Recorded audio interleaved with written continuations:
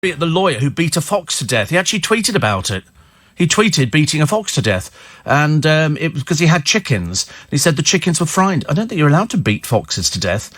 I think that's something that can get you into an awful lot of trouble. You can call round people who can get rid of them, pest-wise. They generally shoot them, but I don't think beating it to death is the kind of thing you want to see somebody tweet about, especially somebody who's a lawyer. You know, Queen's Counsel and all that. The pastor who couldn't swim, who dives into a pool to save his children, that one we can't get our head round at all. Did you know that in Spain they have a ruling? If a pool is a certain size, you don't have to have a lifeguard. And in this particular case, this pool was under the regulation, so there's no lifeguard. But this pool looked bloody enormous to me. No lifeguard. If there'd been a lifeguard, I might have been able to dive in and save them, but there wasn't. But the thing that I complained about yesterday was 3 people drown in a pool, father, who couldn't swim, 16-year-old son and daughter, whether they were sucked into this pipe which they had going round pools underwater, I don't know. And then they said, all right, the pool's closed. Now they've opened the pool up again, so you can go swimming. So 1 minute they're taking three bodies out. I wouldn't want to go to that resort, thank you. I'm sorry, what? So somebody died in this pool? Yeah. And the pool's open again. Well, apparently it turns out there was nothing the matter with the pool.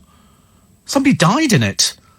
Really ridiculous. Really ridiculous. I mean, heads have definitely got to sort of be sorted out on that particular one.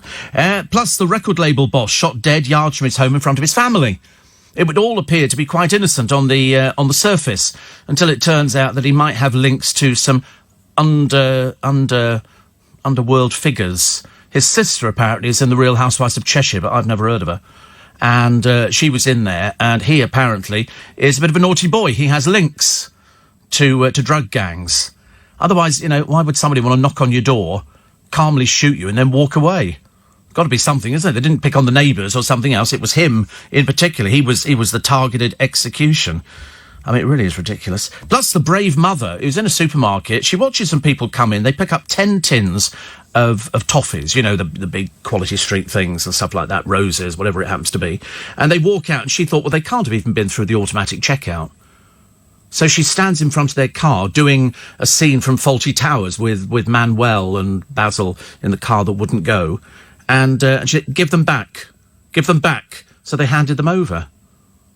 I mean, the police, she said, there's no point in calling the police out. They wouldn't have bothered with something like that. What, some tins of toffees?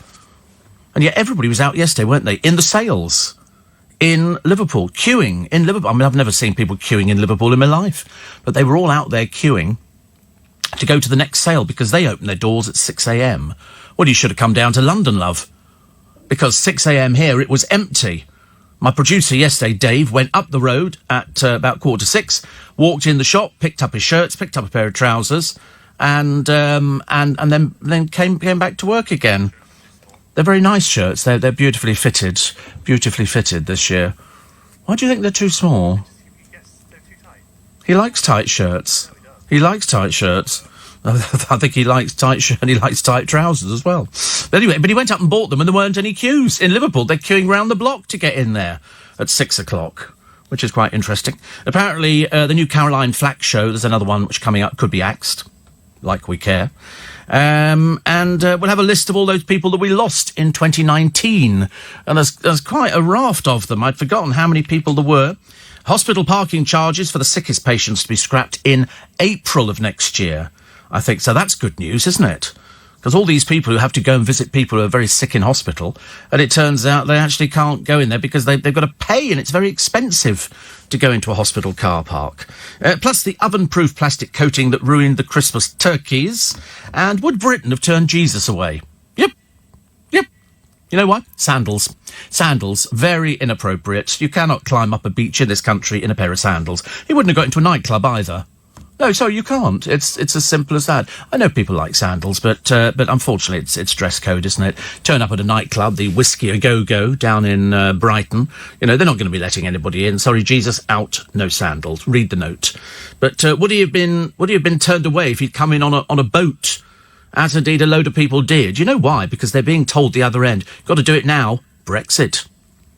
So immediately they brave the choppy waters and dangerous waters of the Channel to get across, paying a small fortune, apparently, to somebody to bring them to this country, all because somebody at the other end has lied to them and gone, of course, come Brexit, you'll never get over there. This is your last opportunity. Give us the money. Cough up the money now. Gavin and Stacey smashed the audience figures. We knew it would. It got the most coverage. It got everything. Queen's Speech did quite well, which is okay, but I think Gavin I've not seen it, but Mike, who works on one of the other shows, he said he's seen it twice already. I've not seen it. He said he loved it. Thought it was the best thing he'd ever seen on television. Best thing he'd ever seen. I didn't get round to it yesterday either. I'll probably get round to it eventually. So this morning we take all your texts and emails, and really it's a day where everything's back to normal. Well, as normal as it can be. So, in other words, except for breakfast. You get Andrew Castle for breakfast this morning, so he'll be here. And what else we got for you? Well, texts and emails, usual sort of things. steve@lbc.co.uk, 84850. The cat that came back after 7 years away. And what was the other one that I quite like? Oh, the Some Bloke. He's the most wanted man in this country. He's in Amsterdam. He's settling down for Christmas lunch in a restaurant with a family. Police nick him. They've been after him for ages. He's got drugs offences and everything else. He probably thought, yeah, I can laugh at the old police. Well, off you go, love. Off you go. So they're arranging the extradition for him to come home. Harry and Meghan, remember them? No, probably not. But they're over in Canada on their Christmas Island getaway. Locals have seen them and their bodyguards. I did ask that question before, didn't I? Why do they need bodyguards? They're in a remote part of Canada. Why would you need bodyguards? And who's paying for it? Answer, we are. We're paying for it, which is nice. Plus. What was the other one I quite liked? The 4 in 5 driving offences for speeding. I've never heard so many drink drivers phoning up, though. Loads of people phoning up, admitting to drink driving. It's the thing that the police hate the most. Out of all the things that you could possibly do on the roads, bad driving, jumping traffic lights, that's your own problem. Unfortunately, it puts other people at risk. But drink driving, the police hate the most. Do you remember that vile woman? She was on one of the Interceptor programmes. She was effing and blinding at the police officers. It turns out she's got a history of drink driving. She's a drunk. She's got children in the car as well. Don't you effing touch me, she's going. Don't effing touch me. They had to drag her out the car. And it then turns out she's a serial drunk. She's been arrested for this kind of thing before. Because some people, if they're going to drink and drive, won't be the first time they've done it. They've done it on numerous occasions. And they've managed to get away with it. So if you manage to get away with it on a few occasions, you're going to risk it again, aren't you? You get outside that. I mean, you've only got to sit there. What was that strange story from years ago where the police are sitting in a road near a pub and they're looking for drunk drivers and they see a car coming out of the car park and he's weaving all over the road. So they pull him over and they go, "Morning, sir. You been drinking?" He goes, "No." They go, "Well, you were driving like that." He said, "Yeah." He said, "I'm the decoy." And so everybody else sort of piled out the car park and the other entrance and exit, getting out as quick as possible. Because if you see cars in a car park, in a pub, and it gets quite late, there is a very good chance the person inside has been drinking. It just depends how much you've been drinking, whether you think, because the people who drink and drive are those people who go, "I've only had a couple." You see them on the television. "Have you had anything to drink, sir?" "A couple of pints." "Oh, right, just a couple of pints?" "Yeah, a couple of pints." They put them on the breathalyzer, turn out to be 3 times over the limit. How big were the pints? About 18 gallons each one. Really bad, isn't it? Plus, putting cannabis offenders behind bars cost the taxpayers billions. I do know people that smoke cannabis. It's never really interested me in the slightest. I can't think of anything worse. Steve, are Dave's shirts too small, or has he put on weight over Christmas? No, he hasn't. No, it looks exactly the same weight as far as I can make out. And one here that says, Steve, 3 people who can't swim and drown isn't exactly the pool's fault, so why close it? 3 people died in the pool. Are you thick or something? Are you really stupid? You must be, mustn't you? What would you do, like to sort of go paddling around a mortuary? Roughly the same kind of thing. 3 people died in the pool. And they take them out and you go, "Oh, I think I'll go swimming again." Please God you don't vote. I couldn't bear the idea that somebody as stupid as you is actually out there voting. Very worrying. Heading into work, Steve. Duck sandwiches, leftovers from yesterday. Everybody's eating leftovers from Christmas Day. The turkey we had fed 14. 40. It was only 6 of us, so they're eating turkey for the rest of the week, which is amazing. Must remember to pick up my best winnings from yesterday. Up the Aston, £2 bet and a £4 return. They won 1-0 to Norwich. Happy days indeed. Happy days. I was there. Yeah. Come on, somebody kick the ball, and it was really fantastic. So we're very, very pleased. Number 10 in LBC's top clips of the decade, apparently, is James O'Brien's passionate monologue. Oh, right. I didn't know there was a top 10 of LBC's top clips of the decade. Top clips of the decade? Good Lord, I can't remember last week. That would be ridiculous. 84850 steve@lbc.co.uk. And somebody talking about Brexit. Actually, a lot of people talk about Brexit. I'm not totally convinced we want to talk about Brexit just yet. Let's wait till everybody's back at work, shall we? And then we'll kind of get round to it. What else we got this morning? Oh, the Edinburgh locals livid over the Hogmanay rules, and the Prime Minister, or as it says here, the Prime Minter. I don't really know who the Prime Minter is, but I'm sure it's probably a spelling mistake. A holiday upgrade to have your company. Yes, very nice indeed, because it's Friday. Even though this week you've been all higgledy-piggledy and you've got no idea really where you are, but you remember we had Christmas Day, then we had Boxing Day, and that was a bit of a disaster, wasn't it? Unless you wanted to go to the sales. And so now we're into Friday, which is great, because most of you have probably been off all week, and you're probably off for most of next week as well. It's like an extended holiday, which is quite nice, isn't it? I quite like the idea of an extended holiday. I mean, I think on it as being an extended holiday. If you want to add colour to your garden, apparently the advice is wash your trees. Never sure about that, actually. I've heard of washing your bush, but not washing your trees. And you get out there and you put the hose on the... Why would you do that? Do trees get dusty or something? Are they going to look any better? I thought lighting trees would be quite nice. I got a lovely card, actually. I've had some really good Christmas cards this year. Very nice one indeed, which I'll tell you about in a moment. Because this one's really it's an animated card, and I like an animated card. It's the second one I've had. The other one was a snow globe, and you pushed a button on the cardboard, and a little motor inside swirled snow around it, which we thought was... I had to go out and buy those from Paperchase. I didn't want to miss out on those ones for next year. And then I got another one, which is very nice. Very nice. I'll tell you all about it very, very shortly. What else do we get? Well, apart from Gavin and Stacey, I don't think there was much on television this year. I did watch the Michael Bond programme, which was good. The man who brought you Paddington, and he talked about Paddington as if he was real. And for many people, he is actually. He is very, very real as well. David says, swimming pool management, Quality Street, robbers and plastic-coated turkeys and Jesus in the first 5 minutes. How can anybody ignore Steve Allen? Exactly. You won't find anybody that does the stuff that we're doing, actually. And, another one here says, sad about the family that drowned. But, Steve, if you couldn't swim, you wouldn't go into a pool without a lifeguard. Well, no, I wouldn't have thought so. I wouldn't have thought... And also, they were only in 6 feet of water.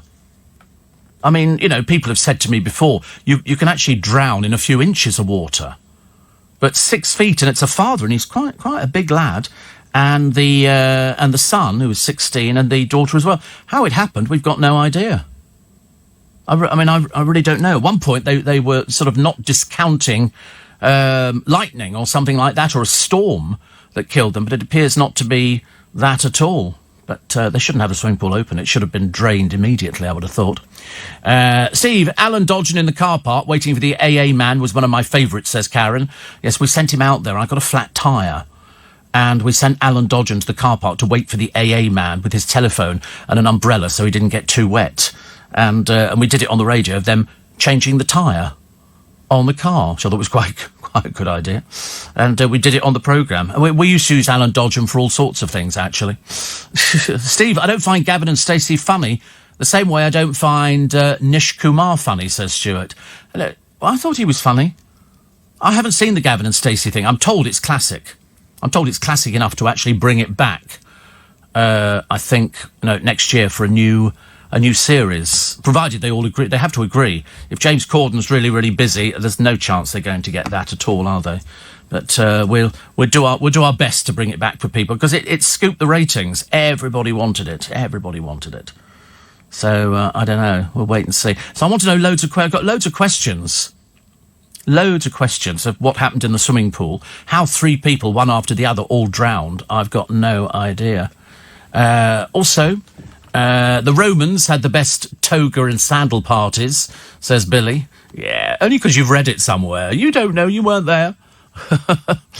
Steve, I've no idea why this has suddenly popped into my head, and I could be remembering incorrectly. But was there a recording some years ago of you in hysterics, something to do with the train? There might have been. There might have been. Yes, that was quite a long time ago, actually. Quite a long time ago. More years than I care to remember. Probably about 38 years ago, I would think. And that was the Great Western Railway, wasn't it? The Great Western Railway debate, which we had a piece that we were running, recorded by somebody who worked on our news information called Charlie Rose. And he did it, and he did the interview, and he said, "Do you want to run it overnight?"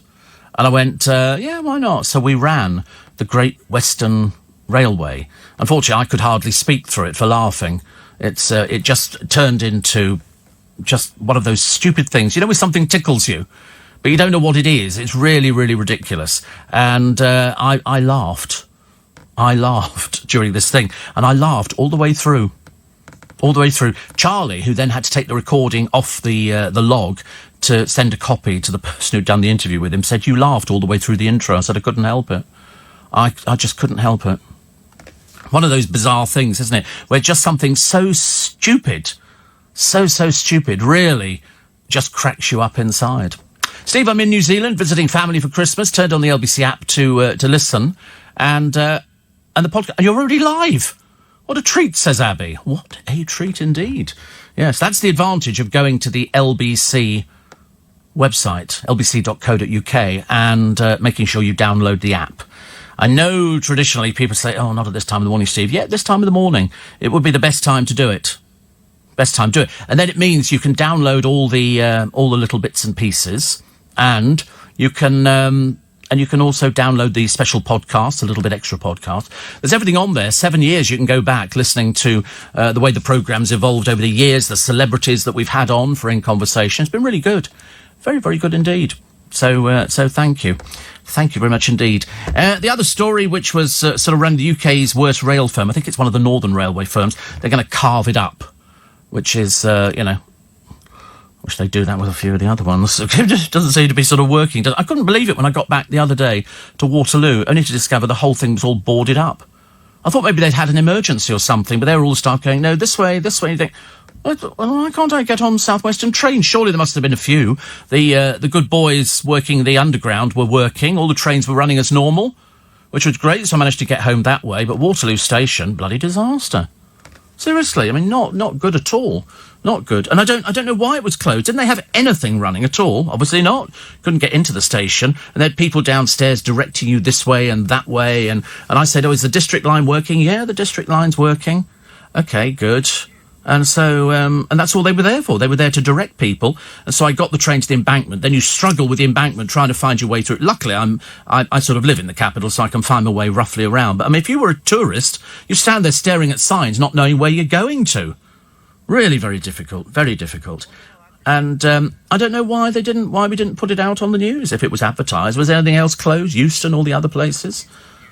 A little bit worrying, isn't it? But I mean, you know, that's the way it goes. So I got onto the platform. I began to wonder if I was on the right platform, and it was completely deserted.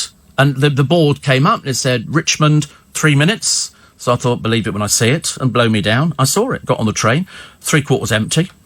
Lovely, pootled in, everything shut at... why is it that when you get off the train at Richmond Station on a public holiday, they've closed the toilets? They've got staff all around there. I mean, why don't they open the toilet? There are no toilets on the trains. If you were one of those desperate people who needed to go to the loo, there was no chance at Richmond Station because they've closed everything, and I got a little bit sort of fed up with it. I thought, why can't they open it up? You know, it's only a wee place, isn't it? You just sort of nip in there. But no, it was all boarded up, and they put things in front of it as if to emphasise. Closing the doors wasn't enough. They'd put signs in front, "Bog off, it's closed." And I really, really wanted to go to the loo. But luckily, just as I waited at the bus stop thinking that this is going to be a Sunday service, along came my bus. So, they have guards everywhere. There were loads of people working. They just didn't have any trains. It didn't matter, does it? We don't really care. We don't really care. I've got a list for you as well of the people that we lost in 2019. And it's quite a list. I'd forgotten. You would have forgotten most of them. You know, it's just ridiculous that, you know, we lose all these people and you go, oh, I'd forgotten about them going. And it's always, you know, the people you think, oh, they're going to go. Some people went at the very last minute. Very last minute of the year. I think we'd take a break early, actually. I think we'd take a break early. Is that possible to do a break early? Is it? We might have to hold the news just for a little bit. We might have to. Is that possible? 8th Countess of Carnarvon. I mean, do you know, you couldn't have met a more down-to-earth person if you'd searched through the telephone directory. She was absolutely charming, and the book is beautiful. Really is, and I'm sure many of you probably got that for Christmas. So I said we've had some good Christmas cards this year, and I do like a good novelty card. I'm big into novelty Christmas cards, and we got one the other day, and it was like a snow globe, but it wasn't actually a globe. It was just flat against the card from Paper Chase, and you pushed the button on it, and it played a Christmas tune, and a little motor whirred inside and sent all these little polystyrene balls around. So it snowed. And then I got this one from Marion Kahn and son Marcus, and some lovely things, thank you so much. But this card, this was the ultimate. So you open it up, it's a little box, it says Christmas in London, and it's got some familiar sights there, the tree in Trafalgar Square, although this one's better decorated, Big Ben, Tower Bridge, and it's got Santa in his reindeer, in his sleigh, pulled by the reindeer, and you put it on the card and it's magnetic, and then it says press here, and when you press it, you're going to get a tune, and the reindeer moves around the card. Obviously, inside the card, I don't want to spoil the ending for you, there's obviously a magnet on a thing that turns round and round, and that takes the reindeer round. So when you push it, and they've got so much better than they used to be. This one, you go, and the reindeer goes all the way round the card. I mean, it's so pretty, look.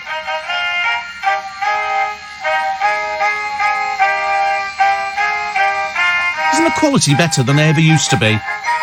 And a happy new year. I don't know where this is made, but whatever it is, it's quite charming. Quite charming. And the quality of the music, they used to be so tinny and horrible. But now they're really quite beautiful. So thank you, Marion and Mark. It's beautiful. I mean, it really is. But I show that to everybody. I show it to everybody and they all go, where'd you get that from? I can't say. Just came from Marion, that's it.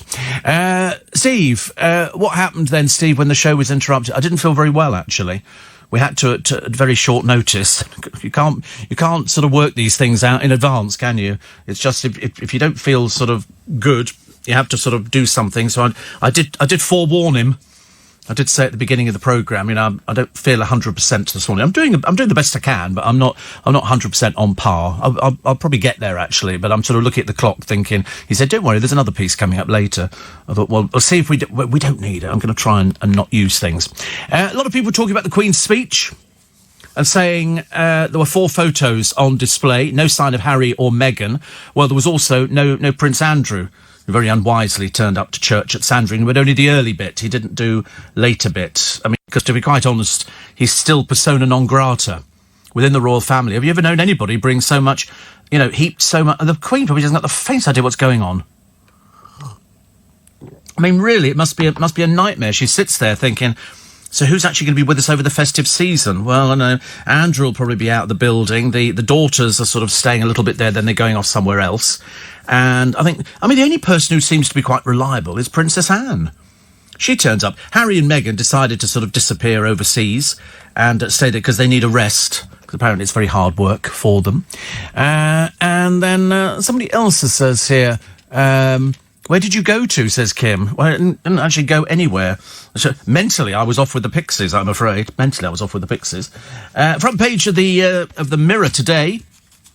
The tragedy of the Poole horror family. I still can't get over that. I mean, how in 6 feet of water 3 people can drown? I've got no idea at all. Hospital parking charges for some of the sickest patients are being scrapped. About blooming time. So there you are, going to visit somebody who, you know, might be really, really poorly. And you've got to then find money for the meter. And then if you run out of money because you don't know where you're going in the hospital, you come back and they might have, you know, uplifted the car and you don't know. You really don't know. Gareth Malone has got a new show coming out. Remember Gareth Malone with the choirs and everything else? Well, he's now got his, well, it must be filmed actually, the worst young offenders, turning them into a successful choir. This is young men between the ages of 18 and 21. It's going out on BBC Two on January the 6th and 7th. And it's called Aylesbury Prison. And so he'll be taking prisoners because, you know, the one thing they want to do when they're in prison is sing, isn't it? Sing for their drugs, sing for their supper, sing for their little phones, sing for just about the drones that deliver all the stuff to them. Nice picture of the... oh, look, it's Wayne Rooney. Oh, look, Wayne Rooney with that sort of hair, which kind of sort of endears itself now.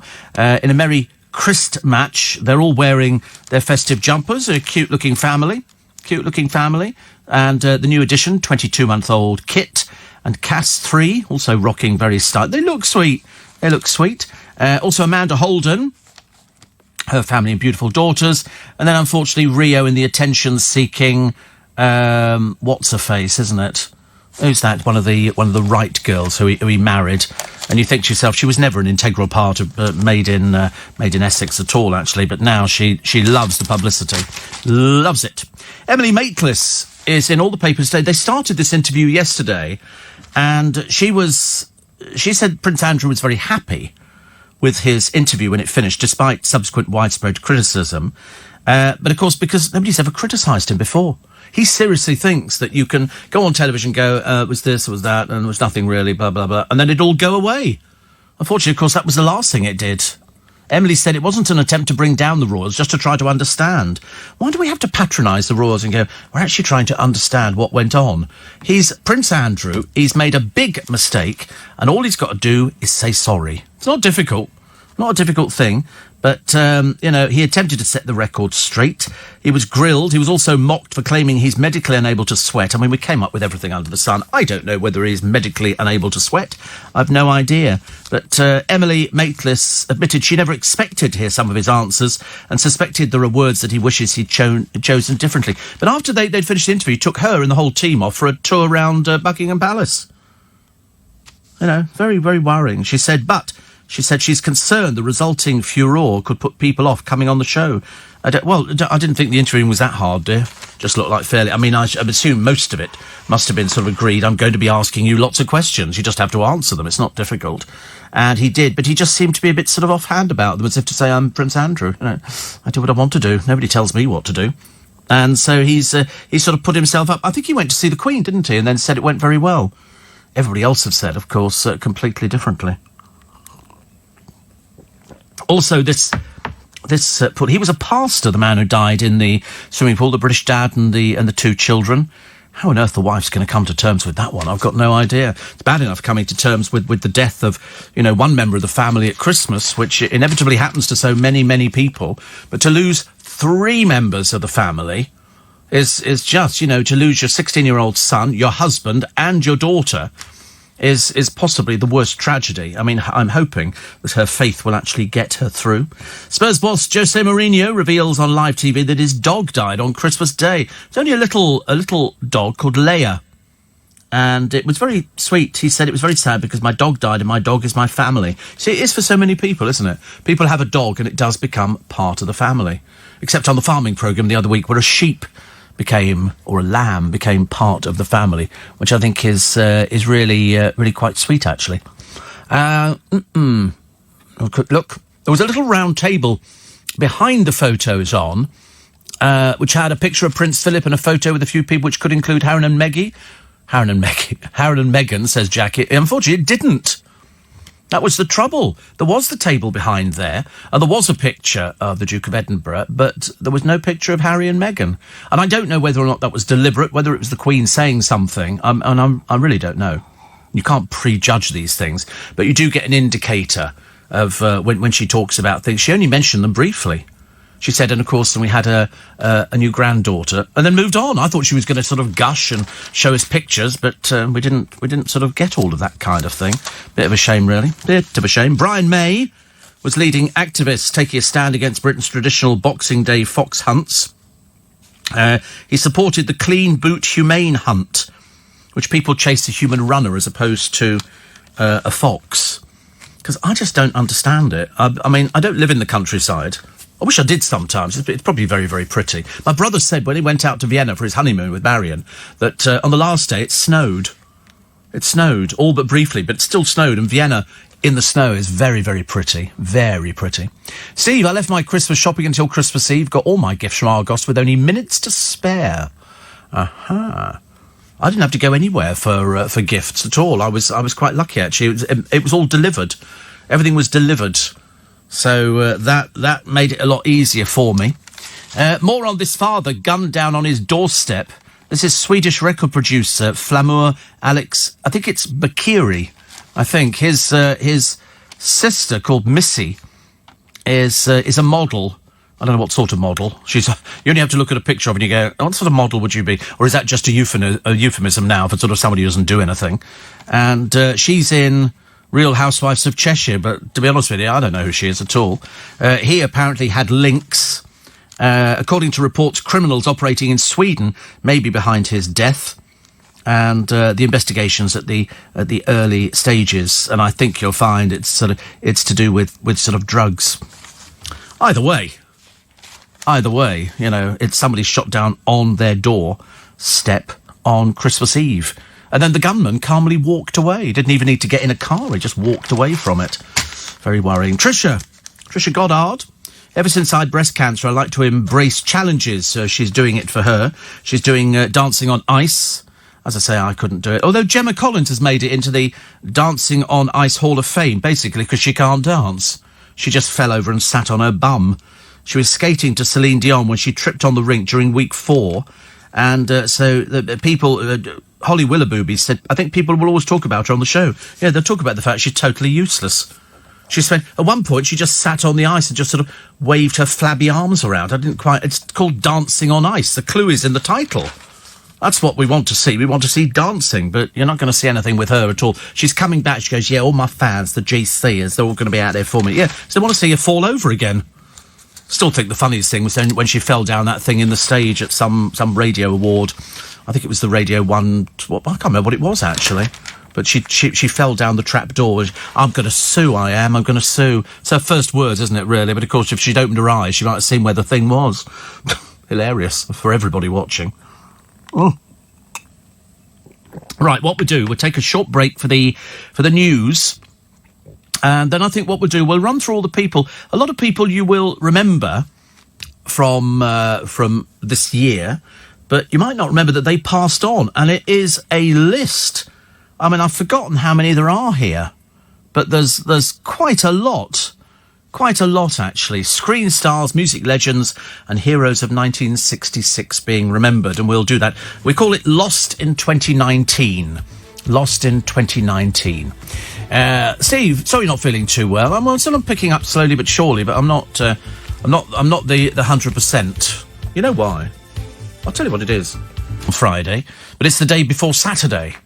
We're not sure what we do on Saturday either, but you've probably got all this week off, and then of course you'll get a little bit of time off next week as well, as we go for New Year's Eve, and then we do the Should Old Acquaintance, and then you'll come into London or wherever you happen to be going to, because in every city around this beautiful island of ours, you'll discover people celebrating. There'll be fireworks and all sorts of exciting things as we go into a new year. And Lord knows what that's going to entail. We have no idea. You can't even second guess next year, can you? I can't. I've given up. People say, what do you think is going to be happening? I said, I wouldn't even want to guess at it. I really wouldn't want to guess. I've got no idea at all. Some of the people, well, we're talking in a moment to Julian Bray, the aviation analyst, about this plane which has come down. We'll talk about that in a moment. And then we'll go through this list of people who we lost, and it is a 1, 2, 3. I mean, these are just, apart from the fact there'd be millions of people who we would have lost, these are people who are in the public eye, people who you'll know from television, people who you'll know from sport, people who you'll know from music, just the heroes. It's the people out there. Some died young, some got a good whack at it. But either way, they're not here, but we will remember them this morning. I mean, even Jim Pike, and you'll be going, who the dickens is Jim Pike? Well, he was Jim Pike was doing vocals with a pop group, The Lettermen. Remember The Lettermen? He was 82. Even I can't remember things like that. I mean, I know who The Lettermen were, but if somebody had said to me, £1 million, who's Joe Pike? Jim Pike. I do know somebody called Joe Pike, actually. But Jim Pike, 82, and he was a vocalist with them as well. Peter Fonda we lost. Valerie Harper, famous for her part in Rhoda. Another one, 80. Peter Fonda was 79. Also, Craig Fallon, the Ipswich-born former world judo champ, only 36. It seems so short, doesn't it, really? 36. Oh, goodness me. Can't believe it. Steve, she only displays photos of those in her immediate line of succession, her consort and her father. No other member will be featured during a Christmas message. I don't think it works like that. She decides to put on there who she wants to put on there. They are photos that will be taken from the photo frames, and they put them on there. But if you're going to put William on, then I would have thought you could have definitely put Harry on, couldn't you? I mean, he is in line for the throne, so it's not. I mean, it's not likely to happen. But that's it. That's at the beginning of the year. We lost Windsor Davis, 88. 88 was Windsor Davis. Also, Darius Perkins, Jason Donovan took his neighbour's role. See, I wouldn't have known that. I really wouldn't have known. Also, Martha Ross, actress, mother of Paul and Jonathan Ross. She featured in EastEnders. I don't know if you ever used to see her in there. She was one of the stall holders. She was always there. Also, the original bass player with the Hollies, Eric Haydock, 75. And Diane Oxbury, who was the BBC North West TV and radio presenter. Carol Channing. Carol Channing made it to 97. I mean, that's really quite amazing, isn't it? Quite amazing. Peter Tork, 77, keyboard player and bass in the Monkees. I interviewed Peter Tork. Loved Peter Tork. He was fantastic. So, nice. 8 minutes past 5. 8 minutes past 5. Okay. Let's have a chat about this plane crash in Kazakhstan. Julian Bray joins us, aviation analyst and broadcaster. Morning, Julian. Good morning. So what has happened? I mean, we're sort of getting vague things in at Almaty Airport in Kazakhstan. Right, what has happened is that a Fokker 100, and it's an aircraft widely used throughout Africa, has crashed. It came down and it collided with a concrete building at the airport. Had 100 people on board, including the crew, and we think 7 have perished. Now, there's supposed to be heavy fog in the area, so presumably that has something to do with it. As you say, information is sketchy. And the airline is an internal regional airline, if you like, Beck Air Flight Z92100. So Beck Air is the name of the operator, and the Fokker 100, as I say, is a narrow-bodied aircraft, and it's light because it's very rugged, very easy to fly, and usually can cope with very sort of basic airport facilities. So, I mean, does it have a history? Is there a history with the aeroplane?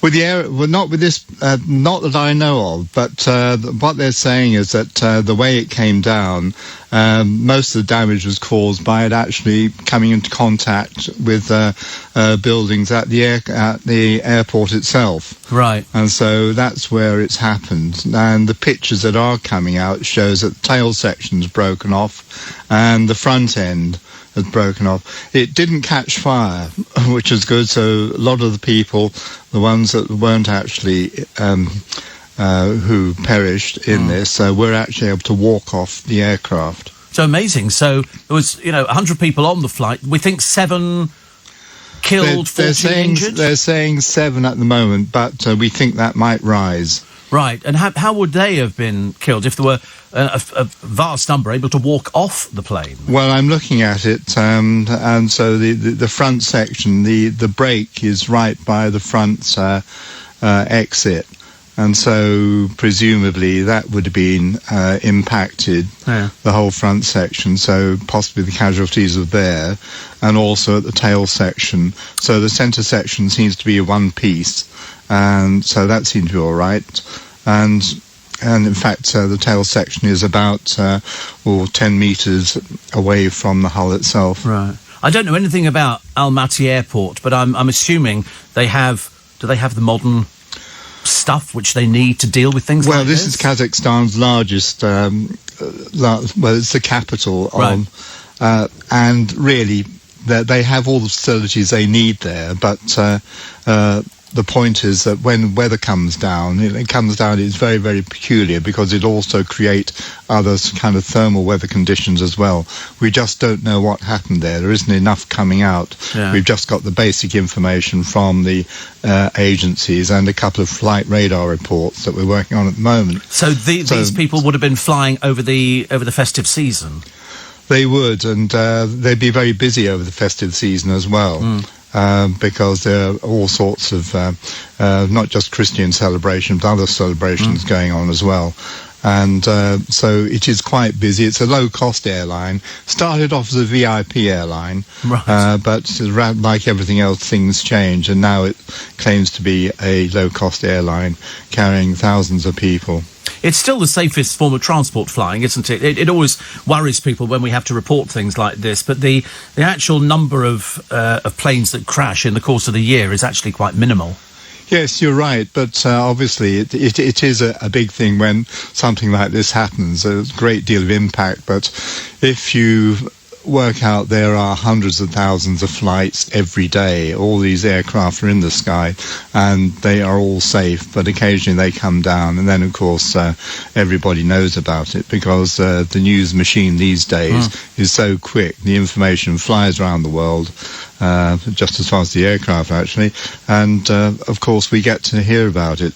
But the point is, it is safe. Because obviously the captains and the crew flying it don't want it to be unsafe, Yes. because their lives are at risk as well. Absolutely. So they do try.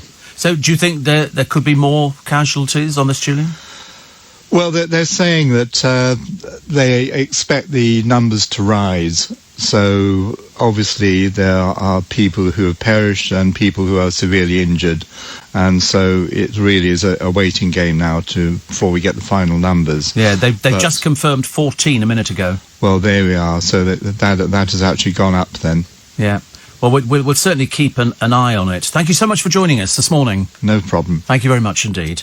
That's our flight correspondent on the programme today, Julian Bray, the aviation analyst and broadcaster. So at the moment they're up to 14 people have lost their lives. There were 100 on the plane, so we'll let you know a little bit later on. 13 minutes past 5. Going back to this list.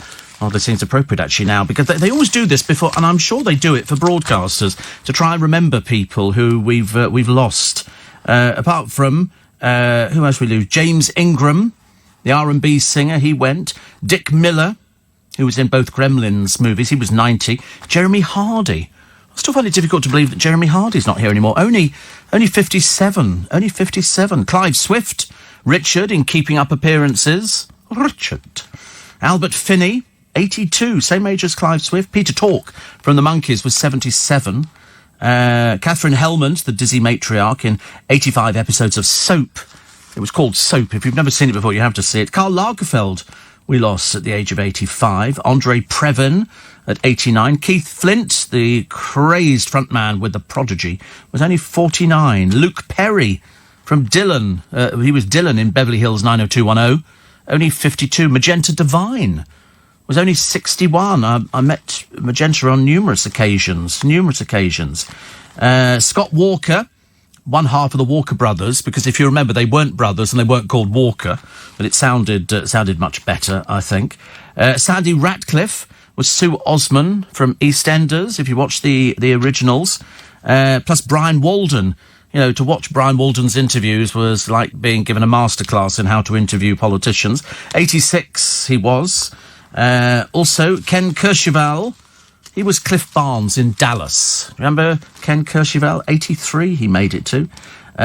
Also, Niki Lauda, the Ferrari and McLaren Formula One champion, 71. Jim Pike, of course, with the letter Men. Plus Paul Darrow, Blake Seven and Emma Dale, 78. 78. Brian Marshall, Councillor Harris in The Long Good Friday. You'll recognise his face. Freddie Jones from Emmerdale and father of Toby Jones, 91. Loved his character. Father Ted favourite Brendan Grace 68, not very old at all, really. Peter Fonda, I mentioned earlier on. Anna Quayle, 4 years as Grange Hill's Mrs. Munro. She was 84. Joe Longthorne. We had Joe Longthorne on the programme on quite a few occasions, actually. 64. 64. Wife of Vinnie Jones, Tanya Jones, only 53. Rip Torn, the Oscar-nominated actor for Cross Creek, 88. John McCririck went, although people had seen him on television and said he didn't look particularly well. Leah Bracknell, we lost as well, only 55. Zoe Tate, 16 years in Emmerdale. Ginger Baker, the drummer in Team. You'll remember Gary Rhodes, we lost, 59, way too young. Jonathan Miller, 85. And I think John Warrington knew Jonathan Miller. He would nip in for a chat with him.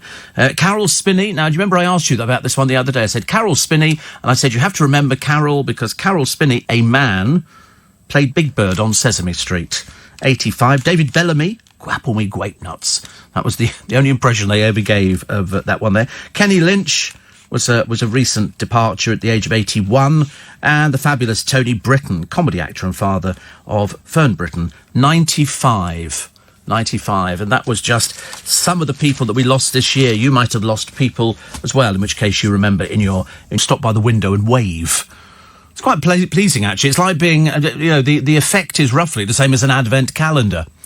Stephen, I know what you mean about this day being a funny one. I'm off till the 6th. God help me. I know, I agree with you. I agree with you. It's very odd. Steve, our family's still partying, as our mum Doris is 100 today. She went into a care home this year after living on her own. And Teresa says, so sad to hear all those names. Too many only. Yes, I know. Too many only. That's the thing, isn't it? And then we add, of course, all the people that we read in the newspapers. And that's when it gets a little bit sad. But, we remember... You can't remember back to the beginning of the year, can you? I can't. I'm hopeless. I can only go back about 3 or 4 weeks. I remember little bits of it. After the news at 12:30, we can have a little bit of one of our guests for In Conversation, Adam Kay. Adam Kay's the doctor who writes the books. He's a big fan of this programme, bless his heart. And he was really lovely. Seriously, he was really, really lovely. So we'll have him for just a little bit. I just want to try and sort of pull myself together. A lot of people asking if the Boxing Day sales have gone too far. I don't know, actually. I never bother with the Boxing Day sales, although I did yesterday. Had John Lewis been open, I would have gone out and I would have bought something. I was going to go and buy a new duvet, treat myself to a duvet, and then we would check. Everywhere I wanted to go was closed. Costco was closed, Marks and Spencer's was closed, and John Lewis was closed. In fact, there was nothing apart from Iceland, which actually suited me down to the ground. I was very, very pleased with that. I was a little bit fed up, nearly said a rude word, about Waterloo Station being closed.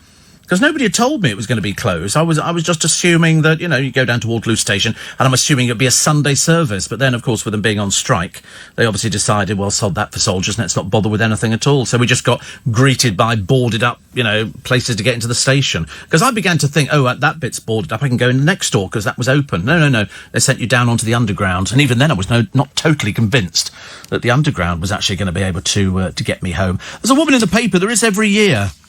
Well, it's not the same woman, it's a different woman, where they get pigs who've managed to sort of escape from an abattoir, or turkeys or something like that.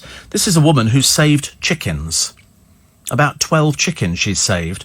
Unfortunately, millions of chickens get slaughtered. I told you, there's this huge place now which can process. They call it processing. We call it something else. But they actually call it processing. I think something like 2 million chickens a week. 2 million chickens a week, which is a phenomenal amount of chickens. Chickens, of course, have no idea where they're going. They just think they're going to a fun fair. It's a bit of a holiday. And it's all over very, very quickly. I'm sure that animals know these things, though, don't you?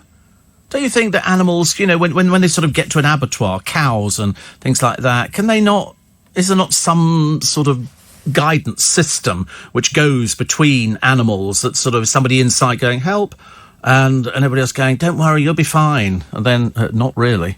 I don't know how anybody could ever work in an abattoir. Out of all the jobs that you could do, there'd be 2 jobs which I wouldn't want to work. One would be a funeral director, and the other would be in an abattoir.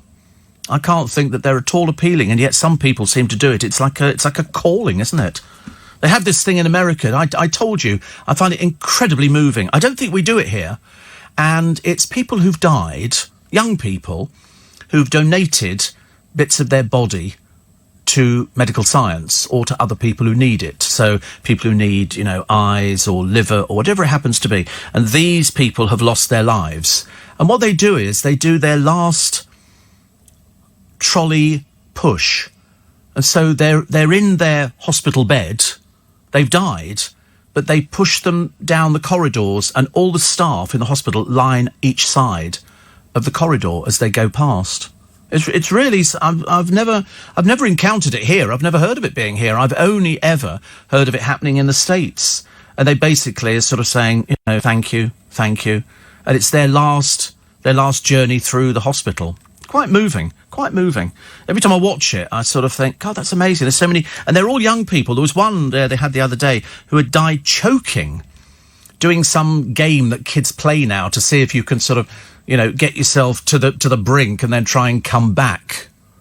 You know, it's really very, very sad, But they do it very well for them. So it's their sort of way of saying thank you, you know, for everything that they've done, and they then wheel them straight into surgery, and then they take the bits that they need. The unstable UK weather. I mean, it's been miserable, hasn't it, over Christmas? I'm always happier when there's a bit of snow about, but I'm not banking on any snow this year. Up north, might be a little bit, but nothing particularly. Although in one of these shopping centres, some bloke dressed all in black with a mask on threw £2,000 in cash down onto the shoppers below. £2,000. He's done it before. He said, you know, if I can make somebody's day, then that makes it complete for me. So £2,000. That's a nice thing to do, isn't it? If you were a lottery winner, I'd like to do that. I'd be very happy doing that. I'd be doing all sorts of things. So all the shopping. I think today, I don't think I'm going to sort of get anybody on any pointless journeys. I think you'll find that everything's open today. It's a Friday. And so 95, I mean, amazing how many coffee shops were open yesterday. They're not missing a trick, are they? What do we want on Boxing Day? Cup of coffee. Where do we go? Out onto the high street. Were they all open? Yep. Everything. Loads of other shops closed. But, you know, if you run your own business, the chances are you want to grab every single penny because you never know what on earth is going to be happening in the new year. So, is the Queen's speech relevant? I think it is. I still watch it. I like to know what Her Majesty's saying. Are the Boxing Day sales relevant? Probably not. But, you know, for some people, it's actually a way of getting out, isn't it? Onto the high street. Gets you out of bed, I suppose. People get very sort of stuck in. The other day when we had sort of the Christmas Day and then Boxing Day, we had people going, oh, I want to get up, but I can't really be bothered. I'll just stay in bed. Listen to Steve Allen on the radio. It's always, and you turn on the radio, you can guarantee he's going to be there. I mean, I think over Christmas he's been there all the time, actually. Even Warren says, this is just crazy. I woke up yesterday morning, Boxing Day, listening to you on the radio. I've not been to bed yet. I'm just going to bed now. And as I go to bed, you're on the radio. What the hell's going on? It's me on the radio again. And in fact, on Christmas Day, you got an hour and a half of me. And then you got me with breakfast. And then I think Thomas is off for a few days. He's got a few little days off. Go and sort of get himself a suntan or something. Yeah. A Sabbath, and you can get a tan in Aberdeenshire. You don't have to. You could go swimming in a loch or something like that. Yeah. So people do it. People were climbing into water the other day. I was watching on a YouTube video of some bloke who took his son, who looked about 7 or 8 years old, and he was picking ice out of the sea. And I remember thinking, that's got to be so cold. But apparently, the trick is once you've actually got in the water, once you've got over the shock of it. It apparently is okay after that. It's like all those people who go to the Serpentine. They go to the Serpentine, they go swimming, they do it on Christmas Day, and I always think, you're mad. But they all look quite healthy with it, and they're all of a certain age. They're not young people who would think would be hard. They're still in bed suffering with a hangover, which is what was happening the other day to Lauren Goodger, who apparently was taken off to hospital again. And she said, I'm never going to drink again, this, and I'm shivering and shaking and all the rest of it. And this is Lauren Goodger, who'll plug anything if you give her enough money. Cyanide, I think it was the other week, and not the brightest penny in the box, but she wants to open another salon. I can't imagine why. I really can't imagine why. All these people, and what's going to happen to Jordan this coming year? Well, nothing. There's no work. Although, interestingly enough, she claims that she's doing these gigs in nightclubs where she sort of goes and she squawks away through a song or something like that. She gets paid for it. And she's living on that. And I thought, wait a minute, if you're declared bankrupt, you're not supposed to be earning money. You're supposed to go into the pot to pay the people you owe money to.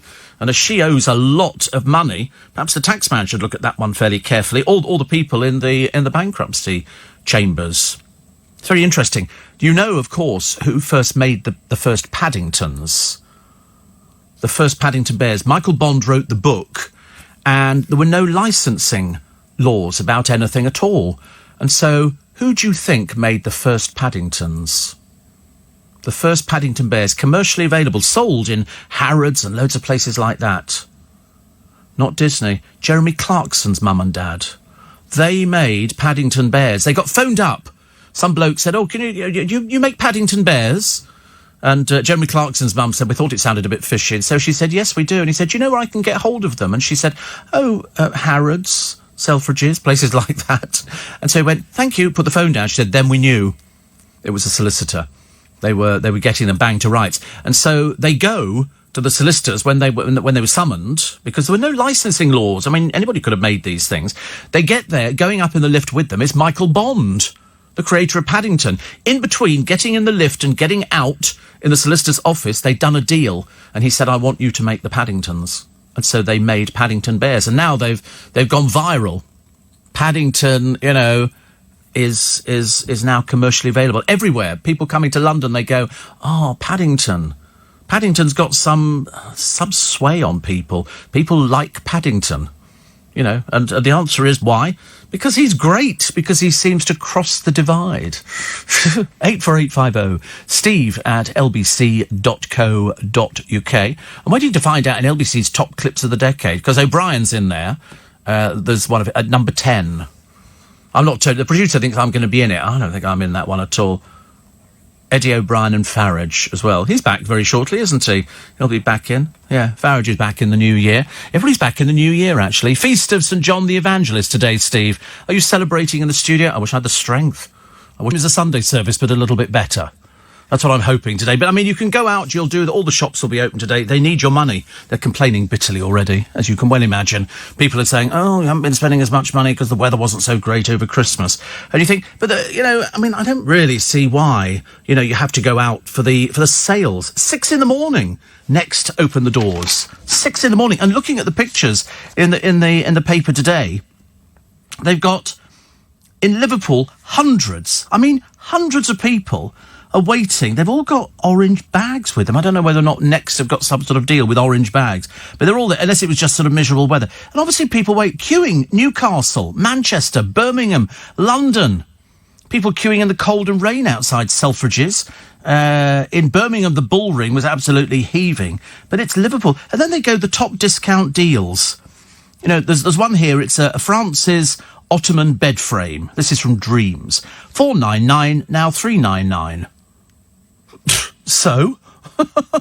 So you save £100. You know, I reckon they could actually sell it at $299 and still make a profit. Also, Very, a mattress. $499, $399. And you think to yourself, they're still making a profit. You could actually sell it cheaper. Argos are doing a Dyson V7, was $274, now $199. But you can get these sort of savings almost daily online. AO does a Samsung fridge freezer, $549 down to $379. But there's no point in ordering it if you haven't got room for it. You've got to make sure these things go, haven't they? What's this one here? Tumbling Tower. From The Entertainer, Little Tykes Tumbling Tower.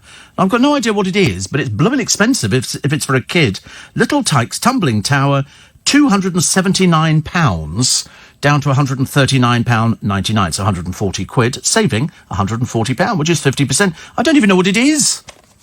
Doesn't help, does it, really? I'm more interested in let's have a look here, Pippa Middleton. She's on holiday somewhere. And where is she? It just says it's a family. Oh, they're on the Caribbean island of St. Bart's. And they're enjoying it very well indeed. And Princess Diana may have inspired Harry and Meghan's choice of Canada's Vancouver Island with its stunning scenery, because apparently she went there in 1986. So Harry and Meghan have been exploring the island with their security guards. They had to have the security guards check out a restaurant. Do you think the people of Canada are remotely bothered? They're over there, listen, and just enjoy Christmas like the rest of them. Must have cost an arm and a leg, mustn't it, really? Somebody says they've been jogging around. Good Lord, Harry goes jogging. There's a new one for us as well. Plus. Yeah, I'm trying to find something. Oh, good. Nice picture of Pip Schofield. Here he is. And Holly Willoughby says same-sex pairings are long overdue on television. Yeah, it's just that it's going to be the irritating H from Steps, isn't it? Can't they find somebody sort of less irritating? I watched the Michael McIntyre programme the other day. I mean, to be honest with you, I saw through it a mile away. You know when they do a thing, they go, oh, we've got a lady in... They used to do this. Now, who used to do it? Somebody who's very famous for doing it. Oh, well, they've all done it. And it's where you bring a lady up on stage and they go, hello, what's your name? And she goes, my name's Beryl, or whatever it happens to be. Wasn't Beryl, of course. And they go, so who are you missing for your Christmas festivities? And she goes, well, I've not seen my son for 7 years. Why? He went to New Zealand. Okay, so Michael McIntyre goes, well, listen, let's see if we can get a FaceTime through to him. I mean, you know, you could. This one was so blatantly obvious, you knew what was going to happen.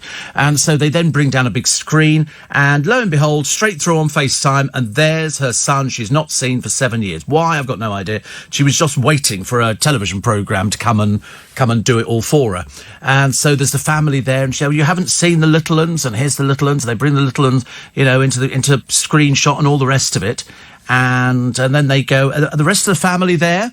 And she go, yeah, there they are, hello. And then the curtain rises, and there's the family sitting on stage. They've flown them over. At what cost? I've got no idea. Four children, three children, the mother and the father.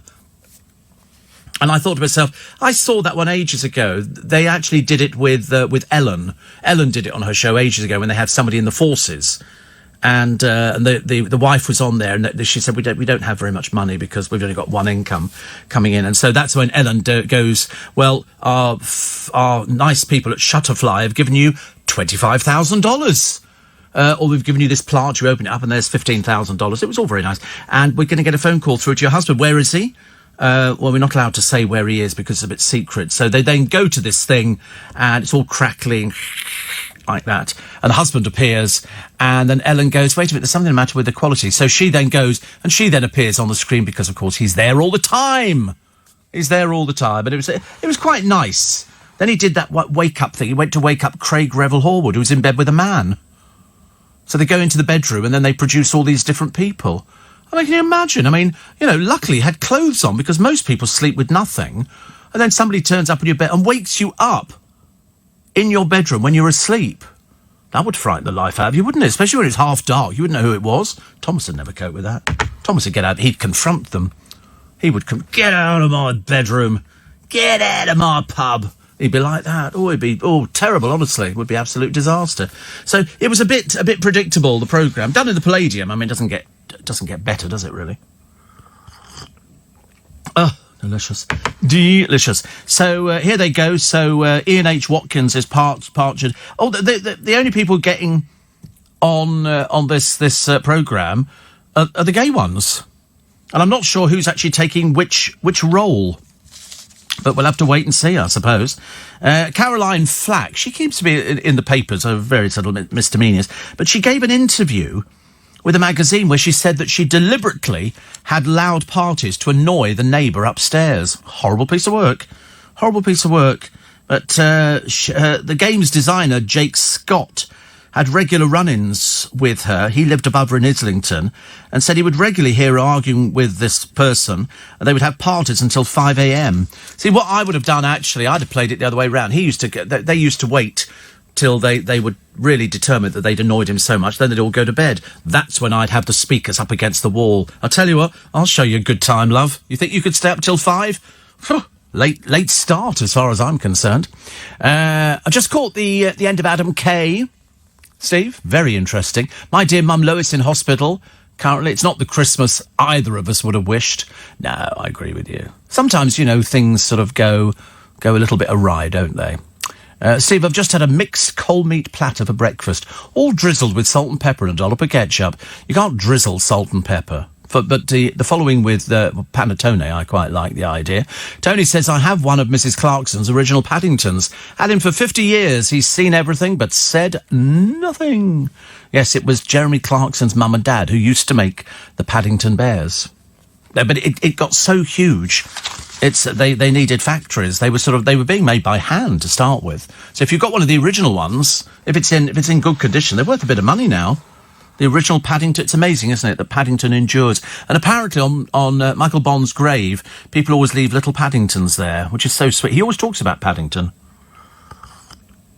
He does something a short while ago, before he died, obviously, and they gave him an award, and he came back home and he said to his daughter, he said, and Paddington got a huge round of applause. He never talked about it for himself. He talked about it as Paddington. Paddington was the one who got the huge round of applause, because Paddington endures. Paddington is wonderful. What else we got in the paper today? A boy of 7 set up his own food bank after buying supplies all year. And to be honest, I think that's absolutely brilliant. Some of these kids, where do they get them from? They're so bright.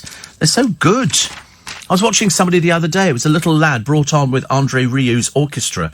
He was 7. Was he 7? He might have been less than 7. And he plays violin. I've seen a little lad of like 4 playing a piano. I mean, just unbelievable. Ellen did one the other day. It's a guy who works for a pizza delivery company in America. Obviously not over here. That would be silly. And he went over and he was delivering a pizza and he saw the bloke had a piano and he said, oh, you've got a nice piano. And the bloke, yeah, do you play? And he went, yeah. So, and he played for him and he gave him, I think, $10 or something because he played so beautifully. So Ellen invites him on the show because it went viral. They filmed it. The bloke said, can I send this to my wife? And he said, yeah. She, of course, posted it. And this bloke went viral. Millions of people all of a sudden had seen this bloke playing the thing. So Ellen said, will you play for us? Yeah, sure. Well, he's very, very good. Very, as you can imagine, I'm going to invite somebody on who's not very good. And he plays. And then at the end, she said, that was just absolutely amazing. She said, do you like the piano? Oh, you knew what was coming, didn't you? And he said, yeah, it's lovely. She said, you can have it. We've been speaking to our friends down at wherever it was, and they gave him the piano. It's a lovely piano. Beat the battered old thing that he was playing on, so he gets a nice one. Bless his heart. I like stories like that. They had a thing about a woman who was visiting her husband in hospital, and she was having to work as a waitress. And they went in there, and her car was basically on it's a bit like Nick Abbott's car, on its last leg. I say leg because I don't know where you could have legs. And so they went into the restaurant, and they had fake customers who were giving her loads of money, like $1,000 tips. And she was going, oh, thank you so much. She didn't know she was being filmed. And so she was getting all this money in. And then somebody turned up and they said, they're from the Ellen show and they want you to have that money because they know that you're struggling a bit at the moment. And then she went outside and they've got her a brand new car. Our friends at Vauxhall have given you that. And you think, oh, it's amazing. Absolutely amazing. I love it. They do that thing where, they rebuild somebody's house. They send the family away. They've either got disabled children or the husband or wife is disabled. And there's this bloke. I mean, he's got to dye his hair. But anyway, that's another story. And they say, right, you family, we're going to send you away. He talks like that. Send you away. And then they bring in this army of people. It's like the Nick Knowles programme, but like super, super, super duper. Super duper.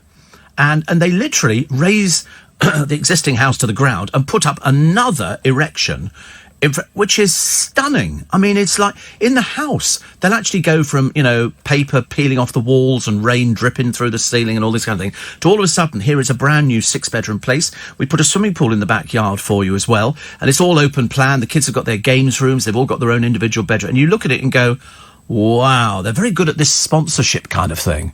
Very good at this sponsorship kind of thing. James in Fulham's not a fan of Caroline Flack.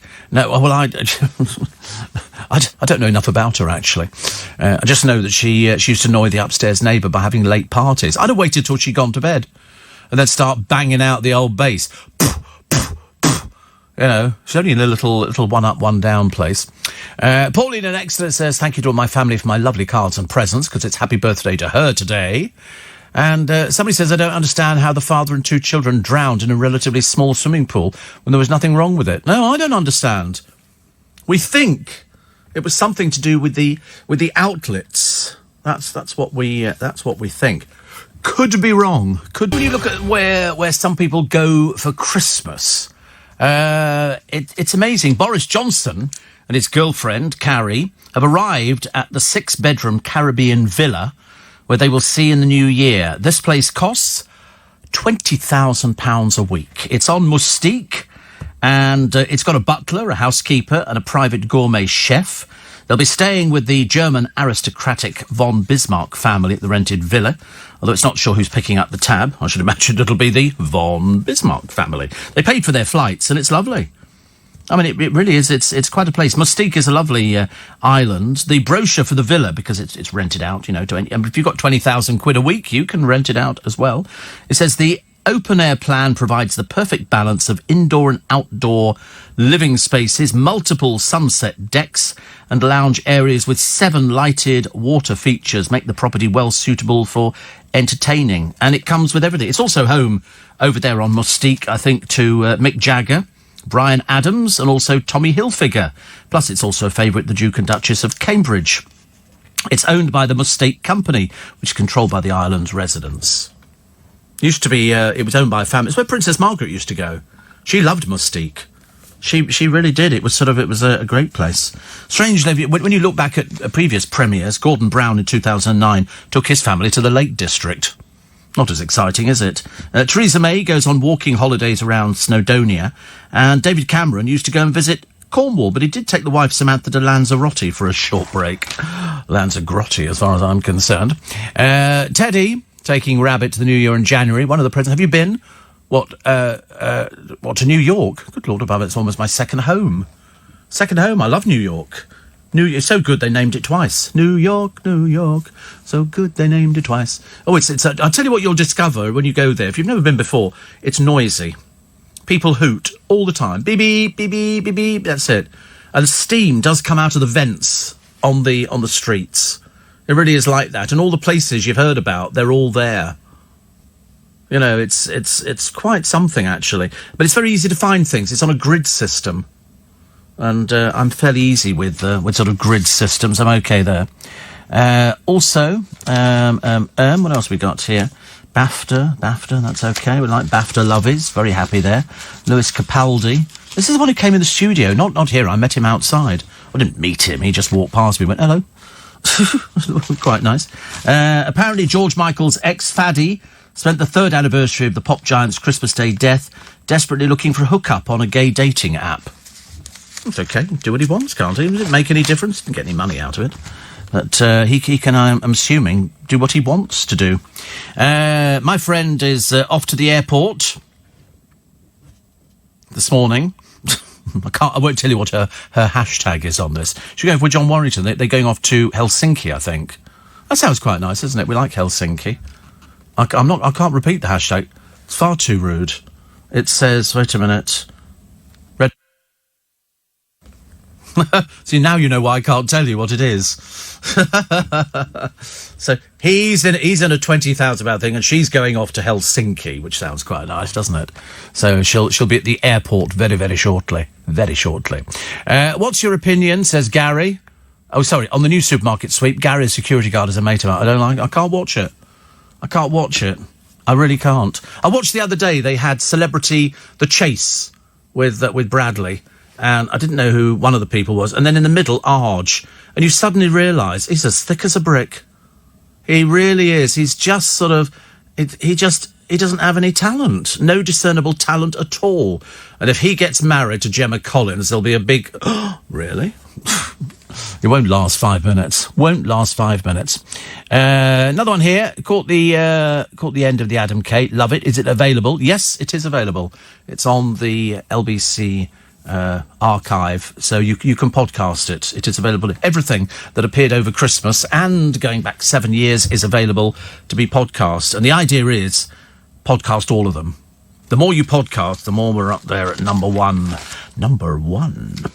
Also a tortoise in the paper today. We like a tortoise, and this is saved from a house fire. It started by knocking over its heat lamp. Tortoises had heat lamps. Must be a little baby tortoise. And John Kinloch is reunited with his cat Tabs 6 years after it went missing. 6 years the cat went missing, and then it eventually sort of found itself, which was nice. It's also the hero who saved a last Christmas. A terminally ill man's last Christmas was saved by a hero NHS engineer. Paul Carter has motor neurons disease and relies on a motorised wheelchair to get around, but it packed up on Christmas Eve. His wife, Jean, rang the NHS wheelchair workshop, but was told they couldn't be helped until the new year. So Paul would have to miss the family Christmas dinner at his daughter's house. Anyway, the retired police officer also feared it might be his last Christmas because of the condition. So in desperation, his wife again called to beg for help. The head engineer took pity and agreed to make an exception. They picked the wheelchair up, fixed it, and took it straight back to him. It's nice, isn't it? Mind you, it always kind of works. Listen, he's got motor neurons. He might not get to another Christmas. We'll be round. That's what they do. That's what we do in this country. We're very good at it. It's going to be a dry and frosty start. So it'll be deep and crisp and even? No.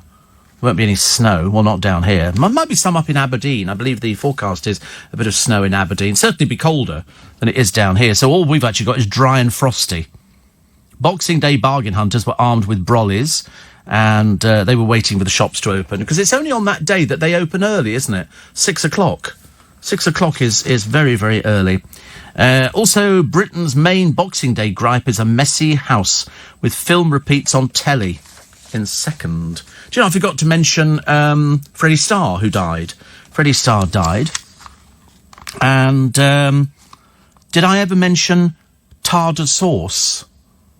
I didn't know what tartar sauce was. Tartar sauce is a pussycat who died this year, and she was called Grumpy Cat due to her expression caused by an underbite and dwarfism. She was the world's most famous cat with millions of social media followers. Died at home in Arizona on May the 14th. Doris Day died. Did I mention Doris Day? 97. Doris Day. Died from pneumonia. Real name was Doris Marianne Kappelhoff. Did you know that? You probably did, actually. Over a certain age, people know that.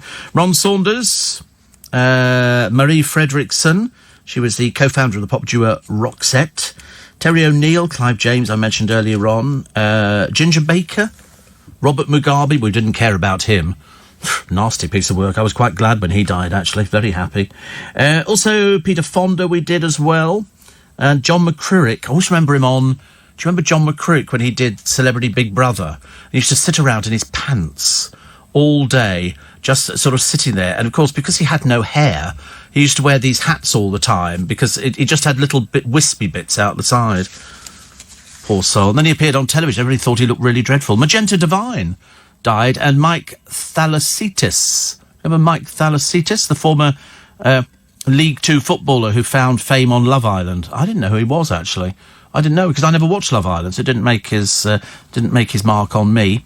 And he was the one. It was the death of him that sort of prompted them to start taking a bit more care of people on these shows. They should be vetted before they go on. If somebody's not fit for purpose, you shouldn't put them on these shows. You really shouldn't.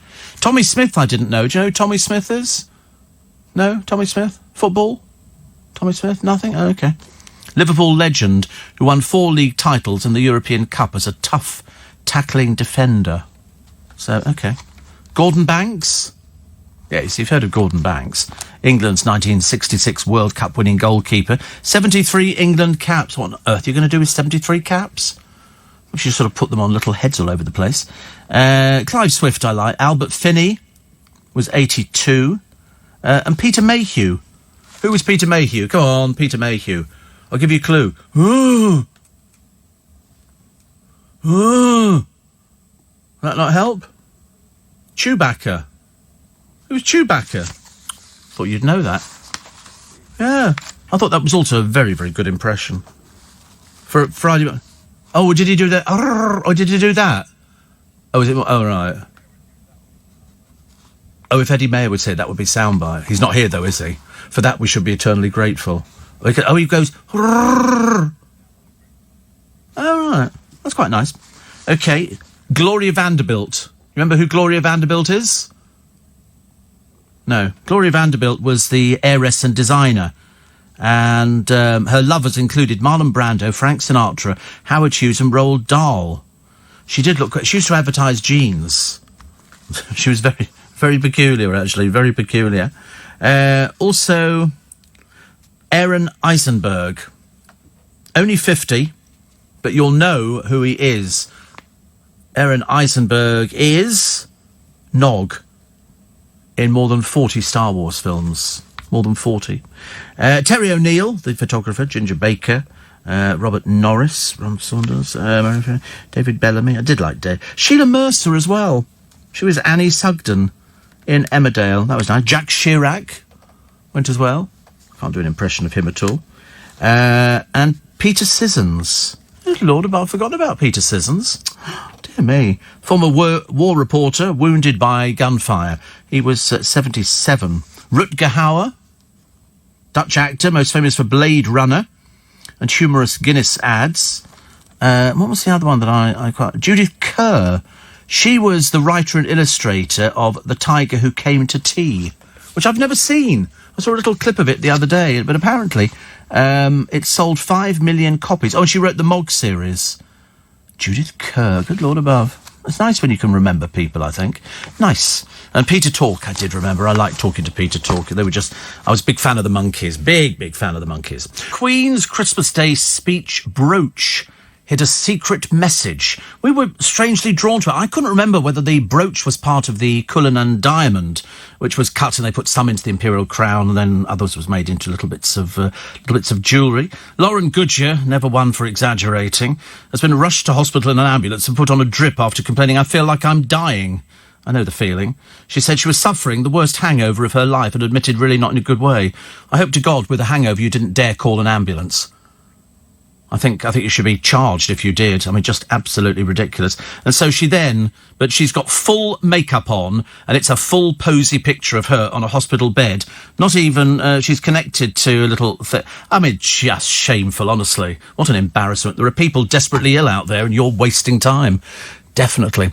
Listening to Eddie Mayer in conversation with Steve Allen was really the highlight on LBC this year, says Connie.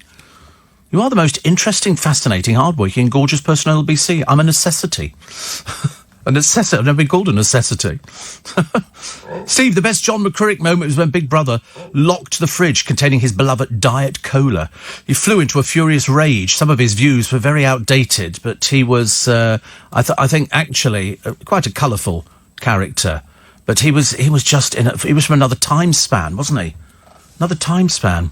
Jackie says the Tiger Who Came to Tea was delightful. I missed it. I saw the trailers for it. I liked I don't know who did the voice of the tiger. May I come to tea? I thought it was quite good, actually. Aaron Eisenberg played the Ferengi Nog in Star Trek, Deep Space Nine, along with somebody else who played the changeling Odo. You see, I knew somebody somewhere would know these interesting facts, which I am not privy to. Any update on Luke's Christmas shopping, says Paul. Well, as far as I know, Paul, he's still out there looking for a present for his nana. And Steve, not happy. I bought a pair of tortoiseshell shoes in the sales. Took me 8 hours to walk up the garden path. Da-da-da-da-da-da-da. Seats at all prices, thank you. And have I missed the In Conversation with Neil deGrasse Tyson? I think so. Has it been out? Has that one been out, Thomas? Neil deGrasse Tyson? That's a New Year one. Oh, it's a New Year one. Oh, you're very lucky. No, it's not been out at all. It's not been out. See? What do I know about things? Favourite programme over Christmas, says Pauline, was called The Midwife. Being an ex-nurse, it's all about nostalgia for me. And 2 weeks ago, Steve, I was... good Lord above, look at you, treasure. Have you shaved? You've not been home, have you? That's what it is. That's why he's shaved. Or failing that, he's come direct from his parents. You must have come from your parents. Oh, I don't know.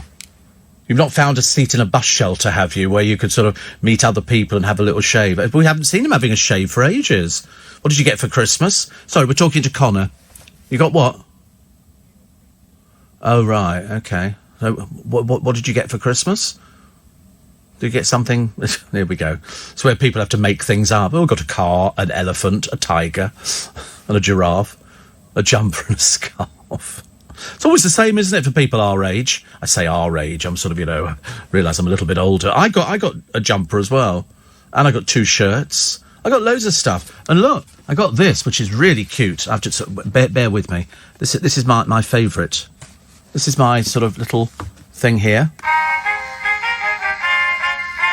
How cool is this?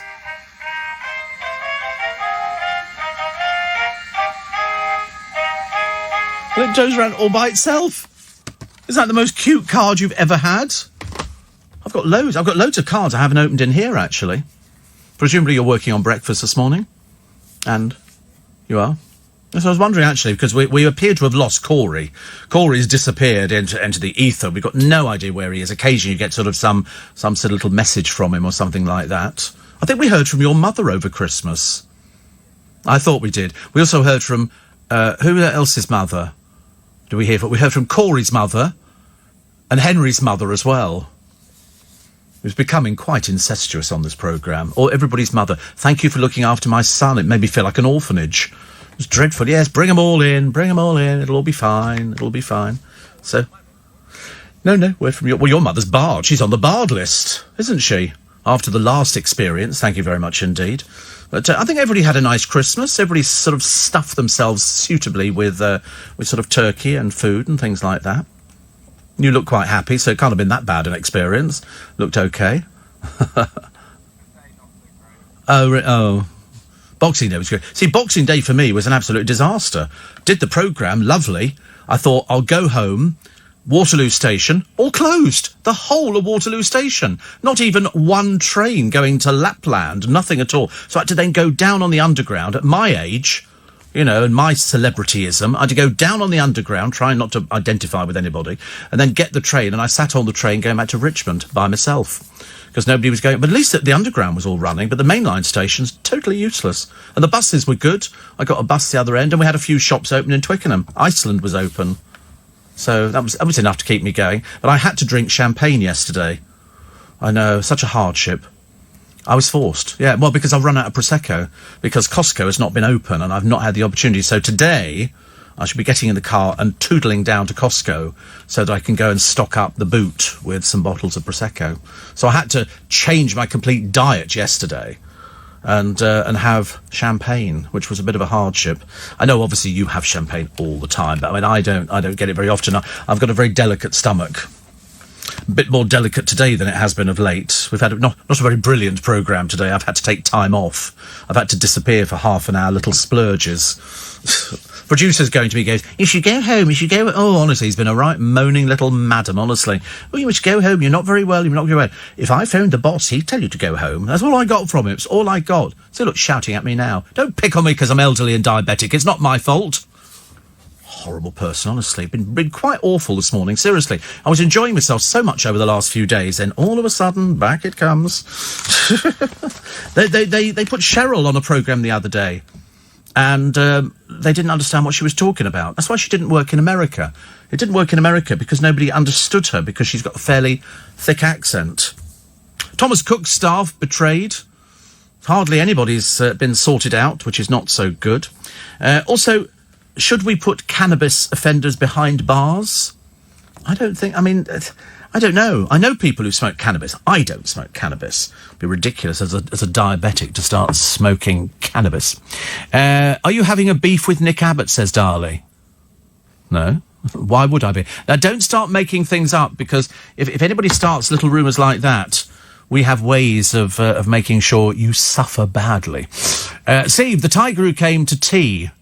Is it tea or lunch? No, tea. It's repeated New Year's Eve at 7:30. I missed it too. Well, I might. It's only short, isn't it? I think it's one of those not very long things.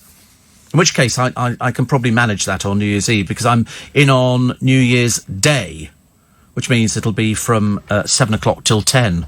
And you know what that generally goes like? That generally is like a load of people going, oh, Steve, I've got the most awful hangover. Not so good.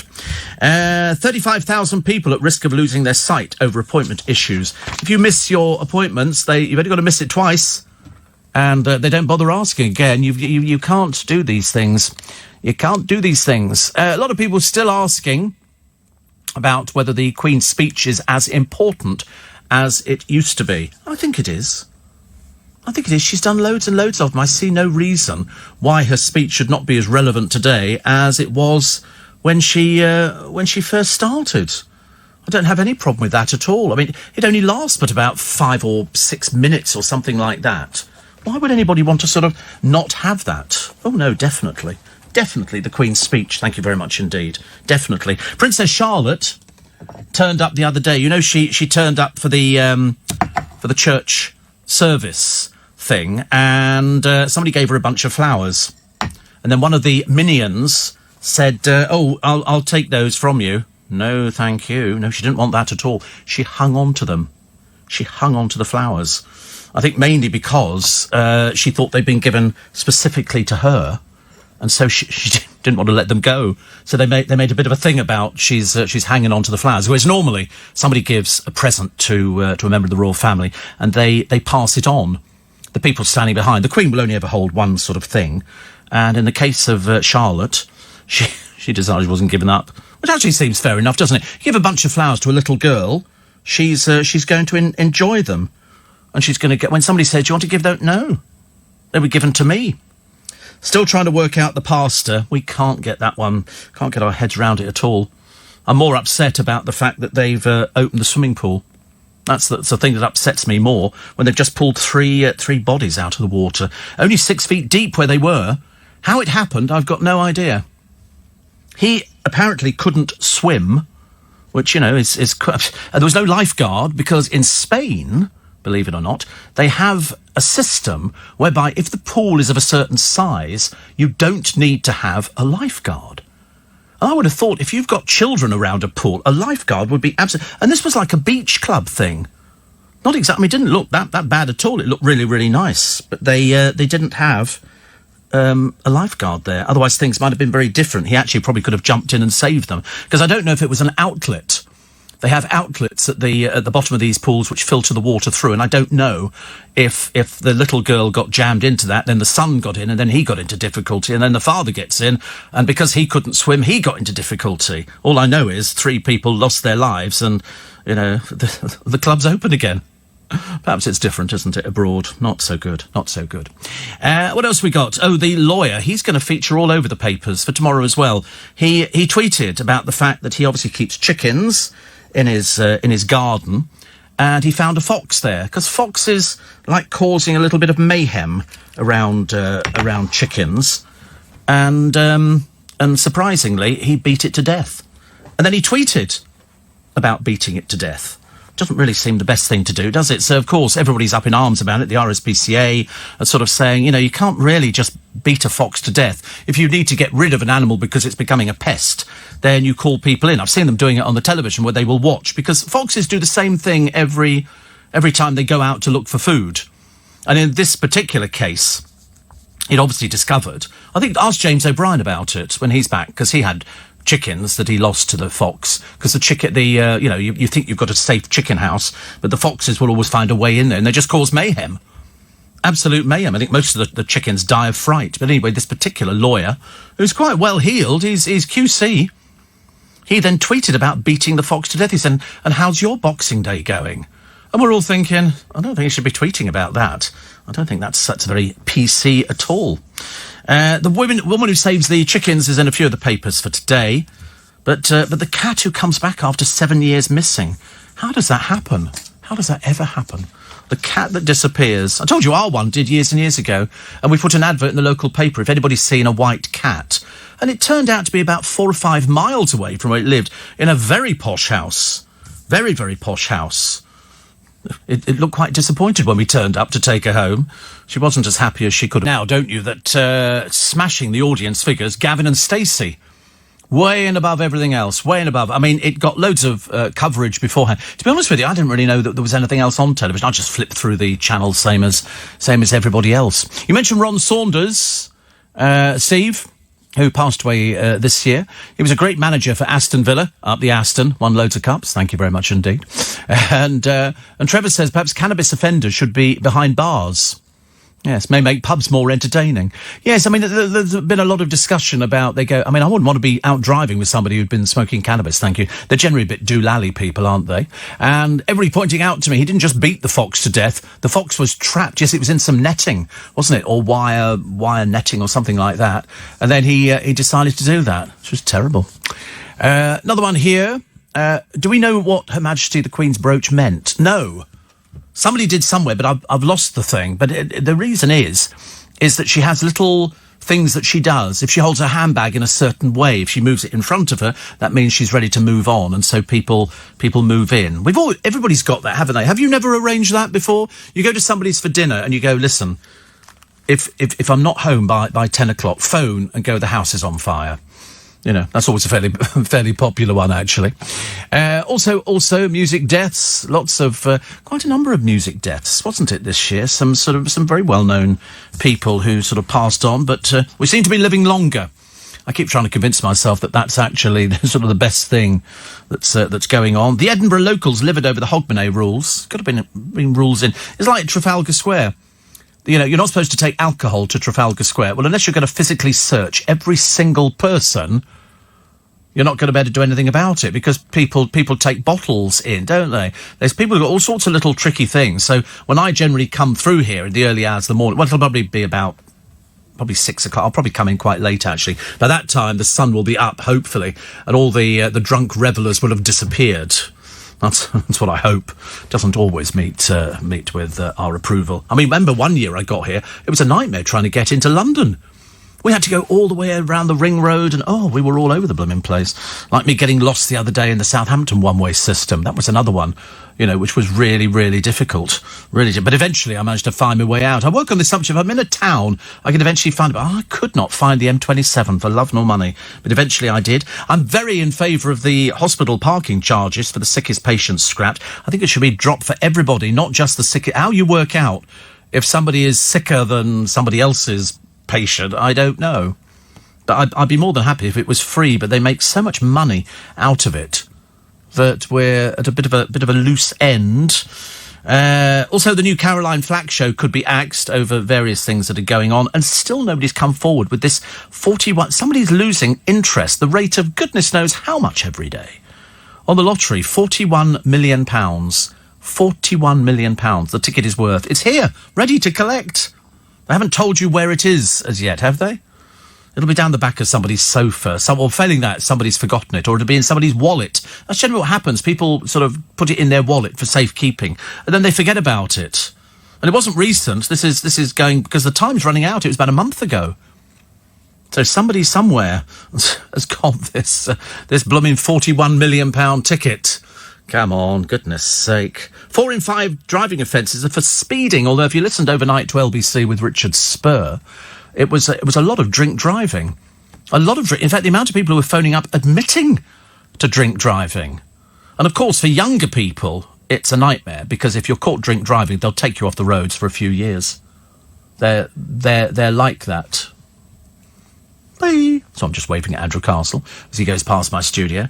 He should just about make it to makeup and all the rest of it. And another one here. This is Bonnie. On the way to the airport, taking my son, Simon Lithgow. I don't know where I got LIGO from. There was something, I was looking at something else the other day. Simon Lithgow and his fiancée, Rhea. So wish them a safe flight to Los Angeles, says Bonnie. And says, hope to see you soon. Loving the tree. My sort of tree. But she says, just back to the UK from LA, and look carefully at my tree. It's hidden by dwarves. I love it. Not for the competition, of course. Bonnie. So listen, Simon and Rhea, hope you have a safe flight back. It's nice to travel at this time, isn't it? Although you have to, for the LA flights, you've got to be up there a little bit sooner than everybody else. And my heroine of the hour, apart from the woman who saved the chickens from the farm, not that I think they'll survive very long anyway, but it's the mum who stood in front of the thieves' car, who just walked into a supermarket and stolen 10 tins of chocolates. And I remember that she stood there, she said, give them back. She said, that's why the price is so high. It's people like you. They were they were just thieves. So she stopped them. She'd worked out that they couldn't actually have gone through the checkouts, even the self-service checkout. So well done to her. Congratulations. And then, because they said, no point calling the police. The police are not going to come at you. Somebody's just walked out with 10 tins of chocolate. She said it would take them a couple of days to get there. So they wouldn't be going at all. Donnie says, I've got a bottle of limoncello going spare. Oh, no. I hate limoncello. I've had it before a few times. I've had it before, but not necessarily for me. Not necessarily for me. So Bonnie says, love you and thank you. Good. Isn't that nice when you get up at this time of the morning to take people to the airport? That's a cool thing to do. But mind you, it's Funky Friday, isn't it? Because we don't know what this Friday means. Does it mean anything? Oh, no idea. No idea. The Sun on the front page, Pippa's dip on trip. And Carol, this is the Middletons, and the top-secret planning documents of MI6's headquarters have gone missing in a shocking security gaffe. Nothing surprises me anymore in this country. Nothing. Here's Brian May, joining 300 people in Swansea, for this cruelty-free event, posing with fans at a clean boot hunt. That's what they say. And fewer smokers could quit after anti-ciggy campaigners were hit by government cuts. And Sark has become the last place in the British Isles to make gay marriage legal. They've only got 600 inhabitants. I mean, how many gay people are there on Sark? Official Sam Latrobe Bateman said it's the perfect wedding venue, and they think it's going to be for a boost in tourism. I mean, same-sex marriage is not yet recognised in Northern Ireland, but it becomes legal there via UK law by January the 13th. We're still raising money for people who've been flooded out over Christmas, who've had a really rotten time of it and just don't want to be forgotten. Don't worry, you are not forgotten at all. And Susan Boyle said, do you know she's had a boyfriend? Susan Boyle's had a boyfriend, apparently. Yeah, apparently he's a doctor. Of what? We don't know. But anyway, she said a toasty machine was the top essential for her tour in March. Along with, what's a toasty machine? Does she mean a machine that makes... She just mean a toaster? Or is it a specific machine that makes oh, right. Never even heard of it. Never even heard of it. The first phone box gets an upgrade, which is quite nice. And what else do we have? Being overweight could help people battle cancer. There's a small crumb of comfort for you for today. And drivers in London and the South East are the biggest speeders at Christmas. I find it really difficult to keep the speed limit. It's so tempting. They said to me when I bought it, they said, oh, it goes very fast. You just have to touch the accelerator. They're not wrong. Not wrong at all. Daily Mail, fury at lawyer who beat Fox to death. Barrister admits baseball bat killing in the garden and sparks an RSPCA probe. Plus, the secret Hollywood something. It's been covered up. Tights, I think. That inspired Christmas TV hit of the decade. Ooh. And the TV hit of the decade is the TV hit of the decade. Loads of other pictures of the paper. Shoppers dropping.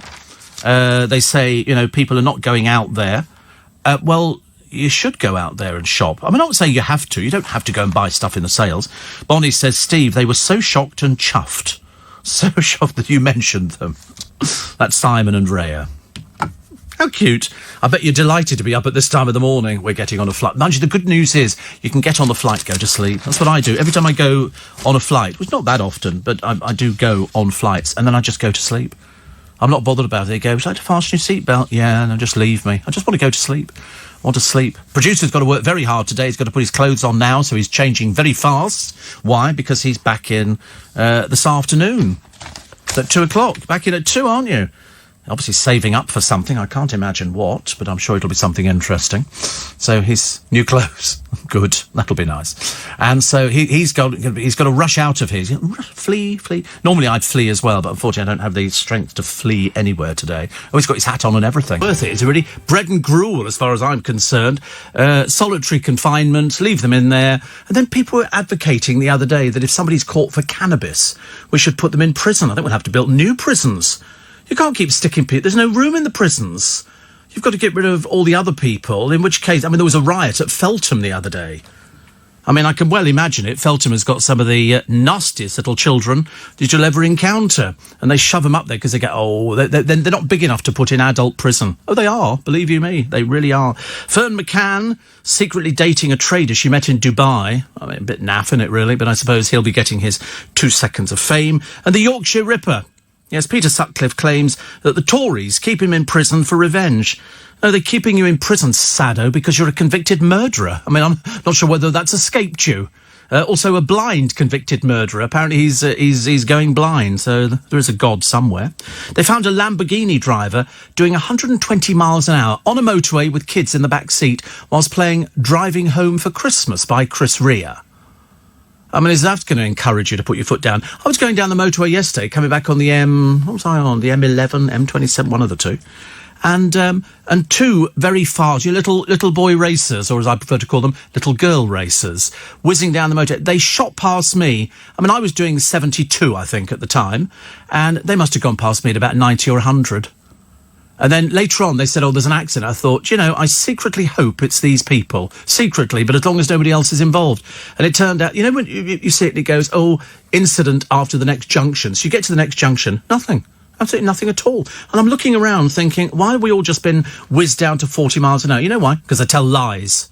Because they tell lies to get you to slow all the way down, and it's called motorway calming. The other thing that really annoys me is you're sitting on a bus. I get on buses quite frequently, actually. I enjoy the bus journey. I take a picnic, spread it out on the floor to annoy everybody. And then they go, the driver has been asked to wait to sort of bring something out, whatever it is. What do they say? The driver... Yeah, balance out the thing. You think, excuse me, there is no service. I'm in Richmond, I'm coming back into Twickenham, and we sit at an empty bus stop while all the other buses go straight past us, and we sit there like blooming lemons. You know why? They're doing it to annoy you. They're doing it to annoy you where they go, the bus driver has been asked to wait. So you sit there. I mean, frankly, I could have written a novel the other day.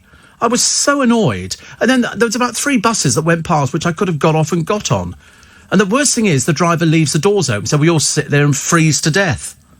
Not a great start to the day, I always thought. What else have we got? Tom Jones, a sex bomb at the age of 80. I mean, to be honest with you, I see no reason why he looks as good now as he ever did. And Kylie says I was so lucky. Also, Harry and Meghan turned away from a restaurant, which is hilarious because they're in Canada with their security team. Hope we're not paying for that. I'd rather they actually paid for it. We didn't ask them to go to Canada. And they were turned away. Why were they turned away from the restaurant? I originally thought perhaps it's somebody who doesn't like them. No. He said the security aspect was too much of a pain in the rear end. Because there's people going into this particular restaurant who've been going there for years and they want to go there. Don't want to be just disrupted by 2 ne'er-do-wells from England. Thank you very much indeed. It makes no difference to them where they go. Why don't they just stay in and have sandwiches? Because if they go there, somebody will have to come in, they'll have security sitting at other tables. It just ruins your experience. So I'm glad they were turned away for the sake of all the other people. And that's why the owner of the restaurant said, no, I don't want them in here. There's people trying to enjoy, a lunch. What was the other one? Rebecca Vardy has child, but there again, Rebecca Vardy's got 4 other children, so it doesn't make any difference. Caroline Flack travels to America. They now call her Troubled Caroline Flack. And UK's most modern family medical history. It's not really that exciting, actually. And surprisingly, in one of the colour supplements, which one was it? It wasn't the one with Kylie Minogue on. Oh, no, it's the one with dreary old Kate Ferdinand. This is the one who never got any coverage when she was in Towie. Why? Because she was dull as ditchwater. She didn't contribute anything. And now Rio taught me to love myself. So what they've done is they've sort of wet her hair, which makes it look as though she's a bit grubby, and put her in I don't know what they've put her in, actually, a peculiar outfit. Why don't you just sort of get on with your life, dear, and stop trying to crave this celebrityism? You don't need it. Much, much easier. Another one here. Steve Martin says... take calls. No, we haven't taken calls for the best part of 40 years, and we don't intend doing it now, Martin. So that's the way it goes, OK? You want to take calls? Go listen to something else. OK, bye, see ya. Ridiculous people, honestly. People are so stupid nowadays, aren't they? They sort of go, oh, you must really take calls. What for? It's a speech station. I'm doing speech. La, la, la, la. That's speech. George Michael's tragic sister died of a broken heart. She was only 55. That shocked me. Very shocked. Very, very shocked. I wasn't more shocked by the bungling officials who uploaded the addresses of the recipients of the awards. I really couldn't care less, actually. Everybody knows Elton John lives in Windsor. And I'm quite sure there must be local taxi drivers who could tell you where everybody lives. That's the whole idea. I'm sure if I put my mind to it, I could find out where sort of Nick Abbott lives. I mean, I wouldn't, but I mean, if I wanted to, it would not be difficult to find out. And they had all the experts on. It's obviously some buffoon who's uploaded the wrong file. And this was the one that went out so that they could sort of write to all these people who got an award. There were some very odd awards, actually. I was looking at the sort of list the other day. Ainsley Harriott. Services to cooking. Are you serious? Do me a favour. Is it because he's finished? His career's washed up now? And also, he was never a chef. He was a cook. He was at Lord's Cricket Ground. What do they call him a chef for? He couldn't cook. He was only on Ready Steady Cook. The rest of it, he spent all the time doing double entendres about the size of his pepper mill, which I thought was, frankly, stretching a point a little bit. He was what they call a one-trick pony. And so they've given him an award. I didn't work that one out. There were a few other people got awards, which I was more than happy with. And there's a few other people. I mean, that nice Olivia Newton-John got an award. Because, it's Olivia Newton-John, for goodness sake. But it takes them years to get round to it, doesn't it? And then there was the thing about John Bercow, and Leanne was talking about, should John Bercow have got it? Apparently he's the first person in goodness knows how many years who hasn't automatically got an award.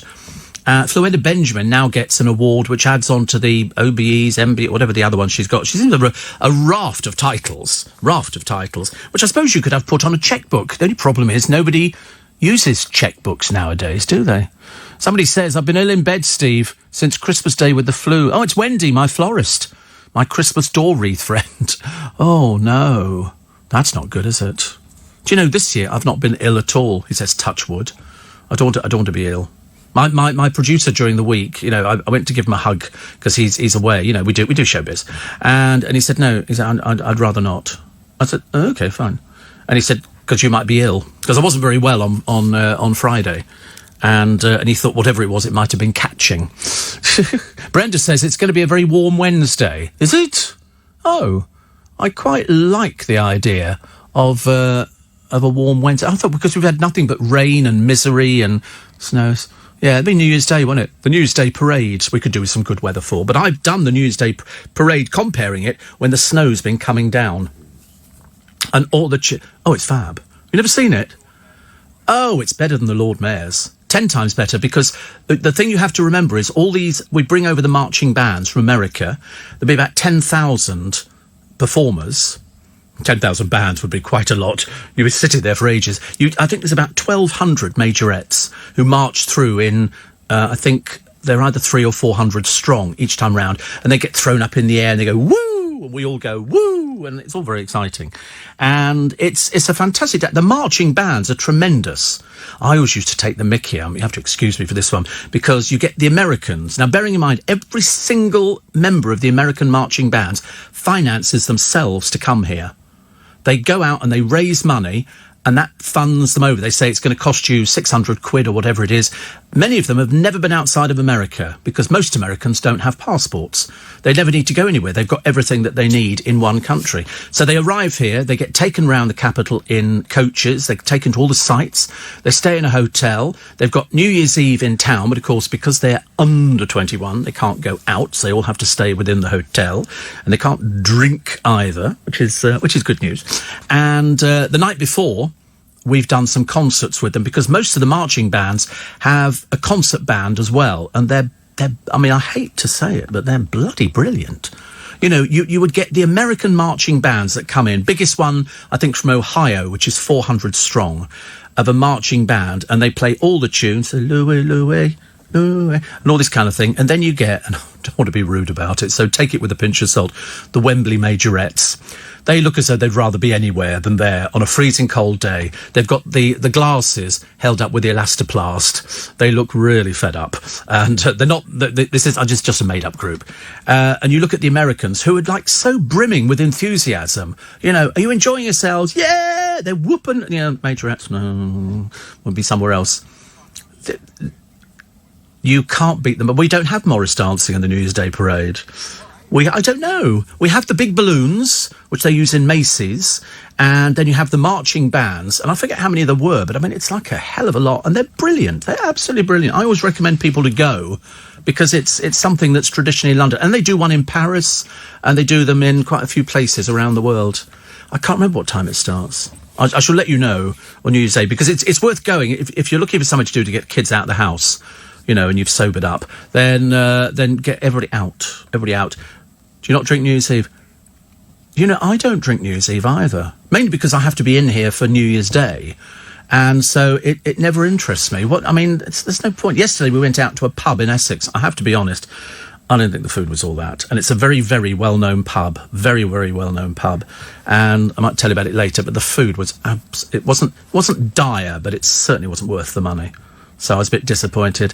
Not a celebrity owner, no, not in this one. It's a famous pub for something else. But I didn't have anything to drink at all. All I had was lime juice and water.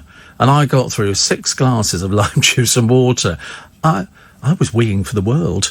And then as I'm coming down the motorway on the way back, we hit traffic. This is the bit where it said, slow down 40 miles an hour. And I'm thinking, I need to go to the toilet. I really, really need to go to the toilet. So in the end, I had to cast caution to the wind and pull in onto the hard shoulder just to go to the toilet, because I thought it's an emergency. It's, if you're diabetic and you need to go, you really need to go. It's as simple as that. So that was my day yesterday. Luckily, there were no police cars or anything else, because I don't know whether you're allowed to stop on the hard shoulder and go to toilet. But I've seen loads of parents do it with their little kids. And as I'm sort of diabetic, borderline incontinent, I might as well sort of get out the car and do it. And also the cars are going past at 40. Nobody's seeing anything. So I turned round and showed them, just to make it more entertaining. OK, come on, let's do a time check. We're not here for very long on a Sunday morning. In fact, we're not here very long at all. 2 hours. And today I'm doing the sales. I'm going to go and get a duvet. I want a really nice duvet. I'm not bothered, because I think last time I had Siberian goose. I don't think the geese were very happy about it, but I have a Siberian goose, and it's thin, and it's very light, but it seems to mould to fit your body.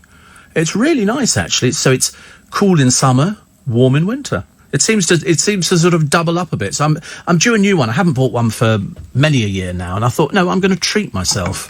Why not? I've had a busy year. Might as well sort of do something. We've got a tax bill around the corner. That always thrills me. So I'll give you a quick time check, and then we'll be morning. And what a week it's been. I mean, I had to check with my godchildren yesterday. What day is it? Where are we? What's going on? Because it's been sort of holiday and then not. And I reckon that most people will be taking this coming week off, because you've got a couple of days, then you've got the New Year's Eve, then you've got, which is sort of lots of boozing and going out. My friend Rich, he said he can't wait to get out there. He's going to go and get absolutely hammered on New Year's Eve. Nothing new for him, of course. Anyway, so he's doing that. I should be staying in, perhaps a little bit of knitting or something like that, bit of crochet work. And I shall watch a film on the television. I shall go to bed. The car will pick me up in the morning, bring me in here. By that time, hopefully, all the drunks will have disappeared. Where, I have no idea, and care precious little. Because the past few years I've come in here, in fact, one year I came in, we couldn't get anywhere near Leicester Square. We were sort of stuck the other side over in Covent Garden. I had to walk at my age. But I managed it. And it's generally quite nice, but there's always the remnants, aren't there, sitting in doorways, looking a little bit lost. And they go, I need to get home. And you think to yourself, there's going to be so many rogue minicabs all over the place in London. As any regular drivers will tell you, that's the time that all the illegals are out. And London, it's impossible to police. It really is. It's very, very difficult. Kim thinks that they've swapped me for a robot this morning. Yes, at the beginning of the programme, you could have been forgiven for thinking that I did sound a little bit like a robot. Are you all right, Smarky? That kind of thing. So Caroline Flack's going to America. Good. Goodbye. The bungling officials who uploaded the addresses of these recipients. But as I say, any postman will tell you where people live. You go to a certain, they'll say, oh, so-and-so, Nadia Hussein lives in Leeds, for example. And they'll go, oh, yes, I know it. She lives at number 32, just down there. Elton John, everybody knows where he lives. There's loads of people who know where they live. It's just that you actually got the whole list up there, which is quite good, isn't it? It's like sort of collecting people's phone numbers, I suppose. Sex offenders are being trained as window cleaners. I know, you can't make it up, can you, really? And an upskirter has been struck off. So I thought he was going to be a doctor, but he's not. He's somebody who looks at people's hearing, and he's one of those people who takes pictures of people in their skirts. So it can be on a train or something like that. And so obviously you have to strike him off. You can't let him carry on. It's obviously something the matter with him. Great to see you, BBC. Nice flight. It's a Greta Thunberg thing. You know, shall we go and no, let's fly because it's much quicker. And so they've always got answers for these things, haven't they? Always. What the answer is to Victoria Beckham's business, I've got no idea. She seems to be losing left, right and centre. They say 12 million, but I read 12 million a few months ago. And so Dave will bail her out. And I don't know what the answer is to Victoria Beckham. The trouble is, she thinks she's a fashion designer.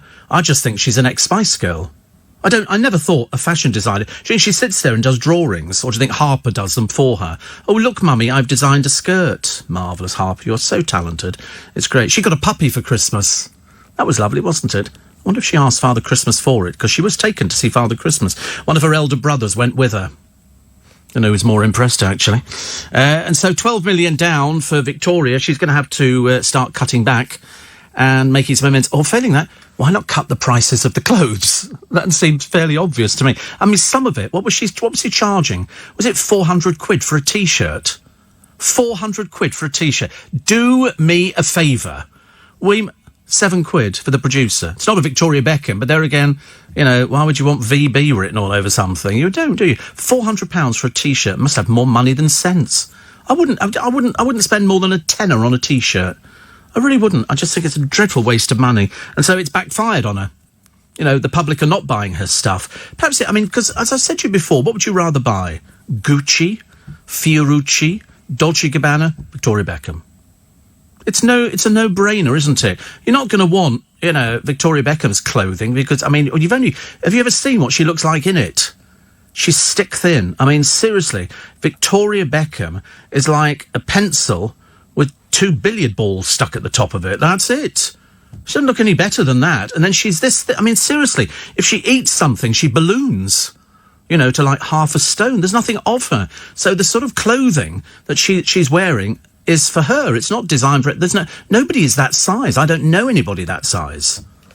I've seen people before. You know, if she looks thin in photographs, in real life, she's even thinner. Fern McCann, you remember Fern McCann? Fern McCann's got a child with a convicted bloke who's in prison somewhere. He's in prison for like 20 years because he threw acid in a nightclub. And at the family house, apparently, there was cannabis and stuff like that. I mean, poor old Fern McCann, she's not got a lot going for her. So she goes on yet another holiday. And this time she goes to Dubai, which is where all the chavs go nowadays. And she dates a trader over there. They try and make it out as if it's something interesting. He's obviously chavvy boy chav, because a lot of traders are like that. What are you doing, darling? Give you 20 pence on the pound on that one. We had one on The Apprentice, the bloke who didn't fit in the show. In fact, quite a number of people didn't fit in the show. But the one that she's dating is a trader who goes to Dubai. And Dubai is only for those sort of people who probably would want to go to Vegas, but Dubai sounds a bit more expensive. So they go and do exactly the same stuff. It is, Vegas is now... A friend of mine went years ago, and he said it was just full of the most awful people. I said, yeah, a bit like Fern McCann. You go there. If you go to a place and there's Fern McCann, you're going to be going, I'm in the wrong place. She was in Towie. What does that make her? Answer nothing at all. Caprice says the bosses banned her from Strictly, if only. And every year, apparently, and no different this year, people want to tie the knot on New Year's Eve. This year, 170,000 people will be tying the knot. Why can't they just live in sin? Does anybody bother now with this sort of tying the knot? What's the difference? I know people who've been quite happy together for years and years, and then they sort of think, oh, we better tie the knot. What for? What for? I heard the other day of how much a friend of mine spent on their wedding, because I couldn't work out how much they'd spent. I was invited, of course, and we were talking about how much to spend on the wedding. This one, 150,000. On a small wonder. It's cheaper to die.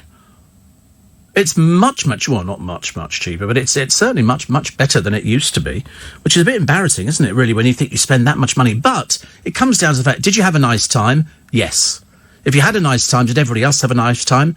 Yes. Worth every penny. A little bit sad, the man who won the lottery died. He won £161 million. He split with the wife, and so they split the money. And he'd not been well, but he was carrying a little bit of weight. And then George Michael's sister, she was only 55. They said she never got over the death of George Michael. I'm not at all surprised. I remember it vividly, because I was on air on air that day, and we spoke to loads of people about it, never realising that, you know, families get affected by these sort of things. They do. They really, really do. And I think George was one of those very generous... Ask anybody about George Michael. You know, apart from the fact that he had a high libido, and ask the police over in America. They'll testify to the fact that he had a high libido. And then he made the video. He was able to laugh at himself, which was the best thing he ever could have done. Whereas, in fact, when we were sort of looking at another well-known personality who was caught wandering around a park at 3 a.m. with his dog, and he claimed he was dog walking, we all went, "It's so stupid. Of course you're not dog walking, not at 3 a.m. People don't do that." But George Michael played up to it. I saw him once. I told you he came into the building we were in, and he was thin. He was really slim, and because he wore black, it made him look even slimmer. But he sadly died that Christmas day, and now his sister has died as well, which is really awful, really absolutely terrible.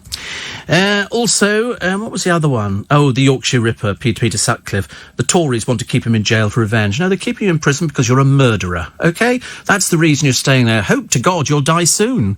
I couldn't wish it on a more vile person. But apparently, because he's got diabetes, now his eyesight's gone. So, you know, that's it. But I don't really think it's the Tories keeping him in jail for revenge for whom? No, they're keeping him in prison because you're a convicted murderer. And that's where you should be. In fact, if we'd had a death penalty, which we haven't got and probably never likely to bring it back again, I should imagine you would have hanged a long time ago. Also, there's always a mother in the paper today. I don't know why it's traditional for today. And it's a woman, big fat woman. Fat. And then they go, look, and here she is now. She's lost all this weight. And then they name the slimming company she's worked for. Hopefully all the other fat people will see it and go, wow, if she can lose that weight, I can lose that weight as well. Never works like that. Otherwise we'd be a nation of thin people, wouldn't we? If everybody went to the same slimming club as the fat bird in the paper who's now very thin, then there wouldn't be any need for any of these slimming clubs. But she's there as the advert for the club. And they go, it's because of this particular club, there's about 2 or 3 of them, she's lost the weight, and that will encourage some people. And you will be buying those rubbish DVDs. You know, some minor celebrity from Love Island who's never put on an ounce in their entire life will apparently be sort of bringing out a DVD. They'll all be out very shortly. There'll be a whole raft of celebrity DVDs to help you lose weight. Not one of them will work. You want to lose 29 minutes to 6 on a Sunday morning, and if you're still on, you're probably bored, aren't you? You're probably going, oh, I can't wait to get back to work again. Can't wait to get back to work. But there was a lovely piece in the paper written, the only people who brag about their jobs, radio presenters. It's the only job where they go, I'm so lucky to have this job. And you hear it all the time. You hear it from me. I'm so lucky to have this job. It's so fantastic. All the rest of it. You never hear somebody going, oh, I can't wait to go to Poundland today. I'm on till 3 today. You know, come and see me. My name's Ed. You know, and things like that. Or failing that, oh, I'm working in a supermarket today. Bleep, bleep, bleep. And that's it. You know, whereas radio presenters always say the same thing. I'm so lucky to have this job. It's great. You could sit on the radio. You could have a cup of tea or a glass of water. And you can have some grapes, things like that.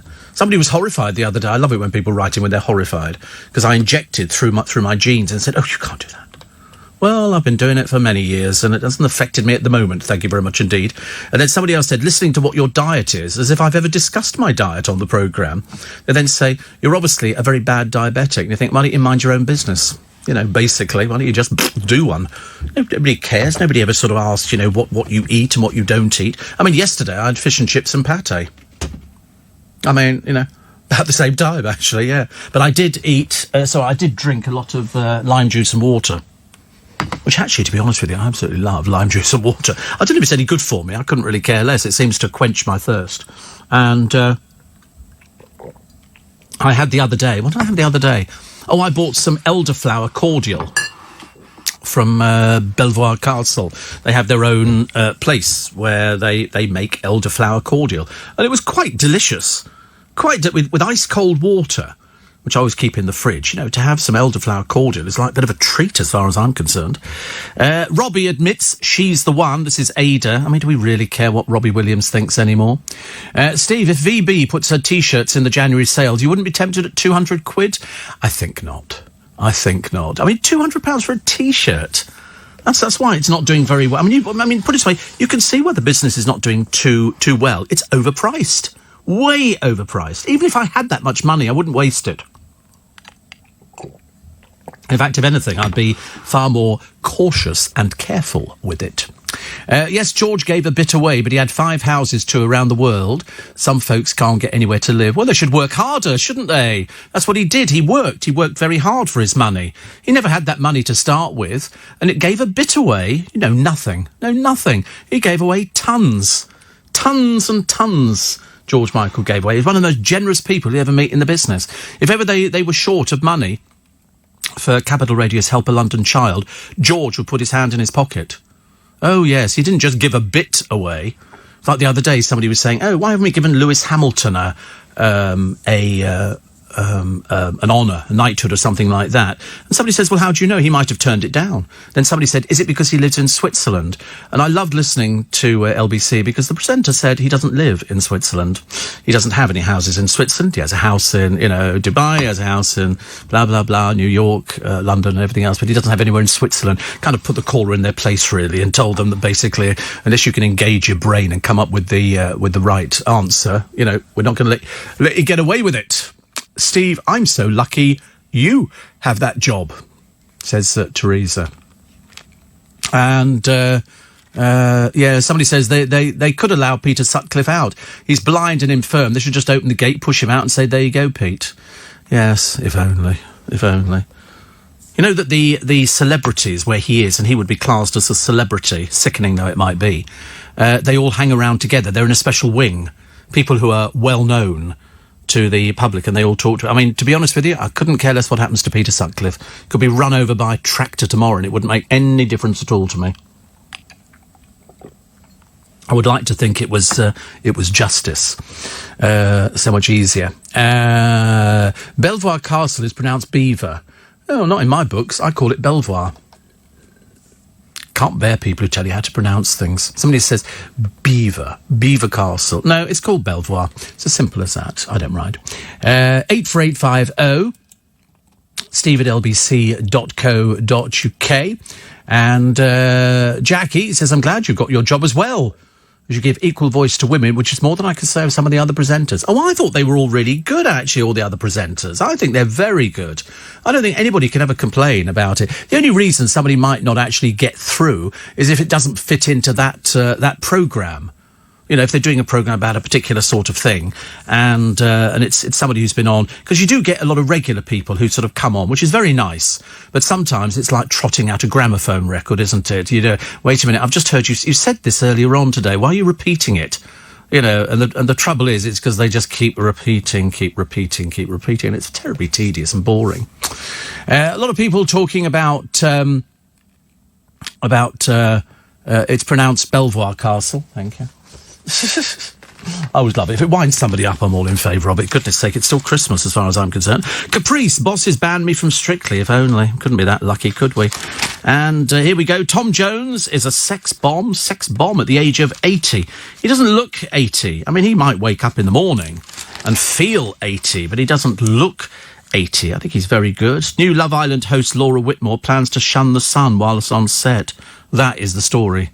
Seriously, that's how desperately sad. And believe it or not, it took 2 people to write that. Helena Watts and Olivia Buxton. 2 people to write about 150 words. They must be very slow, very slow. And they can't work out Boris and his lover staying in this villa. They actually say here, it's a £40,000 a week villa on Mustique. Well, it's £20,000 a week. Why can't they get it right? I mean, this is shoddy journalism, isn't it? And they say here they are guests of Count Leopold von Bismarck, a descendant of the first Iron Chancellor of Germany, Otto von Bismarck. And then one of the papers said, we're not telling you where the house is. It's on Mustique. OK, it's on Mustique. You have to get a plane, which takes you to one place. Then you get a little plane. It takes you to Mustique. It's just an island. It's very small. There aren't that many houses on it. And you rent them out. So, I mean, coming up with this, it's ridiculous. Harry and Meghan sing in the new year at a £10 million waterfront venue, said to be the property of a super-rich oligarch. Oh, you wait till we find out which this one is. That'll be interesting. And they're also with Meghan's mum and their new female black Labrador. And they have to put it into quarantine or something. They just take sort of dogs abroad. Somebody says it's very prestigious. One local said it's owned by a Russian businessman, but he's never around. Yeah, well, there you go. I mean, who cares? Who cares? Boy Racer chased at 100 miles an hour by driving past the man whose girlfriend he'd slept with. God. And also, Race for Our Apprentice star Lottie Talentless Lion has whipped up controversy with online support for a Boxing Day hunt. Not the brightest penny in the box, is she? It's a posed picture. She previously posted Instagram snaps of herself posing provocatively with a rifle and a brace of dead pheasants. The ex-librarian, well, no, it's still librarian, isn't it, dear? You've not moved on from that, have you? From Taunton, has now posted a hunt photo captioned, "Very proud to be a part of this community." She's a ridiculous and embarrassment. 20 years old, but unfortunately not all there. 84850 steve@lbc.co.uk. No, it says, have you been to Shropshire? What in God's name for? Why would you want to go to Shropshire for? What's Shropshire got that we haven't got in London? Better. Somebody says here, did you ever buy a new duvet? If not, you must buy a John Lewis Hungarian duck and goose down. It's not expensive enough. I looked at the price of it. It's about £300. I'm sure the one that I've looked at, because Nick Ferrari bought Siberian goose, and I'm sure it was about 600 quid. I'm sure. I don't know whether... I don't know. I've got to go and find these things. And another one here says, how can you criticise Victoria's fashion sense? I listen to you every day on my TV app. And you wear the same blue shirt and jacket every day, says Phil. Joke. Yes. Stalker. Okay. Dennis says, it's a great show. I shall be a regular of yours from now on. Stalker. That's Paisley for you. You know what they're like in Paisley? God, listen to those Southern Jessies. They're down there in London. Ooh, I love London, actually. I think London is great. And another one here. It says... wait a minute, I'm trying to find out something interesting. I watched Field of Dreams last night as it was on. Build it and he will come, says Julie. It's fantastic, isn't it? What a great film. This pervert, a hearing aid dispenser, Lee Newton, accidentally recorded his own face on this spy cam and was arrested after a colleague plugged in the memory stick at a Boots branch. And so he's been struck off the medical register. I mean, it's just ridiculous. He admitted outraging public decency, was told to do 200 hours of unpaid work, and handed a 2-year community order. There's something the matter with people wanting to take pictures like that. I mean, really. But they make a camera as well for it. Katy Perry and Orlando Bloom can't wait to have a little treasure. Once they marry, they can't wait to have one, which is good. I don't mind that at all. And the Lamborghini driver... driving in Cumbria on the M6 on Friday night, 120 miles an hour. What a buffoon. What a buffoon. Dawn French, pictured in the paper, not looking very happy. She got a home down in Fowey in Cornwall. No doubt, she had lots of things on her mind. We love Dawn French. Here she is, fat Santa mum, turns life around in a year. And they go, oh, look, you too could look like this if you have your makeup done professionally and you go on this particular diet, which you have to sort of pay for. And somebody said, oh, I went with this particular company. Why don't you go with them? And so she did. And then there was a picture of that girl she was on Love Island. And narrows it down a bit, doesn't it? And they said, and here is whatever her name was. And here she is with no makeup on. Unrecognisable. Completely unrecognisable. I think what they should do is Love Island with no makeup on at all for anybody, men as well. And then they should see what they all look like. Nobody will pull anybody, I'm telling you. Woo! Who let the dogs out? I mean, this was the most dreadful picture I've ever seen. I don't know what she did it for. Perhaps she thought that she was, able to sort of, to get round things like that. Has Harry not learnt any lessons from Andrew Gate, taking favours from dodgy rich businessmen? Well, we don't know that. We think he might have paid for it. He might have paid for it. I mean, obviously, I'm hoping he also paid for his security as well. No, it says you could save money in the sales by not going to the sales. Oh, yeah. But that's not as much fun, is it? Not as much fun. I'm cabin crew, Steve, at a low-cost airline for Manchester, says Jess. What would be a low-cost Manchester? Would that be Flybe or... What else is a low-cost air? EasyJet? Jet. Is that a low-cost airline? Right, the producer knows these things, called Jet. But anyway, she likes it. But you should never say I work for a low-cost airline. You should say I work for a very successful airline, which is good. Steve, it's so annoying that really rich people get these free holidays.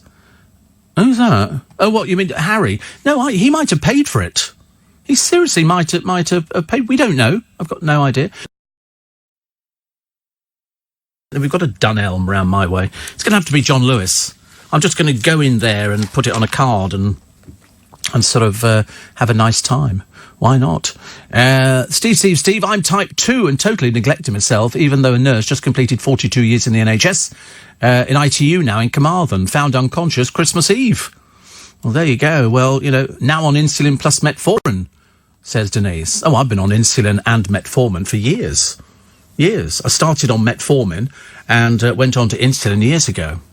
I get to carry a bag now from the chemist with all my prescription, and I do 80 tablets a week. I rattle an awful lot. It's great fun, actually. When I first walked out, because they put them all into these little boxes, and it's got, morning, lunchtime, evening, later evening, and then the insulin, you get packets of insulin. I mean, seriously, you get loads of insulin, which is good. And then I sort of gradually get through it, and seems to work. Don't pay. No, you don't pay. If you're diabetic, it's all free. Yes.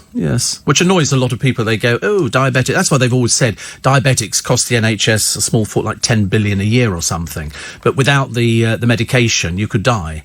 But there again, there are lots of people who get medication on the NHS, which they have to pay for, and if they can't afford to pay for it, they also might die. There's there are lots of demands. There was this worry, wasn't there, after we'd sort of been through Brexit, would we be able to get insulin and stuff like that? And the answer is yes. I mean, I've got a fridge full of the stuff. A fridge full of it, seriously, because I get five packs of one insulin, which is 5 in a box, so that's 25 pens for a month, and then the other one is a quick acting, so I just get 1 box of that, because it's very quick. I don't know why, because you could die if you don't take your medicine. I don't know why it is. I'm not running the NHS.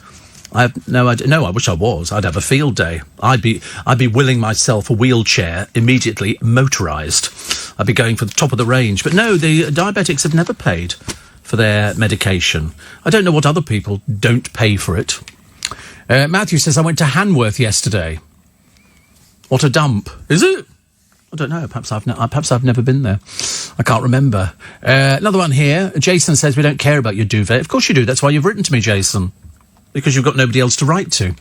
So there you go.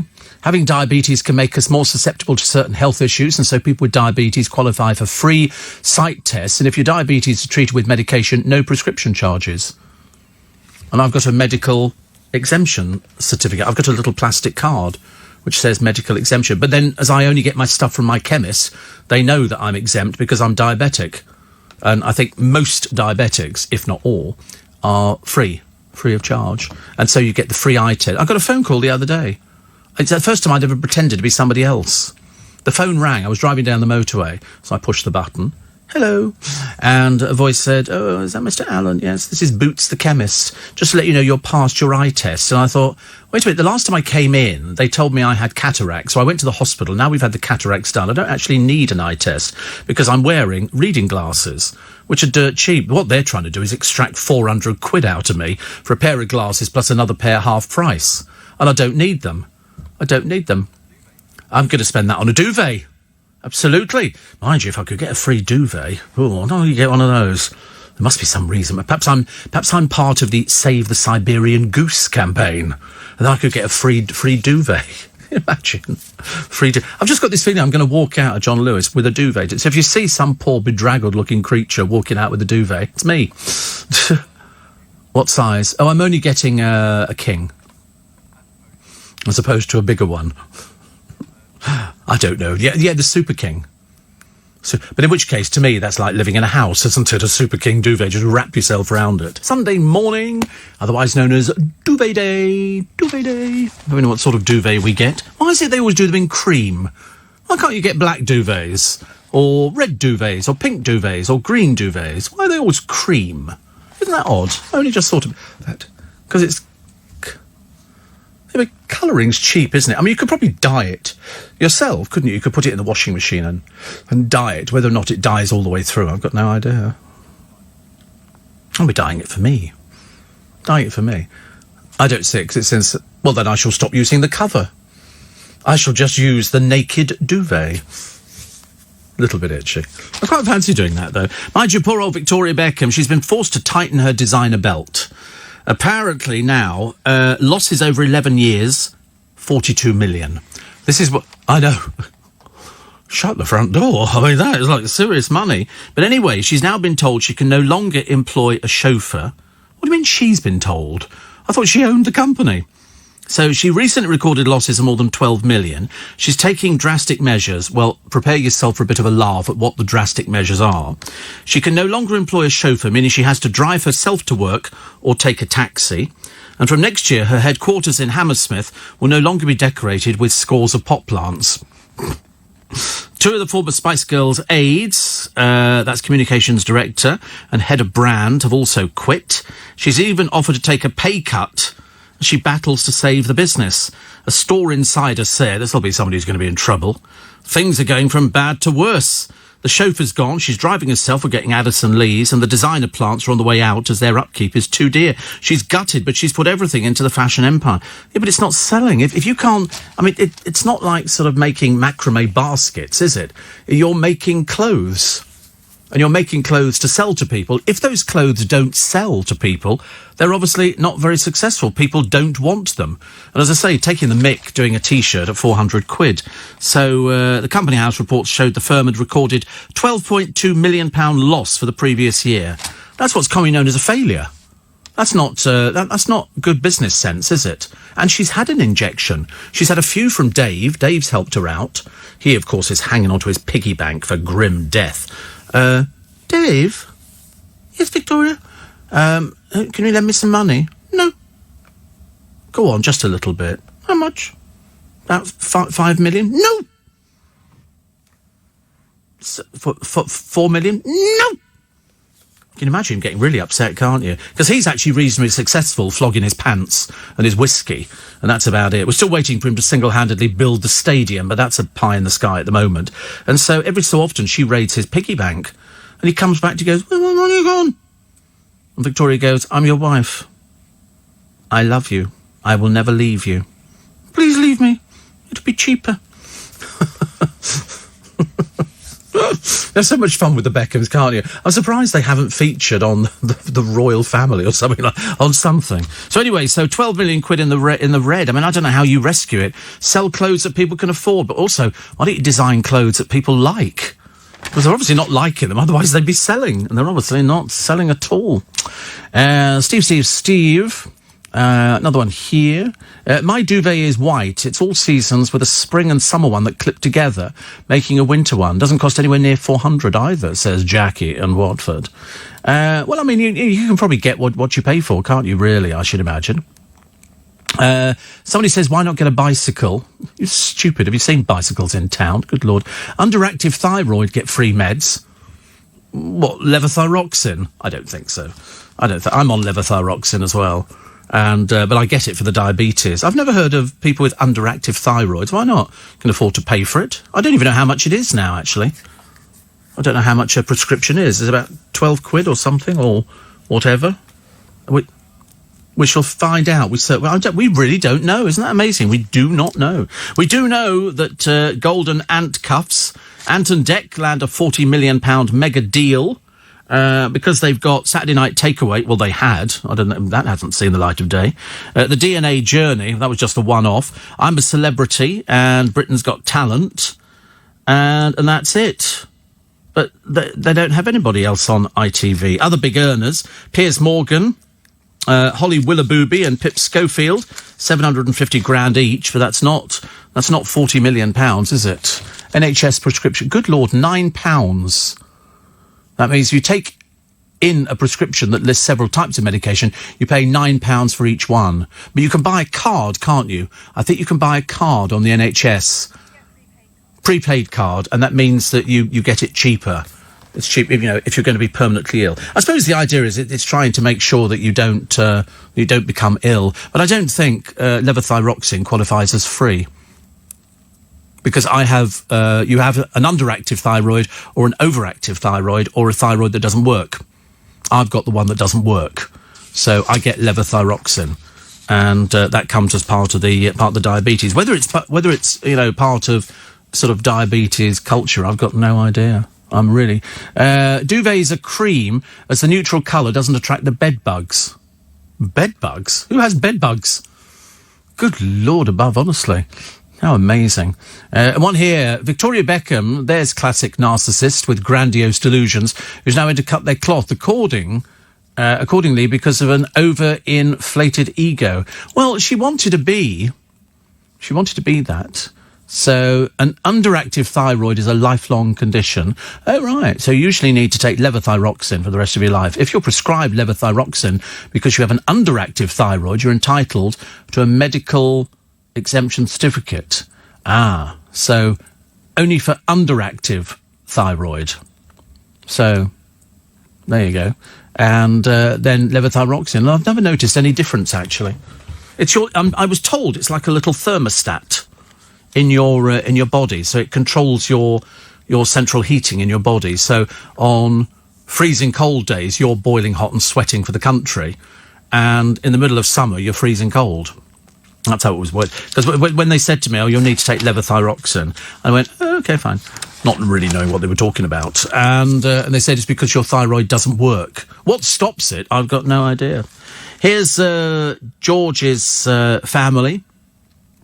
The sister, who never got over his death, rarely left her £6 million home, troubled by the faddy fallout. He's turned out to be a pain in the rear end. Small wonder that George left him nothing in the will. Nothing at all. Devoted to her brother. And, as I say, just never got over his death. They've still not put a plaque up on his grave, but why should they? They know where he is. You know, I know where he is too. Because he's very near a very famous member of the Magic Circle, whose grave is practically next door to George Michael's. So I now know where he is. Not that I'd ever go up there. Why would people want to do that? It's not your family. People sort of go up there and sort of, talk to George Michael. I mean, the way you talk to him is because you buy the music. Oh, look, here's the posh seafood restaurant. Turned away Harry and Meghan on their Canada break. And so what they did, this is the owners, Pierre and Bev Coffel, felt that they weren't suitable for the Sussex's security need. No, don't upset people. Go somewhere else. So they did. They went home and hired a high-end catering firm to cook lunch.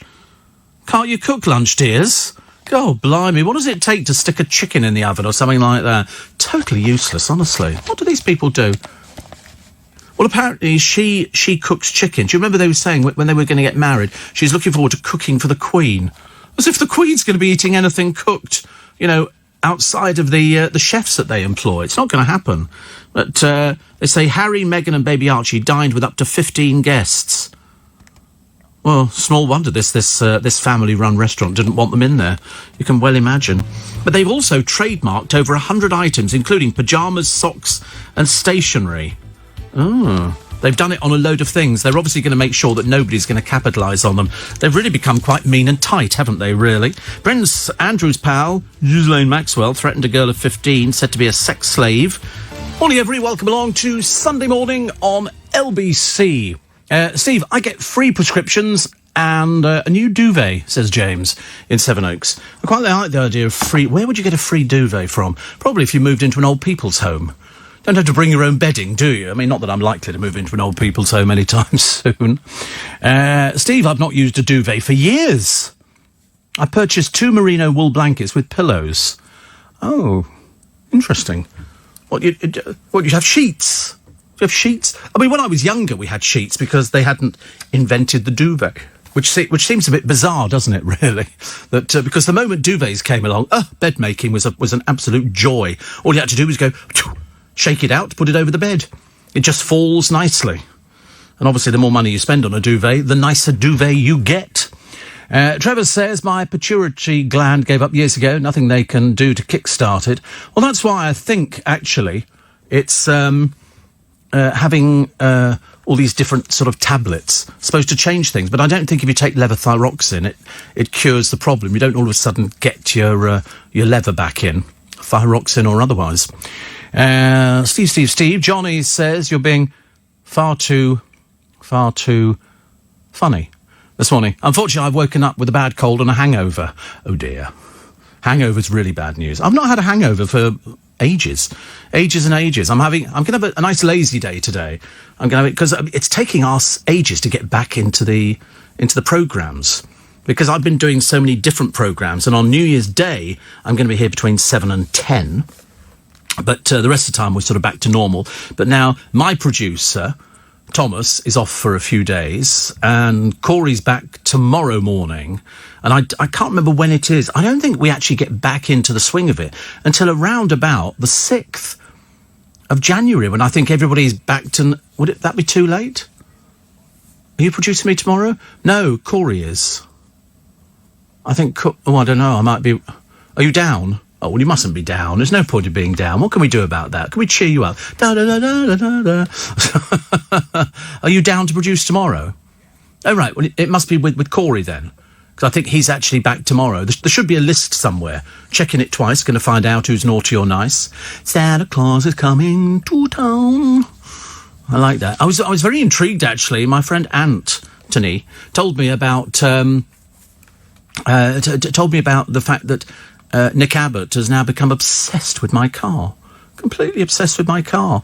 You know, when somebody showed him a picture of it, he went, that's... And he came back to it, apparently, on a few occasions, because Anthony came in to see me this morning, and he said it was so funny. He said, because Nick, you know, has really bad trouble with cars. He keeps buying cars and they keep breaking down. You know, whereas if he spent a bit more money, you can get a decent car. And so he looked at the car and went, that's Steve Allen's car. It was almost as if it was some peculiar car that he'd never seen before. Well, he hadn't seen it before until somebody pointed out to him, which is quite nice. Steve, and another one here. How long before we see equations of humans with disease-ridden vermin? Are some people on medication this morning or something? I mean, sometimes you get the most peculiar people. I assume druggies. That's what I do, you know, because they always go, oh, yeah, because there's nothing. Every time you open up the phone lines, I've noticed, I don't, but other people open up the phone lines to talk about cannabis. And it's amazing how many barking mad conversations you get from people. Yeah, I've been on cannabis for 20 years and it's not done any harm to me whatsoever. Nope, but I'm not getting in a car with you, as simple as that. Isn't George Michael in the same plot as his mother? I don't think so. No, they are very close, but not in the same thing. Jean says prescriptions for levothyroxine are issued for free because having an untreated underactive thyroid significantly increases the risk of heart disease. Well, I would have thought, actually, that would have been a bonus. Would you not think so? That would have been a bonus for sort of people, you know, with a heart disease. I mean, as it is, the poor old NHS is absolutely swamped with ill people. You can't move. You go into most hospitals now, and they're swamped. Although I was very intrigued to hear one of our presenters talking on LBC about people in hospital over Christmas, and they don't keep people in hospital over Christmas unless you're seriously ill. They will try and get rid of everybody at Christmas, so generally hospitals are quite quiet over the festive season, apart from those people who are very seriously ill, and they keep them in. I know this for a fact. I think Ian Payne might have been talking about it. I can't remember. I was driving up and down so many motorways the other day and suddenly realising, and my friend is still trying to find the audio of Nick Abbott. It's a labour of love for him. He's absolutely obsessed with Nick Abbott, and even more obsessed with Nick talking about Steve Allen's car. And apparently Nick kept trying to go away from it, and then kept coming back going, are you sure that's his car? Are you really sure that's his car? And you go, yeah, that's really his car. And they said, well, how's he got that? And I think, well, I'm working 7 days a week. You know, I mean, I'm not saying everybody who works 7 days a week could end up with a car like that, but what I do is every couple of years I upgrade the car.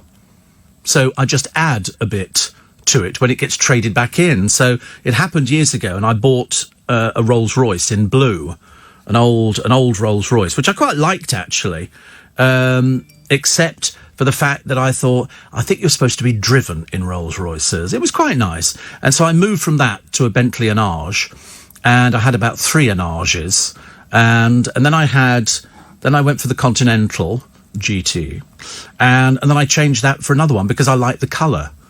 And it's amazing how many people go, nice wheels, mate. Nice wheels. I always think drug dealers. Wind the window up very quickly and accelerate away from them very fast. Thank you. Which the car I wish I'd kept. No, strangely enough, I've always sworn that there are certain colours of car I wouldn't have. The first one was dark blue. Second one was red. Red. Never get a red car. Never get a red car. Why? They fade. They fade in sunlight. I was forever putting colour magic on to sort of bring the colour back. It was a nightmare. And then I had blue, which was Nordic blue. Then I had Aurora, which is like a mint green. Then Then I had...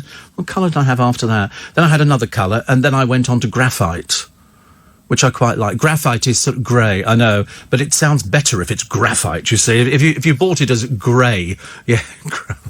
And I quite like that one. It does look quite nice, even though I say so myself. So every time I buy one, I upgrade a little bit more. You know, the longer I leave it, you put some money to it, and then you get a nicer car. Because what am I aiming for? I'll tell you what I'm aiming for. Unless I win the lottery, it's not going to be happening anytime soon. I'm aiming for a Phantom. That's what I also need a driver for a Phantom, because I think it's going to be like Lady Penelope's car. I'm going to have it in pink. And so you'll not be noticing me at all on the road, will you? Or failing that, a Wraith. Or a Ghost. I could go for either a Wraith, a Ghost, or a Phantom. A Wraith is a Rolls-Royce Wraith. It's another sort of, I was going to say flashy sort of car, but I'm not into cars. I'm not a petrol head. Ask any of my friends, they will tell you exactly the same. I am not a petrol head. I couldn't care less about cars. I like the look of something. If it's comfortable and it's got overmantel rug things, I'm quite happy. And it's just petrol goes in one end, and that's it. I get them washed every week or something like that, and that's it. But I don't look on the car as, it's a necessity from getting from A to B. And if you're doing motorway, and I do a lot of motorway driving, it's best to have a car that is... I mean, imagine doing it in a Mini. I can remember doing it in a Mini years ago, and by the time you got there, you felt like you'd been dragged through the mill backwards. I suddenly worked out that... there we go. Producer's now intrigued by this. Rolls-Royce Phantom cars for sale. Okay, so we've got some used ones from about £55,000. Okay, so I'm looking for low mileage. So here we go. Accept all. Okay, so producer's very excited by this. Very excited. So let's have a look at a Phantom, shall we? No, we don't need finance. I've decided I don't want finance at all ever again. And I'll tell you the reason for it. I do not want to be saddled with something around my neck. I've always avoided HP. So let's just pick something at random. We just want to see a picture, don't we, really? Hopeless, isn't it? Get a quote. They always say, if you're selling your car. I don't want to sell my car. I might want to keep both. I have no idea. So let's have a look at Phantom. We're not having any luck, are we, really, basically, finding Phantoms? Because you have to put in your postcode to see accurate results. Just show us the cars. We don't want that sort of thing going on here. There you go. See, it's quite nice, isn't it? That one's 70,000.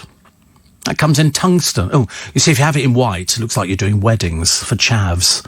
So I don't want to do that. I quite like that one there. See, that actually doesn't look too bad. 99,000 miles, which basically is just it's a walk in the park. Walk in the park for them. Are you liking that one there, the 6.6? Somebody said to me, how many litres is mine? And I said, well, it's about 6.9, 7 litres, something like that. They went, 7 litres? You go, yeah, well, that's how it is. A lot of white ones for sale, aren't they? Obviously used as wedding cars. They are, but I've never parked the blooming thing. See, look, that's in a red colour, rare two-tone. You can have them sprayed in anything you want, really, I suppose. And this has got 109,000 miles on it, which actually is not bad.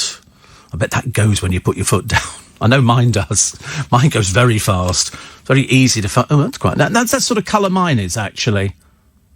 Somebody said to me, I got stopped by somebody once. I was a policeman. And he said to me, is this a manual car? I said, they don't make it in manual. See, I think that's nice. Look at that. The interior is lovely, isn't it? Producer's now got, goo-goo eyes. It's lovely, though, isn't it? It's got a radio and everything. Look, 4 doors. How exciting. It's got to have 4 doors. That's the only thing I stipulate in a car now, 4 doors. And the reason being, I don't want to have to move seats to get people into the back of it. Not that I spend a lot of time trying to get people into the back of it, but, if I was going to... He's intrigued by this one. He's so fascinated. He's having a look at the white one now, thinking, wait a minute, wedding business. Do you drive? I can't remember if you drive. You can? Oh, right. You have a licence? Right. Fantastic. There's some nice ones, aren't there? There's a nice one at 419,000. That I suspect, it's only got 1,500 miles. Why would you buy a car and then have 1,500 miles on it? What's the point of that? Unless it's been used as a demonstrator car. I just think they look quite nice. I think it looks quite nice. That's at H.R. Owen, here in London. Shiny, shiny. It's just a car, though, isn't it, at the end of the day? Mind you, could probably fit all of Nick Abbott's cars in mine quite easily, because there's loads of room in the back, and the boot is enormous. Steve, if the Queen decides to ring you for a little chat, would you take it? I don't think she'd ever... I mean, if you're doing a hypothetical situation and somebody said, listen, I've got Liz on the phone, and I'd be going, Liz who? Hurley? And they go, no, the Queen. And I go, oh, put her through. What can we do for you, love? I just wanted to say to you, we listen to you every morning. Thank you. Do you like the programme? Both Philip and I enjoy the programme. Thank you so much. Thank you. Thank you for your support. Which I think, of course I'd take it. Good Lord, absolutely. Steve, do you still get ex-royal cars? Yes, you do. They don't like to tell you they're ex-royal cars, but there's quite a few that come up over the years as they get rid of them.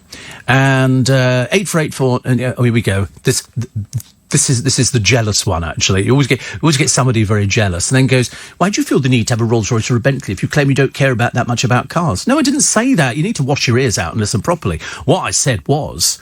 I'm not bothered about cars. It's just if you're doing a lot of motorway driving, it's nice to have something a bit comfy in, isn't it? You mustn't be jealous. Seriously. You mustn't be jealous. That's an awful thing to have, a dreadful quality in anybody. Steve, Nick Abbott is utterly obsessed with the socks that you wear. He says you wear a new pair of socks every day. Yeah? Yep. I don't know. Perhaps he was dropped on his head as a child or something, and he's now got this Steve Allen obsession, which I find slightly disturbing. But never mind, it's okay, because we're equally as obsessed with his programme. We love it. 6:15 is at 7 o'clock this morning, the Weekend Breakfast Show with Andrew Castle. Up for discussion today, no surprises here, the New Year's Honours leak. But as I said before, does it really make any difference? Because all of those addresses... the local post office would know. So because if you knew where somebody lived, you would just go down to Windsor. If you were a journalist, you'd say to somebody, listen, have you got Elton John's address? Well, everybody knows where the house is. Don't they? Oh, OK. Just me. And so they'll be finding out about the leak. I think there was 1,000 addresses leaked. Plus domestic violence kills 15 times as many as terrorism in Britain. Nigel Farage declares that Boris Johnson is taking the UK to the right place. He didn't get an award, which is odd because Ian Duncan Smith got an award. I mean, it purely depends. I know you can believe it or believe it not, but it depends which government's in power. If it's the Tories, they're not going to give anything to Labour people unless they're practically on death's door. And if it's Labour, they're not going to be giving to Tories. So that's why, because it's Tories in power, they're not going to give anything to the Speaker of the House of Commons. They're not going to give it to John the Burke because they look on him as a traitor. And so he's not been very pleasant to them. So that's how it is a bit childish. And they're not going to give anything to Nigel Farage. Thank goodness LBC's given him something, which is a bit of work. So that keeps him a little bit busy coming up for the next year. I mean, who wants an award? Wouldn't you much rather have the cash? Definitely. Steve, which historic figure would you like to be in conversation with? Which historic figure? That would be considered one of my sort of naff questions of the year. Which historic... It's like, who would you like for a dinner party with? Who would you invite to a dinner party? The answer is me. Who would you want to talk to for in conversation, a historical figure? I'd like to talk to Henry VIII. I'd like to find out, did you feel guilt about the executions? I'd like to check on that. And also, frankly, you were just struggling on borrowed time, weren't you, fatso? We all knew what you had. He was riddled with all sorts of oozing pus on his legs and everything else. Just a bit disgusting. Do you know people paid at Hampton Court Palace to watch him eating? Seriously, it's like, surfing for fat people. He just used to sit there. The food would arrive and people would pay, I think it was either a penny or sixpence, to watch the king eat. It's like paying to watch Victoria Beckham eat, isn't it, really? Except there wouldn't be much going on. There'd be a lettuce leaf which would float around the plate a few times. But that's what they used to do. But I still think he'd be very interesting to talk to. All he wanted. If I interviewed myself, what question would I ask? Did you ever think you'd go this long? That would be the question. Did you ever think you'd go this... That's what Eddie Mayer said to me. He said, did you ever think, in the early days that you'd still be doing it 40 years on? And I said, no, absolutely not. Absolutely not. I don't know what I thought I'd be doing, but I've always thought, and I've always been... The thing that sells Steve Allen to management is the fact that I come with a ready-made audience.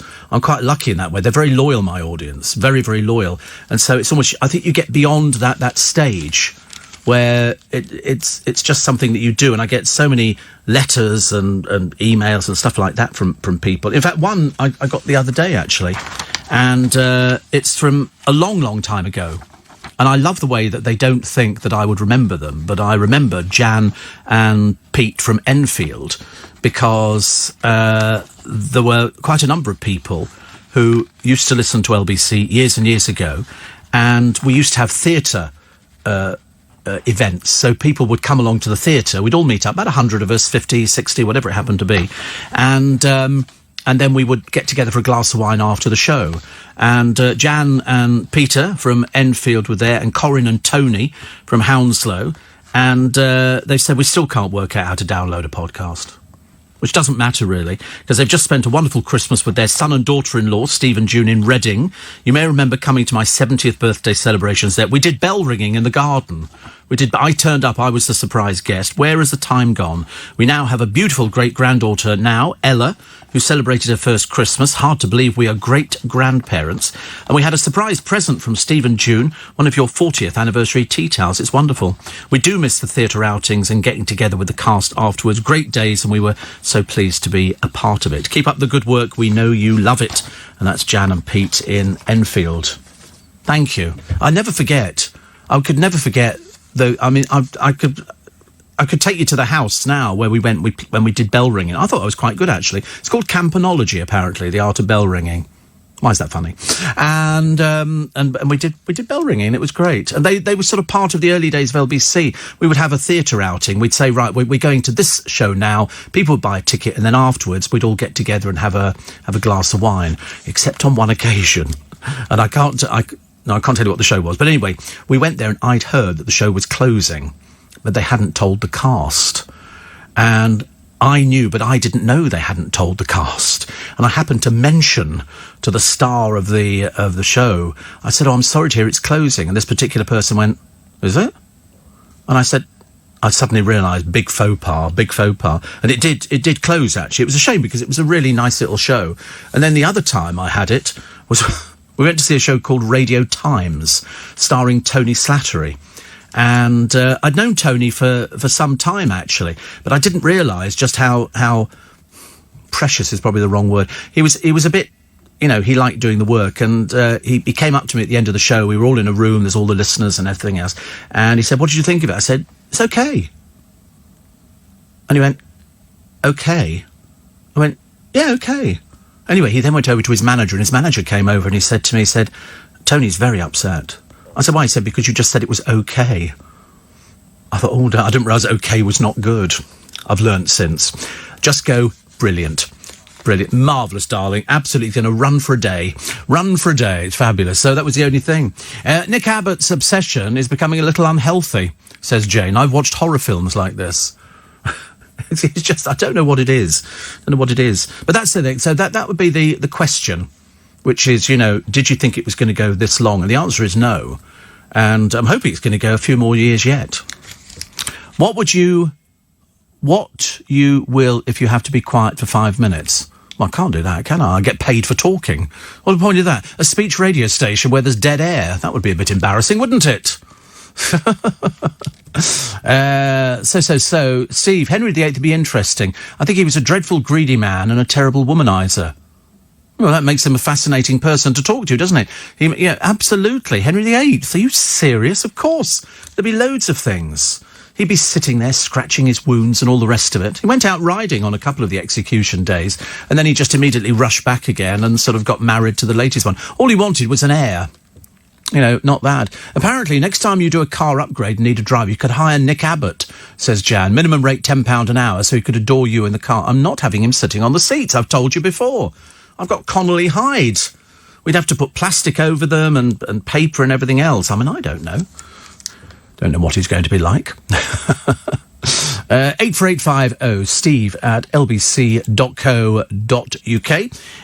Also, Fern McCann is secretly dating a city trader.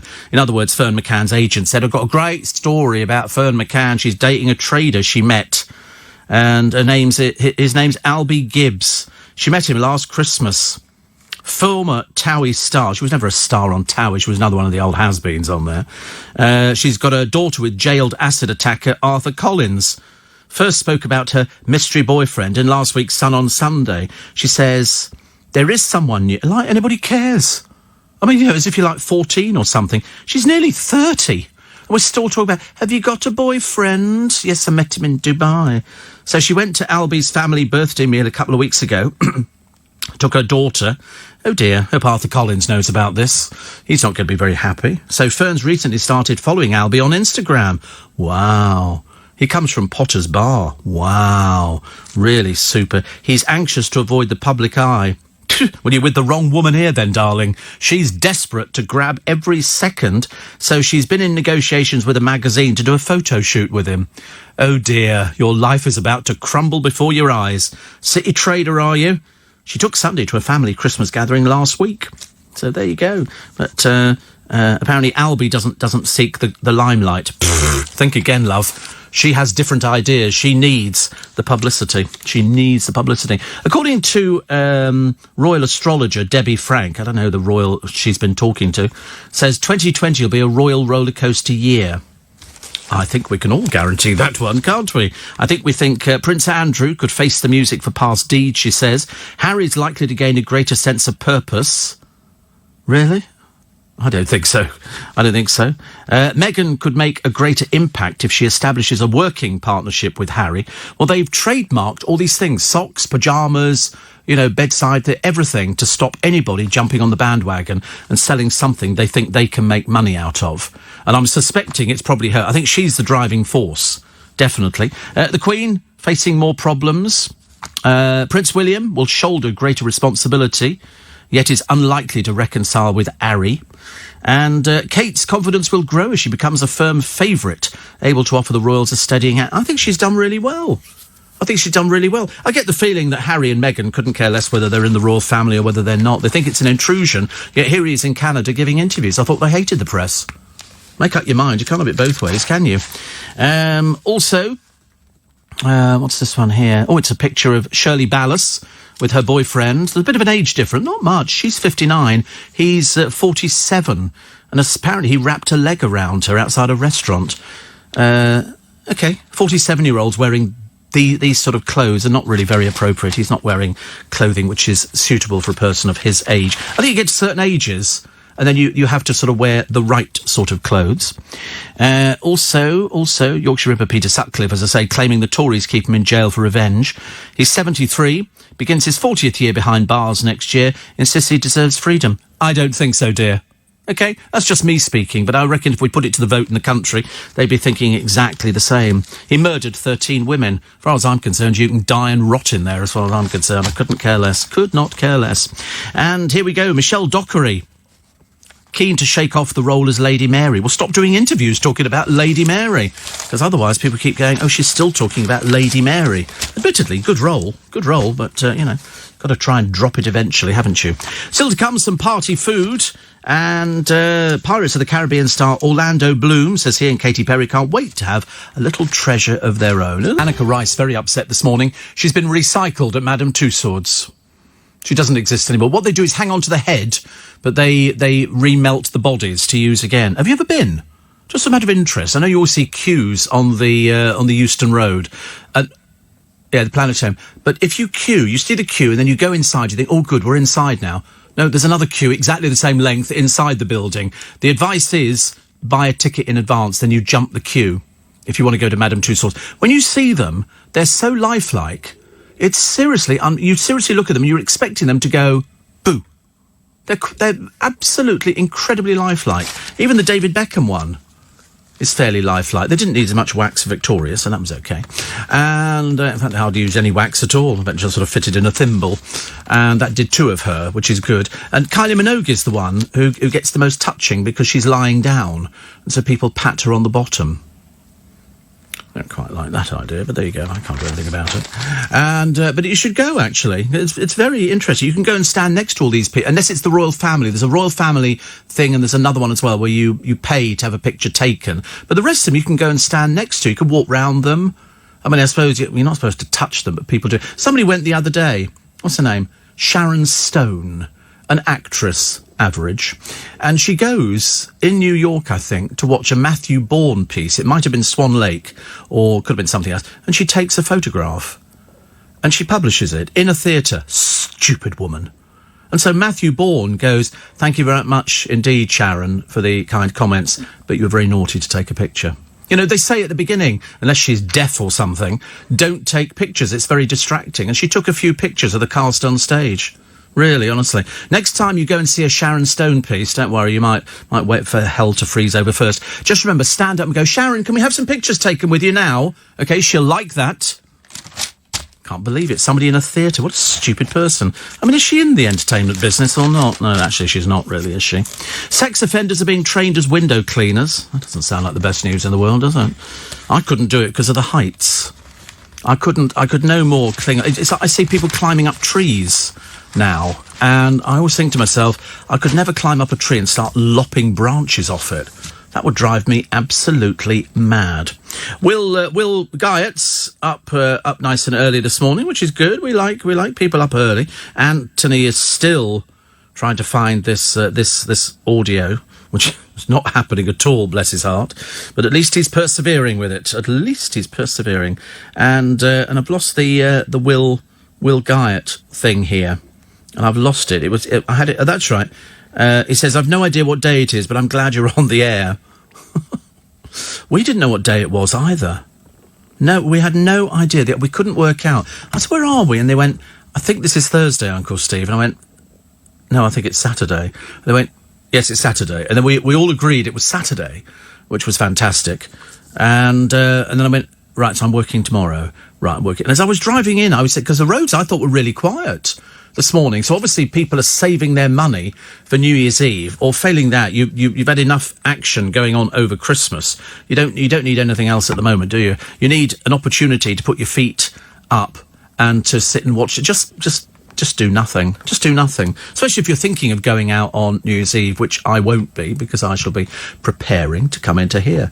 And also, I've only ever been out twice on New Year's Eve. I've always worked on New Year's Eve, and I've been out twice, and both times a total disaster.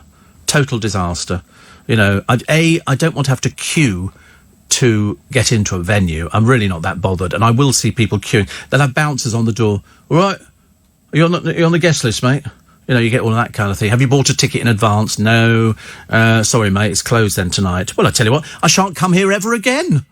I shall go and drink elsewhere." Peasants, honestly. They turf people out. Yes, it's dreadful, isn't it, really? But you've been drinking in a place all year round. You would think they'd come up to you and go, "Have a free ticket for New Year's Eve, and you get free booze, and we'll give you a free breakfast or something at the end." No.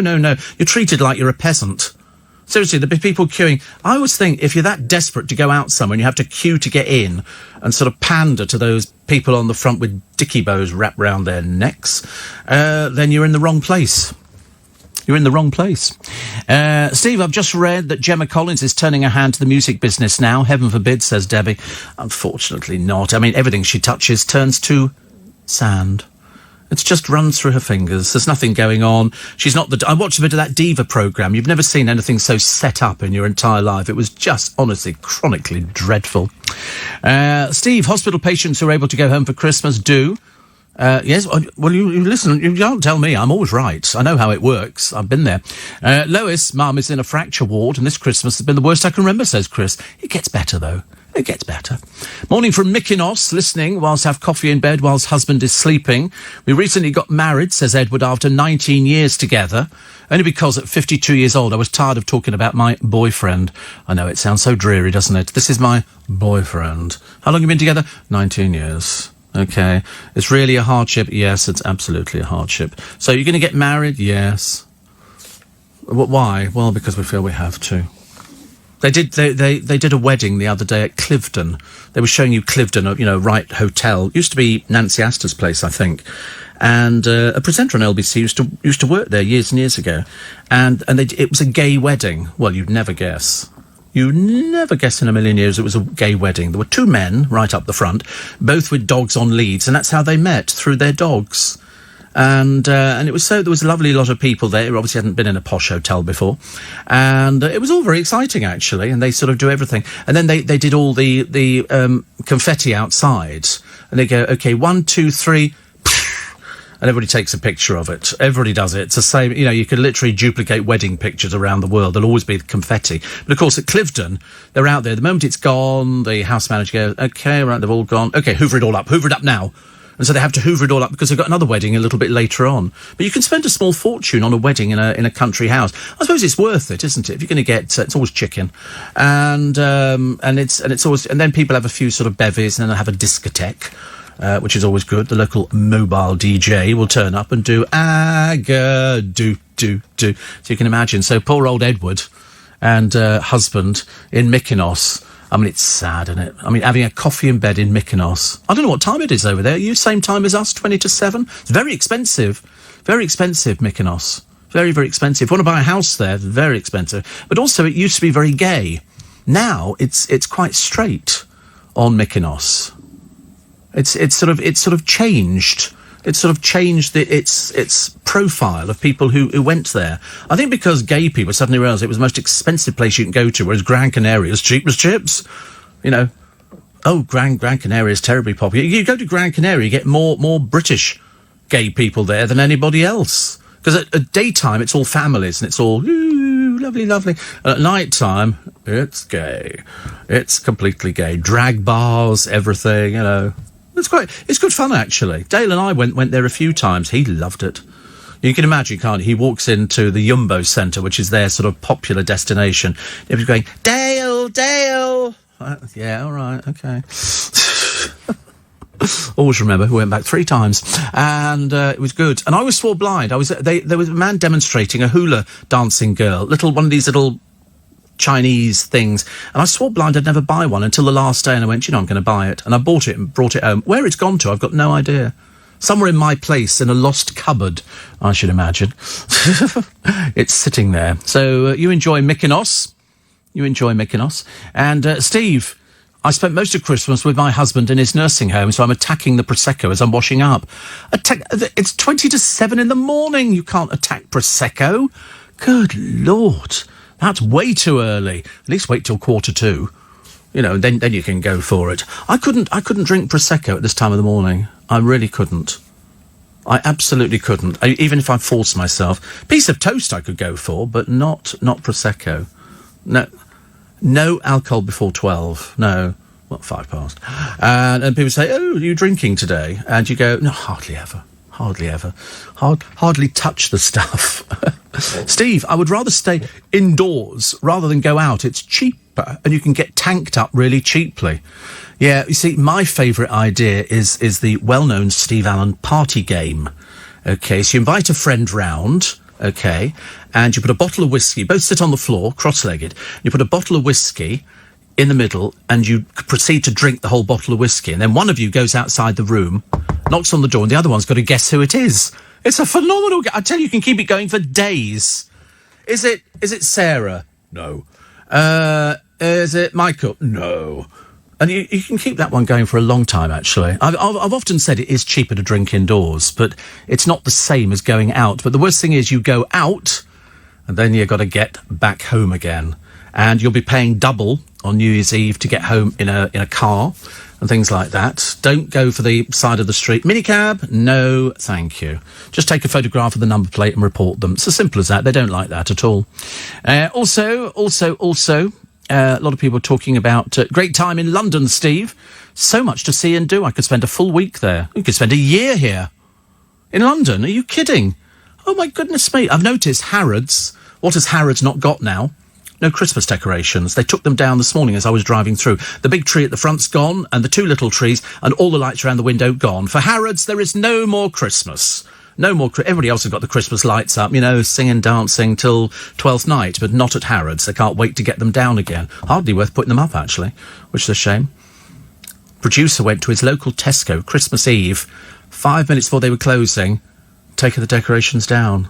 Have you noticed? I went to a garden centre, 2 garden centres yesterday. They're offering all their Christmas decorations at half price. So there's loads of people pouring over them to buy next year's Christmas decorations. Where'd you keep them? Where'd you keep these things? But at Harrods, I thought, keep it going as long as possible. But no, all the lights all around the window, that's all gone. The Christmas trees had a big crane in, and that's all gone down. Bar humbug. Shan't be going there. No Christmas spirit. I want a bit of Christmas spirit. I want a bit of, hang on to it. For those of us who work over the festive season. I mean, come on, for goodness sake, honestly.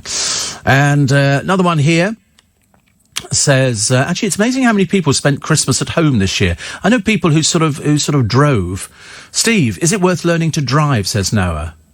Oh, yeah, absolutely. I learned to drive when I was 17. I think I was 17. And so that was... Oh, did I do that question the other day? You know Paddington Bear? Who made the first commercial available Paddington... I have to try this on. If you heard this before, don't stick your hand up, OK? Who made the first commercial Paddington Bears on sale in Harrods, Selfridges? Go on. Who do you think? You've seen a documentary. It's Jeremy Clarkson's mum and dad. They made the first ones and there was no licensing. So they were making them, selling them, and then till they got a phone call from somebody going, "Oh, hello, I believe that you make Paddington Bears." "Yes," said Mrs. Clarkson. "Oh, right. Where would I be able to get hold of one?" "Oh, Harrods, Selfridges." "Thank you." Phone went down. She went, "Solicitor." And they went to the solicitors. They were summoned.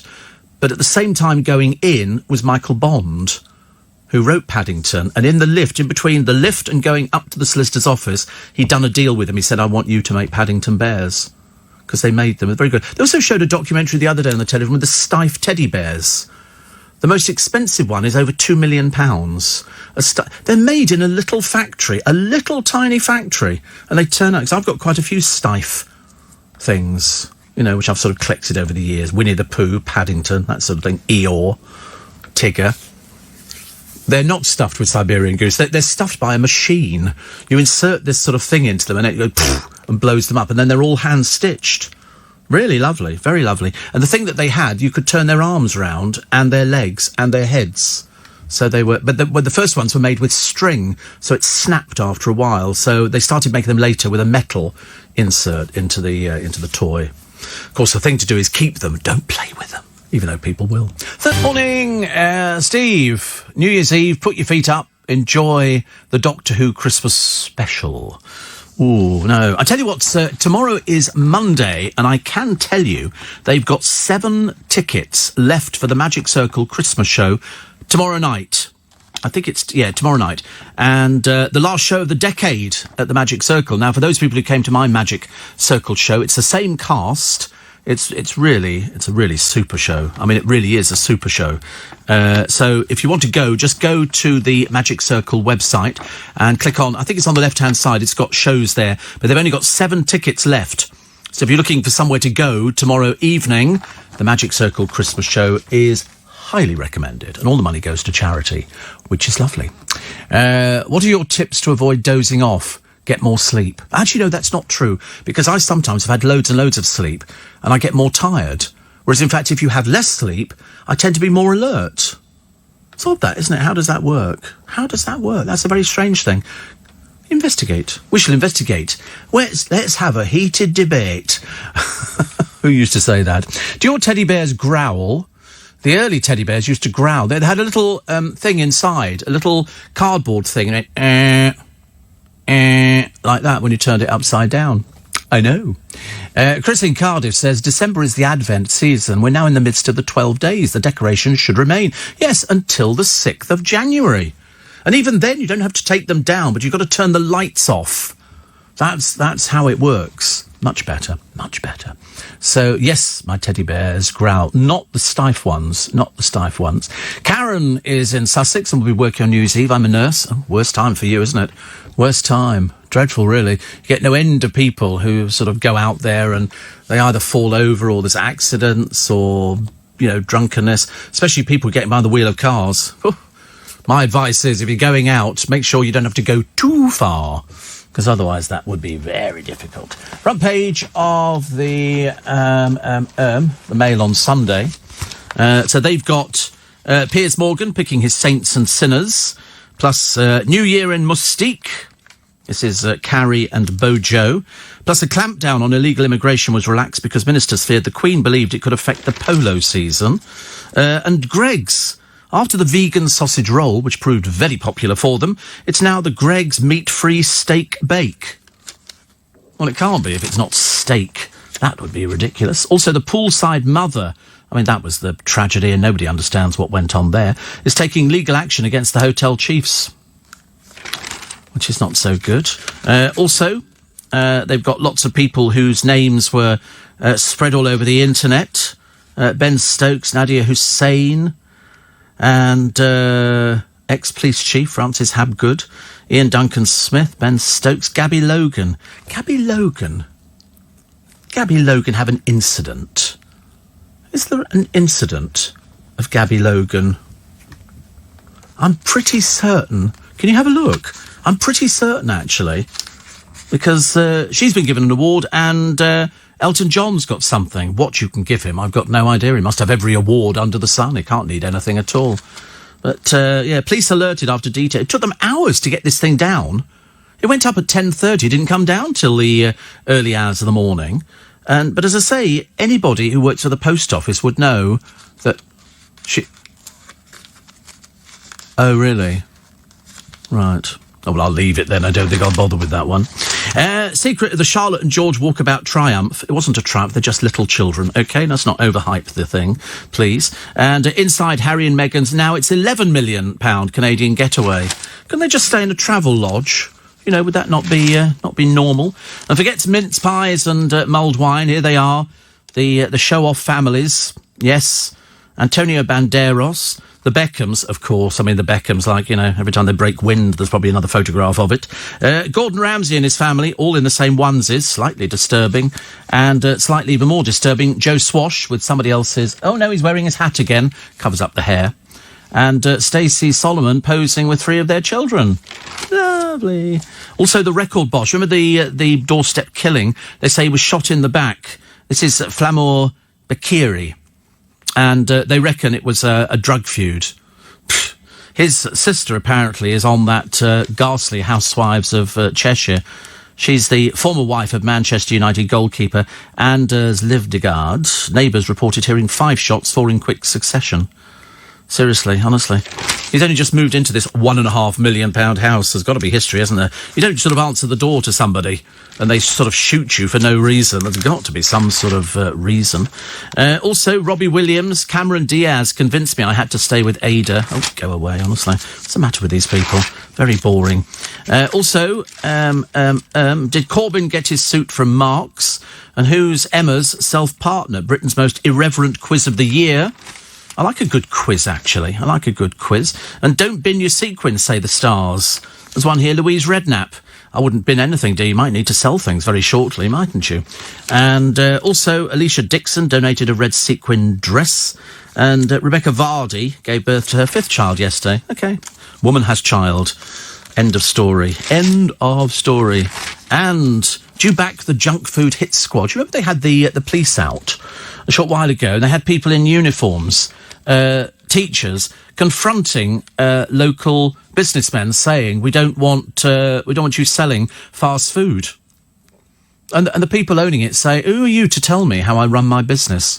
You know, they go, well, we don't want, and they said teachers used the shop once the kids had gone. Outrageous, absolutely outrageous. Did Aladdin's girls say I will? Yes, a Christmas pantomime audience enjoyed a fairy tale ending, and this is lovely.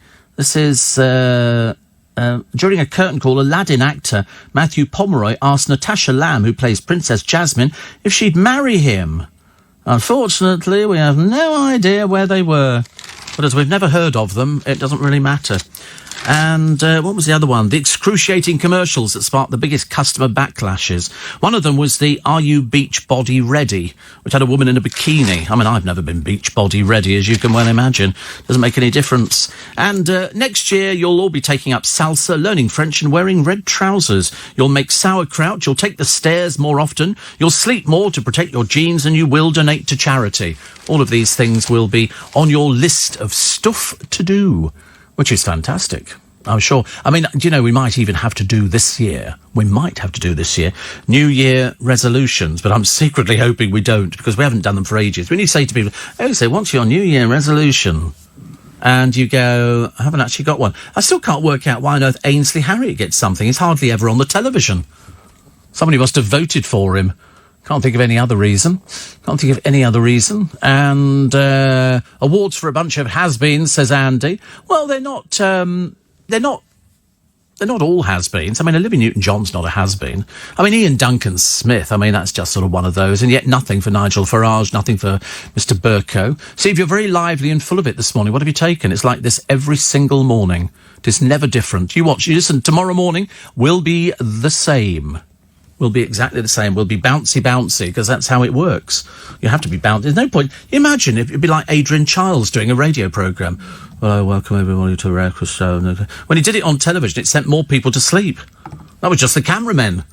Disaster. Total disaster. So they had to get rid, but I think they ended up getting paid off. I'm an HGV driver, Steve. I wish more people would stay off the roads over Christmas.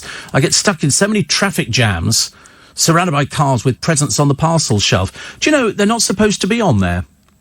They're supposed to have clear vision from the front if you're driving through the back window. But most people, students are the worst. The worst.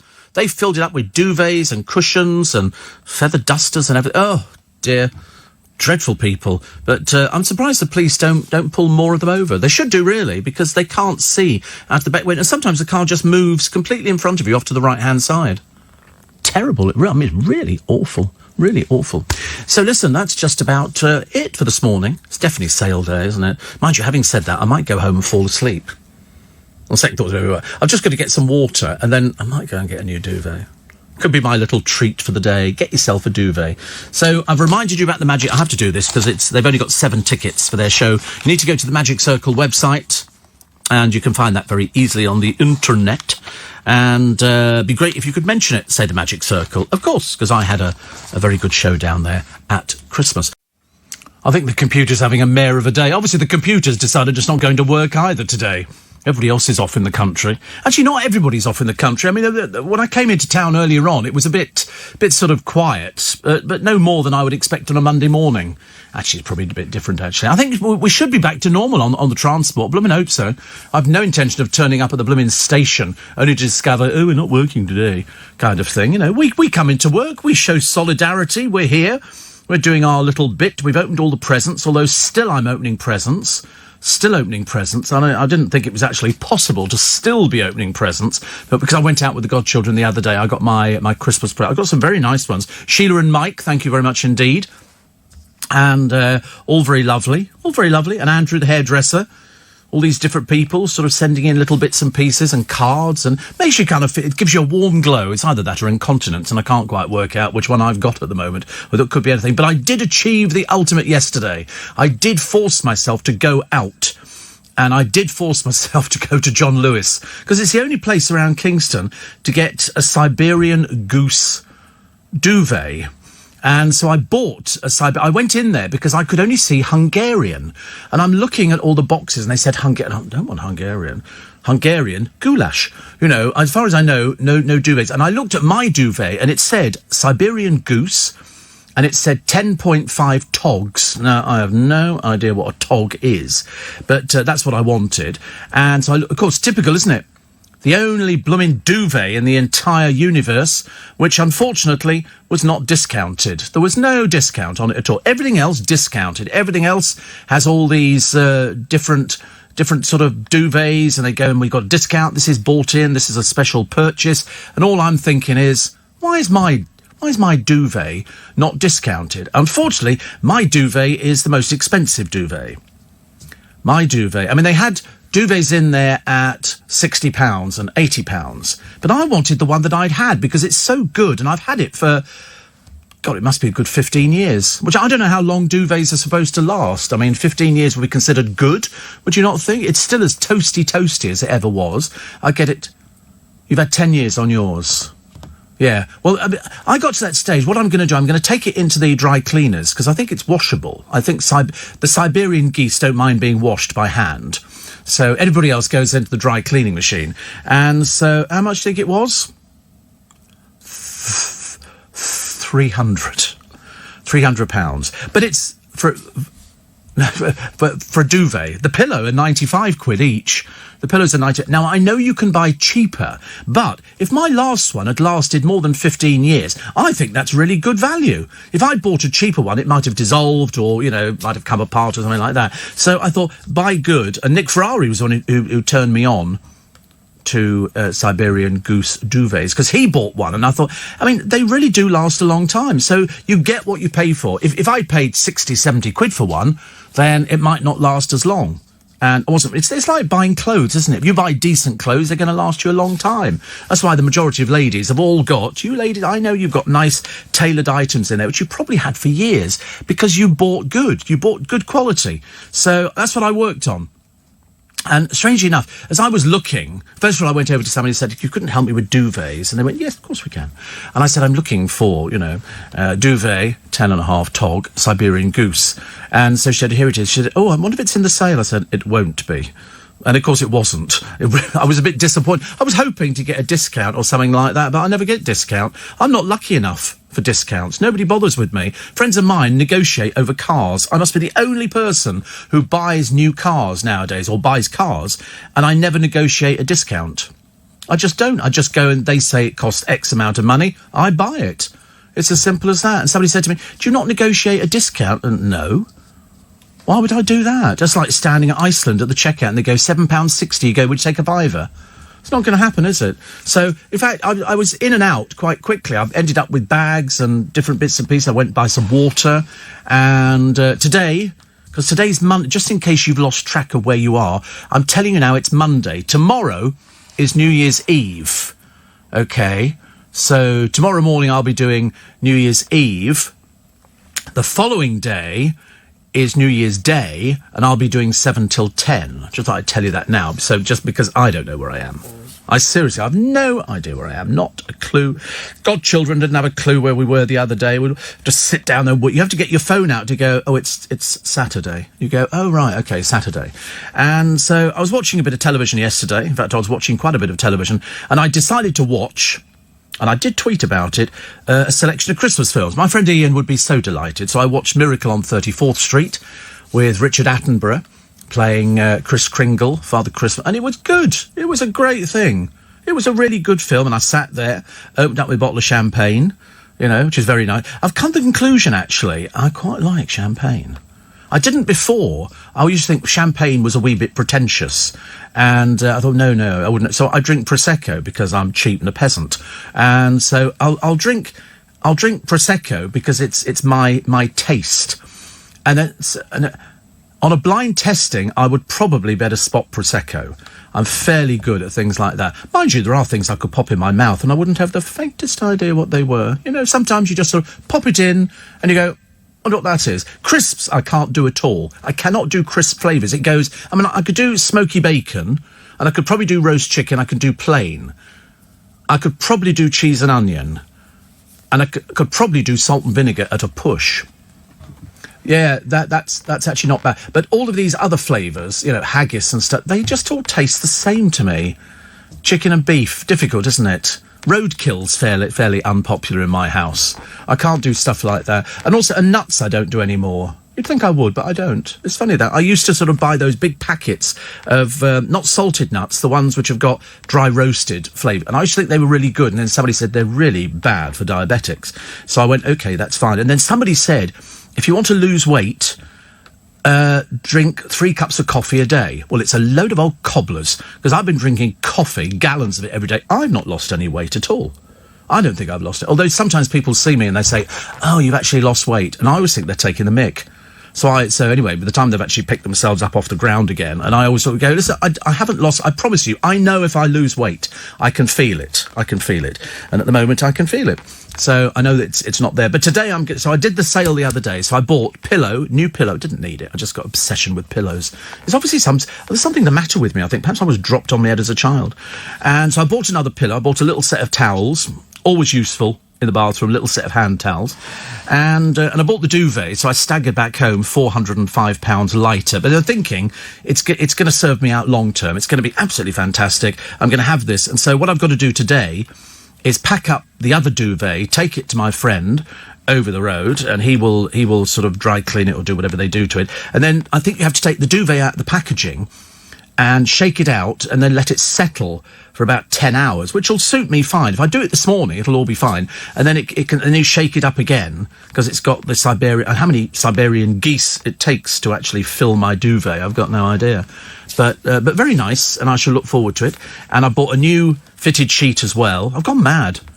Because I didn't spend very much money over Christmas. The only thing I had to do over Christmas is just put petrol in the car. That was the only thing I had to do. And I did, because it takes about, people always say, oh, your car must guzzle petrol. No more than a BMW, no more than a Range Rover, Land Rover, any of these things. They all take about the same amount of petrol. A tank, absolutely a tank, yes. I always, every time I see a picture of a tank, I always see the picture of Margaret Thatcher in my mind, standing atop there with that white boiler suit on. She so suited boiler suits. She really did. And Prince Harry was very little. What did he...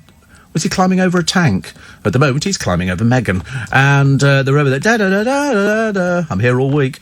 And I only discovered the other day that the Beckhams have lied to you. About the umpteenth time, we found something else that Victoria Beckham can't do. So not only can Victoria Beckham not really sing, Victoria Beckham can't actually run a fashion business because they're losing. I think 12.5 million quid last year she was down. That is appalling for business.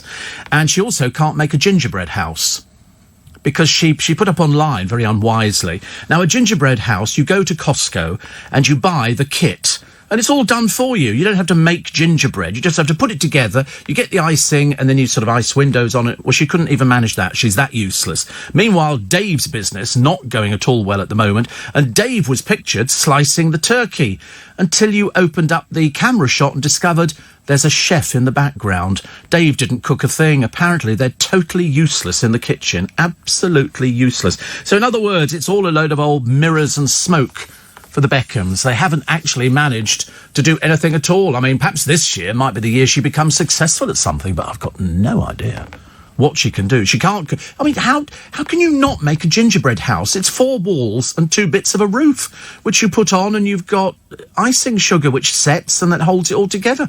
I mean, she must be really, really dim in the kitchen. But, of course, Harper, a marvellous girl in the kitchen. I mean, she can probably throw together a 10-course meal, and they'll be tweeting about it. But Dave lied. They quickly deleted it, just to prove that, you know, the Beckhams can't cook. She always has, apparently, people in to cook for her. I often wondered, and I said it years ago, because when they live in Notting Hill, what do they eat? Pizza. They send away to the local pizza company. That's all they can do. You'd think, actually, they'd be able to... So she couldn't throw a dinner party together by herself. She'd have to get somebody round to cook the blooming thing. But she's got to pull the fashion industry back, because that's, I mean, they've already cancelled all the flowers she has for her suite of offices. Again, you know, it's champagne lifestyle, beer income, which is not very good at all. Dave's not getting as many gigs as he used to get. You know, there's a limit to how many times you can advertise pants and a bottle of whiskey, and we know what he's like when he's had a few sherbets. Mind you, we know what she's like when she's had a few sherbets. She has to be helped out to the car by the children. It's that bad. Mummy's drunk again. And out staggers Victoria Beckham. Dave, of course, you know, she gets angry if he gets drunk and she stays sober. Because we've seen a couple of incidents where she sort of goes, David! And David has to sort of, you know, put his tail between his legs and sort of get out there. Because I think they went to V Festival, didn't they? Was it V Festival or Glastonbury? They went to one of them where they were off the trolleys, which is always mildly entertaining for the rest of us who like to think there's somebody different. And then, do you remember I told you the story yesterday of Harry and Meghan, and they go to this restaurant in Canada where they are on holiday, probably at our expense, I should imagine. I'd like to think they actually paid for everything, but one never knows. They've got a security team with them, and they go to the restaurant, and the restaurateur turned them away. It's a family restaurant, and it wasn't they didn't like them, it's just they didn't want the hassle with the security. And then it turns out there's about 15 of them. Quite clearly, they just think they can ride roughshod over everybody. So in the end, they had to go home. They had to bring in some people to cook for them. And they entertained 15 people. It's a tough life being a royal, isn't it? You have to work so hard. Oh, look, shake hand, shake hand, shake hand, kick a football. That's it. OK, I might come back to doing some work next year, but unlikely. And you've got to go church Christmas Day. But that's the only time they go to church. You do not see the Queen going to church any other time apart from Christmas. Philip's missed a few, you know, and I don't know if... I think she might go Easter to Sandringham, but the rest of the royal family hardly ever bother. They're not really religious, even though she's head of the Church of England. You know, you'd think she could encourage Harry to... Harry, church, you know, but I don't think they do. I'm not even sure what religion Meghan is. We found out Meghan, Duchess of Sussex, is apparently Catholic. Does that mean you can't go to somebody else's church? If you're Catholic and they're going for C of E, does that mean you sort of sit there going, I'm sorry, where are all the bells and smells? Which is what you get with the Catholic Church. They send this huge thing down the middle of the aisle. Mind you can get it at High Church in the United Kingdom. We went to a High Church years ago when I was little. We went to an area. My mum said, let's check out the local churches. So we went and checked it out, and it was what we call High Church. But so she went to Protestant, although she attended Immaculate Heart High School, an all-girl Catholic private school in Los Angeles. Apparently makes it a little bit better if you go to a private school. People like that kind of thing, don't they? The Pope, actually, while we're talking about Catholic, the Pope says that you can talk during meals, which is actually okay, but not on the mobile. Who seriously talks on their mobile during meals? I mean, that would just be ridiculous. Just ridiculous. That's, I mean, mind you, we have lost the art of conversation. It's only on LBC that we're holding it all together. You know, and we're sort of here going, yeah. You know, the art of conversation is not dead. And then people sit on their telephones. I mean, I also sit on my telephone, but certainly not when I'm at the dinner table. Steve, you may like to see, says Mike, the gingerbread house my daughter made for us this year. Well, I mean, to be honest with you, I don't know why Victoria Beckham, unless she's particularly dim, can't make a gingerbread house. It's like, say, you can't put Lego bricks together, isn't it, really? Meghan was Catholic, but confirmed into the Protestant religion before she married Harry, says Anne. Yes. Well, she did go to an all-Catholic private school. Does that make a difference? I always heard dreadful things about private Catholic schools. Did you ever watch the film Catholic Boys with Andrew McCarthy? That was very interesting. That was in a school run by monks, some of whom were slightly sadistic.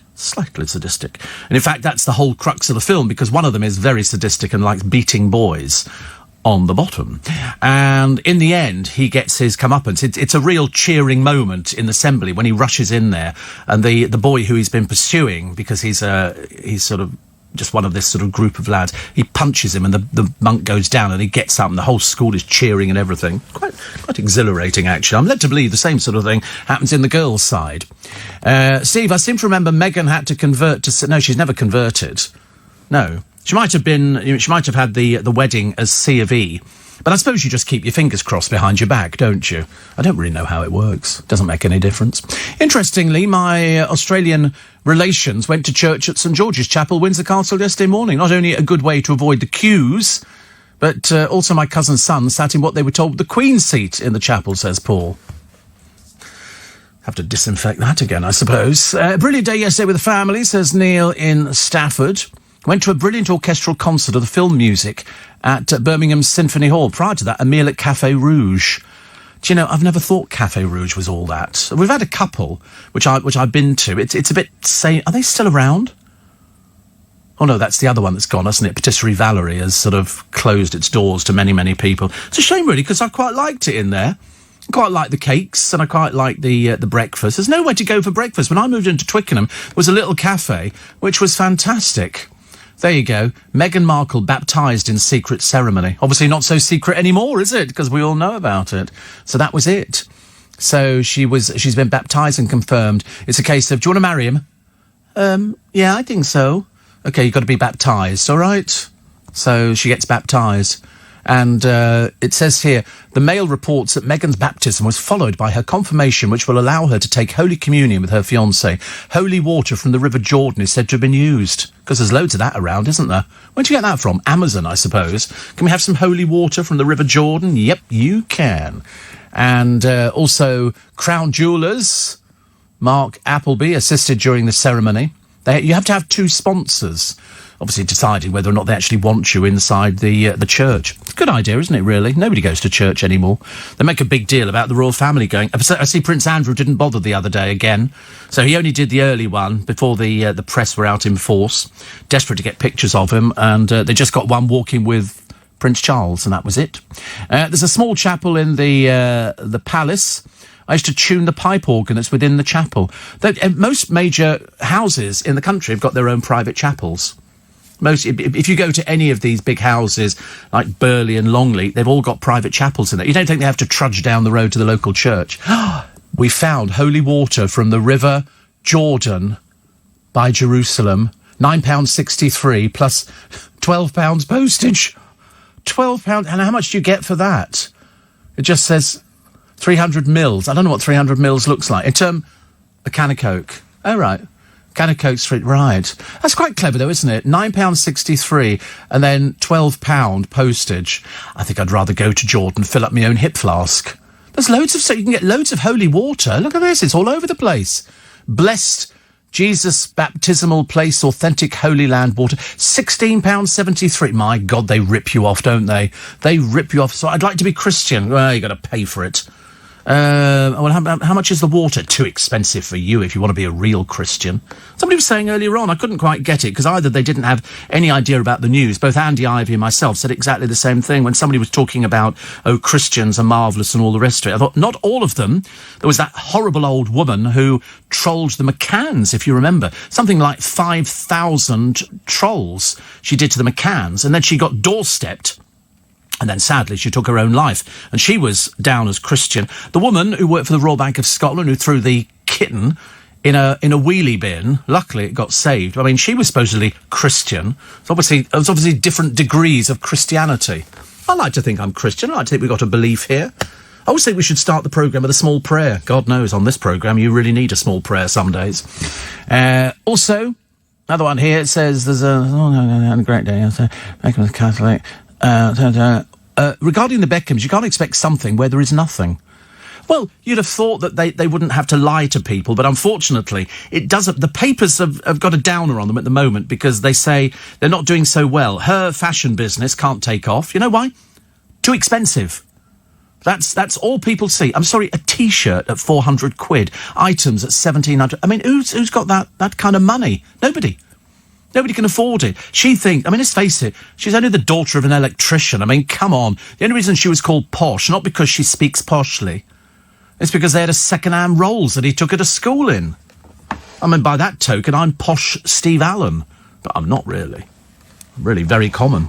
But it's the trouble is what they've done is tried to elevate themselves into a different bracket, but they can't, because she's not doing very well at all, which is a shame. Steve, I saw David Beckham in a pub in Westbourne Park Road. He drinks spiced rum and Coke, and so does Brooklyn. Brooklyn kept saying, yeah, mum. Like, yeah, oh, yeah, man, is it? Like he was Jamaican. Well, they all do that, don't they? Have you noticed that? That's the language of the street nowadays. Yeah, all right, wicked. You know, I mean, Brooklyn can't do anything. He can't even make a cup of coffee.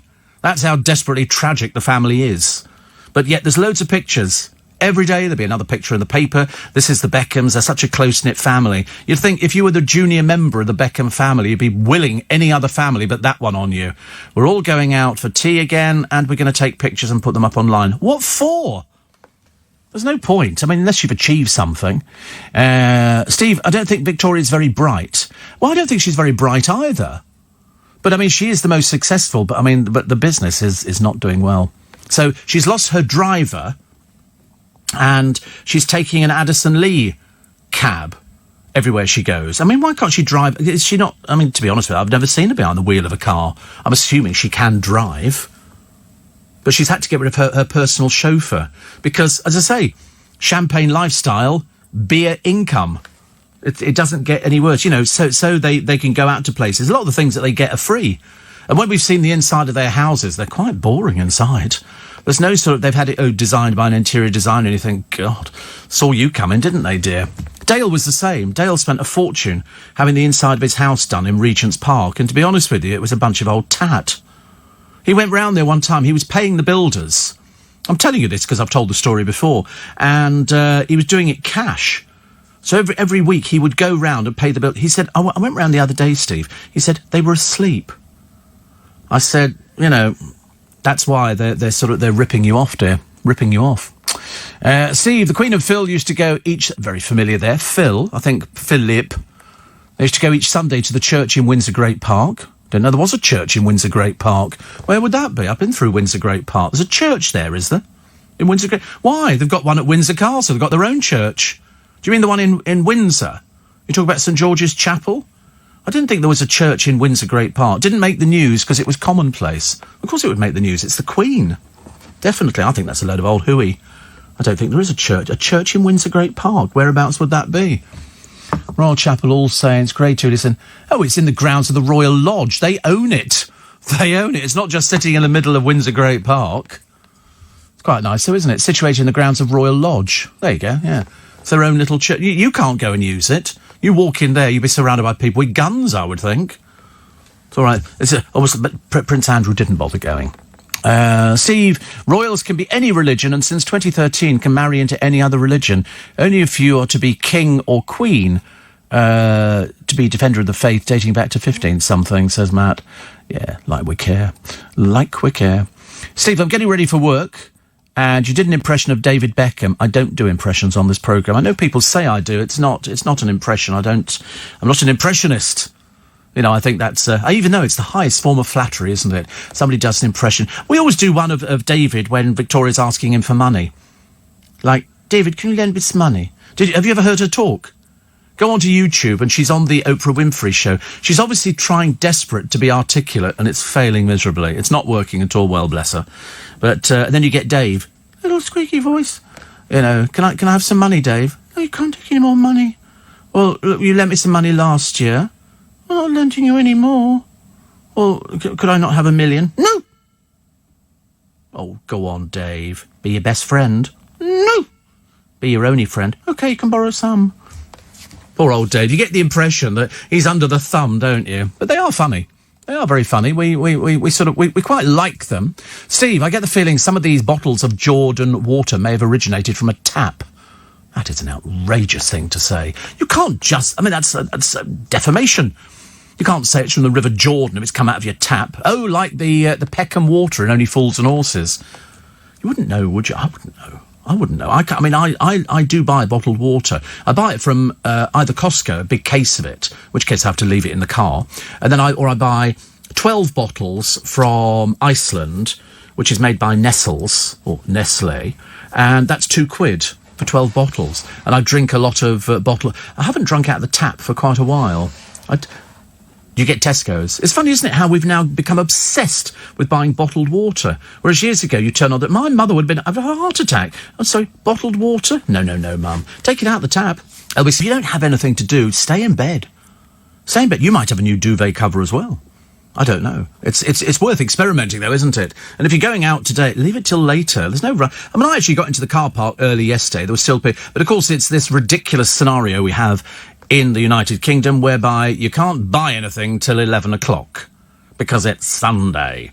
And you think, well, you know, what happens if you're an atheist? Do you think shops should be open just for atheists?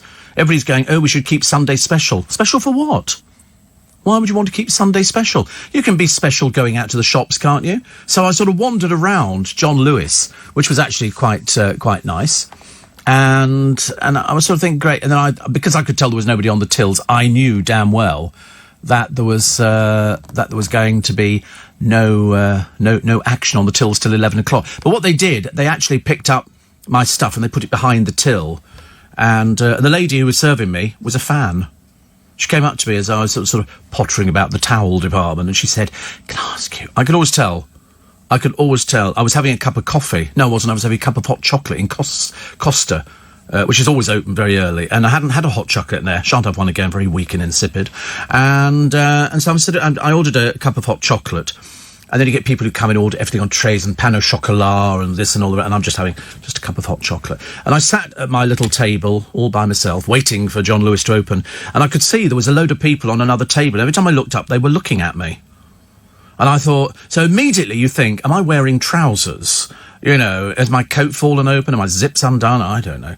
And so you sort of sit there. And then I could see he was going through his phone to find pictures of presumably who he thought I was.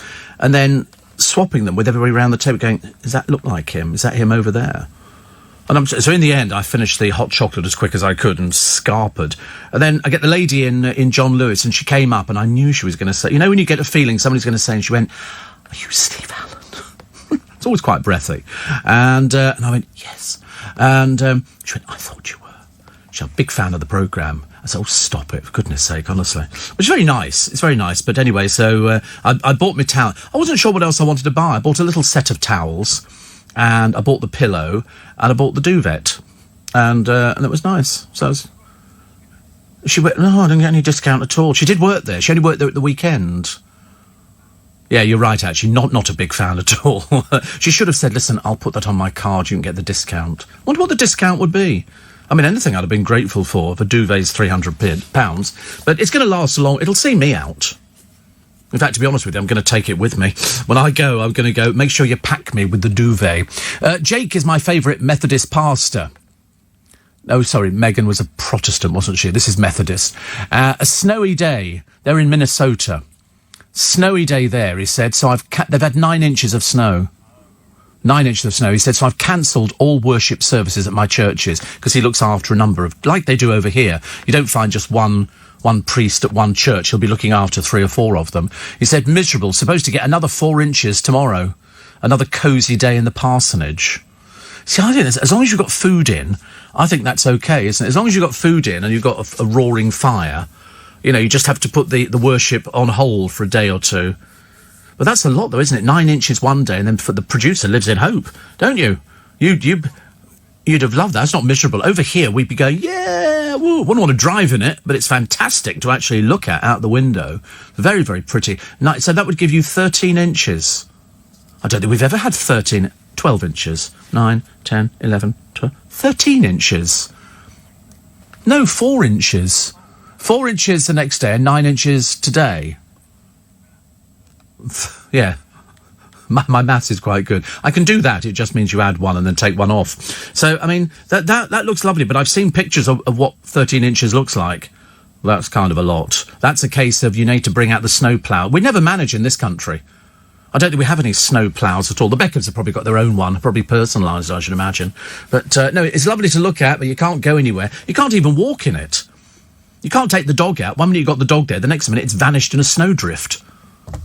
You know, and then there were some people walking up and down Twickenham High Street this morning. They'd been out, the boys. You could tell they'd been out all night because they only were wearing T-shirts. And it was freezing cold this morning. And they're calling for this girl's name, but it didn't sound like it. It was like that. They'd obviously had a few shirts. One of them was holding his trainers in one hand and walking along in his socks, which I thought was a sign of somebody who'd obviously been inebriated. And they walked up and down one leg to High Street and up and down the other leg. They couldn't find her. I was tempted to say, nobody's walked this way, mate. Not for many a year. So, good luck, Jake. Good luck with sort of getting rid of the snow. Steve, I'm glad you encourage us to stay in bed. I love staying in bed. Oh, it's lovely.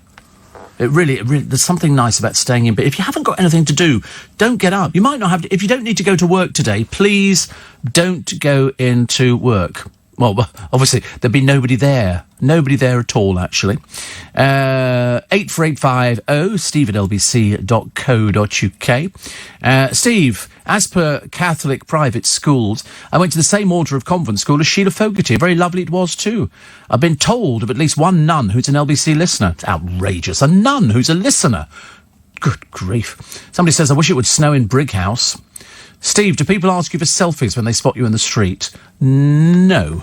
No, they don't. I do get that occasionally if I'm doing something. People who say, oh, can I take a selfie? And I'll always go, yeah, you could take a selfie. Why not? For goodness sake, it's only a photograph. Another one here says, Anna Soubry was on LBC yesterday. Oh, she got some right people. Oh, she got some right people on yesterday. I love it when sort of people go, oh, yeah, because you did this and that. She went, no, excuse me, I didn't. You get some really dim people who think they know what somebody done. And there was one of them on, he was way out of kilter. I mean, I felt a bit sorry for him because the more he came up with rubbish, the worse he sounded. Tesco's have got fine vintage champagne, 26 quid, beats all the usual brands that are more expensive, says Colin. And they're also non-vintage. I'm not really, I have to be honest, I'm not really a champagne drinker. I drank some champagne because they gave me champagne. And I was very grateful for it. But I'm back to my Prosecco now. And, of course, I've got my non-sugar Prosecco, which I haven't even tried yet. I haven't even tried. One of the boys tried it and said it was absolutely delicious. Corey tried it and he said it was something fantastic. Steve, had a neighbour, and the water here is sometimes cloudy. I thought of giving him the water filter. There's something about tap water. I don't know why. I'm sure it's absolutely fine. It doesn't really appeal to me. You know. Another one here. It's Abigail in Harleston says, I'm in bed. It's my birthday. Oh, well, you're entitled to stay in bed. You're absolutely entitled to stay in bed. On your birthday, I don't think anybody actually has to sort of get up. That's the whole idea of having a birthday. You have a birthday, and the deal is you stay in bed. If you don't have to go to school and you don't have to go to work, why would you bother getting up? And most people are on holiday for this week. I don't think we actually get back to normal till next week. So I'm here tomorrow morning at this time, and then the day after, 7 till 10. So we can do hangovers together. Not that there'll be one from me, because I should be going to bed, early. Well, later than usual, but still classed as a little bit early. We don't have all the papers. We're a little bit short of papers. The good news is Caroline Flack, with her photographer, is leaving to go to Los Angeles. Bye, see you. Don't bother coming back. And the boss of the Lake District, didn't know there was a boss of the Lake District, sparked a snowflake row yesterday by saying the area was too white. He said it was too white and too middle class. Everybody said absolute nonsense. Absolute nonsense. Oh, God, another ghastly picture of that dreadful person, Roxanne Pallett. Roxanne Pallett was the one who sort of accused Ryan Thomas on Big Brother. Horrible piece of work. Horrible piece of work. She was quite prepared to watch him be destroyed by her until she realised that they caught it all on camera and exposed her as a liar. That killed her career stone dead. Let's hope it stays that way. Also, this is an odd one. Sometimes people go into a supermarket and they go to buy a bottle of booze, and the person on the till goes, I'm sorry, are you old enough? And you go, I'm 63. And they go, are you sure? Well, we found an Amazon delivery driver. Okay. He is delivering a bottle of sherry to a customer. Okay. Twice he's refused to hand it over, even though she's 92. I mean, he's got to be the thickest driver, hasn't he, in the world? Louise Wilkinson's grandson bought her the drink and a jigsaw. Well, there's no point in that, is there?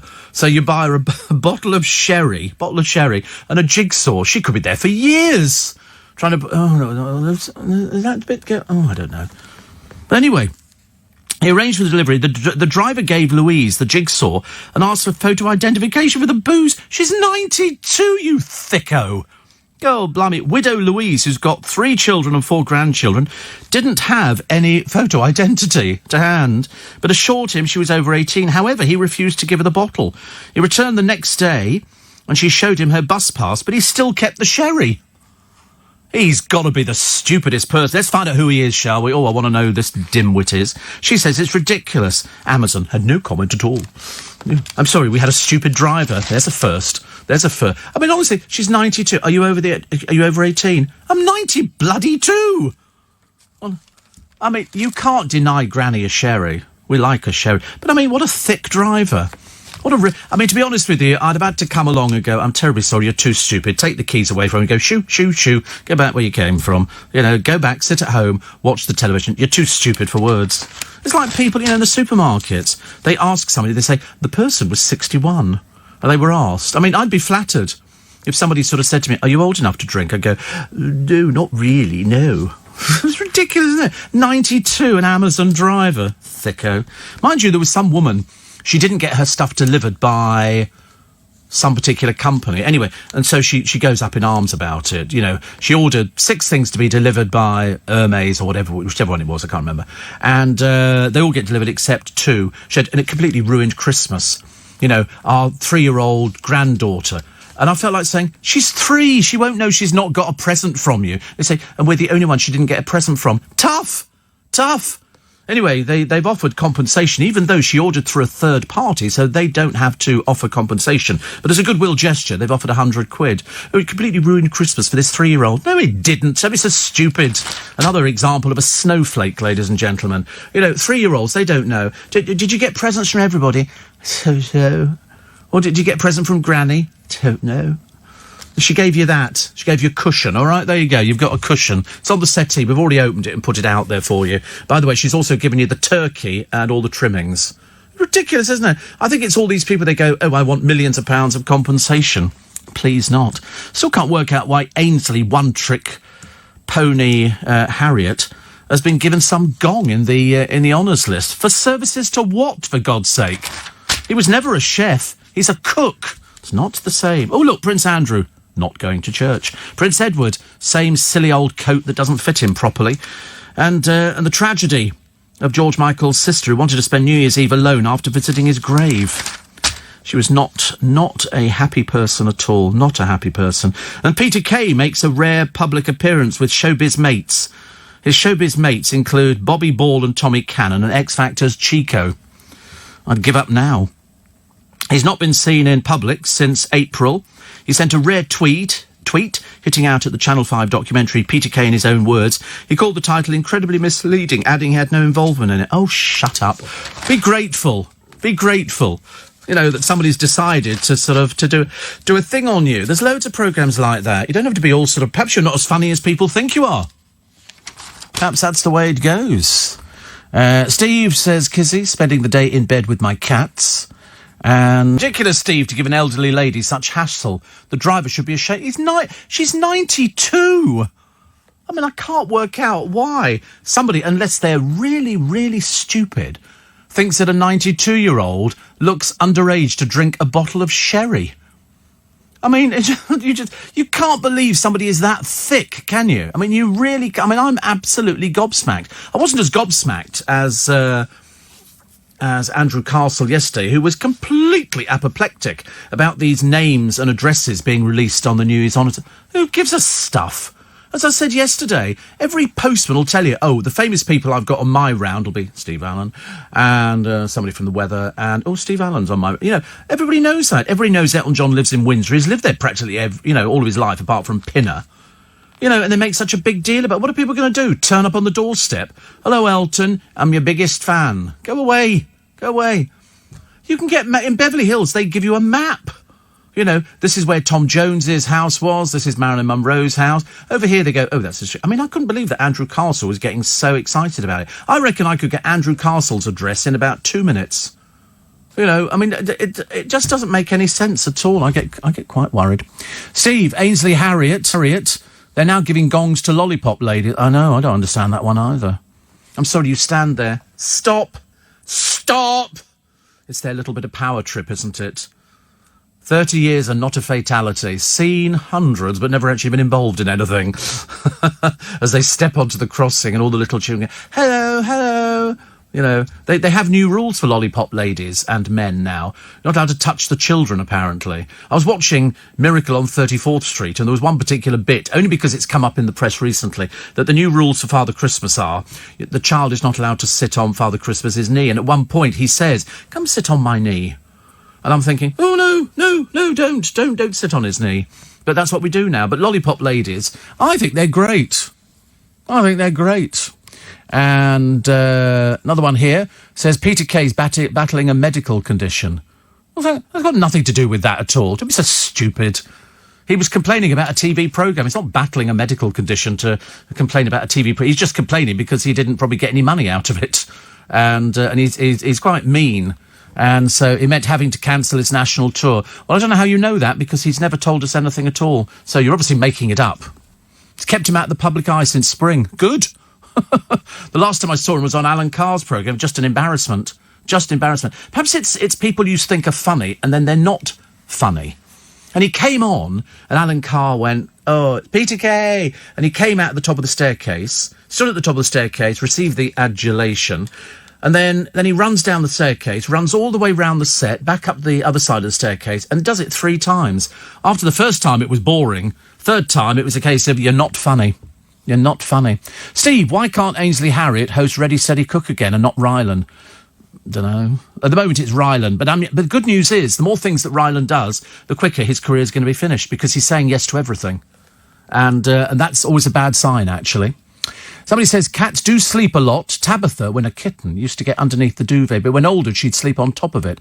I think she was claustrophobic. No, you get all the heat coming up from the... So when you get out of bed, the cat basically gets in. As the producer's discovered, he's cat sitting two at the moment, and they do sleep on the bed. Just be careful they don't sleep on your face. And also you have to make sure you're not allergic to cats and to hair and stuff like that. He's loving it. The company's great. He's really happy. He just doesn't have to take them to Wetherspoons for breakfast, which is good news. He's very happy about that. Bruce says, James, after a Christmas Eve accident, put me in A&E, hoping for a better 2020. Oh, I think next year's going to be great, don't you? I think so. I think next year's going to be absolutely fantastic. Absolutely fantastic. I hope so, anyway. That's what my star signs say. My friend Chris, who's a radio presenter, as you know, he thinks next year's going to be even bigger and better. I thought, it couldn't be bigger and better, could it? Unless I get an award. Well, if Ainsley Harriott can get one, I must better get one. Steve, some Amazon drivers are that stupid. A neighbour had an Amazon delivery card saying her parcel had been left in the black wheelie bin and it was collection day. Now that I can believe. There's a DJ. Well, I say a DJ. She's not really a DJ. It's just she didn't have any other work in the singing business, and that's Molly King. And she just they haven't put her on during the week. It's obviously not worth it. And it's two people to do a program where really one could manage it.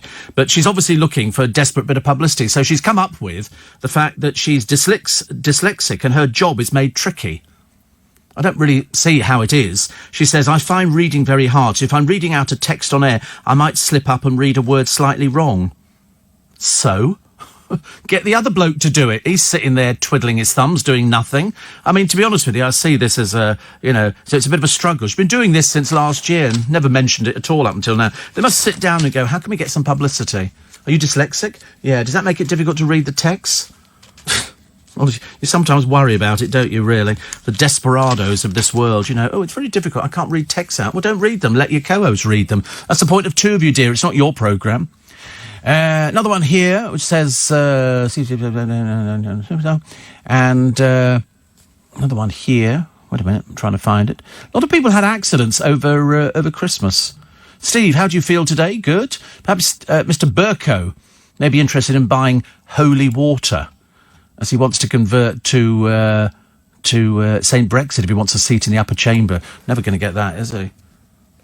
It's funny, actually, because they have if it's a Conservative government in, they're not going to give too many things away to Labour.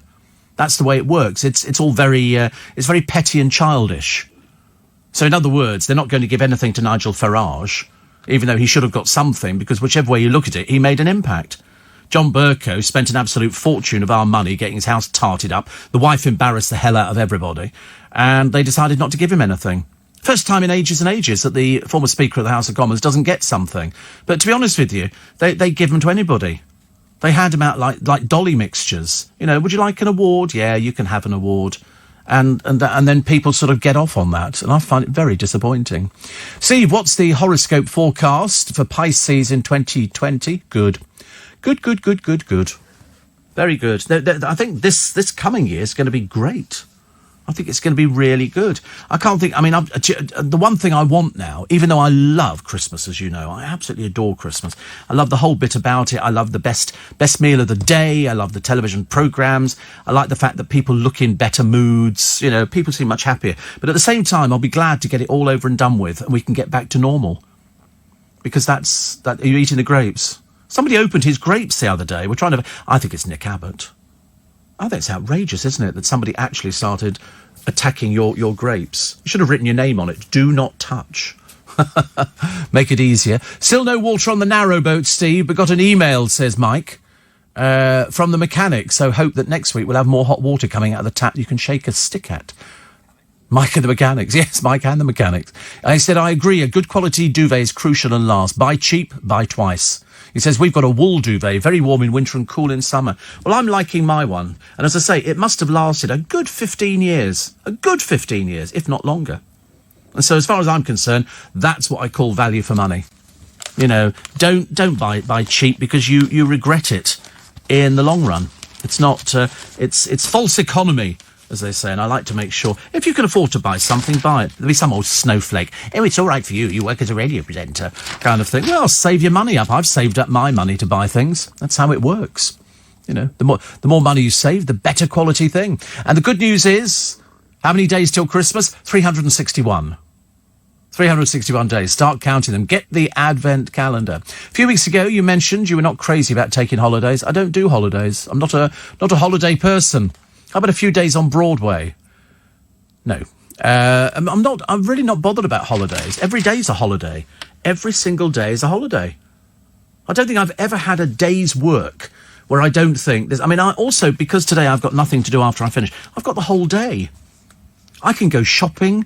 I can do because all the garden centres are flogging off all their Christmas stuff. And they're doing it. So, I tell you, who didn't get an award, and he's fuming. Davy Boy Beckham. He's been shunned yet again. That was after that little disagreement with, where are you putting your money? You know, that they had a little bit of a contretemps over that, and then Dave wrote a filthy letter to somebody, I think his PR or something like that, and using swear words. Well, you're not going to get one, are you, mate?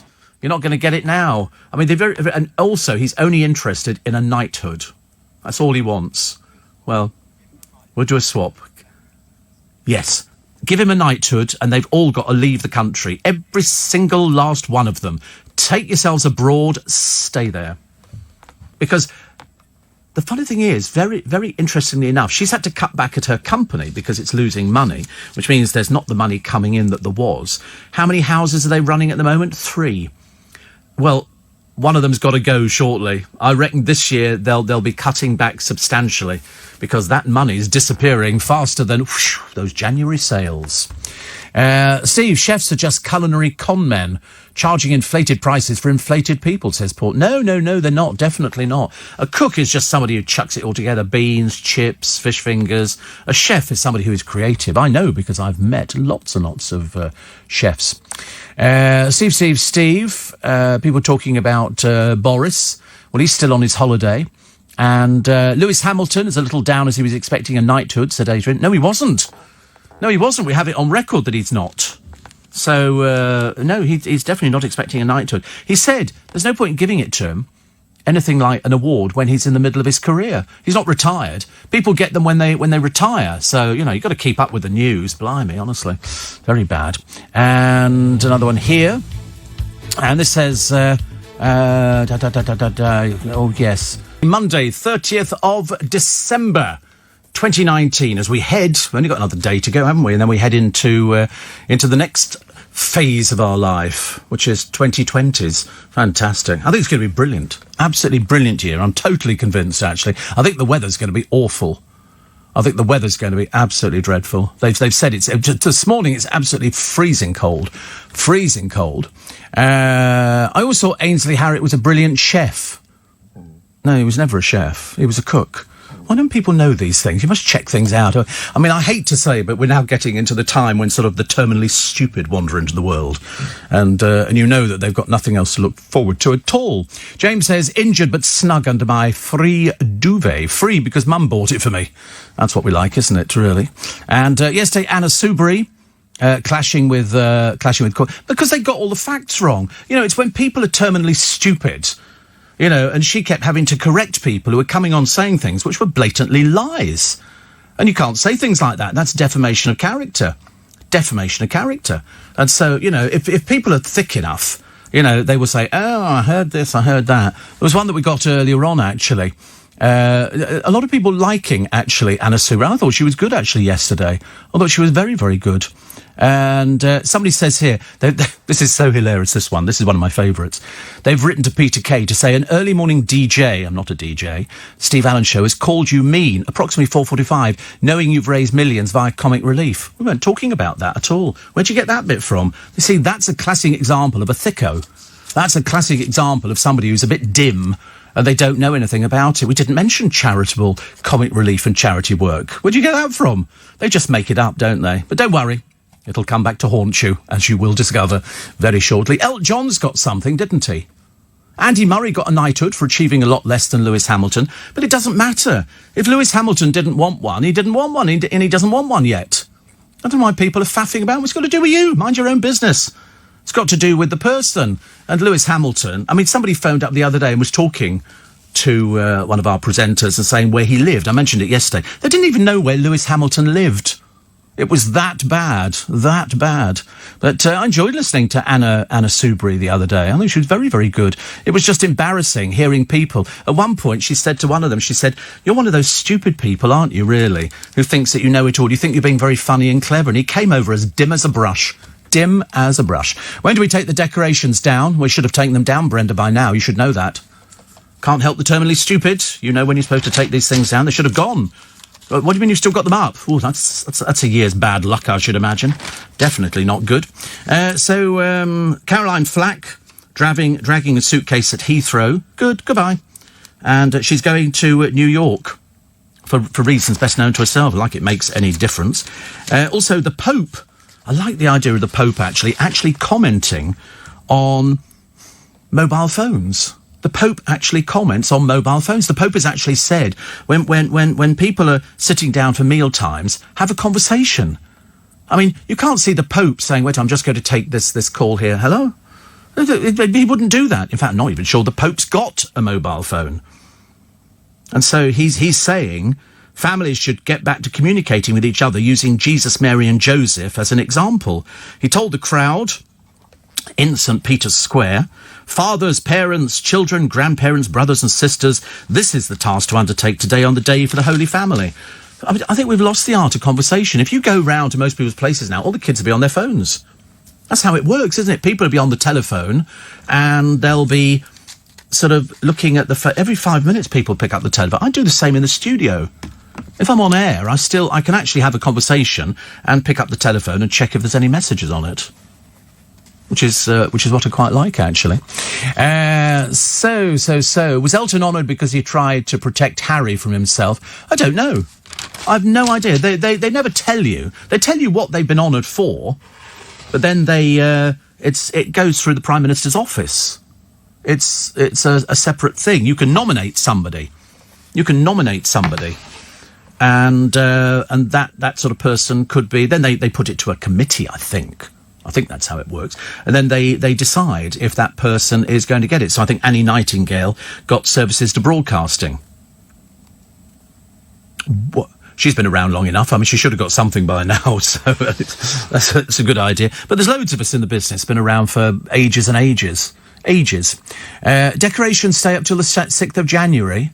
Oh. Do they? Oh, well, they take them down now.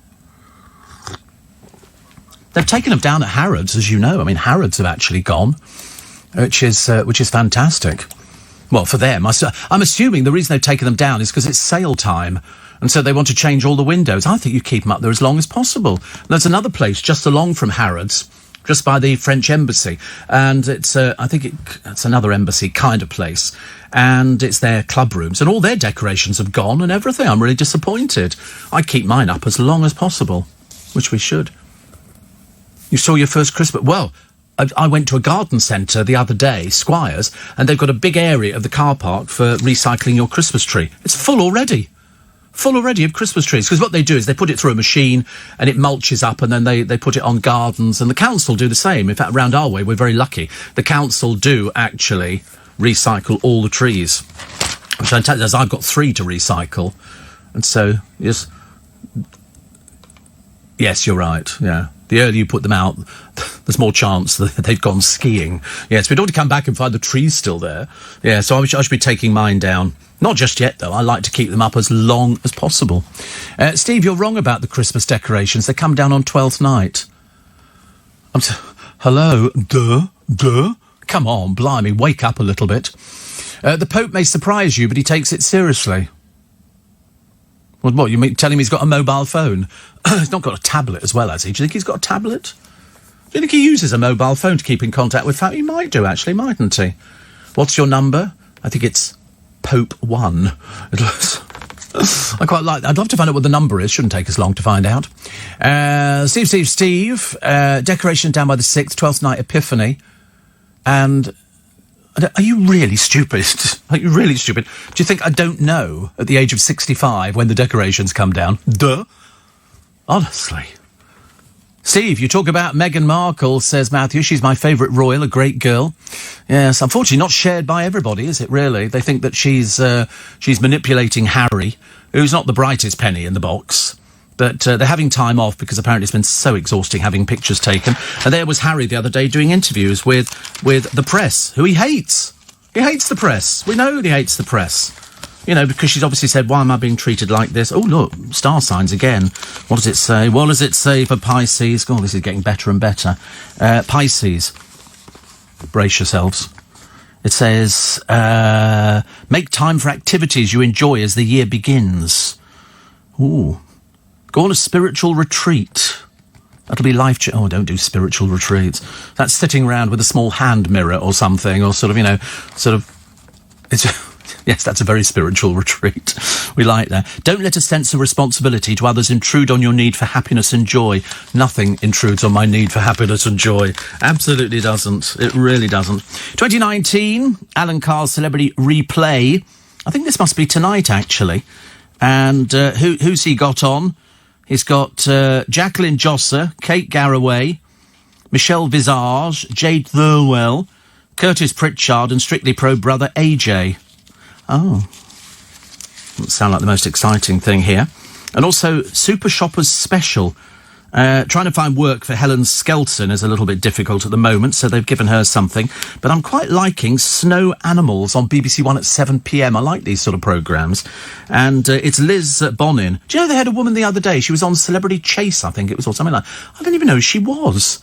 They kept calling her Amanda, and I kept thinking, Amanda who? I don't know who these people are. But Arctic Foxes, because they change their colour, don't they? Coronation Street in Emmerdale, not bothered about, and EastEnders, couldn't care less. There'd be a death or something. Somebody run over. That's the only way you can get an audience for these programmes now. And the Yorkshire Vet has got a book out, which sounds quite nice. Great and Small, My Yorkshire Great. I turned it on the other day, actually, to watch him shoving his hand up a cow's bottom, and I decided at that moment I'm going to watch something else. I think but I do enjoy watching the farming programmes. I've become addicted to them. There's a couple of sisters up on Shetland, and really brilliant. Really brilliant. And they actually got a nice award, so I was really pleased about them. And they work hard. It's tough work. Tough work being a farmer in this day and age, and there ain't enough money about, is there? Not really. No. We don't think so. Okay. We were thinking about travel, then we thought, no. I don't think there's anybody out there this morning. I think people have sort of taken it to heart, and they're sort of pootling about, thinking, where is everybody? Somebody. Oh right. Oh well. Should we take a break in a moment, though? I think, but it's going to be cold. Shall I tell you? New Year's Eve tomorrow, in the south, sunny after early rain. The low 4 degrees. Rain, and then on New Year's Day, but none of you'll see that, will you? You'll be out there. Should old acquaintance be? And you won't remember any of the words. Trafalgar Square will be heaving with people. I think Big Ben will be bonging out the bongs, which is quite nice. 5 degrees. Dry, breezy, sunny spells, which is absolutely ideal for the New Year's Day parade, which starts off down in Parliament Square and will go all the way up to Trafalgar Square, do a left, go down... it goes a bit down Pall Mall, then up into Piccadilly, and then up heading towards the Ritz. And if you've never seen it before, go. It's good. It's really, really good. Steve on the Isle of Sheppey. Only the best people were born in February. What's Gemini? Dreadful. Dreadful for Geminis. Oh, goodness me. Stay in bed. And Paul says, Christmas is 40 days and finishes on Candlemas. Not for the majority of the people. It finishes when the booze runs out and you've got no more pigs in blankets. There's a toffee left in the Quality Street. Sugared almonds we've got out there, which is quite nice. I love sugared almonds. They're funny. Yeah, they're all right, aren't they? They're quite nice. And I bought some things the other day, which I left for the news team, and they were rose and violet creams. It sounds really awful. They were really delicious. And I had 3. I pushed the boat out. So today, where am I going today? I don't know actually where I'm going today. I got money burning a hole in my pocket because we got paid before Christmas, and I didn't go berserk. So the only thing I bought the other day was the duvet, but it's tax deductible. And for the 150,000 of you who have not filled and filed your tax returns, you're in for a surprise. They're fining people.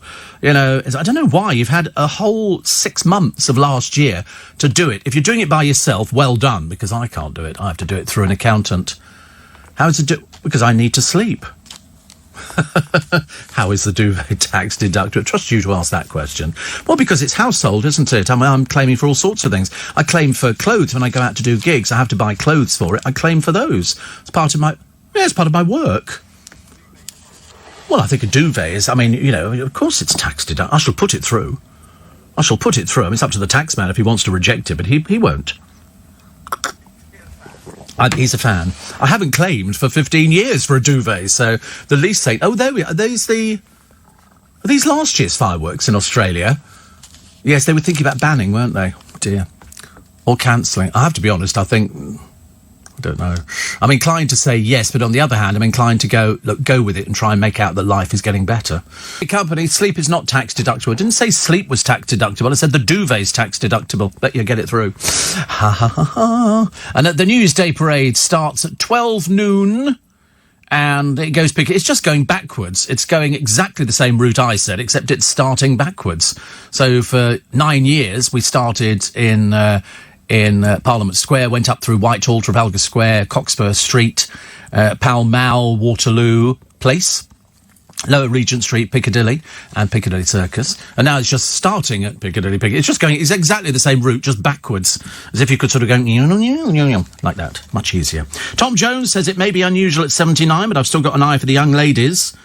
Yes, it's not unusual by anyone. Prince Charles going out in one of the dirtiest old coats you've ever seen. Why can't they dress themselves in the royal family? Queen immaculate, absolutely immaculate.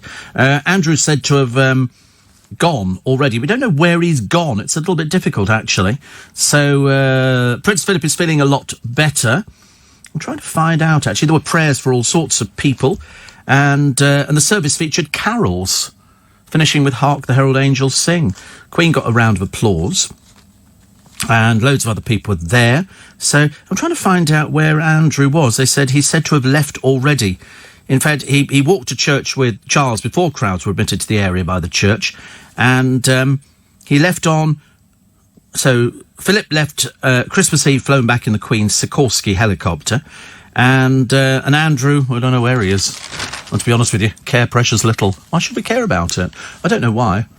You think he's trust the producer to think he's at Pizza Express again. He won't be going back there in a hurry, will he? Because if he does, they'll be going, hello! Not seen you for a few years. And a cab to John Lewis to get the duvet is tax deductible, not the duvet. I bet you'll get it through. No. Don't keep writing the same thing. It makes you look stupid. What should Boris Johnson's priority be after Brexit? No idea. Do you know that whether cabs charge double New Year's Eve day? Yes. Hello, I'm 65. What do you think I am? 3 years old, and I've never sort of heard about double fares.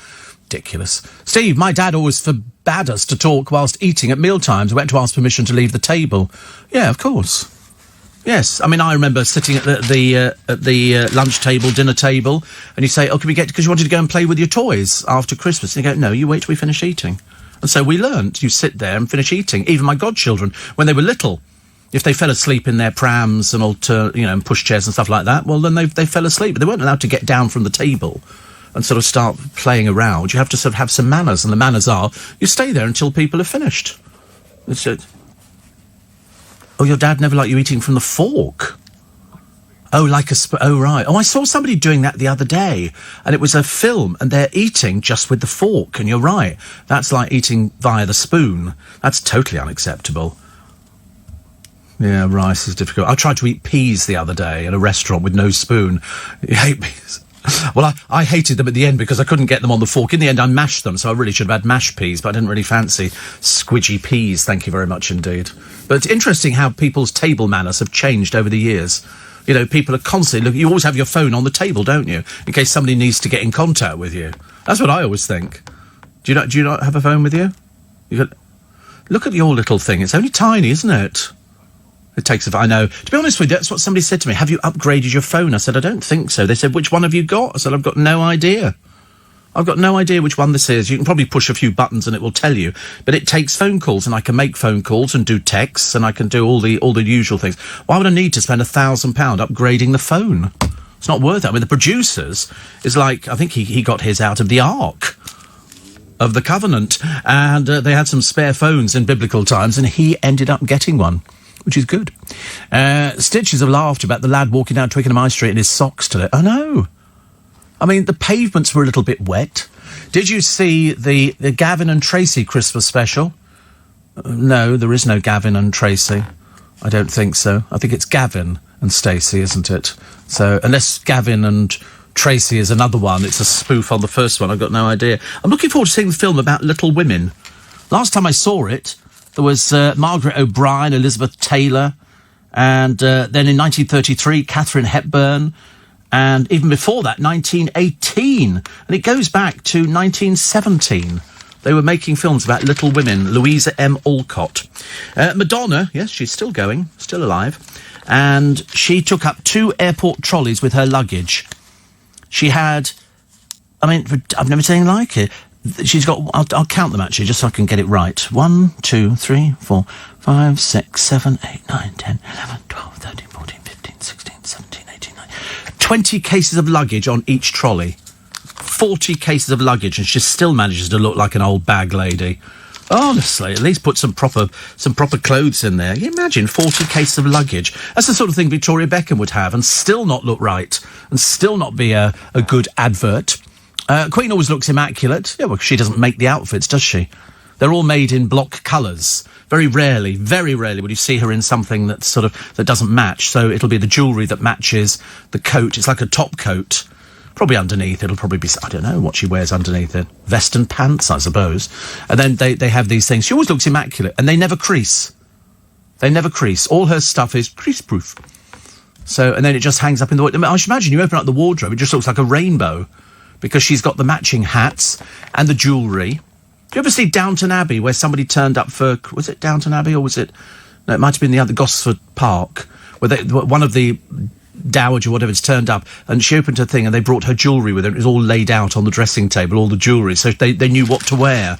Not nowadays, do they? Because if you're buying stuff on Gemporia, ain't nobody going to be nicking it anytime soon, that's a fact. You know, rings here. You know, they have a girl on there who gets very excitable. She's got eyelashes on that make it look like somebody stuck 2 dead spiders on, and she's got so much hair growing down the side of her face. She could double up as one of the village people quite easily, and she sits there getting excited about a £9.99 ring. I mean, seriously, we had better stuff in the crackers this year. It was really embarrassing, but I do love watching. It gives me such pleasure to watch things like that on the television. She gets so excited. And then there's another woman there whose hair doesn't move. She's obviously got concrete hair, and she goes, "Oh, we've got collector. This is something costing £25. Collectors in," and she names all these stupid people who're sort of collecting stuff that's cheap tat jewellery. I can't believe it, but it's fascinating to watch. It really is. Steve. Somebody says, "Is Anna Soubry on today?" I don't know if she's on today, or she just on yesterday. She was very good. But it was the way that she was able to destroy people who were so stupid. It was almost embarrassing for them. I mean, they were coming and saying, "Oh, you remember this part?" And she said, "No, I wasn't." And she said to one of them, she said, "It's stupid people like you that sort of come up with this rubbish, you know. Stop making yourself sound silly." In the end, she gave up. Let's have a look. Oh, no, today. Oh, look, there's me. Nice picture. Always wear the same shirt every morning, the same jacket every morning. It's always taken before the show. Andrew Castle's here with breakfast. Ian Payne. Then Sheila Fogarty, then Martin Stanford, then Clive Bull, then Nick Abbott. And then it goes all the way round. It's cyclical. And then you've got Richard Spur tomorrow, Steve Allen. Same shirt and jacket, I know, it looks a bit embarrassing. And then you've got Ian Payne, Sheila Fogarty, Martin Stanford, Andrew Castle, Clive Bull, Nick Abbott.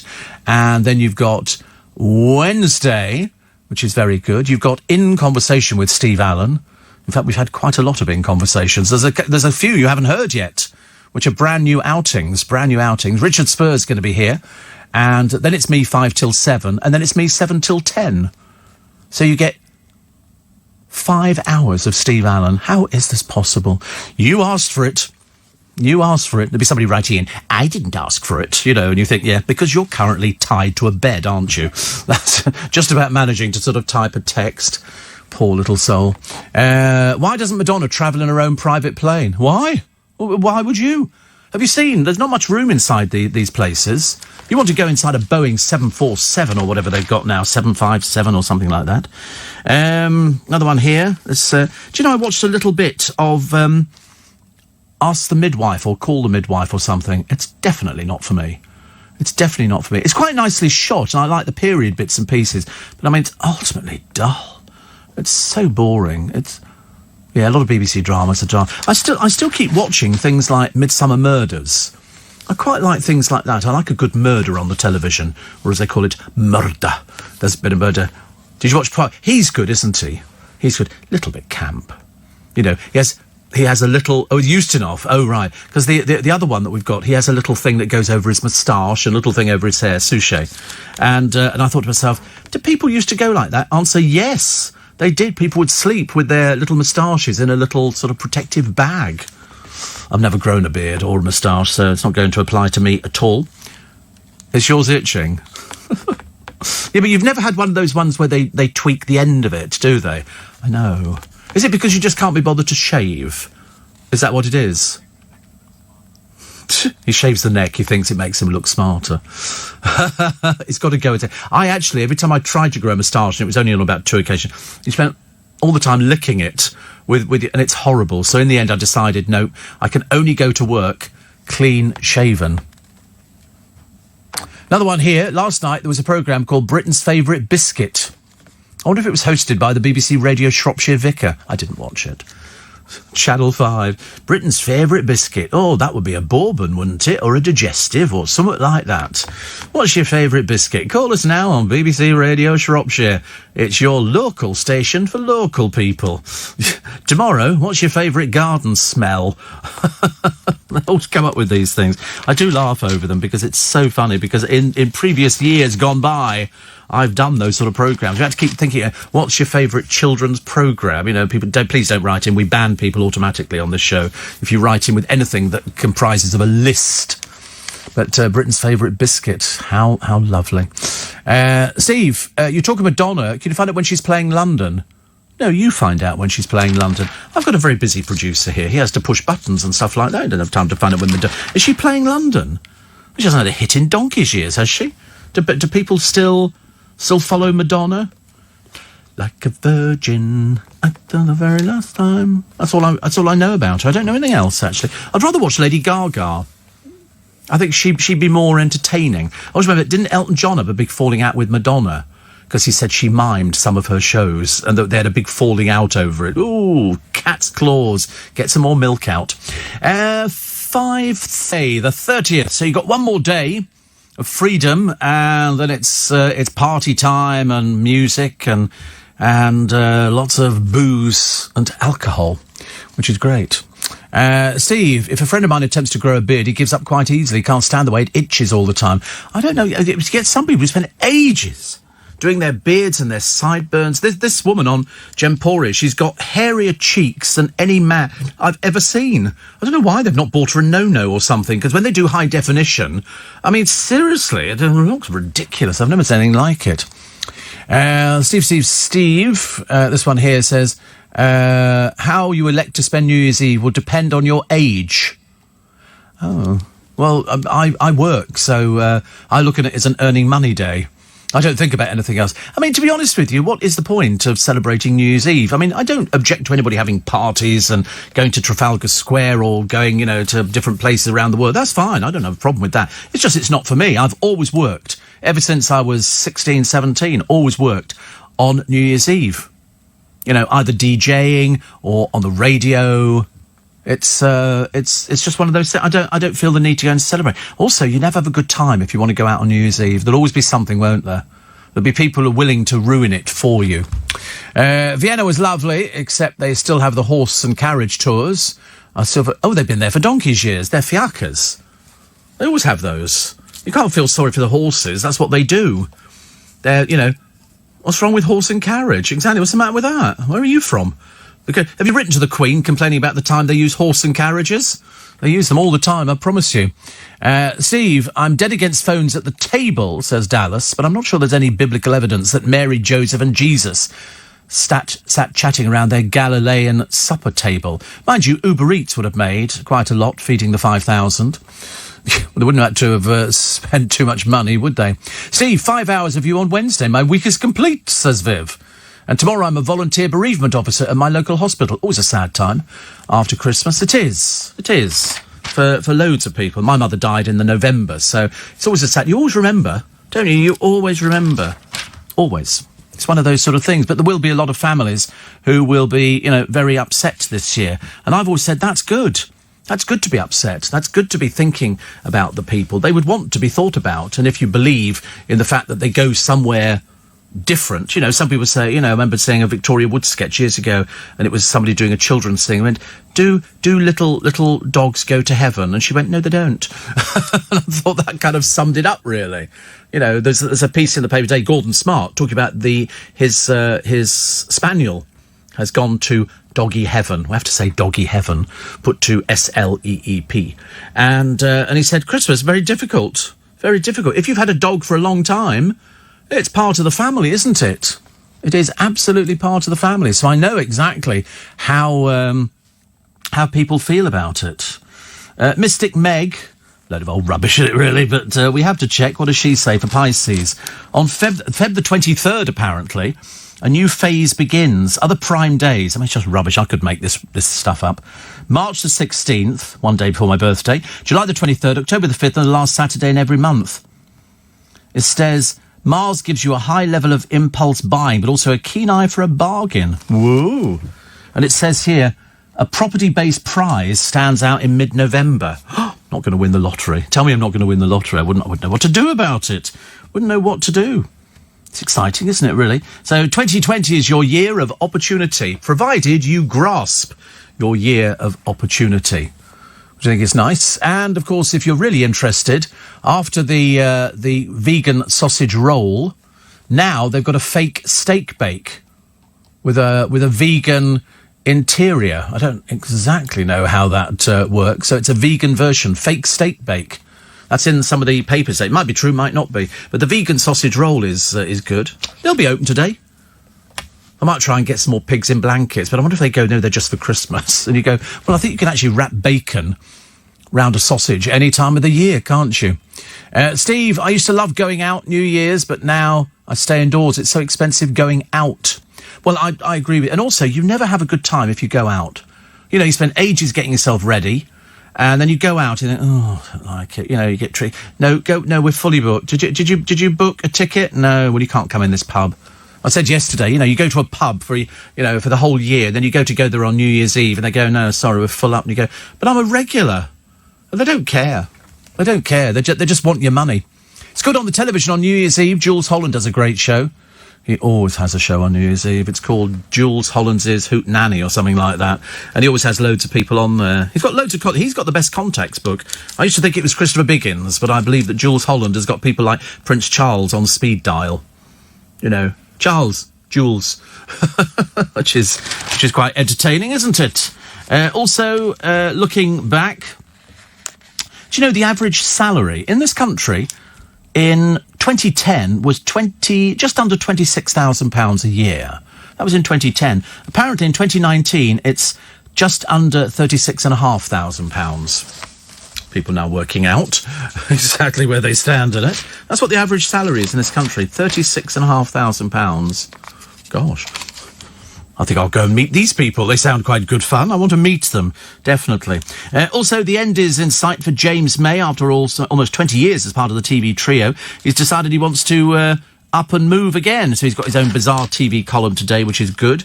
Colleen Nolan printed a picture. She was having, I think, some lunch the other day with her ex. Because she knows she's been on a dating programme. And she's apparently found they've been on 3 dates already. Must be the interest. All these people who go on these dating programmes, I mean, honestly, you know it's only done because they need the money. Have to try and sort of get something going, haven't they? The very idea that poor old Colleen is going to find somebody this year, I don't know. Shadows Bruce on his ex, Olivia Newton-John, because she got an award, didn't she? She's a dame, which we like. Another one here. Chock 'em Up, Sweet Shop Crime Buster. The owner of the world's oldest sweet shop is selling up to run for office as a police commissioner. Keith Tordoff says, I speak to people every day, they don't feel safe.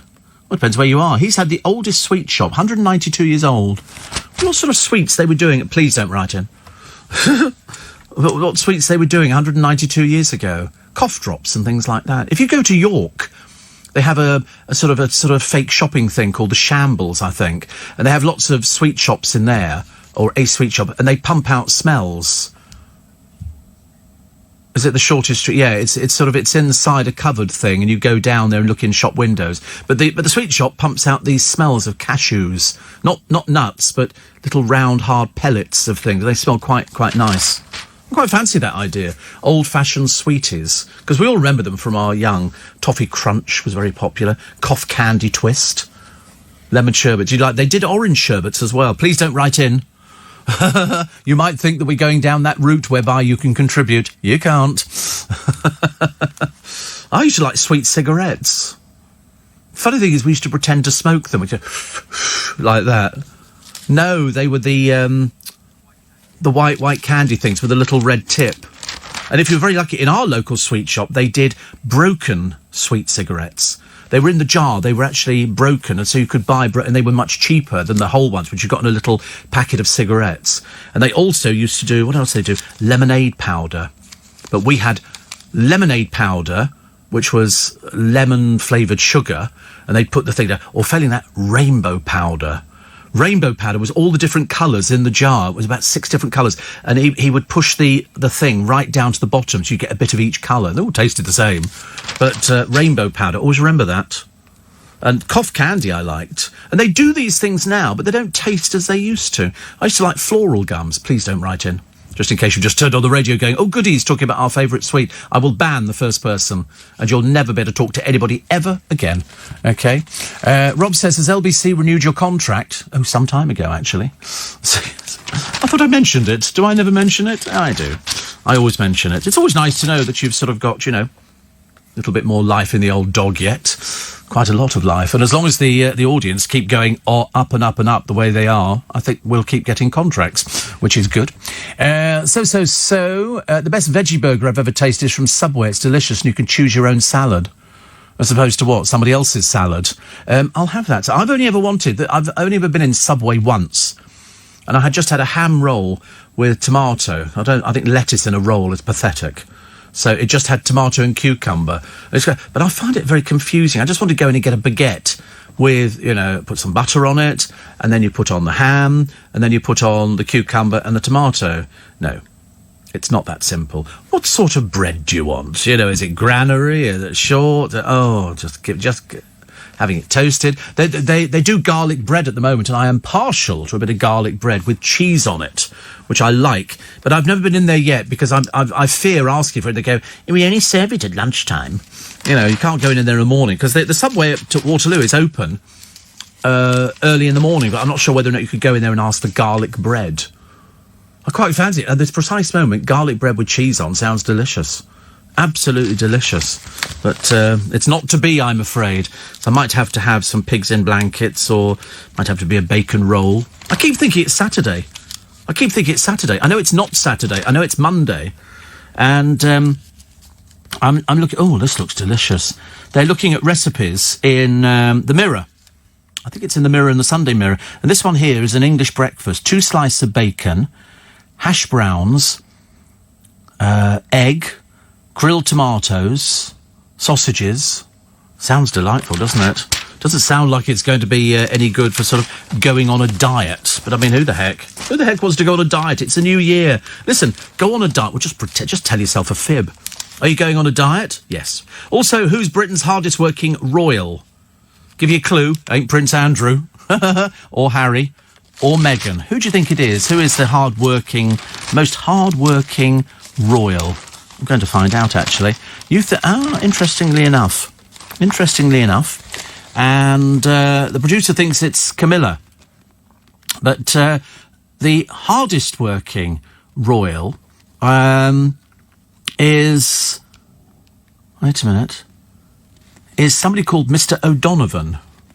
He's not really a royal, but he works for the royals. He's the man who works out precisely what the royal family has been up to over the years. So he does the head count of everything that he does. So, published this week, the figures are expected to put the Prince of Wales and Princess Royal out in front, more than 500 engagements apiece, and the Prince, winning by a nose, our indefatigable 93-year-old Queen on 300, remains ahead of the younger generation, the Duke and Duchess of Cambridge, 220 and 116, and surprisingly, no mention at all of Harry and Meghan, because they don't really qualify, do they?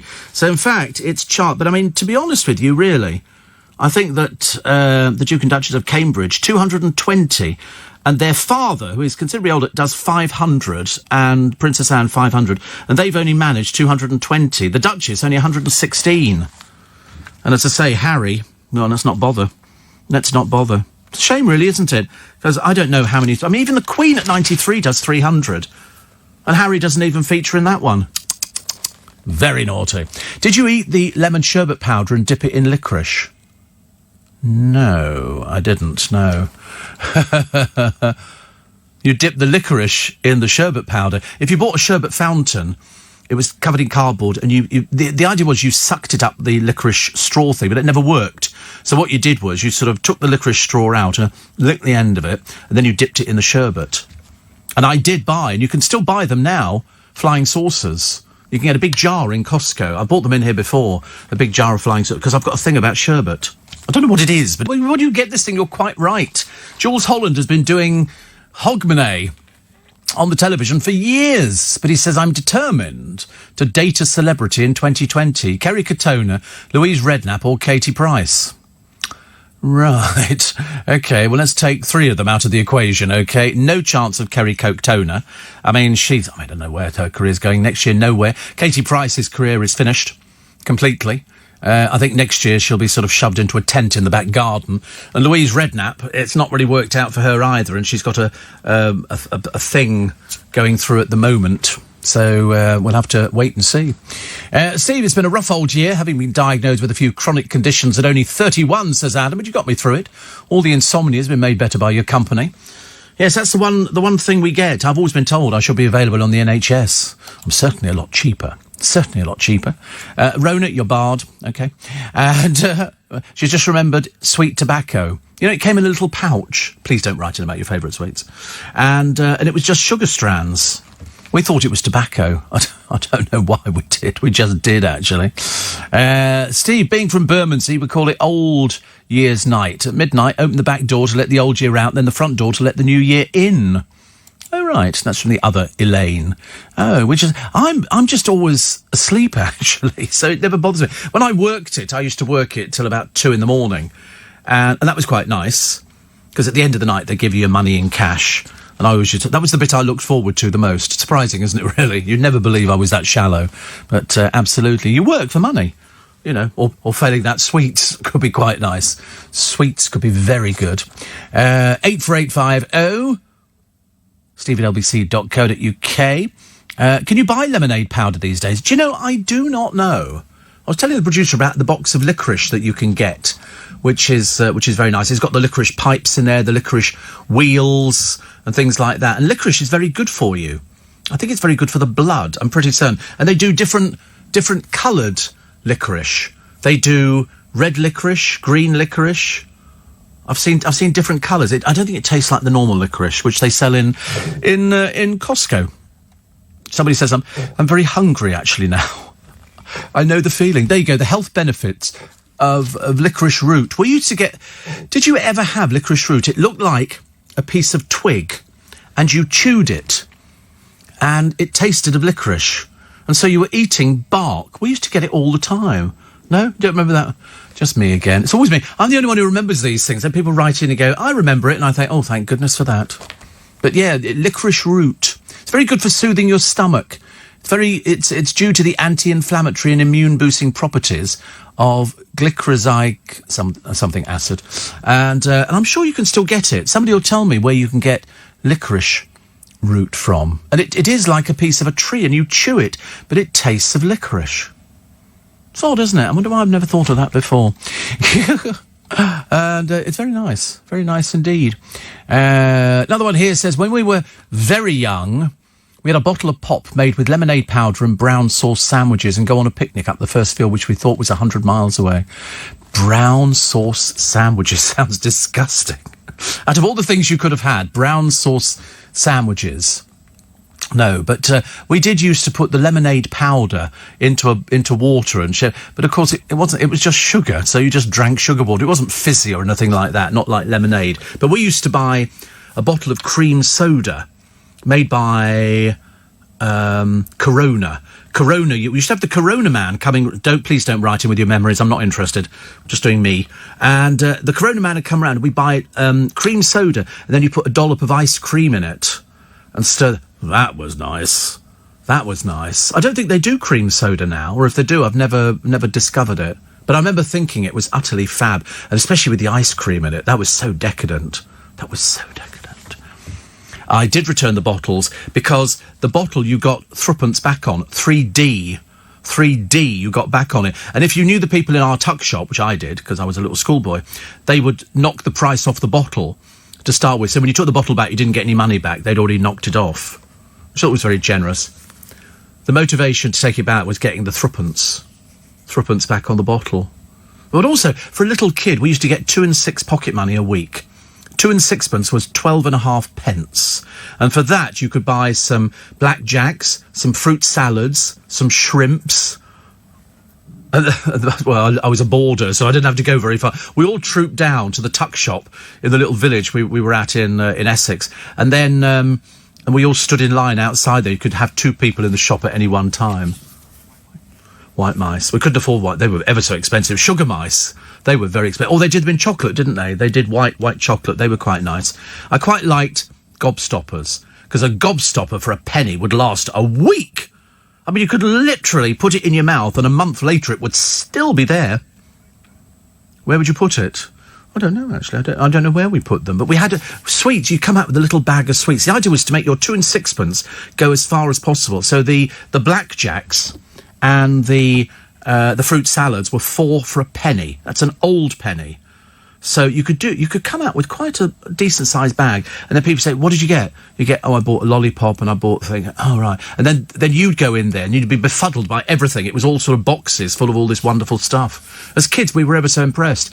And the teeth started falling out, and then we had to sort of worry about that. Steve, you can get all lotions and potions from Neil's Yard. They've got jars of everything. So they'll probably have licorice root. Yeah, I bet. Steve says, Chris in Cardiff. A neighbour's giving me lifts to and from hospital visits to Mum. And I'm very grateful to those people. Yes. Steve, very careful with licorice and high doses. Well, we don't have high doses. Eating a bacon sandwich. You see, that's it. If you've got a bacon sandwich, then you could put some daddy sauce on it. That's quite nice, isn't it? I could live on things like that. And paid in cash. This one here, declared to the taxman, of course. Of course. What a cynic you must be. What a sad, lonely existence you must have. Everything is done. Which one am I looking at? The very top there. And, that one there, Teddy. Am I looking at the right one? I'm looking at the wrong one. Wait a minute. Oh, wait a minute. Yeah, that's right. My great-granddad, says Sam, great-great-granddad invented cream soda when he worked for R. White's. R. White's. Oh, White's lemonade. I'm a secret lemonade drinker. You must not eat licorice, says Mary, if you've got high blood pressure. I don't have high blood pressure. I've already told you I don't have high blood pressure. God, blimey, honestly. We've all got selective memory. Strangely, Ian, my friend, says, I loved Corona cream soda. We used to have it every Christmas. And they did another one as well, which was... No, that was Lucozade, wasn't it? Lucozade was... I used to think it was orange, but it wasn't. It was the wrapper that was on it. It came from the wrapper that was orange. But I quite liked it. But Lucozade was sort of... It used to say AIDS recovery. On the Great West Road going out of London, or going up to Osterley, where Sky is, there used to be a big sign there with pouring the stuff in. It said AIDS recovery. And then, of course, AIDS came along, and immediately they took the sign down. But that's what it was. It was always guaranteed for sort of people who were a bit ill. You'd have some Lucozade, which was great, wasn't it? It just occurred to me, says Ian, I haven't had any cream soda this year because I wasn't back home. No, you didn't. But he said, I never found a brand as good as Corona. Can you still get Corona? Does Corona still exist? I mean, yeah, I didn't. It was the bubblies. You'd take it off and the bubbles would go up your nose and everything. It was big time. It was all good stuff, actually. And, you see, over in Minnesota, they have something different. Something very different. My Methodist pastor, Jake, says, my favourite sweet... He can do this because he's from foreign. And it's been a Tootsie Pop sucker. Many happy memories of buying suckers as a little kid at the local shop. Good Lord. He said, learnt something new today. Jeremy Clarkson's parents made the Paddington Bear. Yeah, the first Paddington Bears, commercially available, Jeremy Clarkson's parents. It's a thing, isn't it? That's a good one. We love Paddington. We think Paddington's fab. Steve, what about... Oh, Kate says, what about the flying saucers? You can still buy them. Go to Costco, they do a big jar of them. And they're just... I mean, you can eat half of them. So here we go. This is the Beecham Group. Is this Corona? So, 1987, the company changed hands, again, coming under the ownership of Britvic Soft Drinks. Britvic closed the Welsh Hills plant in Porth in 87, with production being transferred to Bolton. In 2000, the old Corona factory in Porth was converted into a music recording studio called the Pop Factory. So presumably, you can still get Corona. I'd like to think that the Corona man still existed and came round. How fantastic. Do you think they still do, cream soda and all the other different... There was a lime one as well. I seem to remember lime, all different colours. And the Corona man would deliver to your front door, if you were rich. Steve, Morrison's do cream soda, great with red wine. Really? Oh, right. And somebody says, I'm always amazed you can talk for 3 hours every day at such a rate. Is any of your shows scripted? Scripted? Outrageous. I've never had a scripted show in my entire life. There you go, Corona. Oh, it stopped trading as a brand in the late 1990s. Oh, it was from the Ronda. Oh, I feel all depressed now. They don't make it anymore. Corona. Distributed across the United Kingdom. Produced by Thomas and Evans in South Wales. Thank God for that. Something else good out of Wales. Founder was William Evans and William Thomas. And we were in Porth in the Ronda. And they used to make Corona, but they stopped doing it. Oh, I think they should bring it back again. Mind you, you go to Waitrose, and it's the only place I can tell you. They seem to have every drink under the sun. At the moment, I'm particularly partial to elderflower cordial. Very, very, very nice. Steve. Morrison's do cream soda. It won't be the same. It won't be the same. Do you remember Cresta Drinks? It's frothy, man. Yeah, I remember that one. I remember that one very well. Nicholas from Hanwell. He said, thank you for keeping me going since my wife died. We do our best. We do our best. We found some Corona, cream soda, orangeade, lemonade, limeade, and the best one of all, next to cream soda, cherryade. Do you remember cherryade? Wow! That was the coolest thing ever. I feel sorry for the children nowadays. They didn't have all the fun that we had.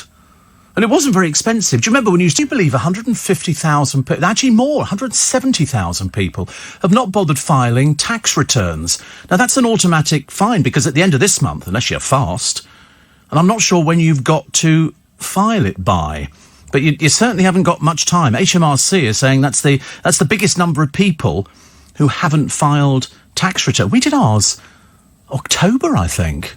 My accountant was really on the ball for this one. And so I know how much I've got to pay at the end of January. It's always very depressing.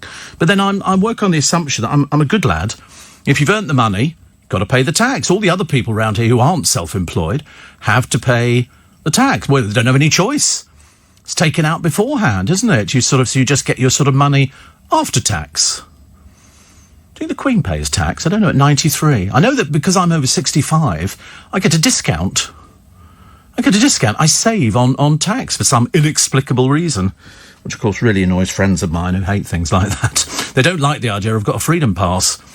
That's the only thing that annoys them more than anything else. It's a case of, you have a freedom pass, but you can afford to pay for the train. I go, yes, I can, but I've achieved this magnificent age, and I could still go out there. High Street, woeful at the moment. It's the worst it's been in a quarter of a century. In fact, it's quite normal now to go down the high street, doesn't matter where you are, even in affluent areas, and find boarded-up shops which have gone out of business. I came out of Richmond Station the other day, because that's where the train stops. Any further than that, we'd be sort of crashing into other buildings. And there was not a travel agent, an estate agent outside Richmond Station, closed, boarded up outside Richmond Station. And mainly because there do seem to be a plethora of estate agents. Coffee shops are everywhere. That seems to be the only way people make money now, mainly because many of them just don't bother paying tax, which is a bit difficult. Steve, I lived with my aunt and uncle as a child, and the Corona Man used to come around every week. I can remember him when we lived in Ilford with my grandmother in Kentview Gardens, believe it or not. Still there, of course. We found it on Google Earth. And I can remember the Corona Man coming round. I can remember the milkman. You could hear the milkman in the morning, because we have a lot of milkmen who listen to this programme. And the milkman would have bottles, and because it was an electric float, you could hear them rattling. There were no cars on the street. I've looked at photographs of cars, you know, in our road of the period, and there'd be like 2 cars in the road. Nobody had cars. Nobody had cars at all. Now, you can barely find a parking space. Barely find... You come back... If ever you're buying a house and it's on a road, check it's got parking. It's, you know, because the chances are it doesn't come with parking. Unless some people have opened up their front gardens to park a car there. It's ridiculous, really, isn't it? Steve, I think Ross McManus wrote and sang the R. White Secret Lemonade Drinker, backing vocals from his son Declan, later to become Elvis Costello. Yes, I think you are right. I think you are right. Trouble is with drinks nowadays, Steve, they fool us by labelling them low sugar, which means they're full of unhealthy and dangerous sugars. Aspartame, saccharin and sucralose, says Mehmet. Yes, I mean, I used to think years ago, we did a whole programme on LBC years ago on misleading products, when it said on it light, L-I-G-H-T or L-I-T-E, and people thought that meant it was good for you. It turned out it was light in colour. Light in colour. We got really confused, and all these things where they go, you know, I remember seeing a packet of crisps, you know, 50% fat free. You think, well, how have you cooked them? You know, come on. We're not that stupid. So do you remember the bag of crisps with the little blue salt bag in? Yeah, they tried to bring it back, didn't they? And it didn't really go. Another one here in the 60s. I lived close to a Corona bottling plant in Cardiff. The rattling noise was sublime. All housing now. Everything is, isn't it? Everything is now. It's all wherever you go, there's housing. Even in London. If you get the train into London, out of London, round London, all you'll see is cranes. Battersea Power Station has got about 12 cranes around it, and they're literally putting up housing. And so, you know, your view from your window is somebody else's sitting room. It's horrible. Even around Paddington Bayston, they put up flats in between, and your view is somebody else's flat. It's ghastly. It really is. And they go luxury flats as opposed to chronically crappy flats. They put up luxury flats, and then you look at the price of them, and always remember, you've got service charges on top of them, and they can be really hefty. If you're living in a block that's got 26 floors, you've got lifts. You're paying for them. You're paying for them. It's ridiculous. They keep putting up these flats. I don't know who in God's name is buying them, but they're very, very expensive for what they are. Robin Whitebreast. They found an albino robin in a garden. Well, it's not a robin then, is it? It must be something else. Robin Redbreast. This one here is spotted in Goring-on-Thames by an amateur photographer. And he said he had to stand like a statue for 3 hours to get his photograph. And well, it might not be a robin at all. I think Matt Stadlin's been out with his camera, calling himself Booker now. But this particular man took the picture in a private garden after the homeowner asked him to try to photograph the bird earlier this month. First one of its kind spotted in the UK. So they've nicknamed it Snowy, because they're very solitary, robins. Somebody sent me in robin food once. Robin food specifically for robins, because when we used to do a walk from Twickenham to Richmond, along the towpath on the river, there was a robin there. And on my phone, I downloaded bird sounds. I know it makes me sound sad. But in fact, if you played the robin, the other robin would appear. It was almost like he sort of, and didn't quite, he looked around, couldn't see where the other robin was, because it was me. I was the other robin. And I put this food down and it would eat this food. Somebody said, well, it was like mealworm and all this other sort of stuff. It was quite nice. I didn't eat it myself. I mean, it could have been confused for a breakfast cereal, but I decided not to risk it at all. Terrible, really, isn't it? It's terrible. But I quite like that, but I'm not really into bird watching. Thank you very much indeed. I leave that to other people with more time on their hands. Happy birthday to Ellie Goulding, 33, and JK, He was the frontman of the funk band Jamiroquai. Do you remember him? He's only about this big. Seriously, tiny, tiny little thing. He was born Jason Cheetham in Lancashire. His twin brother died at 6 weeks old. Known for his wacky headgear, he was the former boyfriend of Denise Van Outen. And I don't even know what he's doing. He had a bit of a row. I remember talking to a Fleet Street photographer, and he bought this very flashy car, and it broke down. And the press leapt on it like it was manna from heaven. And he got very upset about the whole thing. Where he is now, I've got no idea. Must still be touring, I suppose, Jamiroquai. Because he's a huge number of sports. That's right, he had a lot of cars, didn't he? A lot of cars. But he's 50. 50. But he wears hats. He wears all these funny hats. A bit like, who's that very unfunny comedian on the television? Oh, Keith Lemonade. He wears all these hats which don't suit him. Mainly because his hair is so bad, you don't really know what to do with him. And so they've made him wear these hats. He looks ridiculous. They just don't suit him. You've got to wear a hat that suits you. So when Boy George wears a hat, it's been made specifically for him. Whereas the ones that they've got for poor old Keith Lemonade is sort of something roughly akin to the Diddy Man. It doesn't look any better than that at all. So if you've just woken up, by the way, the best story of the morning is the Amazon driver who had a delivery for an elderly lady. And the delivery was a jigsaw and a bottle of sherry. And he wouldn't give her the bottle of sherry because she didn't have proof that she was over the age of 18. She's 92. I mean, really, the stupidest, thickest man. Let's find him. Oh, I hope the papers are going to push that one out. Amazon have refused to comment on it. I bet they have. Employing somebody that mad. But no, you need to find out from him. Sorry, do you know what a 92-year-old looks like, dear? You'd love to find out, wouldn't you? We had a pop man, says Eric in Uddersfield. Oh, we like your choral society. Delivering lemonade and dandelion and burdock. Oh, crikey. You can still get it in Morrison's. Dandelion and burdock. I've never had that, actually. Tizer, you never mentioned that. And we never liked Tizer. Is Tizer still around? Of course, trust you to know that. Trust you to know Tizer is still around. But Corona was good. I can't imagine why they would go. The Cherry-Aid Corona was just fab. I mean, it was the bubbles. It had more bubbles in it than anything else. I mean, you went to tip it in your mouth and you got sort of overwhelmed by the bubbles and it went all down you. It would hurt. That's like that other drink that hurts, isn't it? Have you ever had one of those slush puppies? Oh, you get head freeze.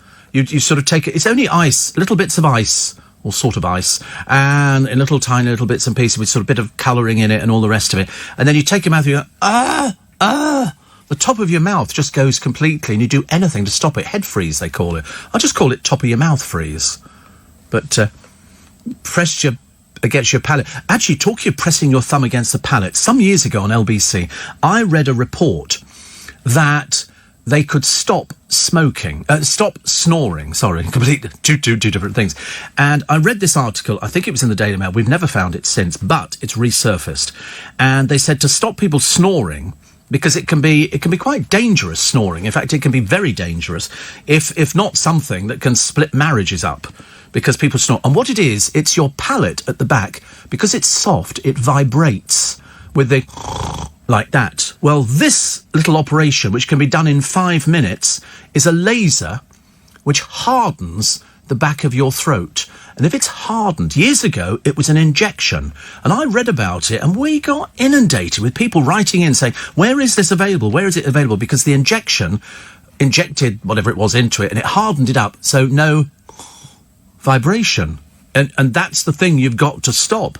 Because I'm told that Prince Philip, it must be like a warthog, I should imagine. And a lot of people have it, and it can be really, really awful. Really awful. So this thing is in one of the papers today. I think it might be in the Daily Mail. They're talking about a laser. And it takes 5 minutes. Do it in your lunchtime, and it will harden it up. And that means, hopefully, no more snoring.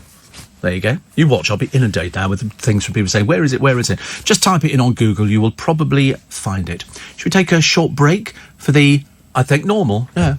Well, it appears to be, yeah, it's like full, yeah. You'd never know, would you? I mean, seriously, it's uncanny.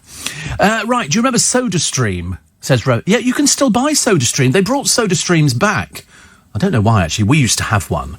We thought it was quite flash to put in the little capsule thing, which look today, these things that people stick up their noses or something. These little metal canisters you get, same sort of thing. And you put it in, and it went tss. And so you put water in, and it would turn the water into soda. But I mean, how many people have soda in drinks nowadays? Be honest. You'd put it in whiskey, but I mean, I was 12. We weren't drinking whiskey at 12. And then they brought out the different ones, which were quite nice. But I quite liked. Whatever happened to Dandelion and Burdock? You can still buy it, apparently. You can still buy it. Did you have a CB radio? I did. What was your handle? I'm not telling you. I'm not telling anybody what my handle was. Have you ever tried Sorbisar, Swedish licorice? No. And sarsaparilla I've never tried either, but they sell it in a lot of markets. Sarsaparilla. Put a shot of Tia Maria in a pint of lager, it tastes like cream soda. Oh, gosh. There you go, Steve. My colleague, after several years of marriage, has started sleeping in the spare bedroom due to her husband's dreadful snoring. Oh, it's if there's two of you and you both snore, it's a nightmare. And people have been known to... In fact, there was a guy in the paper the other day, he took a photograph of his wife snoring with her mouth open, and he's had it done as a tattoo on his leg. Did you see that? And so she's there on his leg with her mouth wide open. She's furious, as you can well imagine. Well imagine. So I haven't tried loads of things. I'm quite sort of backwards of it. I never fancied sarsaparilla. It just didn't interest me at all. But I remember years ago you could go to the markets, I'm old enough to remember, and they would get a little paper cup thing, and they'd put in some ice and then squirt some flavouring over the top of it. And it was like an ice... Well, it's like a slush puppy, but the slush puppy, if you actually look at it, there are lots of little bits of this tiny ice. It's sort of little round circles of it, so it obviously must be some sort of special thing. I think you have to put a liquid into the machine and it then freezes it. I sell it all over the place, but if you don't want brain freeze, don't go for it. Steve, I had the same with an Amazon delivery driver on Christmas Eve. Wouldn't deliver a complete box of goods due to having a bottle of alcohol in it for a present, so I didn't get it. Well, that's unbelievable, isn't it? But this other one, he wanted to know that she was over 18. So she did produce her bus pass. He still wouldn't give her the drink. I'd have clouted him over the head with it. JK, little man, big hat, says Pablo. Yes, it's the hat that he's always been wearing hats. Perhaps he thinks it makes him taller. I don't know, but we don't know what he's doing. We don't know. I mean, I'm assuming he must still be... Because he had a chain of hits. So he must still be working. But I remember him and... Denise Van Outen, when they went out. Mind you, she went out with quite a few people, didn't she? Steve, SodaStream is now marketed as a sparkling water maker. Sarsaparilla is a blood cleanser. Yes, I think I knew that. And Bella says, my husband's got sleep apnea. It's very dangerous. He's got a machine. He has to wear it at night. I bet he doesn't wear it every night. Most people I know two friends of mine have got sleep apnea machines.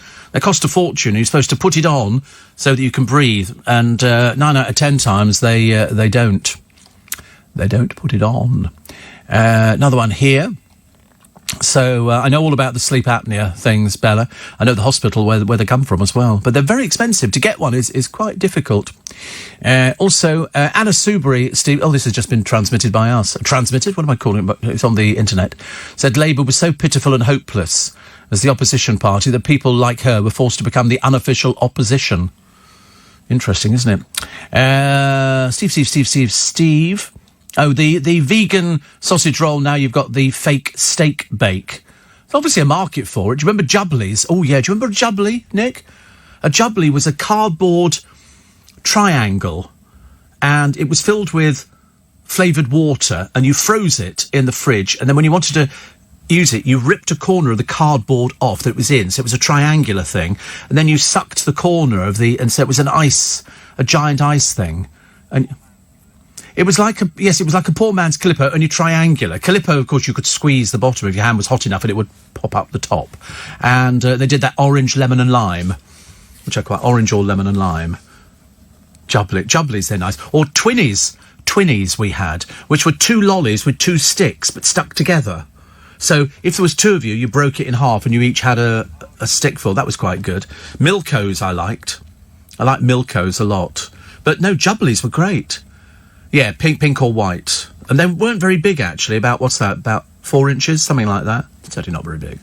But the Jubblies were great, because you rip the cardboard corner off, then the cardboard would go soggy, so you go to another corner and try and rip it off on there. But it was just a block of ice inside, flavoured.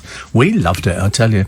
I think it's fantastic, actually. So, somebody said, you remember frozen Jubblies? You could only eat them when they were frozen. You couldn't do them when they weren't frozen, it was just like drinking having fruit juice. We used to make our own lollies at home. We had a little tray with sticks in, plastic sticks, and you filled it up with sort of orange juice or whatever, and then put the stick in, and then you stick it in the top of the freezer, and you go back 10 minutes later and it still wasn't frozen, and you used to get really upset about it. You'd have to wait till the next day, and then you'd take it out, and then it would fall off the stick. You'd be left holding a stick. Robinson's barley water. That was my favourite. Orange barley water. I think they did a lemon barley water as well. And I always knew it was Robinson's because they used it when they played tennis at Wimbledon. It was always a jar, and they obviously paid a small fortune to get it stuck with it. Now it's bottles of water, because we're all okay. Evian, isn't it? Really, still get barley water? God, we're obviously old before our time. I'm not sure I like this idea, actually. I'm not sure. Pie and mash shops still sell chilled sarsaparilla, says Dom. Do they? It's what David Beckham likes, because he can't cook. So he goes to the pie and mash shop, sits there all by his lonesome, and has pie and mash. Proper what? Proper Cockney? What, David Beckham? Yeah, absolutely. 84850. Chris says, the kindness of others, prayer, trying to sustain optimism and hope, and listening to the radio, yourself included, and my spirit of Christmas. That's what we tend to find. I met my wife via an eyeball. Yes. Break a break for a copy. Crank it up to 22. Do you want an eyeball? Yeah, okay. Go. And then you'd go to this thing, discover everybody else had turned up at the same time. Yes, I can remember. I remember it very well indeed. Very, very well indeed. Other stories which are in the papers today. Do you know that drunk partygoers, if they call an ambulance, they get priority over heart patients? Wasn't there a ridiculous story the other day of ridiculous Lauren Goodyear, who said, she took a picture of herself in hospital connected up to a machine, full makeup and hair and everything else. She said, I'm never going to drink again. I thought, I hope to God you've not wasted an ambulance for somebody who needed it, because you really would get a kick in the so-and-sos. Also, mild December. Not this morning. It's freezing. You might be going out today. You might be going to Winter Wonderland. Unfortunately, the kiddies are still on holiday. Prince Andrew missing again from the church lineup. Does anybody care? No. Does anybody bother? No. And the pool death mother, the one who's coming to terms with the fact there's now no husband and no 2 children, wants a new probe. And the hotel have said, well, this is what the Spanish police have said. Unfortunately, I'm a bit cynical. I have no faith in the Spanish police whatsoever. How can 3 people get into difficulty in a pool? And they could all swim. Somebody said there was no lifeguard, because you don't need a lifeguard on a pool that size. And they were sucked to the middle of it, which meant that they couldn't get out. And I know that in a lot of swimming pools, they have these ducts which let water in or something. I can't remember what it is. But if you got trapped in that, you couldn't get out again. So somebody would then dive in to try and get you out. Then you couldn't get out. And then that's how I think it happened. I saw somebody stuck once in a storm drain. There were really tremendous floods that we had up in the north of the country. And there was a bloke who'd got himself trapped in one of these drains on the road, and they couldn't get him out. It was impossible to get him out there. The firemen there and everything else. And he drowned. And you think it could be entirely possible. That's what happened to this family. So I understand why she wants a new probe. She would want to check that. You can't. They were only in 6 foot of water. Then apparently this girl got sucked down a bit further, which of course meant she was in above her head, and so she couldn't get out. So somebody else died. And that's what I think happened. Ghastly. Absolutely ghastly. Boom in therapy for pets, dogged by, wait for it, depression.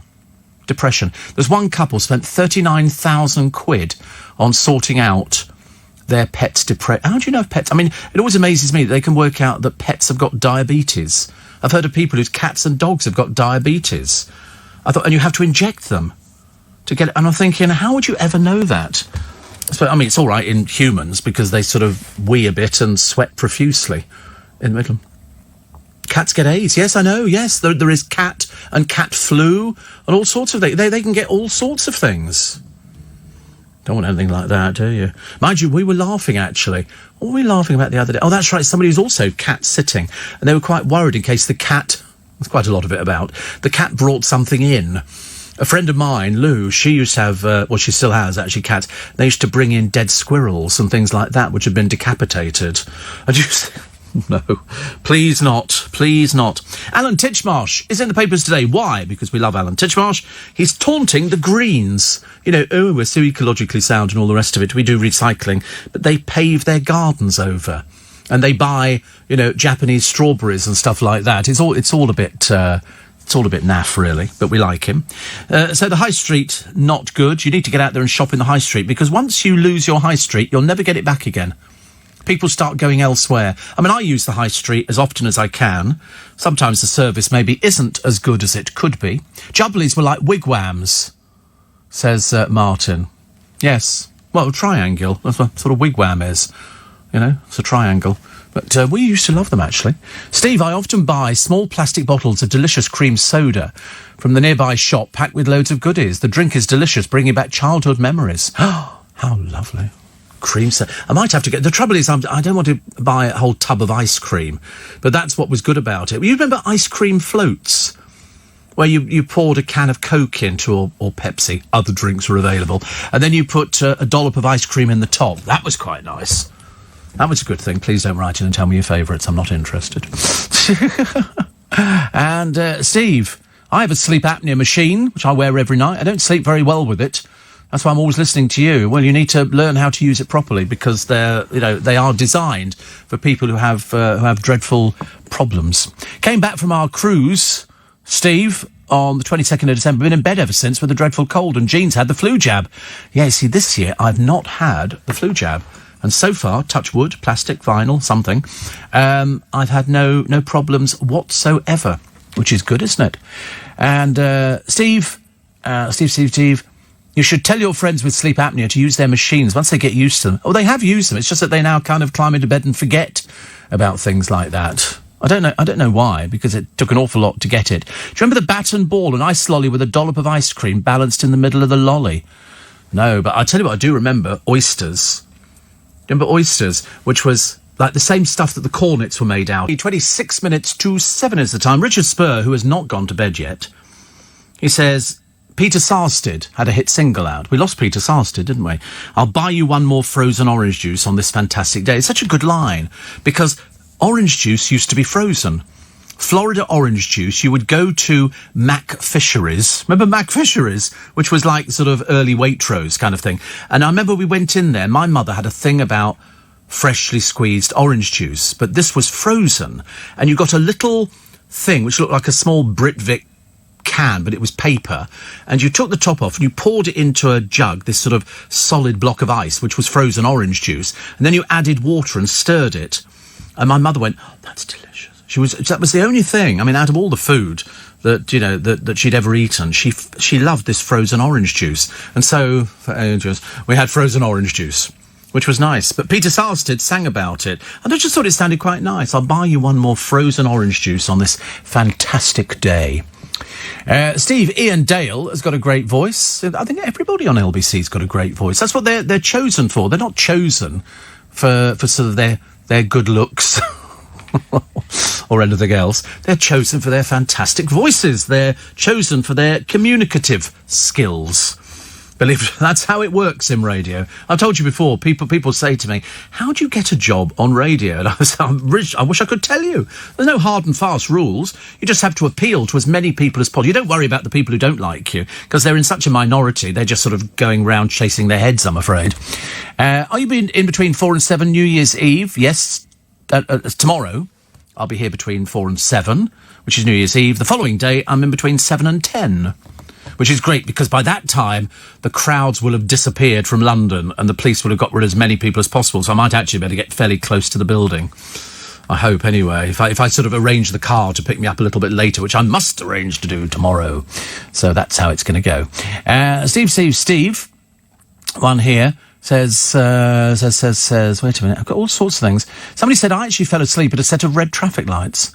Good luck, that's bad news. Mind you, I've seen people driving on the roads who seriously look as though they should be taken off the roads. A lot of people driving when they've had a drink, and tomorrow night will be a bad night, because people who go, oh, I'll tell you what, I'll take the car. And the idea is you shouldn't really. But of course, if you're actually trying to save money and you don't want to take a cab, I mean, to be honest with you, I think you should actually take a cab, but I can understand if you can't afford it. But then if you can afford to drink, you must be able to afford to take a cab, mustn't you? If you're all clubbed together, get something like that. All the buses are free, aren't they? Yeah. Mind you can imagine what sort of people you're going to get on the buses, can't you, tomorrow? It's going to be a lot of Happy New Year. Yeah, thank you, mate. Yeah, that's just a driver. I like New Year's Eve. I just don't want to be part of it. It's funny, isn't it, that, you know, when you were younger, you go, oh, I can't wait to go out. But every time I went out on New Year's Eve, and it was only a couple of times, I had such an awful experience. I thought, you know, I got drunk, I fell over because it was very icy, and I just didn't enjoy the experience at all. I don't want to be crammed into anywhere where you can't hear yourself think. I want to be able to hear myself think. Much prefer New Year's Day. Yeah, New Year's Day is great, provided you haven't gone out and got yourself completely smashed the night before. New Year's Day is lovely. I shall leave here 10 o'clock. The crowds will be coming into London for the New Year's Day parade, and I like that because I'm heading that way. They'll all be going that way. Steve, I grew up in the late 40s and 50s in East Ham. We had Dickie Bird's ice cream factory, and they made the best milk ice lollies ever tasted. Banana, peppermint, and chocolate. I tell you what, I do love a banana lolly. And they're very difficult to get hold of. Our ice cream man in Twickenham, painter and decorator during the winter months, ice cream, he's got an ice cream van in the summer, and he does banana lollies. And me and my friend Mike, who's got the hairdressers in Twickenham with Kasha, and he does banana lollies. And there's something about banana lollies, I can't tell you what it is, but it really gets me going. It's one of those nice sort of... And I did find it in a garden centre once, but interesting. Steve, we got the LBC moments. There's all these different moments, aren't there, of LBC? They're doing the top 10 of moments, because James O'Brien's in there. And I don't know whether... Yeah, on the LBC website, there might be LBC's sort of top moments. Interesting. Spanish Wood was what that licorice wood was called. Spanish Wood. Police have released staggering hoax 999 calls as they urge the public only to use the service in an emergency. One caller rang the police, wait a minute, after being sent 3 Saveloy chips from the chippy. I mean, to be honest with you, these people should be rounded up, arrested and thrown in prison. You can stay there for a month. OK? Simple as that. No food, nothing. It's ridiculous. These people are wasting the services. That could be somebody's life that they could be jeopardising. Neil of the LMD Skip Roadies has left the yard with a skip on his lorry. First job's a collection. Could you tell him he should turn round and come back to the yard, says Ian. Oh, there's nothing worse, is there? Nothing worse when he turns up. So he's got a skip on the lorry, and then he sort of comes back again so he can just go out with the chains. Oh yes, there are the 10 James O'Brien clips of 2019, which has got, his exchange with Jacob Rees-Mogg, and also he says the caller's reason to leave the EU so we can wrap fish and chips in newspaper. Boris Johnson fan loses the argument, then labels James a snowflake loser. Hilarious, isn't it? Snowflake's always trying to direct it onto somebody else. I'm not a snowflake. Yes, you are. Yes, you are. And he did an interview with James Cleverly, the best they've ever heard. Also, what was the other one he had? Oh, a row with a caller over Trump's racist tweets. I love it. As I say, Anna Soubry, she'd only been here 2 days, and already she started getting into arguments with people, which is fantastic, because she knew so much more than the people calling in. James O'Brien takes apart Dominic Raab's statements one by one. He likes that kind of thing. And listeners called for this particular caller to get his own LBC show. Always worry about that, don't you? And a caller from Portugal who says he wants Brexit to stop freedom of movement. Is that it? Oh no, there's another one. James O'Brien fact checks claims from Nigel Farage fans who calls him. Yeah, do you think James O'Brien sent a Christmas card to Nigel Farage? Probably not, I shouldn't think. We don't do stuff like that. But no, everybody's got these special moments. Somebody says, I think Ian Dale's a very kind and very caring, gentle voice. He sounds a lovely person. Oh, terrible, terrible, terrible. See, black cabs are not double fares. It's just £4 extra. Mini cabs usually charge double. Merci bien, merci bien. Ian in Glasgow says, in Scotland years ago, we used to buy American cream soda with the American flag on the bottle. Good old days. Oh, everything was a good old... We always say the good old days, don't we? And yet, I don't remember thinking at the time it was the good old days. But when you look back on it, you think it's the good old days. It's like people sort of say, if you were sort of coming out of college or school at the moment and you're looking for a job, well, good luck. Because, if you wanted to go into retail, and people do still want to go into retail, I loved it. I thought it was fantastic. Every job is what you want to make it, but you've got to make sure that you're the best person for it.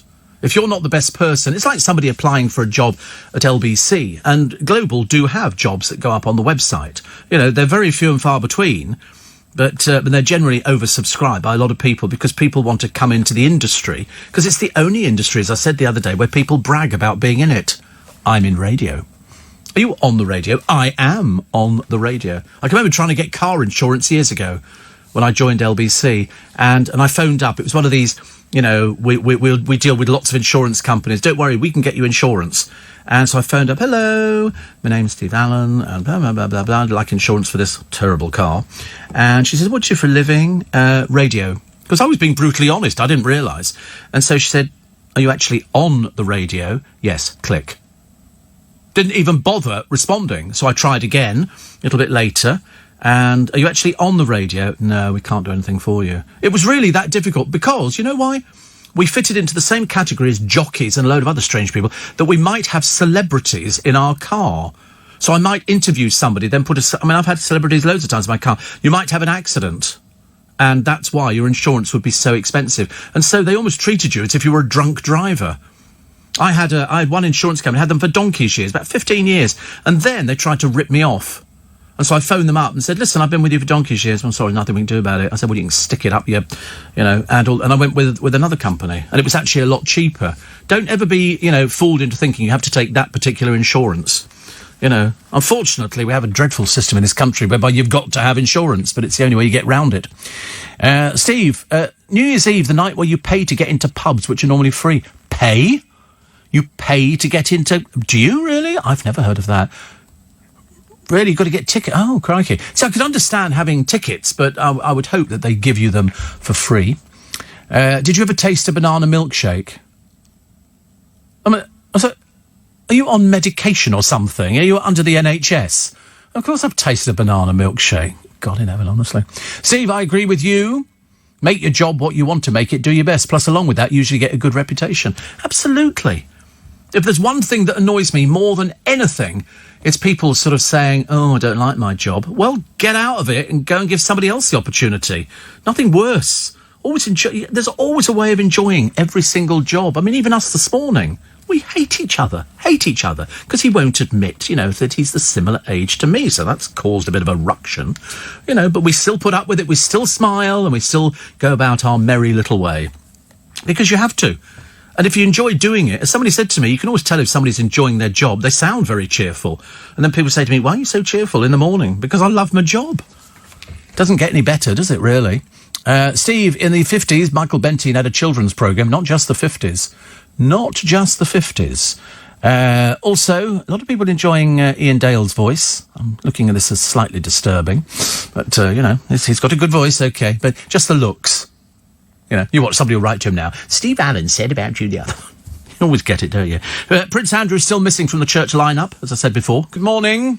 And he says, Steve, first night shift done, post-Christmas break. Tubes will be running 24 hours, New Year's Eve into New Year's Day. Spare a thought for us station staff. Well, actually, that was my godsend on Boxing Day, when I traipsed my little body back to Waterloo Station to discover it was all boarded up and had to take the Underground, which mercifully was working, thank God.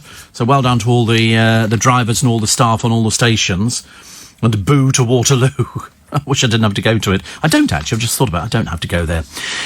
So thousands. There's a story in the Mail today. You might want to read it. It's people losing their nest eggs in sanctioned HMRC schemes. Check those. Also, Peter Kay telling off a Channel 5 show. It's, I didn't contribute to it. It's nothing to do with me. But it's like an homage. I thought you'd be really pleased at something like that. Haggis crisps are in the bag. Yuck, yuck, yuck. I've never eaten haggis. I'm sort of just guessing at to what it would be. The Beckhams can't cook for toffee. She can't make a gingerbread house. No surprise there. She can't run a fashion business at the moment. That's not looking good. And David Beckham is carving a turkey that he quite clearly didn't cook. It was done by the chefs that they bring in. Honestly, the lies in the Beckham family. Plus, job seekers. I mean, do you not spot the errors in this one? Job seekers won't have to sign on at the Dole office. You can do it online. Well, you just get anybody to sign on for you, don't you? Do you think they've thought of it? Probably not. Probably not. Former Sunman's tears for beloved Cocker Spaniel, says Gordon Smart, who works in this building.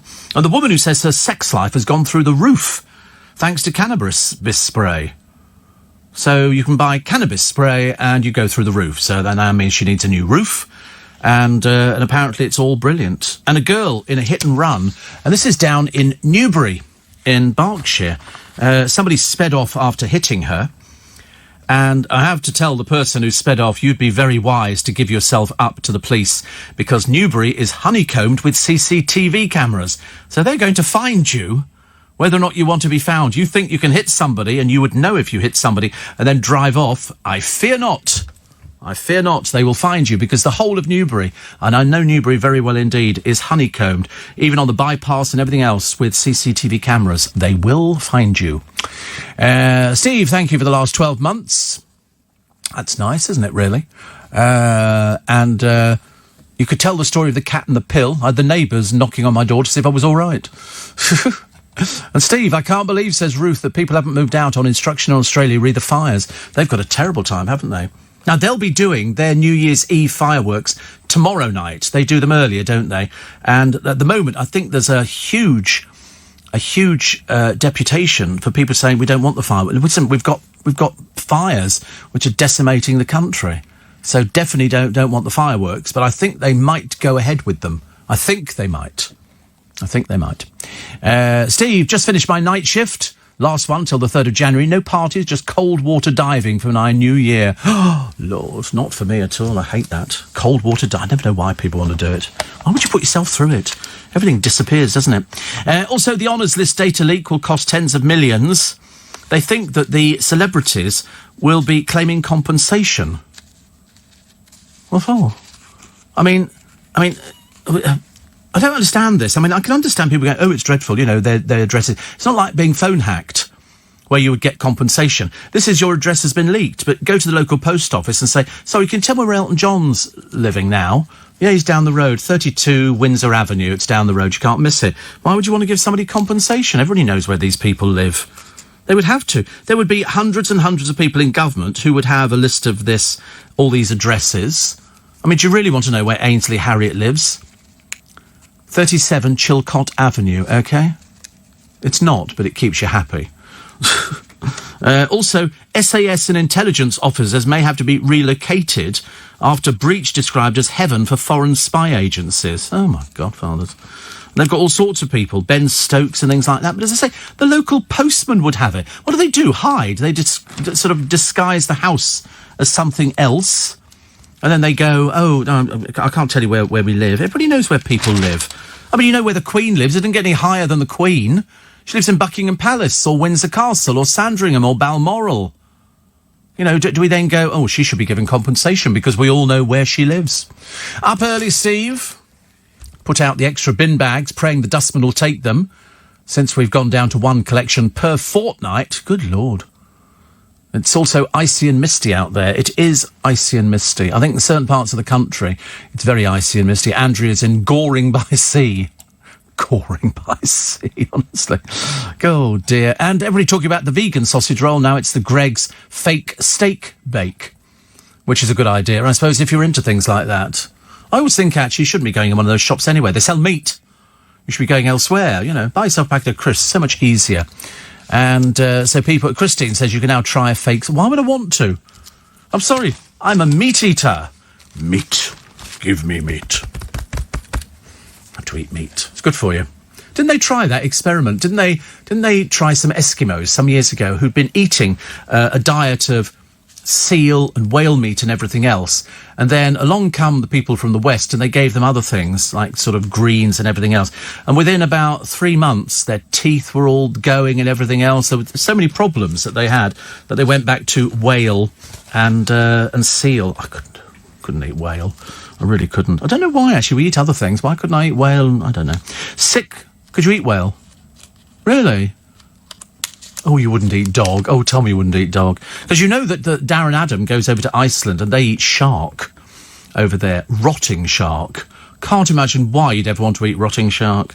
Sick children, according to The Guardian, sent far from home in NHS bed crisis.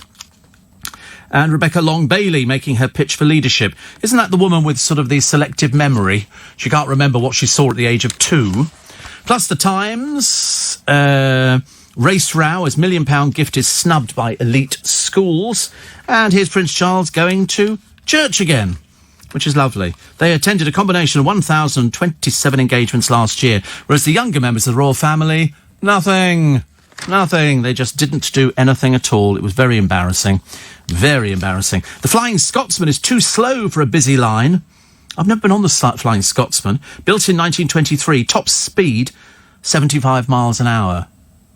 Doesn't seem very fast, does it? Because the bullet train, I think, in Japan goes at some cracking speed of like 200 miles an hour, isn't it? It's certainly an awful lot. But one of the young men on board is Alex Johnson. He's 19. And he's obviously really, really interested in trains. So good for him. And also a man who refuses to catch buses in case they accidentally, wait for this one, squash insects.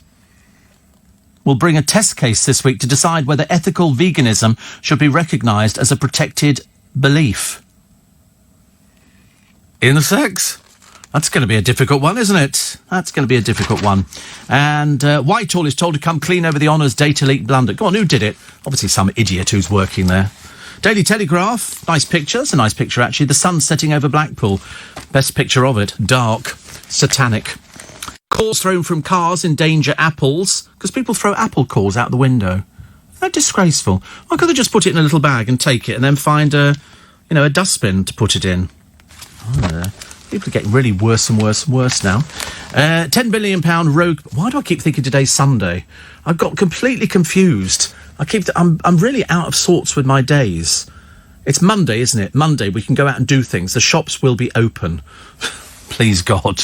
Revealed Britain's hardest working royal. You can read that in the Daily Mail, which we did earlier on. And there's a soft porn version of The Crown. I've still not seen it. People keep saying to me, watch it. You'll love it, Steve. It'll be your kind of thing. Also, be a local hero. Shoppers urged to buy local in a bid to rescue dying high streets. Well, in fact, we have a very active high street. We do have a couple of empty shops in Twickenham, but our fish shop, Sandy's, does very well. Waitrose, there's always a queue on the tills, and that's quite a big department sort of kind of thing. And everybody else doing very well. So you have to support Paul Cooper's doing very well. The Chemist Goods, the Frame Shop, they've all been there for a number of years. You have to support them, because if you don't support them and they disappear, you'll lose your high street. You will lose all of the good things that are about your high street. So when people say, what's your high street like? You can go, it's good. It's good. We've got a Greggs. We're going to end up with 2 Marks and Spencers. They're putting one in at the station as well. Twickenham have a Poundland. Yeah, we have a Poundland. We used to have a Woolworths, and then it turned into a Poundland. I don't understand why people... I mean, I quite like going in there. A friend of mine wouldn't go in there for love nor money, but I love it. I think it's great. You can buy all sorts of things. I like the tubes of glue. You get, like, 10 tubes of glue, £1. I mean, how cheap is that? Admittedly, some of the tools that they've got are not really sort of up to it, but it's still good fun, actually. Still good fun. You can have a wander around there and find all sorts of things. I feel so ill. And I'm going to be going, I feel absolutely fine, because all I had was a couple of Prosecco's. In fact, last night I went to bed quite early. I went to bed about 5 o'clock. I watched a Christmas film, depressed myself thoroughly, went to bed. And I was quite happy doing that. I don't know why people sort of watch Christmas films and they laugh. I never laugh through a Christmas film. I watched the Miracle on 34th Street day before, and then yesterday it was the what was the film? Can't remember. Anyway, it was very good, and it was weepy time all the way through. And it was the Frank Capra film, and I loved it. And then I went out yesterday. I nipped to Costco. What are they selling? Easter eggs. Easter eggs.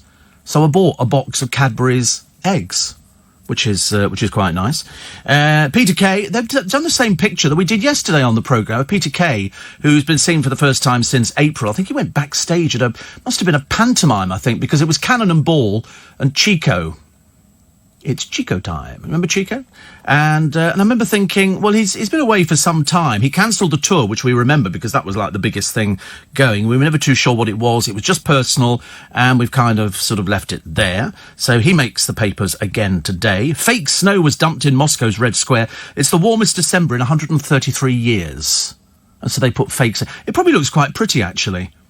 Probably looks quite pretty. Henry Riley, who is Ian Dale's producer, you know that road where they do the Hovis advert? It's a street and it goes straight down, and they used it on the front cover of Country Life last year, I think, and it was covered in snow. And he tweeted, beautiful, it's in Dorset, and he tweeted and said it was really fantastic and beautiful. And I tweeted back and said it's really brilliant, really, really brilliant. And I said, it looks even nicer with snow covering it. So, and he didn't tweet after that. It was the last I heard. My producer, Thomas, has turned his phone off. He's decided he's just got to switch off from work. So it's very easy in this business to be sort of on all the time and available all the time. And I got a thing yesterday from the podcasting team, from a lady called Maddie. And I didn't know what the answer was. So I emailed Thomas. I sent him a text message to his phone, thinking, I bet he won't have the phone on. Luckily, he had it on. He just landed at Aberdeen Airport, and he turned the phone on. So I was able to say to him, are we doing this? Can we do this? And he said yes, but he's putting his feet up, and he's doing nothing, bless him, because they've all worked really hard this year. Really, really hard. Everybody. This is where we're supposed to traditionally, isn't it, look back on the year and go, that's why we sing, should old acquaintance be forgot? That's why we sing it, because you want to sort of go back, and if last year, this year, was a really terrible year for you, then next year's got to be a better year. I've had no end of texts. I can't begin to tell you how many hundreds of texts and emails I get in from people saying, you got me through last year, see if you can get me through this coming year as well. Which we do. That's what we do. It's par for the course. And, you know, if you're unlucky enough to have had a really, really crappy year, you know, one of those years where you go, I spoke to a lady, I went to a garden centre yesterday and I bought a thing for putting a candle in, and I came out and there's an old lady standing there, and the AA are looking at her car. And I don't know why. I wouldn't normally sort of stop and say anything, but she looked quite frail. And I went, is it not working? She said, no. She said, and I've got to go to a funeral next week. She said, I've got to go to the hospital tomorrow. I said, oh, it's not your day, is it? She said, it's not been my year. And what had gone on the car? The clutch. So she was having the car taken to her local garage, so hopefully they could sort it out. Whether you put a clutch in overnight, I've got no idea. But I just felt a bit sorry for her, and I was hoping she wouldn't look and see the car I was getting into. I felt a bit guilty about the whole thing. But it's just, you know, some people have bad years, and some people have good years. You might have had a brilliant year this year, a really, really good year. You might have had one of those years where you go, can it get any better? I've had one of those years where I didn't think things could get any better. It seemed to be apart from missing out on the New Year's honours list, but I mean, you know, I can live without that till next year. You know, people write in to number 10 Downing Street. There could be a good chance we could end up with something next year. But if Annie Nightingale gets one and Ainsley Harriott, I'm definitely up for one. Definitely. 40 years, good Lord above. Services to the NHS, I think, have single-handedly kept it going. And so I think last year, I keep referring to it last year because this is our last day, isn't it? We're now counting down the hours. And at midnight tonight, they've already tested Big Ben. It will ring out the chimes, which I think is brilliant. I mean, there's something about living in London. I know everybody else gets their own little bit, you know, no matter where you are. I think Sydney is before us for the fireworks, if indeed they run for the fireworks. And then Richard said he was going to climb up on the roof. Well, I don't advise that, to watch the fireworks, because we are in the best vantage position to see them. And up on the roof, we've got a big walkway that runs between one building and our canteen. Canteen, it's more like a little mini restaurant.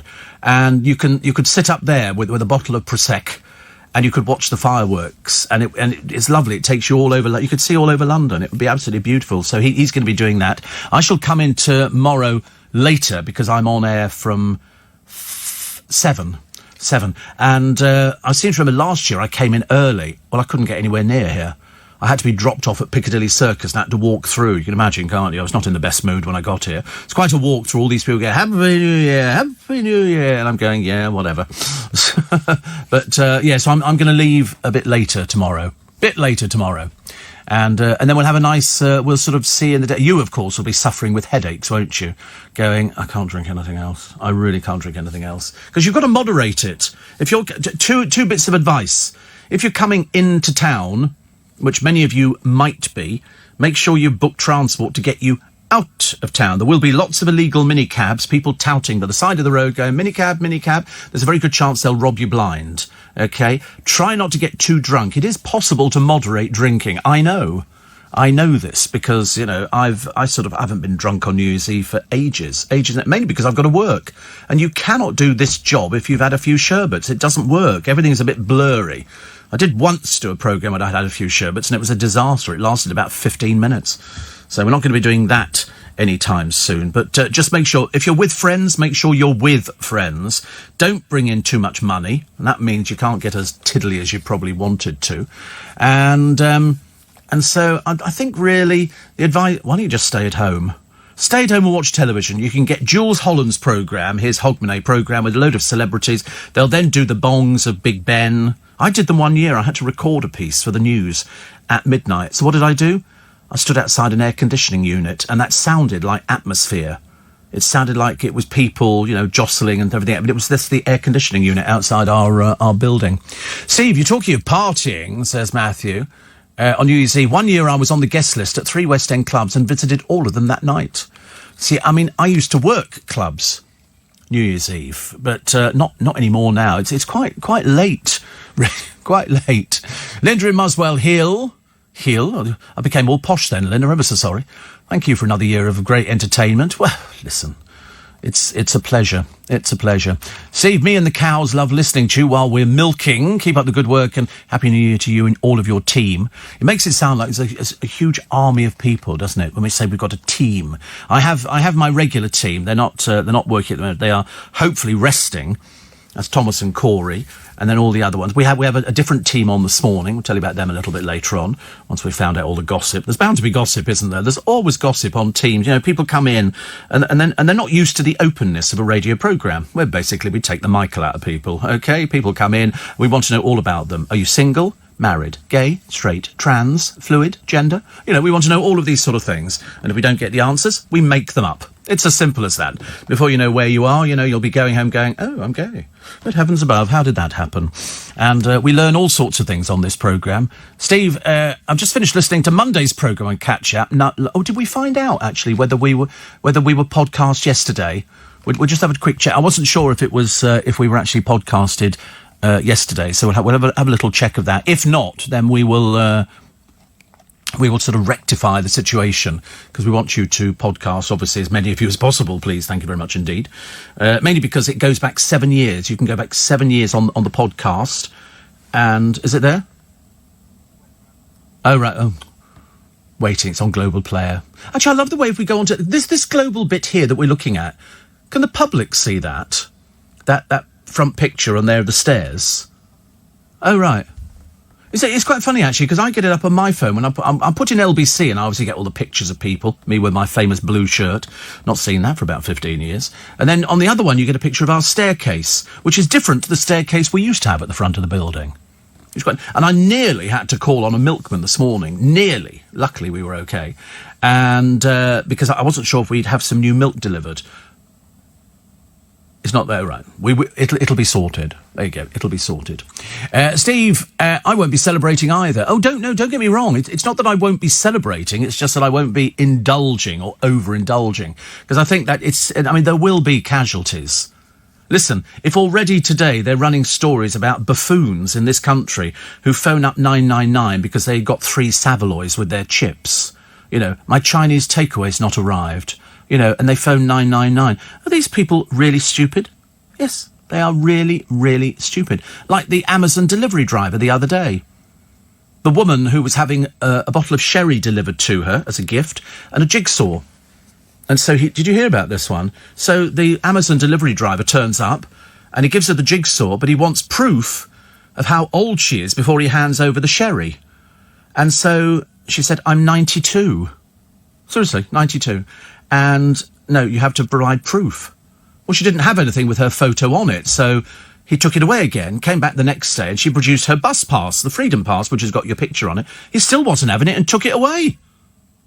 She's 92. You only need to be 18 to buy this stuff. In America, it's 21, but over here, it's 18.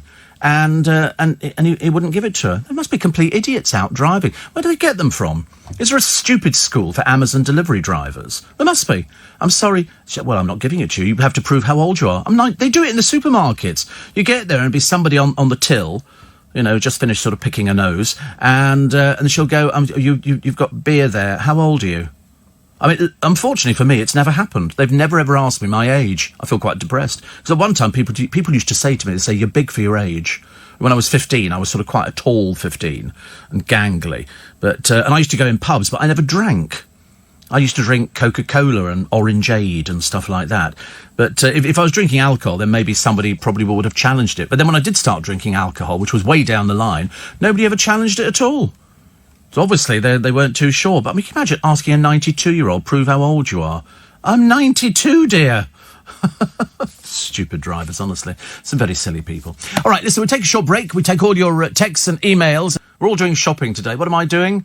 I'm taking the old duvet into the dry cleaners, so you can clean that one. Then I've got the brand new one to go on the bed. We've got a brand new fitted sheet to go on the bed as well, which is quite nice. Yes, It's a Wonderful Life was the film that I watched. Thank you, Duncan. It is so good. I bought it. It was cheap, and it comes with 2 discs. One is the original black and white, and the other is the coloured version, where they colour in. They've done that with quite a few films of late, and I like it. I like it.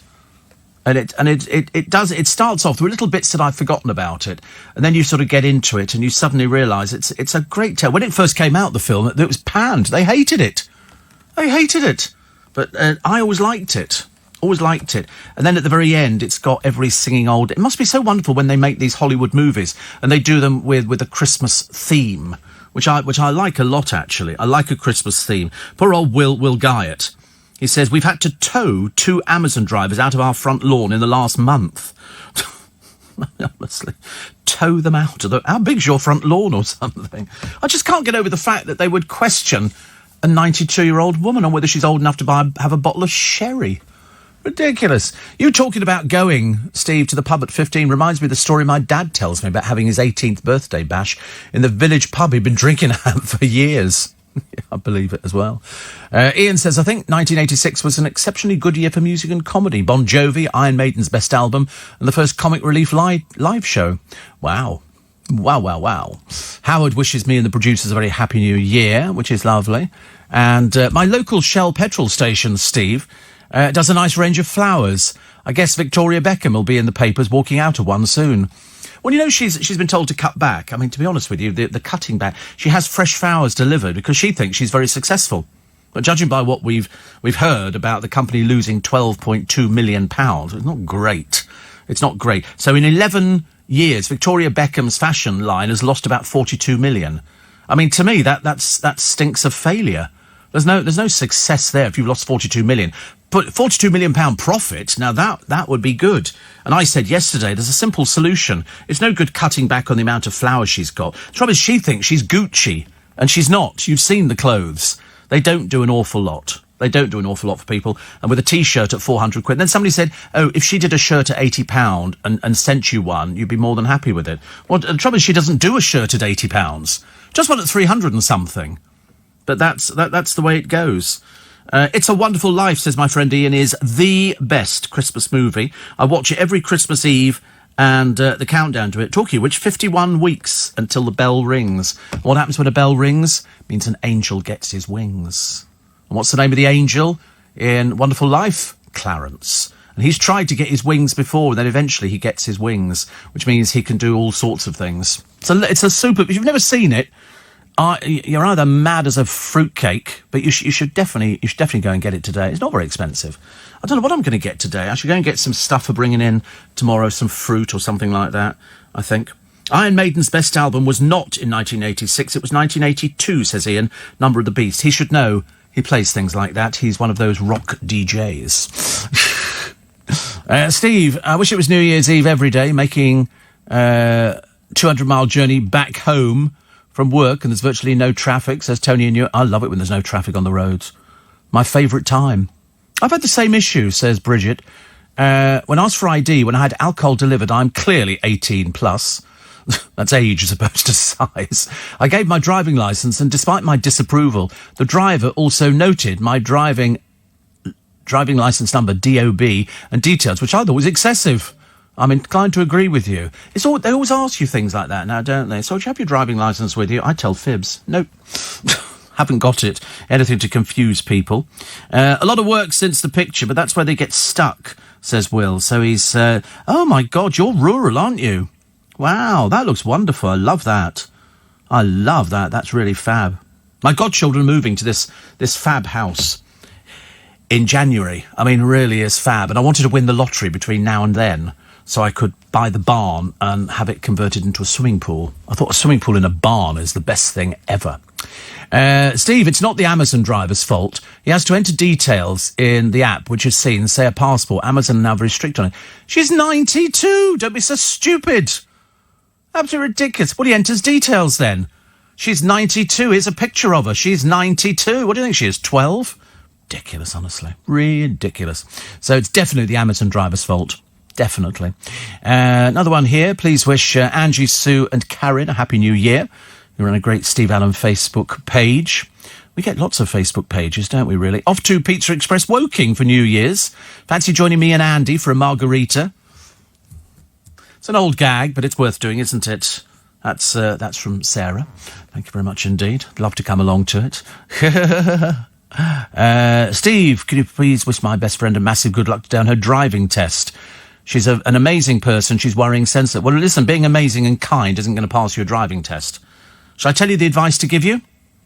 This will pass the test. When you sit in the seat, okay, make sure the car's in neutral, okay, knock the rear view mirror a little bit, okay, just like that, so that when you look in the rear view mirror, you're not just glancing up at it. They want to make sure you know how to use it, so you've got to turn your head. If they see you turning your head to use the mirror, that's a guaranteed win. Guaranteed win. Somebody told me that years ago, and worked for me. Thank you very much indeed.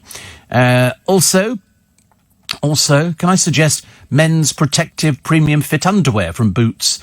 As a diabetic, I find it a great help, and you may avoid the need to stop at the roadside and embarrass yourself. I like stopping at the roadside. To embarrass myself. You remember, I told you, I got lost on a road coming back from somewhere, I don't know, a few years back, and I'm having a wee by the side of the road, and this coach goes past slowly, and they all look out the window. I felt really ridiculous. Really ridiculous.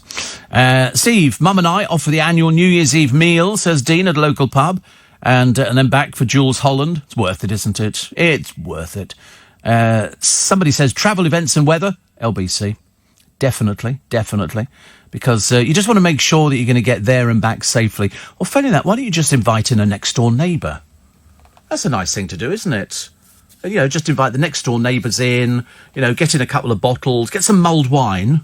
That's always a good one to start with, some nice mulled wine. Get some vol-au-vent. There's loads of cheap food. You could go to Iceland. If you spent 15 quid, you could feed 1,000.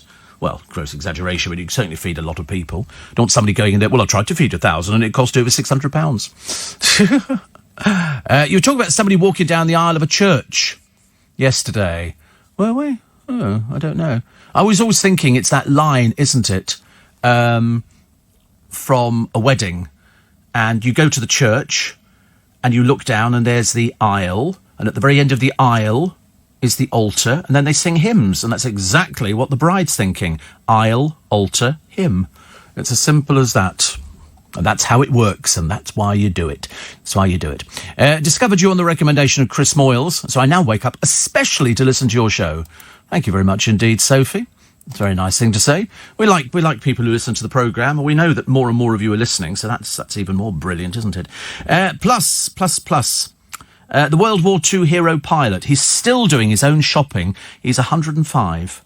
105. I mean, to be honest with you, I'd be grateful to be moving at 105. The lottery winner, Adrian Bayford, shows off his new look. He won, I think, about 148 million. Not that I'm jealous. And he was very fat. And it wasn't very good for him at all, so he's lost all this weight now, which is good, because the last lottery winner won 161 million. He died.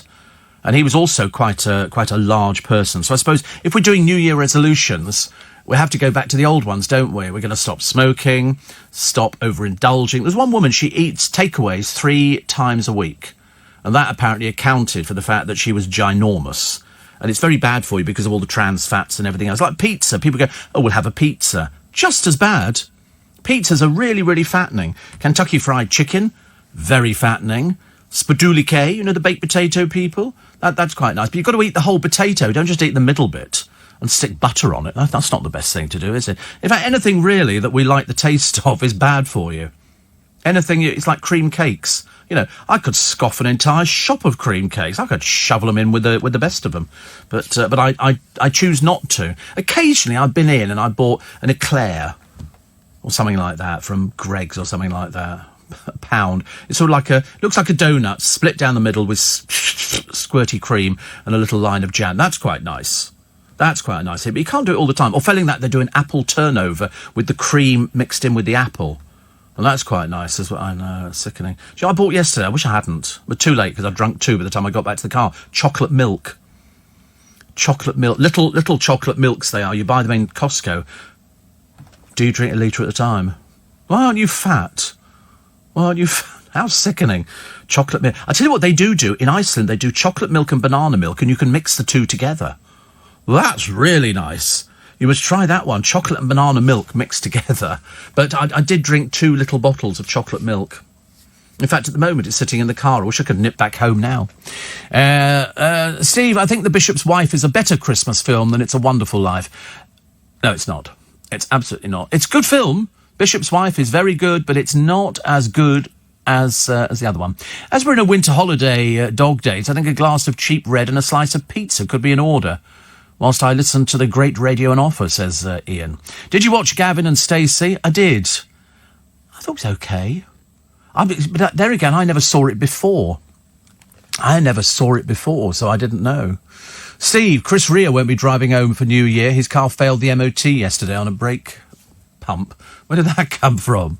Actually, I'm surprised he actually drives. I would have thought, somebody as talented as him would be driven, like I suppose, Victoria Beckham. She's going to have to be driven now. So she's got to make cutbacks. So a couple of staff have gone. That's on top of the ones who went before. And they've cut back on all the flowers. Apparently she had all these flowers delivered. I mean, what sort of business is she operating where it operates on such losses?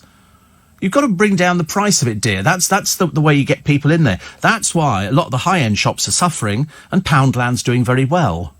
You have to sort of do it. It's no good sort of thinking you can flog a T-shirt for 400 quid.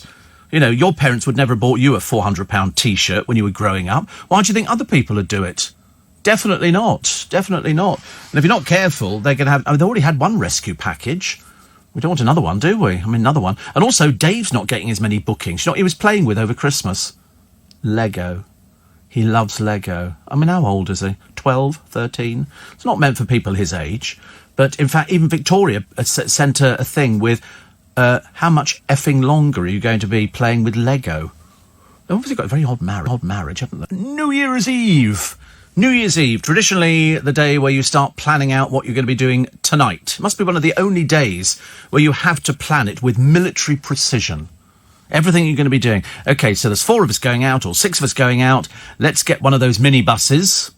OK, and once you've got the minibus, then you all pile into it, and then you say, listen, come and pick us up again later, and try and arrange a time. Obviously you've got to allow for New Year. So say sort of 1 o'clock, 1:30, and get it to come and pick you up in a pre-arranged place that you've already designated. It's the only way for a trouble-free New Year's Eve. London will be heaving. It'll be ramped up, especially around here, because this is the centre of London. Trafalgar Square and Leicester Square. Covent Garden is on our doorstep. The fireworks taking place just a bit further down the river. And it'll be very, very, very busy. Even people who've never been to London before seem to want to descend on Trafalgar Square. I don't know why. I can't understand. What's the point of just standing there? Because I think the police try... I know people get it in, but I think the police try and confiscate alcohol. I think they actually take it away from you because they don't want people falling in the fountains, which will be boarded up. I seem to remember. Although I didn't check. I'll have to check, actually, when I leave this morning. But I think they normally board up the fountains just to make sure nobody falls in. There could be that danger. We could have a major accident. So 5 million of you will head into the new year, in other words, tonight into tomorrow morning, £10,000 in the red. And what would that be? That'll be bills, that'll be Christmas, that'll be, extra bills coming in that you hadn't banked on. And so 10 plus what you've already got outstanding, £10,000 in the red. And that's why, having been in that situation, I was determined some years ago to not be in that situation ever again. Because there was nothing that was more depressing than trying to work out your finances and sitting there going, right, I've got some money. I always make sure that I can afford to, because I've only got, I think, about 3 more mortgage payments and I'm mortgage free. I forget, I'm now so ancient, when I first took it out, they went, oh, it could be running till you're 65. And you go, but I am 65. And then it comes through that, your mortgage finishes in a few months. So that's quite nice, isn't it? So I'm quite looking at what I'm going to do with the extra cash. I've got no idea. Probably invest it in something. I'm much better at investing money and putting it aside than I ever was before. Before, I lived hand to mouth. I know people, I work with people that live hand to mouth because it's quite expensive. If you're renting in London, it's an average rent would be what, 600 to 1,000 a month? Could be, I would think. If you live at home, it's ideal. Stay there. Stay at home. It's so much cheaper. Everything's bought for you. It's fantastic. You don't need to worry about, doing the washing or something like that, unless you contribute to the household budget. See, talking of bananas, Paul Cooper gave me a huge bunch for £1 the other day. I know they're really good value. See, those you can mash up a banana in a liquidizer, add some milk, and maybe some chocolate ice cream. That's quite nice. That's it. You get a nice ice-cold chocolate milkshake tasting a banana. Steve, I watched a video of you a while ago on YouTube when you gave us a tour around the LBC studios in the early hours. Very good, says Dion. Yes, I didn't know that was still up there, actually. And one here that says, we called at a museum and a working military base, but needed our passports to get inside the barracks. Not having them, we showed our freedom travel passes to the soldier and he let us through. Pleased but not impressed with the security check. Oh, I think you can do all sorts of things with a travel pass, can't you? With your, I've got mine. Nobody's ever asked me, actually, to prove what I am, which is interesting. Another one here, 84850, steve@lbc.co.uk. We mentioned them all, actually, on the programme. We haven't missed anything out at all this morning. Somebody else talking about Amazon deliveries. Actually, they fibbed to me the other day. They said, if you order this particular item now, it'll be delivered today. Well, it wasn't. It'll presumably be delivered tomorrow. I was very disappointed because I was looking forward to getting it. I won't tell you what it is because you'll laugh. But I was sort of having a quick check. And then we got the lottery tonight, haven't we? How often has there been a lottery on New Year's Eve as we go into the next day?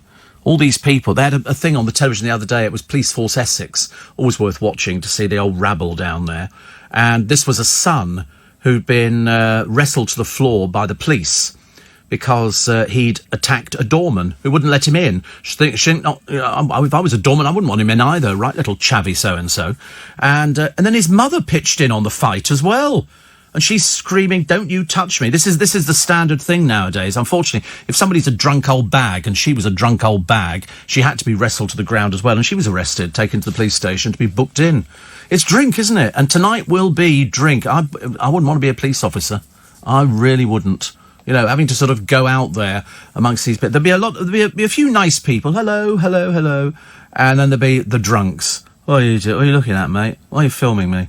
Let me tell you, every police officer is equipped with cameras now. They film you, and as far as I'm concerned, I think, what was that thing I decided the other day? We should definitely lock people up for quite a number of things.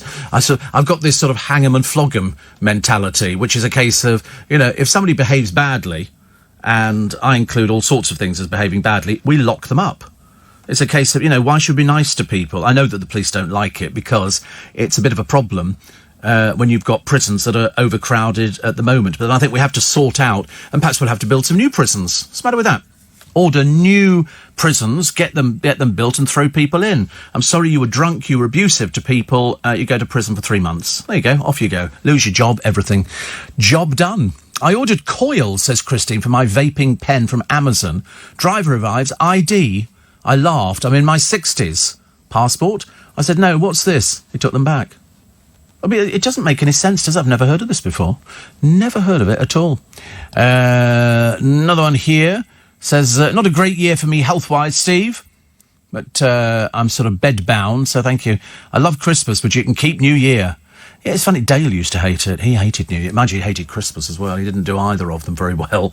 But New Year especially. If he could be out the country for New Year, he would. Whereas I'm not bothered. It doesn't bother me that people go out and celebrate. I think that's quite a nice thing to do. Not for me, though. Not for me. It's good for other people. Also, we got the best and the worst of 2019 for you this morning. And what was the other one? Oh, James Corden is up for a new series of Gavin and Stacey.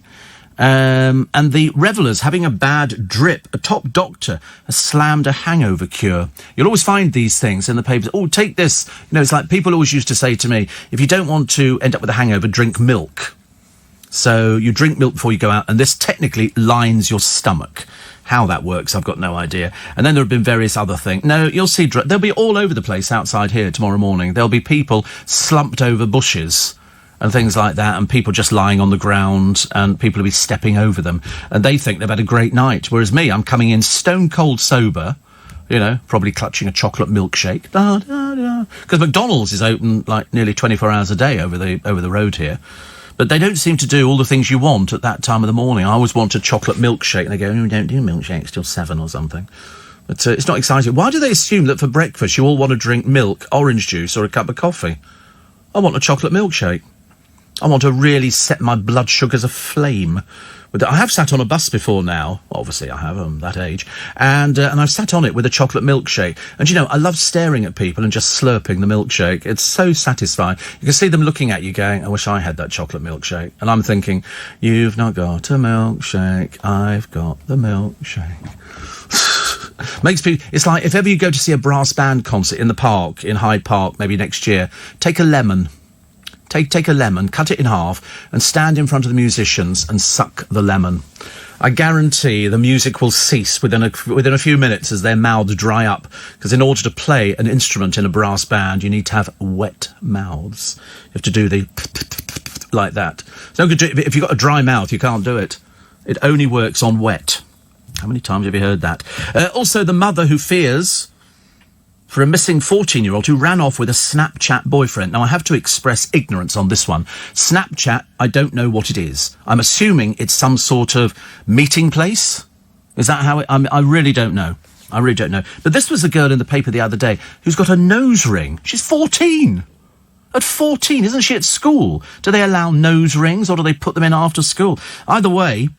they think she's run off with a Snapchat boyfriend. That doesn't sound very good, does it? We've had situations like this before, and we don't like it. And the teabag implant for arthritis in thumbs. And I know how bad arthritis can be. I know how much people can suffer with it really, really badly. And hopefully we shall have some answers for you very, very shortly. Neil Innes died. He was I suppose he was known as the seventh Python. He was 75, I think, or something like that. And a picture in Tate Picasso has been vandalised. Who are these people who go around there? Are they stupids? Life's stupid people. Yes, they are. They really are. And the trolls who've caused a BBC star to quit social media. I don't know why. If ever you get anything that looks like a troll on Twitter or whatever, you just press delete. And you can either, on Twitter, it's so easy.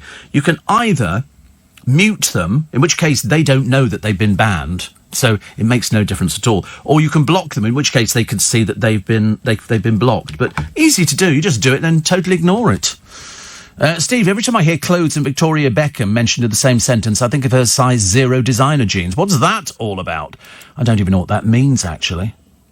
Mark, I really don't. Anybody who spends £400 on a T-shirt needs to have a serious word with themselves. I think it's a case of, I'm so rich I can afford an overpriced T-shirt. You know, it's as simple as... You know, I mean, who would be stupid enough to buy something like that? Answer, not very many. Not very many. Checking in, Steve and crew, as you embark on your 41st year at LBC. Yep, 41st. Wow, goodness me. Doesn't seem right, does it? Steve, I've never liked New Year's Eve, even as a kid. So I shall listen to the Big Ben chimes at 7 o'clock. I'm in New York City. Watch the Downton Abbey movie. Then lights out, says Carol. And listen to old radio shows from the 1940s. Wow, nice. Driving from the narrow boat to Leeds for New Year to see the New Year with our friend Sissy, who lost her husband 18 months ago and didn't want to be alone, so I baked a smoked gammon with marmalade glaze for dinner. From there to Southampton on Thursday to see Mum and Dad for a couple of days. I've got the app, so LBC will be coming along. Was recollecting and giggling about the New Year's episode of Ab Fab. When asked what her New Year resolution would be, Eddie replied, to have more fun. And Patsy informed everyone that she and Eddie were going to a rave in an underground car park in Romsey. As far as I recall, Romsey doesn't have an underground car park, one of the timeless classic comedies. Yeah, you can always get some good laughs over that. She was always a very good guest for us, Patsy. Very, very good guest. She'd always do the voice for you as well, which just sort of just made you collapse in laughter. Wayne the Trolley Dolly says, wishing you all a happy new year. Love Christmas, but not a fan of New Year's Eve. So heading into my 26th year of listening to you. And LBC, says Wayne. Wow, 26 years. 26 years. Frightening, isn't it? I've got people working with me who weren't even born when I started. In fact, actually, we're so far away from it, it's embarrassing, isn't it? Producer's 18. I know, seriously. He has to come with his mummy and daddy, and they have to wait for him and take him home afterwards again. 18. How do you think I feel? I feel like his grandfather. It's awful. As I'm pushing 40. Yeah, as if. The funny thing is, I've suddenly realised there are distinct advantages to being over 65. A, you get the travel pass, the freedom pass, which is brilliant. And secondly, you get cheaper tax. You get much, much cheaper tax now, which I quite like the idea of. Even my accountant wrote to me and he said, now that you are over 65. And I went, wow, brilliant. How cool is that? Should we take a break? Of course we shall, because it's 4:45. And people are always fascinated by anybody who injects. And so you sit there in the pub and you put the needle on, you go like, and people are like, oh. You know, if you're a bit needle phobic, it's not really very helpful. But no, I must test my blood sugars. Actually, I thought I've been reasonably good. I went through a bad phase a few weeks back, but I think I'm getting good now. I've got to go and get. What have I got to get today? Vegetables, and the only vegetables I can think of getting, because I don't know why, mushrooms and sprouts. But they've got to be the little sprouts. I can't do anything big. It's got to be little tiny things. Sprouts, are you mad? Sprouts after sprouts every day of the week. Yeah, just for Christmas. Isn't it funny, you see? Why are people so funny about sprouts? It's just a green vegetable. Do you do leeks? You do cabbage? Well, I mean, yeah, cabbage. It's not very exciting, though, is it? No, sprouts are easy. You can get 3 of them on your fork and you pop them in your mouth, no? Do you do cauliflower cheese? Yeah, you do cauliflower. See, that's really fattening. I didn't realise it's the cheese bit that's... But you seem to be eating all the fattening stuff but not putting on the weight. Damn you. It's outrageous. Me, I've only got to look in Patisserie Valerie's window. Well, not at the moment because they've closed. But before you look at cream cakes and already you can feel your waist expanding that goes along with it. It's dreadful. Sometimes you sit there and you think, oh, I'd really like that. And I used to be quite big on puddings. I quite liked a pudding, an apple pie with custard or trifle. But then I used to feel guilt with the trifle, so I'd scrape the cream off of the custard and just eat the bottom bit, which was kind of a way. So I just bought smaller trifles so I could eat the cream. They do a nice one in Marks. They do a sherry trifle, little sherry trifles. And they do chocolate milk. And they do banana milk. They do Belgian chocolate milk. It's like really good. Like really, really good. And if it's ice cold from the fridge, or failing that, just leave it outside your front door. It's delicious. Absolutely delicious. I should have brought some in today, actually. I should have thought about it. I didn't think about it. Never mind. Dale in Birmingham, Happy New Year. Best wishes for 2020. Well, if you've had a really, really terrible 20's got to be better, hasn't it? Steve, lying by the pool in Thailand. It's 32 degrees, says Tracy. I can't believe the bed hogging going on. People putting towels on sunbeds and not showing up after 3 hours. Loving the arguments. Yeah, I mean, we went to Gran Canaria years and years ago, and the Germans, and it was the Germans, I promise you, would get up at the crack of dawn, in fact, even before they went to bed, I think, and put towels and a book as well, so that people wouldn't move a book, but they'd move a towel. And they would just leave them there, even though there were big notices saying, you can't reserve sunbeds. I couldn't compete with it in the end. I really could. It was easier to lie on the sunbed all night. Much better. John, thank you very much indeed. And as my family sleep... I've lost it. Where's it gone? As my family sleep... Oh, I keep losing these things. Wait a minute. One minute they're there, then the next minute they actually disappear. Wait a minute. Thank you for keeping it smooth. That's right. As my family sleep, I'd like to take the time to wish you a very happy new year. It's my late 40th birthday today, and I'm hoping it's a surprise boozy lunch at Joe Allen's, a long-standing tradition. Been going there ever since I was 13, says Julia. And as the best pudding I've ever had there, a giant profiterole filled with creamy vanilla ice cream topped with a hot chocolate fudge sauce. Wow. So 40s, you've been going there. Yeah, I've been going about 35 years. I think. I've had an account for 35 years anyway. They don't do accounts anymore now. I'm one of the rarities. One of those strange people who's still got an account, which I quite like. First time listening live in ages, en route to Gatwick, flying to the south of France to spend New Year with Captain Rob. And just stopped for fuel. And would you believe they've got Valentine's cards in, says Rosa. Well, most of the shops, I think some of the supermarkets have actually got Easter eggs. Is that wrong? I've got some Easter eggs with me, little Cadbury's eggs. But again, they're all fondant, so I tend not to eat them. Another one here, also checking in to wish all the Spikers a very happy new year. And ended up in hospital, Steve, over the festivities. And if it hadn't been for your show, Christmas would have been ruined. So looking forward to more of you. Well, look, there's quite a bit of me tomorrow morning. You get 3, 4, might be 5 hours of me tomorrow morning. I think so. I think you've got 2 hours of in conversation, or it might be an hour of in conversation. And then I'll be doing breakfast tomorrow from 7 till 10. So you'll have to adjust your sleeping habits. But I can't remember how many in conversations we've got for you tomorrow. Starting at 4 or 5. I can never remember. I just tend to record all the links with Thomas. Thomas spends hours and hours. 5 till 7 tomorrow, and then 7 till 10. Oh, my Lord above, you've got 5 hours of me tomorrow. Put it this way, start drinking now. Might help you get through it. That's a lot. I don't know who the in-conversations are, but they'll be brand new. Brand new. Steve, exercise is the best thing to keep arthritis pain away, says Tina. I've never had it. And hopefully will not. Matthew says, you talk of pizza and losing weight. I'm now down to 12 stone, which I need to be to get the celebrity girlfriend I desire. No, it's not the weight, it's the money. The weight has got nothing to do with it. That's why Robert Maxwell was so successful. My Fair Lady, which was on yesterday, says Mark, best Christmas film by far. Watched it for the second time yesterday. Every time I watch it, I watch Hepburn's mouth, because she's lip-syncing.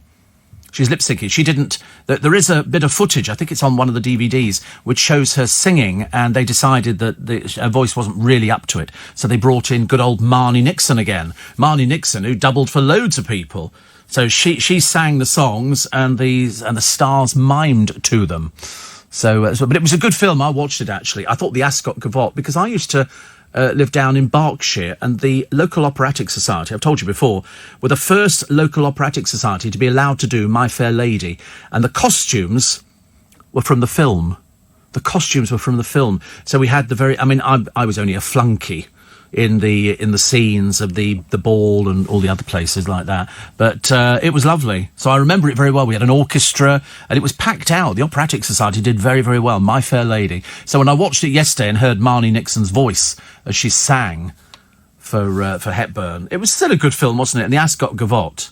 Every Duke and Earl and Peer is here. Everyone who should be here is here. What a smashing thing.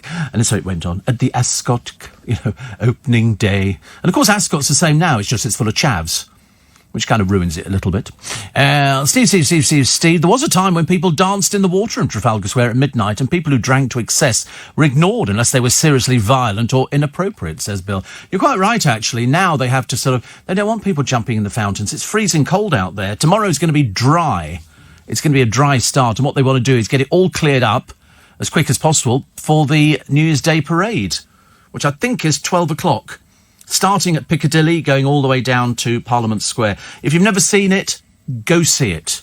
It's worth it. I mean, if you're nursing a hangover, there will be people staggering around in London, as indeed there are most mornings, who are well the worse for wear. How they get through life, I've got no idea. I saw somebody the other day so drunk. So drunk. And you look at them, and it's almost like watching a car crash, isn't it? It is like watching a big car crash. Steve, happy 2020 from Wendy and Jane. Darren and Gina in Staines are up with us, which is quite nice. And a very, very happy 2020, says Paul in Lower Boddington. But we haven't got there yet. But we will be getting there, so I will be here tomorrow morning. But at the usual time, 5 till 7, it'll be some in conversations. 4, I think. And then I'll be here live between 7 and 10. We might open up the phone lines. I say we might open up the phone lines. We never do, actually. We always sort of say it. People always write into me and they go, you always fib, don't you? Every year you go, we'll open up the phone lines, and then you never do. I know. It depends what sort of mood I'm in overnight. I should be good, actually. I should be good. They're doing a documentary on the death that ended Michael Barrymore's career. Michael Barrymore's never been charged with anything at all relating to the incidents that happened that night. So I can't wait to see what they're going to be coming up with on this one. The dead fox left at Chris Packham's home. That'll be somebody really stupid, won't it? Normally there is somebody a little bit daft who would do something like that. Do you remember I told you yesterday the girl who was knocked down in Newbury in Berkshire, and I said they will find him. You know why? Newbury is absolutely deluged with CCTV cameras. So I didn't think it'd be long, and they're already talking to somebody. My brother and his wife are spending New Year with Amy and Ed, who are back from Australia now. Homemade shepherd's pie. See, I can't have that. It's lamb.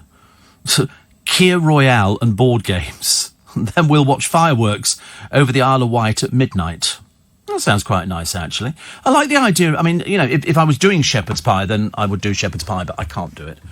So I have to do, what's the other? So they do shepherd's pie, which is lamb, and then they do cottage. Thank you, dear. Thank you. Still eating, are you? What are we eating? What are you on now? Mango. I can't have mango. No, I only discovered a short while ago. That's another thing I can't have. I can have a little bit, I don't know, it's the sugar in it or something. Because I used to drink mango drink like there was no tomorrow. I would just have a fridge full of cartons of mango. It's full of sugar. Absolutely. It's added sugar. But it was nice. It was nice, I know. Although, you see, I want to say, all the nice things are so bad for me. I can't have loads of things. So I can't have that. I can't have grapefruit juice, because that reacts with my medication. I can't have orange juice. I mean, I found substitutes. Prosecco's a fairly good substitute, but you can't have Prosecco every morning for breakfast, can you? That would be ridiculous. If I wasn't working or driving, then I'd probably sort of take it on the chin on that one. But no, mango juice. They say, oh, you can't have mango juice. Strawberries I can't have. I can have 1 or 2 strawberries. Grapes are full of sugar. Apples are okay, but I mean, how boring's a blooming apple, for goodness sake?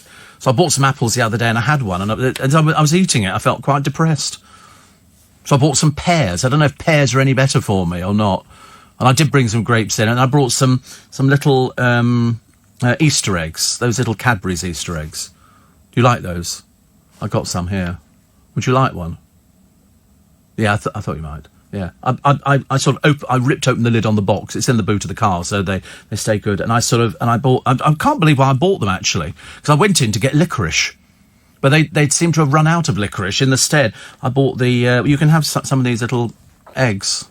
They're quite nice. Put some in your pocket, take them home for later, you know, have a little bit. You seem to be eating you're eating all the stuff I would have eaten prior to being diabetic. The moment you become diabetic, your life changes. Then somebody said, oh, you're not a very good diabetic. No, I've freely admitted I'm rubbish. I'm rubbish. I had chips over the weekend with the godchildren. I didn't eat all of them. It only takes about 4 or 5 chips to fill me up, so I didn't do those. I will tell you in the next part of the programme, after the news at 5, about calls this BBC star. You know who she is as well. She's on breakfast. She's quit social media. New Year's dry, they're calling it, because it's going to be quite nice. Peter Kay, seen for the first time since April. He went backstage at somebody's pantomime, so he's obviously on the up and up. Dolphins and commuting seals are our highlights. They're now appearing in waters around us. Simon Cowell gives a healthy donation to a dog charity. And how do you make a show on ice more cheesier than having Pip Schofield hosting it? Ben Hanlon is going to sign, and it just means that the clock's moved forward a little bit. But London will be packed because the weather tomorrow is good. Bit wet today, a little bit damp, but tomorrow is going to be bone dry. So if you're thinking of going to the New Year's Day parade, you should be absolutely fine. We should see record numbers of people out there. I always recommend people go, because I was one of the presenters of it for years.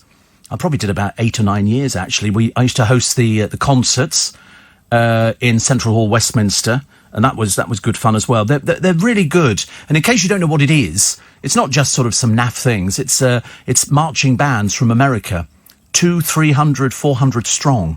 Seriously, big marching bands. Beautifully costumed. I mean, you know, if you've got kids, actually, if you're just anybody and you fancy getting out for the day, there's always things going on. You'll see cars and motorbikes and clowns. There'll be jugglers. There'll be all sorts of people, but it's the marching bands and the big balloons that would normally appear at Macy's New Year's Day parade. And they bring the big balloons over here and they inflate them in the morning. And they're huge. It takes about 20 people to hold them down. So if you're looking to go. Piccadilly Circus to start with. My advice would be Trafalgar Square. And the reason I say Trafalgar Square is because you get to see them coming all the way round. You get a longer view of them. It's really good. Really, really good. So I would heartily recommend that for tomorrow. And then it means you can listen to me, and then after it finishes, then you can wander up to Piccadilly Circus. Or failing that, you can go and pick your spot and take the radio at the same time. Steve, my friend, is a twin. She was born on New Year's Eve at 10 minutes before midnight in 1950, and her twin sister was born at 5 minutes after midnight in 1951. It's clever, isn't it, really? Steve, did you see the world's most scenic railways on Channel 5? No, but I've suddenly realised, as I get a bit older, I quite like these things. I like railways. I like the idea of sitting there in a railway carriage pulled by a steam train. That really is fantastic. Tina says, I like the old films, especially Little Women and Cheaper by the Dozen. I can't stand it when they remake them. I think they've run out of ideas. Little Women has been made about 6 times since 1918. 1918, I think, was the first one that came out with people we've never heard of, and they did quite a few of them. So there you go. Steve, great show. Did you have a good Christmas? Can you remember when we used to get snow in the 70s? I only remember once did it snow on Christmas Day, just once in my lifetime. I mean, I know when we've had snow all over the place, that I do like, but only once on the Christmas Day when we looked out of the window and it was snow. We were up in Yorkshire, and then once I was down at my brother's in Romsey, in Hampshire, and I remember looking out the window going, it's snowing. It's snowing, and it looks so fantastic. Everywhere's so pretty. Can't drive anywhere, though. My godchildren used to live in a house which had a little slope to their garage, and I parked on the slope stupidly. Trying to get out again was the biggest nightmare. I've never seen wheel spin like it. Terrible. My Fair Lady is a wonderful movie. What's Christmassy about it? Nothing. Nothing Christmassy about it. Why would you think it was? It's about a flower girl who they want to take, and they want to make her and turn her into something else. And so they turned her into something else. He proved that by giving her vocal training, she could go from being, common little flower seller, because flower sellers were everywhere. And she could be passed off as a duchess. And I have to be honest, the outfit she wore at the Ascot Gavotte was about one of the best outfits. I can't remember who it was, actually, who made the outfits for My Fair Lady, but I have a sneaking feeling she was very, very well known for making those sort of outfits. It'll come to me in a minute. Warren says, right, Christmas decorations are down. It's just another day tomorrow, just another day. I've still got computer problems. Poor old Warren, is it? You're not taking the decorations down. They don't come down till 12th night, which is the 6th. I've noticed a few places have actually taken them down. You can always tell in Twickenham, Sandy's, the fishmonger, his will be up till Easter. He never takes them down at all. He sticks his lights up and everything else, and they stay there forever and a day. But no, definitely, where in America are your marchers from? All over America. All over America. Everywhere. Ohio, they're from everywhere. Because every school in America has a big marching band. And the biggest one, I think, is Ohio. And I only know that because I've seen them so many times on YouTube, and they do formations, and they're just fantastic. Absolutely. I think they're all good, actually. Have you ever paid for something in a shop by cash, Steve, and had an issue with the change? I have actually had change given to me in a shop, and I've looked at one of the coins that I've been going out, and it turns out to be a foreign coin, because there are quite a few foreign coins that look like the 10p piece and a few other ones as well. But I always think, I'll just give it to somebody else. We just pass them on now. I think at any one time, there's so many millions of pounds worth of fake coinage being passed around. Pound coins particularly. But I love it. Don't you hate it when you go into a shop and you give them a £10 note and they put their sort of thing on it, or their light, or they hold it up to the light, and you think, it's a £10 note, for goodness sake. If you can't tell what's genuine now, you're in the wrong business. Wrong business. Steve. Even I don't drink a lot of fruit juice. I have a lot of fresh instead, says Grace. No, I can't eat fresh. No. I bought a lovely thing a short while ago. I thought I'd be okay with it. And it was dried fruit. I thought, dried fruit, that's got to be good, hasn't it? Dried fruit, that's got to be much better than fresh fruit. It's worse. It's worse for diabetics, dried fruit. And I thought, it looks so nice. It had oranges and great, and all sorts of different bits and pieces, all dried out. And it looked lovely. So I bought I had to give it away. Because I checked, we were doing it on the programme one morning. And I remember thinking, dried fruit, that'll be healthy. No, it's worse. Worse. Cecil Beaton did the costumes for My Fair Lady, says Andrew in Wimbledon. And Steve, help me out, as I can't think what film it is, but it's called Pygmalion. That's My Fair Lady. It's the same film. Same film. It's a story of Eliza Doolittle. When it was on the London stage, it was Julie Andrews did it in London, and they thought she was going to get the film, but she didn't, which was just as well, because she got Mary Poppins. And after Mary Poppins, she got Sound of Music, so she literally, was it the other way around? Anyway, she did very well out of it. But everybody was thinking, I've got the album with Julie Andrews singing. Lovely show. Lovely, lovely show. Everybody likes it. Everybody likes it. Steve, are you a fan of roasted duck? Not really. I mean, I like crispy duck, but roasted duck, I'm not. I'm producing him, turning his nose up at that, honestly. Just had a Cadbury's cream egg. So obviously the idea of mentioning something that makes him feel quite nauseous, I should imagine. I must say I thoroughly enjoy. I'll tell you what I had once for breakfast. Curry over mashed potato. Like leftover curry. Oh no, I've been in here before when they've had sort of the election and they've left boxes of pizza are stuck around and people go, oh, how exciting, leftover pizza. Oh no, I couldn't eat leftover pizza. And I have been home before now and I have done a curry. Well, I've heated it up, obviously, and then poured it over mashed potato. That's particularly nice. I like things like that. Anything that's really bad for me, I think, is the thing to have. So it's always tikka masala. I shouldn't have it. I'm supposed to have because it's got sauce with it.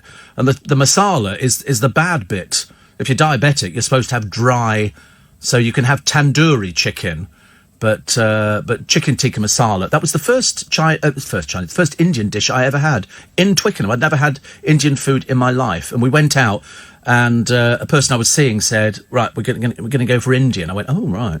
And so they said, chicken tikka masala? Yeah, okay. And I had that with all sorts of bits and pieces, mushrooms and bargies and you've got to have poppadoms, haven't you? And you've got to break them, which really annoys me. My Methodist pastor, Jake, is with us. Another not-so-great weather day in Minnesota. They had 9 inches of snow the other day. 9 inches of snow, so he had to cancel services. Super windy, he said, with blizzard conditions. On top of that, everything is glare ice. What's glare ice? Is that I don't know what that is. Perhaps that's an American expression. Help serve food to the senior citizens, then watch Top Gear reruns. Not a bad day, says Jake. He's the only minister we've ever had writing in regularly to this programme. You would not have thought that a minister in Minnesota looking after a number of churches would be listening to this programme. But I had the American ambassador to London listening to this programme years ago, and when they were in Grosvenor Square, and he got his AP to phone up, and I got invited over for dinner to the same office that Eisenhower had. Oh, we've got a definition of glare ice. It does exist. The difference is between black glare and glaze ice. It's colloquial, regional, and attributive. So it's an American. We don't have that, actually. I think it's black ice. Oh, no, it's not, actually, because it says black ice, sometimes called clear ice, is a thin coating of glaze ice on a surface, especially roads. It's a similar sort of... It sounds like it's a similar sort of thing, though, doesn't it? We're well up on it, I tell you. Do you know, what would we have done without the internet years ago? You'd have to all sit here staring into the distance going, I've got no idea what you're talking about. And you'd have to go to the reference... LBC used to have a reference library at the back, so if you wanted to know anything... Now, I can type in somebody's name and get up thousands, even myself...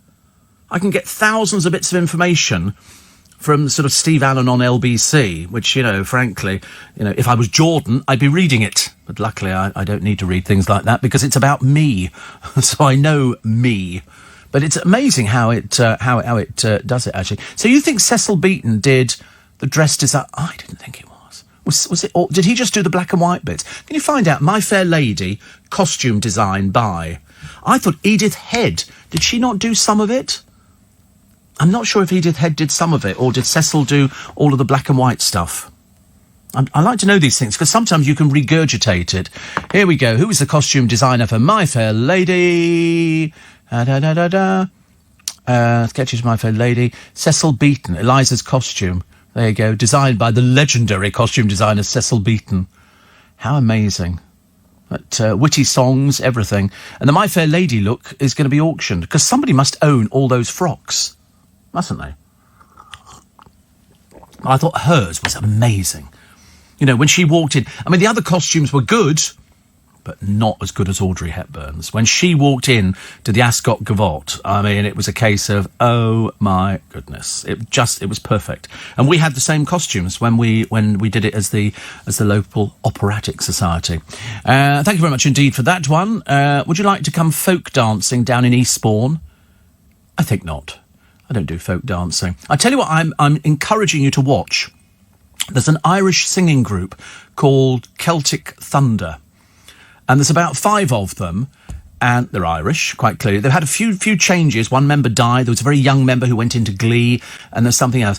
They are fantastic. I've now got to go out and buy Celtic Thunders. They cover other people's songs. They do some nice standard stuff. The audience absolutely go crackers for them.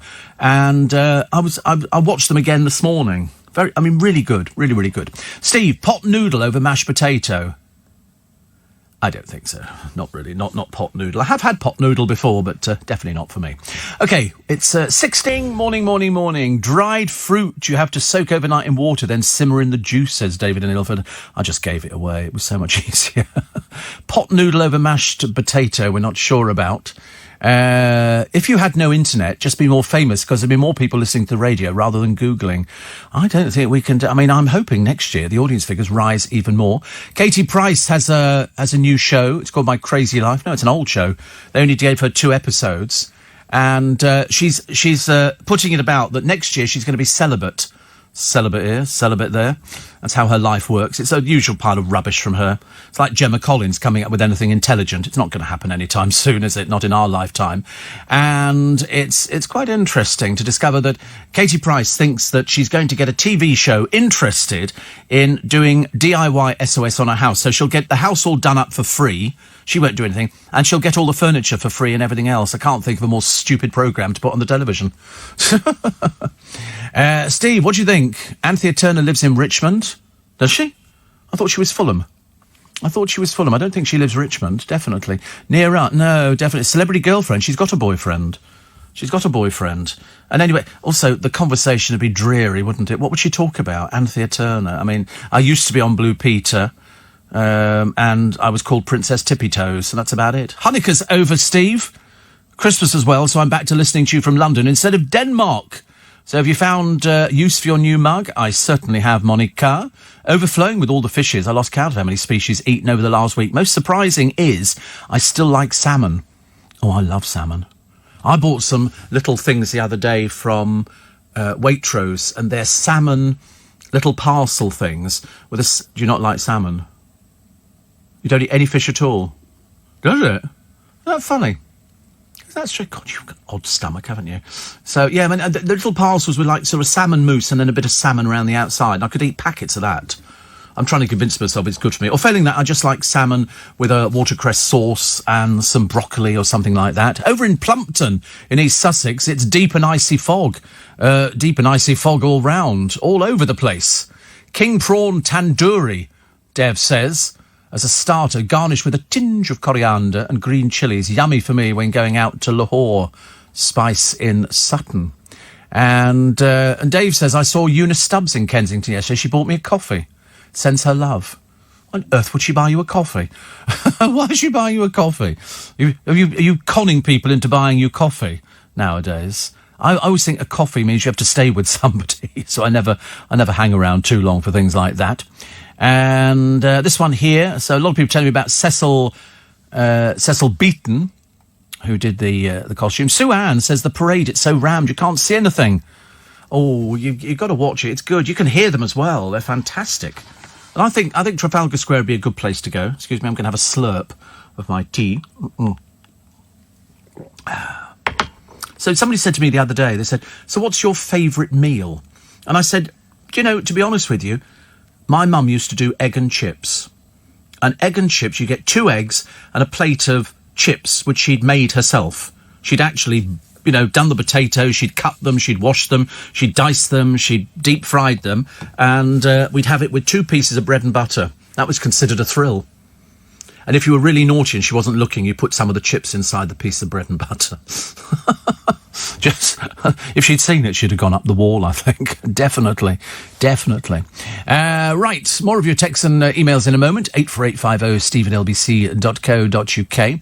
And Paul says, I've just watched Celtic Thunder singing Christmas 1915. There's no end of videos of them. They're absolutely, really, they're quite wonderful.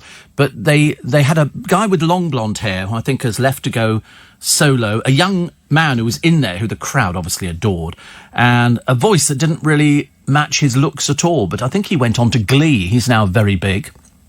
But they sing, and one of them, the bald-headed guy, he died. And I remember thinking, they were really good.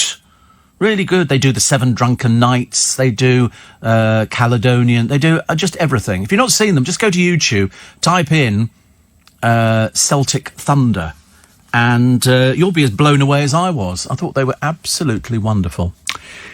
Steve, I had some black cod over Christmas. No. Do you know what the Queen's favourite food is? Haddock. She likes haddock. Grilled haddock, apparently. We used to get that at prep school all the time. Every blooming morning, grilled haddock. I grew to loathe it, and then when I stopped eating, I thought I quite liked haddock. It's very good for fish and chips. Steve, I love to try new things, and I'm looking forward to trying a curry on mashed potato. Oh, it works a treat, because the potato soaks up all of the juice, Danny, and it's well worth it, I promise you. Or failing that, if you really want to be decadent, spare ribs for breakfast. I love spare ribs. You don't like spare ribs either. What are you eating at the moment? Are you eating anything that is in the normal world? Oh, thy cream eggs. But you can't exist on... I used to have a friend of mine who had a sweet tooth. He would only eat... So if he had a dinner or a lunch out, he had to go and have something sweet, which would involve chocolate. Whereas I'm rather savoury as opposed to chocolatey things. I'm not really sort of bothered. Or Prosecco. I'm quite partial to a bottle of Prosecco, which I have with sort of... I don't know what you would have with Prosecco. I can't think of anything. I had a Frankfurter yesterday. Look at me pushing the boat out. Cheese. I don't do cheese. It's too fattening. I'm supposed to be... Sorry? I hate olives. Do you eat olives? Oh, gee, isn't it funny? I know people that absolutely adore olives, and I've been round farmers markets, and I've tried olives, and they're sort of okay, and then I bought them, and they just sort of sit there and go off. So I don't do olives. I can't do all the things I should do. I can't do terra malata. Well, you wouldn't, because that's Codsrow pâté. Do you do pâté? Do you eat pâté? Some pâté. God, your family must have an absolute nightmare feeding you. What do you eat? Separate... So you don't eat turkey? You have gammon. So, actually, we had a turkey and gammon for Christmas this year, together. But I didn't have the gammon. Only 3 of you. And you had a turkey and gammon. Fantastic. And so what do you have with the gammon then? Do you have you have mashed potato? You had the roast potatoes. With gammon? Roast potatoes. Brussels sprouts. Gammon sandwiches. I've never heard of gammon sandwiches. Oh, dear. Not sure about that. Did you have pudding? Did you have a pudding? Yeah, because it's sweet, yeah. Cheesecake. They do this one in Iceland called Millionaire's Cheesecake. I can't remember what it is, but apparently everybody loves it. They go, oh, that's really nice. Millionaire's Shortcake, yeah, same sort of thing. I actually quite like profiteroles. And in Iceland, they do a big tower of them. They're the worst things. And also, somebody said earlier in Joe Allen's, they do it with ice cream in the middle of it. See, I quite fancy profiteroles with Christmas pudding and ice cream in the same thing.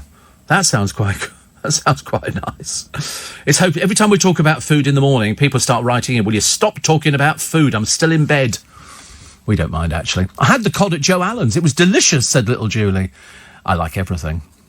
I try and be adventurous, but to be brutally honest with you, I'm really not adventurous at all. I never used to eat mushrooms till I was over 25. I thought mushrooms were the most boring thing under the sun, but I absolutely love them. Absolutely love them now. Steve, Happy New Year. All this talk about curry over mash and leftover pizza is making me feel hungry. So I'm now imagining beef stew with mashed potato. I could have that today. I could have beef stew today.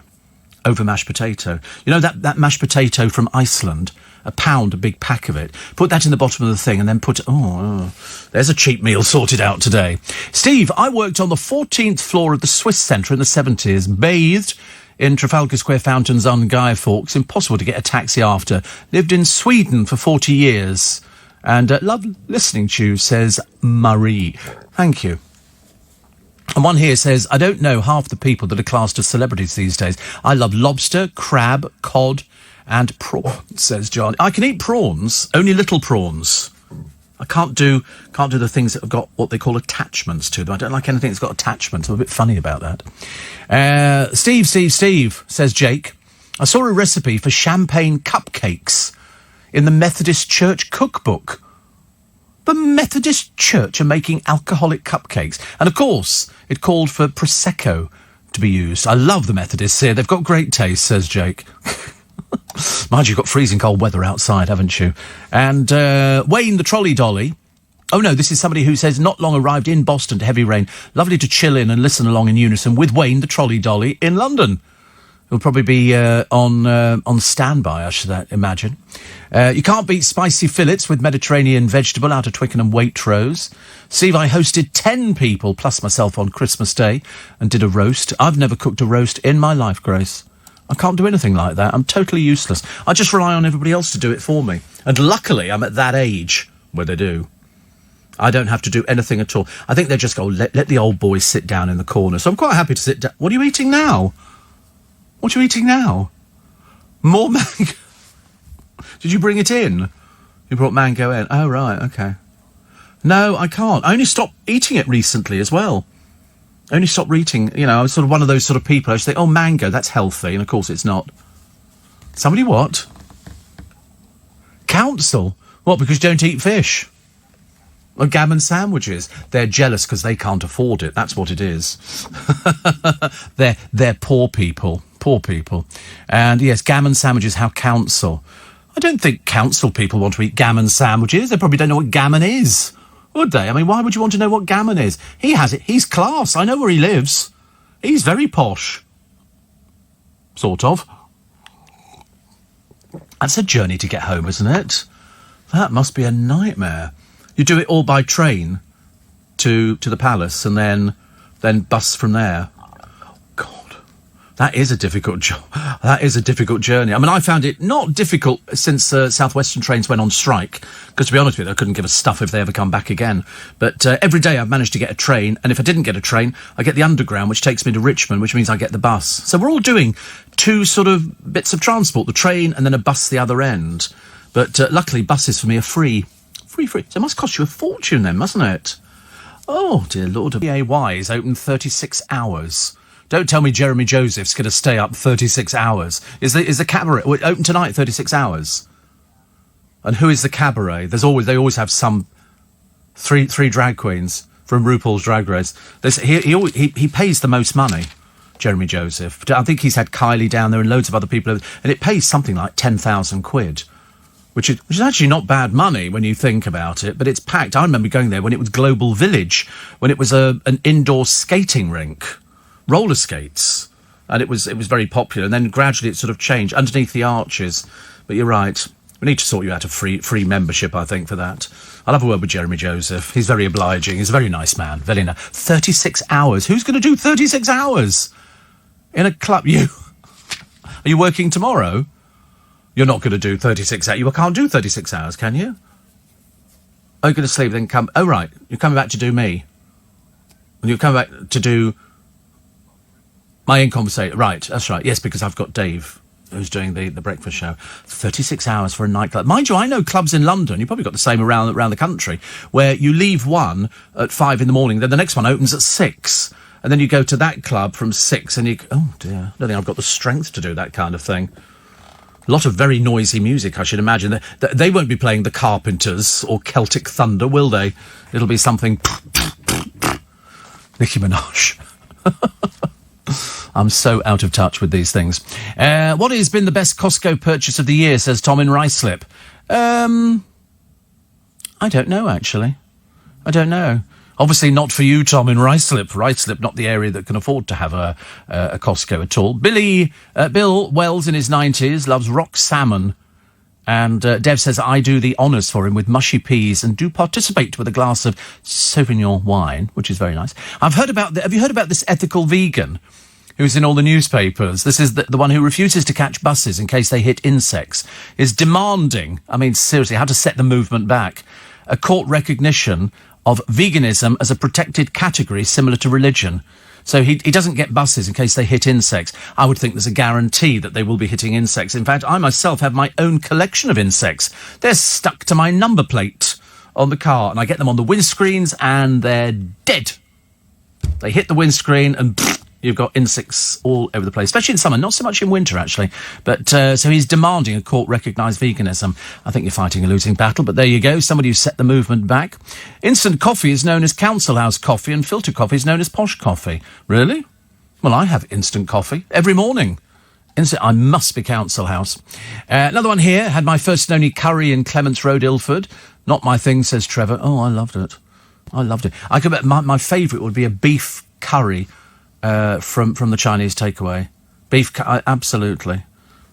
Mind you, failing that, I could also go a pancake roll. I'm quite good on pancake rolls. After your recommendation about Iceland mash, Steve, I got half my friends and family eating it. Lovely. If it's good enough for Steve, it's good enough for me, says Karen at Ware in Hertfordshire. Favourite place to shop is Richmond, Steve, even though I live in Clapham Junction. Right. Yes, I mean, it's quite good, actually. They have a little bit of a problem with homeless people sitting begging by the side of the road. There's one outside Richmond Station. He's obviously going there early morning to catch the early morning shift. Because when I come out the station at 7:30, he's there begging already. He doesn't say anything. He just sits there holding a cup with his head down. So he could be asleep. We don't know. David in Nottinghamshire says, whilst at the checkout the other day, I glanced over at the magazines and saw a headline that sent a shiver down my spine. Gemma Collins wants a baby with Arge. I know. I mean, the trouble is, can Arge put up with all that wailing and wetting? And then there's the baby problem, of course. So, I don't know. I mean, the idea that Gemma Collins is actually going to be getting married to Arge is just, unfortunately, pie in the sky for the poor deluded one who's never managed to do anything properly yet. In fact, I don't think she can. The dancing on ice was called sitting on your bum on the ice or falling over, falling down the trap door. And apparently now she lives in the woods in a secret place. Well, you know, milkman, electricity company, the gas company, the postman, and just about everybody else knows where she is. But apparently she thinks it's secret. But no, I'm not even sure that they're still going out. I think it's highly unlikely. It's just made up for the press. You can tell, really. So the idea that she's going to have a baby, of course, is ridiculous. They had somebody in Towie, didn't they, the other day? The programme that is so backwards, it's almost embarrassing. And they go, I think I want a baby. And you're thinking, what? So you're not going to be in a loving relationship. I mean, look at poor old, what's her name, Lydia Dim, and that barking mad mother of hers. Lydia's got baby on way, but she doesn't have boyfriend. Boyfriend finished, so another single mum. Classic, isn't it, really? So brilliant. I mean, she's never likely to go out with anybody. Really, it's like Arge. There's not a lot you can do with Arge. I saw him in a couple of programmes over Christmas. God, he's boring. He's seriously dull. There's nothing going on between the ears at all. It is like tumbleweed. If you blew through his ears and shone a torch through, you'd see tumbleweed going from one ear to the next. Terrible. 84850 steve@lbc.co.uk. How's that nightclub music go again? I think it's actually a bit faster than that, Tom. That's what I think it's a bit faster. I don't know. I haven't been to a nightclub in ages. I'm quite a good dancer, actually. I'm quite nimble on my feet. And I do have disco albums in the car. Mainly Almighty, which you might not know what Almighty is, do you? Almighty was a sort of, I was tempted to call it a gay label, but it was all, I don't know, what can I describe? I mean, they used to take popular hits and turn them into disco hits. Almighty Records were really, really good, and I've got loads of their music. There you go, Almighty Records. Dance pop. Sorry? Any ABBA? Not in my discotheque, there wouldn't be. ABBA. God. No, Almighty's good, actually. It's very... I'm surprised you've never heard of it. It's really good. You can mix that quite easily, actually, because I used to know all the DJs in Heaven, as opposed to GAY, as it was. They used to have 3 different DJs in different rooms. Yeah. Oh, is it still called Heaven, is it? Oh, GAY at Heaven. G-A-Y, late. I always think the saddest thing is if you go down the Strand after GAY's finished, you see a lot of people standing there waiting at the bus stop with their little overnight bag because they've not met anybody. And they're sort of going, I didn't meet anybody. I'm just going home to Bexley Heath. Oh, dear. Did you know if you kill a pheasant whilst driving, it's illegal to stop and pick it up and take it home, but the driver behind can legally stop? Well, do you know that if you run over a cat, you don't have to do anything, but if you run over a dog, you have to report it to the police? Not sure about that nightclub music. ABBA. Who plays ABBA in a nightclub? Unless you're a mobile DJ and you're doing weddings for people over the age of 40, and they go, have you got any ABBA? Could you play Gimme, Gimme, Gimme? One of my popular ones. Dancing Queen. Or failing that, what was the one everybody? First I was afraid, I was petrified, not thinking I... And you used to go through the Glory... Do you remember Glory Gaynor? Yeah? Donna Summer? I Feel Love, yeah. My favourite is... Oh, I can't remember what it's called now. Love's Unkind. It was a very good one of hers. Real good. She was, and then, of course, she upset the gay community. She made disparaging comments about gay people, and she had to apologise profusely because it made it sound as though she was anti-gay because she's very religious. And in America, if you're very religious, we don't do the gay thing, even though there are gay churches. It's bizarre, isn't it? Like people saying there aren't any gay Muslims. Don't be so stupid. Of course there are gay Muslim groups, I think. Steve, when I visited my wife's family in Manor Park, my being the non-spicy pale food eating Minnesotan, her mum would feed me spicy Hindu foods. I almost died at first. I had something the other day. What did I have? Sagaloo. I think it was so spicy. It was so spicy. Mark in Shoreham, very rude. How would we tell if the GC is pregnant? As for Arj, he looks like he may have phantom pregnancy syndrome. Oh, he's had various things, hasn't he? I mean, they're all a little bit pleading and needy. Mark in Shoreham says if you run over a GC, you need to buy a new car. Yes. Breakfast today, Steve, is toast with brown sauce on, says Craig. Oh, no. Oh, no, definitely not brown sauce. I've had brown sauce before. I'm not wild about it. Not wild about it. The family slamming the Cyprus judge. This is the girl who's been found guilty of making a false gang rape allegation, was last night blasted as vindictive. They blasted the judge. And so there's pictures of her. She's hiding her identity. There were people outside of the court. Now, thousands of supporters were last night calling for British holidaymakers to shun Cyprus. There's all sorts of groups. All these things have been just started on the internet. Where it goes to, I've got no idea after this. And a bit of bling. Cristiano Ronaldo wearing £630,000 worth of gems. He's got a lovely watch, which is about £50,000, an engagement ring worth £200,000, a Rolex worth £380,000. Wow. How could you spend £380,000 on a Rolex watch?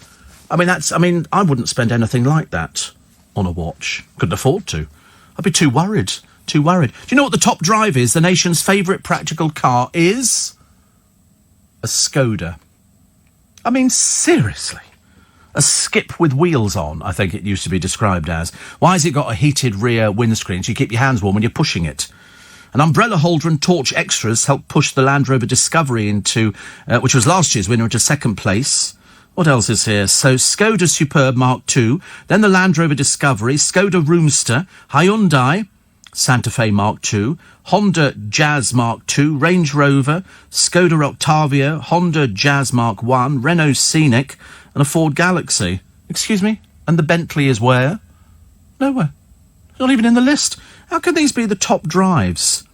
Hailed by 46,000 people. Auto Express said practicality will be high on your list of priorities.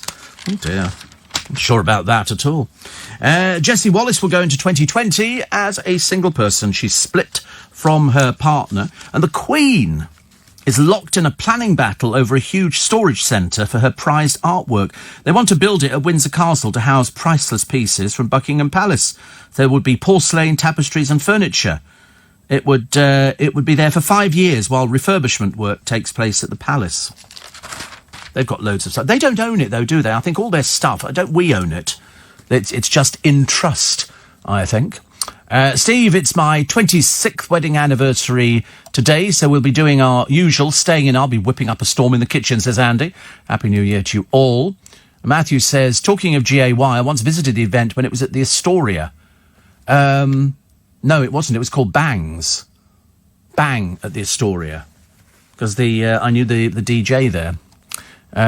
So I saw the Spice Girls. Oh, you used to get all sorts of talent. GAY, you get loads of people. I mean, it used to make all the papers. Gemma Collins, what can we do with her? Answer, nothing. Let's just leave her. Steve, watching Steve Allen on Channel 5 is lovely. Oh, right. Even more talented. Can't be me. It must be somebody else completely. So, definitely not on TV. Oh, you're watching the YouTube, aren't you, of Steve Allen on Five's Company? That was years ago now, but it was good fun, but just exhausting. Absolutely exhausting. Another one here. Did you know that the legend Hattie Jakes played Mrs. Fezziwig in the Alistair Sim version of Scrooge? Oh, I used to love that. Matthew says, I've seen the homeless person outside Richmond Station early morning.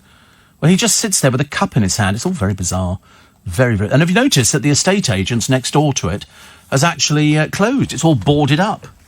Obviously not enough people selling property in Richmond at the moment. Everything's closing, isn't it? We don't want the high street to disappear, thank you very much indeed. What you want is to start using the high street. Makes it an awful lot better, doesn't it?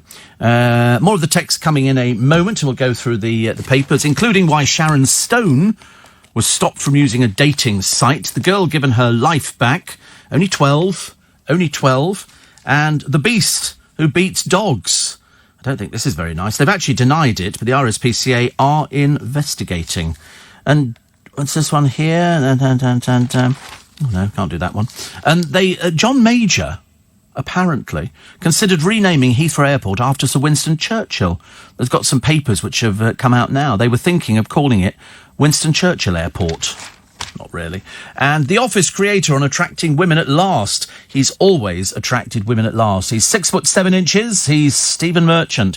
And in fact, because he's so tall, it makes him incredibly popular with the ladies. Because the latest one is much, much smaller, about almost half his size. Nobody matches up to 6'7". So by now you probably haven't actually decided, have you, where to go for New Year's Eve? Are you going to stay in? Are you going to invite some friends round? Are you going to go to a local restaurant? And are you going to make any New Year resolutions? I'm not sure. Best for London car is the fully electric BMW 1.3, free road tax and free congestion charge. Wow. I quite like the idea, actually, of having a car that's free from the congestion charge, but I don't come into town often enough to warrant it. I really don't. If I am coming in, it'll be on a Sunday where I don't think you have to pay for it anyway.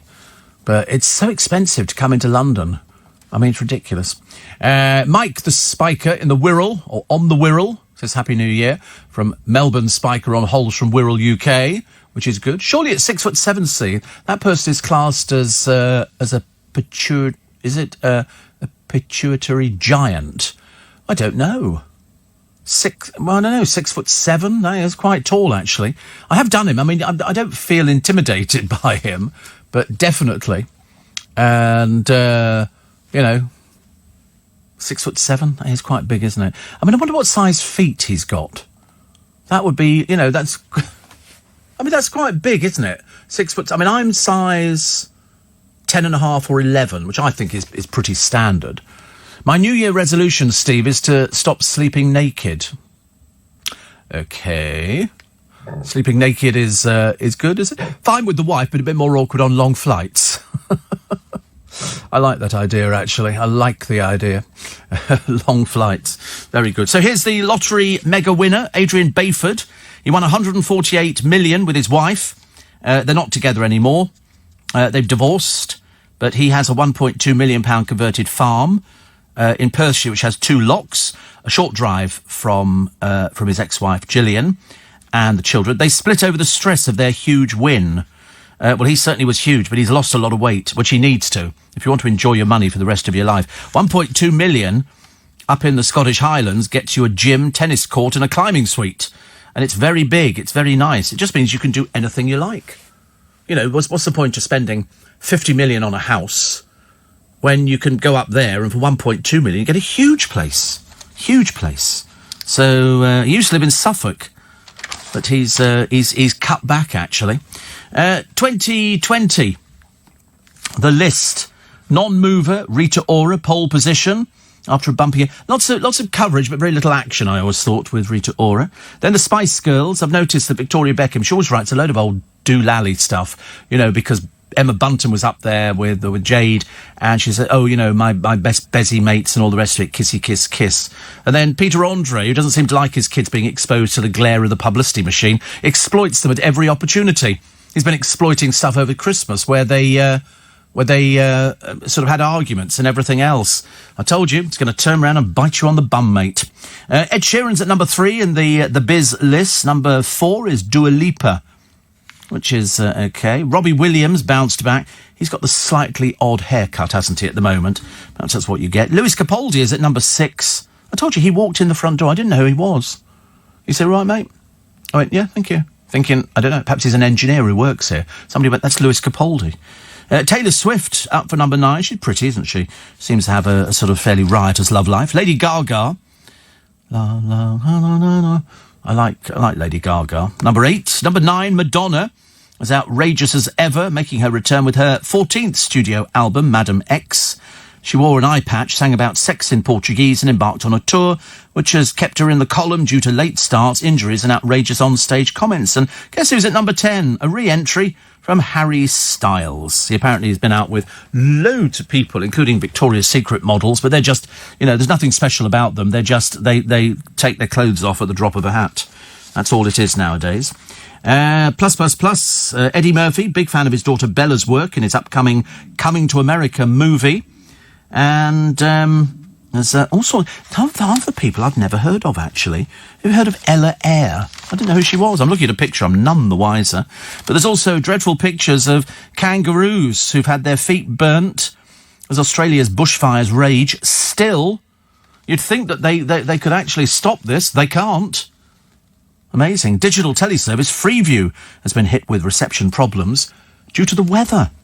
High atmospheric pressure has been blamed for a breakup of sound and picture for thousands. I don't think I've watched anything on Freeview. I do have Freeview on the television, but I don't think I've watched anything on it. I've been too busy watching DVDs. I've got so many DVDs. Honestly, it's just, I could open a shop.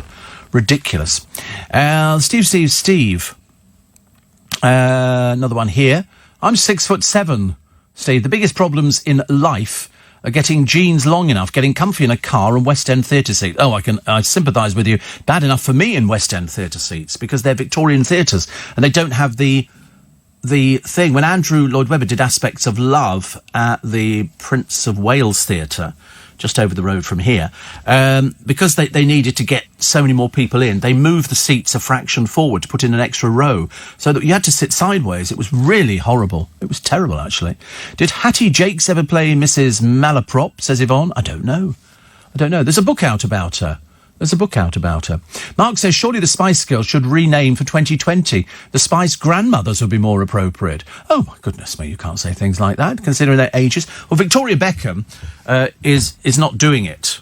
To be honest with you, the state her company's going, I would have thought she would be wanting to go on tour.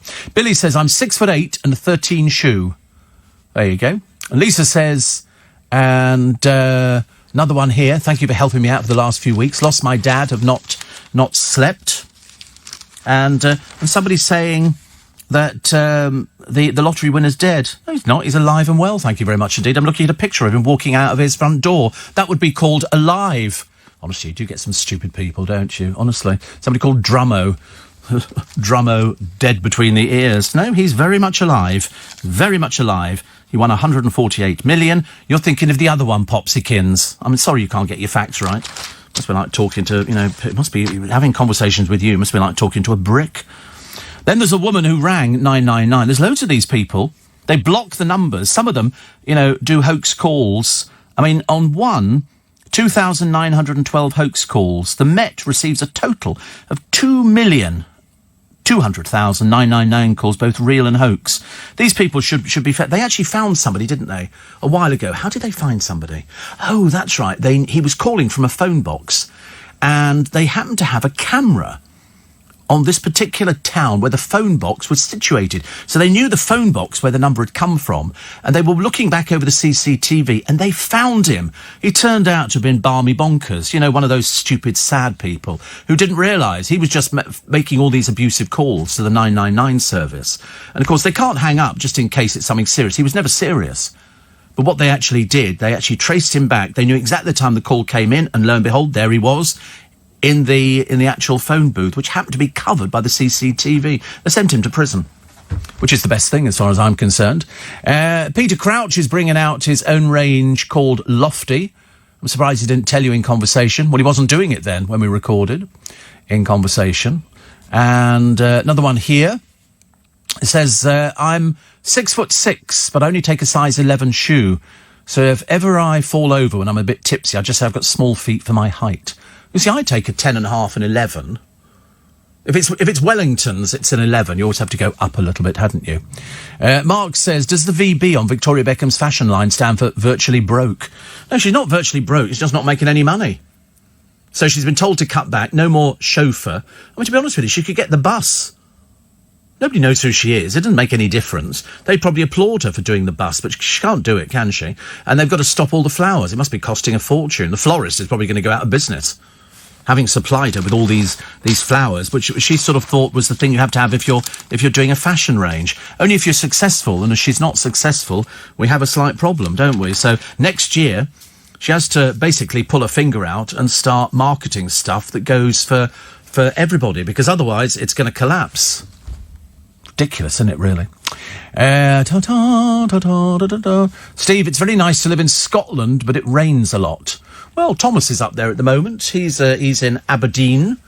I can't remember if I've been to Aberdeen. Don't they call Aberdeen the Granite City? Is that the one they call? I'm 6'4", size 15 feet, Steve. Good grief. 15? I didn't know they even made 15 feet. You have to get shoes specially made if you're size 15. They can't do those off the shelf, can they? I find it bad enough trying to get half sizes. So they go, I always sort of pick out something. They go, have you got this in 10.5? And they go, no, it just comes in main sizes. So you're either sort of scrunching your foot into something, which gives you all sorts of problems, especially if you're a diabetic, or failing that, that your feet are in it like boats. But 6'4" and size 15 feet. That is amazing. But mind you, 6'7", what size bed would you have? That would be a big bed, wouldn't it? That would have to be a very, very big bed. Good grief, honestly. Naked Attraction and Embarrassing Bodies. Have you ever seen Naked Attraction? Everybody's seen Naked Attraction. And I can't watch Embarrassing Bodies. People who are too embarrassed to go to their doctor about some disgusting thing, yet they'll go on television, let somebody film it. And Naked Attraction, I mean, really? Have you seen anything like it? So people on there, it's supposed to be men and women, but some of them are gender fluid. Some of them are sort of, it's a woman looking for another woman, but she's not averse to a man. And they stand there stark naked. I've had to watch the programme. I mean, just to annoy myself sufficiently to realise that, you know, God was fairly generous. And you look at some of these people, who on earth in their right mind wants to stand on television and take all the things, and they say, and now we're going to look at their bits. And you think, what on earth for? Nobody's bits look exciting under the glare of television. You think, I'm so glad I'm too old to go out on New Year's Eve. I don't have to queue to go in a nightclub. I don't have to queue to go in a pub. I don't have to queue to go in a restaurant. I don't have to queue to go anywhere, to be honest with you. Although somebody came up with a great theory. Victoria Beckham uses the flowers to inspire creativity for her fashion range. Judging by the sale, she must have ordered thistles and nettles. Poor old Victoria Beckham, honestly. She can't get it right, can she? When you think about it, she's not particularly good at the fashion thing. She gets all the coverage, but it's not transforming itself into sales. And it should be. The amount of people she knows, it should be transforming. But most people go, Victoria Beckham. You know, if you've got that sort of money, you're not going to be buying Victoria Beckham. You're going to be buying Gucci. You're going to be buying, you know, all the labels. You're not going to be buying Victoria Beckham. I mean, she was a Spice Girl, for goodness sake. It doesn't... Sorry, I'm just moving my cups around here. Just being particularly noisy, and why not? It's my studio. And so that's why it's just not working for her. But because they've amassed quite a bit of money, because Dave amassed quite a bit of money with doing football, he gets the whiskey things and he gets the underpant modelling. But he's a bit old for that now. He's over 40. You don't want to watch some old man modelling underwear and whiskey, which apparently isn't his favourite drink at all. So it's just a load of old rubbish, isn't it, really? People endorse different things. You know, I'd rather he endorsed fish fingers. I'd buy into that, definitely. Steve, my colleague is 5'10" and her husband's 6'4". They have a queen-size bed as they share it with their Rottweiler and 2 cats. Oh, it's an odd combination, isn't it? Paul says, you know what they say? Big feet, big shoes. Yes, it's true, actually, yes. Then somebody says to me, what are you doing with size 11 shoes? You're only small, aren't you? Well, I'm 5'10" and a bit, 1.8 metres. I don't think that's small. Small would be you. I mean, I'm not the one doing pantomime with Snow White and 6 other people of restricted stature. Thank you. And then John says, when you talk about posh, do you secretly fancy her? What cloud did you fall off? God, nobody fancies posh. That's the trouble. You never hear people say, oh, Victoria Beckham, quaw. Nobody ever does that, do they? Emma Bunton, quaw. Victoria Beckham, nothing. David Beckham is also getting too old now for things. It's a case of it's David Beckham, and he does this sort of funny little geeky smile, which doesn't really endear him to anybody at all. But they've said it's not doing as well as it should be. And very shortly, they're going to have to start cutting back. They're currently running 3 houses. Well, there's a limit how many houses you can live in, and I suggest it's only 1 at a time. So if she's cut back on the fashion, I mean, I don't know why she's not going back out with the Spice Girls. Go out and earn yourself a few million quid. You know, admittedly, though, if you actually... And here is the classic Victoria Beckham. You know the hit, I'll tell you what you want, what you really, really want. Well, watch the video of it. Victoria Beckham hardly features. But she this coming year, she has to sort of up the ante. You have to up the ante on it. And I don't know whether her business advisors are going to be saying, well, you know, perhaps she should go into a cheaper, you know, nobody's going to spend 700 quid on a pair of trousers. They're really not. You know, because you're going to be the classy. Can you imagine going to do you think any members of the royal family, apart from Meghan Markle, would be wearing it? No. I've never seen any members of the royal family wearing anything like that at all. They wouldn't be wearing Victoria Beckham. You know, they have their designers. They're not good. Victoria Beckham could send out free samples to everybody and it's not going to work. And, you know, an embarrassing thing is, she thinks she's a big name in the fashion industry, but she's not really. She's not really. I know she takes all the kids along to London Fashion Week and New York Fashion Week, but it's not translating into sales. She thinks flowers everywhere means that people go, she's really successful. But, I mean, last year, 12.2 million in the red. Million. I could understand it if it was a couple of 100,000. But she has to start designing, if indeed she designs at all, for a mass market. You've got to realise that's why Primark is so successful. I'm not saying she could be Primark, because I don't think she could, but they're doing it at the price people can afford. That's why all their shops are doing well. Victoria Beckham, you know, thinks she's really it, but isn't. It's not really working. It's not really working. So I don't know how they're going to rethink it. She's got investors in. They're going to need to do something. Mind you, we've had investors in companies before and they've gone, listen, to be honest with you, it needs putting out of its misery. How is it going to change? How are you going to change from selling certain items of clothing to make it profitable when she seriously believes that somebody's going to spend 300-400 quid on a T-shirt? I mean, it's taking the mickey. So, is there any problem with daffodils blooming and shops stocking Easter eggs? Is there anything the matter with that? Oh, you like that, don't you? I don't think we should have to worry about things. You know, people go, oh, it's far too early for Easter. You go, why is it? Harrods have taken all their Christmas decorations down because it's sale time. This is what we traditionally do. We go to the sale. I don't. Because everything I buy, they always go, it's not in the sale. And I go, to be honest with you, if it was in the sale, I'd have been pleasantly surprised. But if it isn't, I don't really mind. And people go, but then you can get it discounted. You go, I don't really care. If I want to buy something, I'll buy it. If it's in the sale, whoopee-doo. Steve, it's a pity Victoria is so dull. She may be more interesting if she had a personality.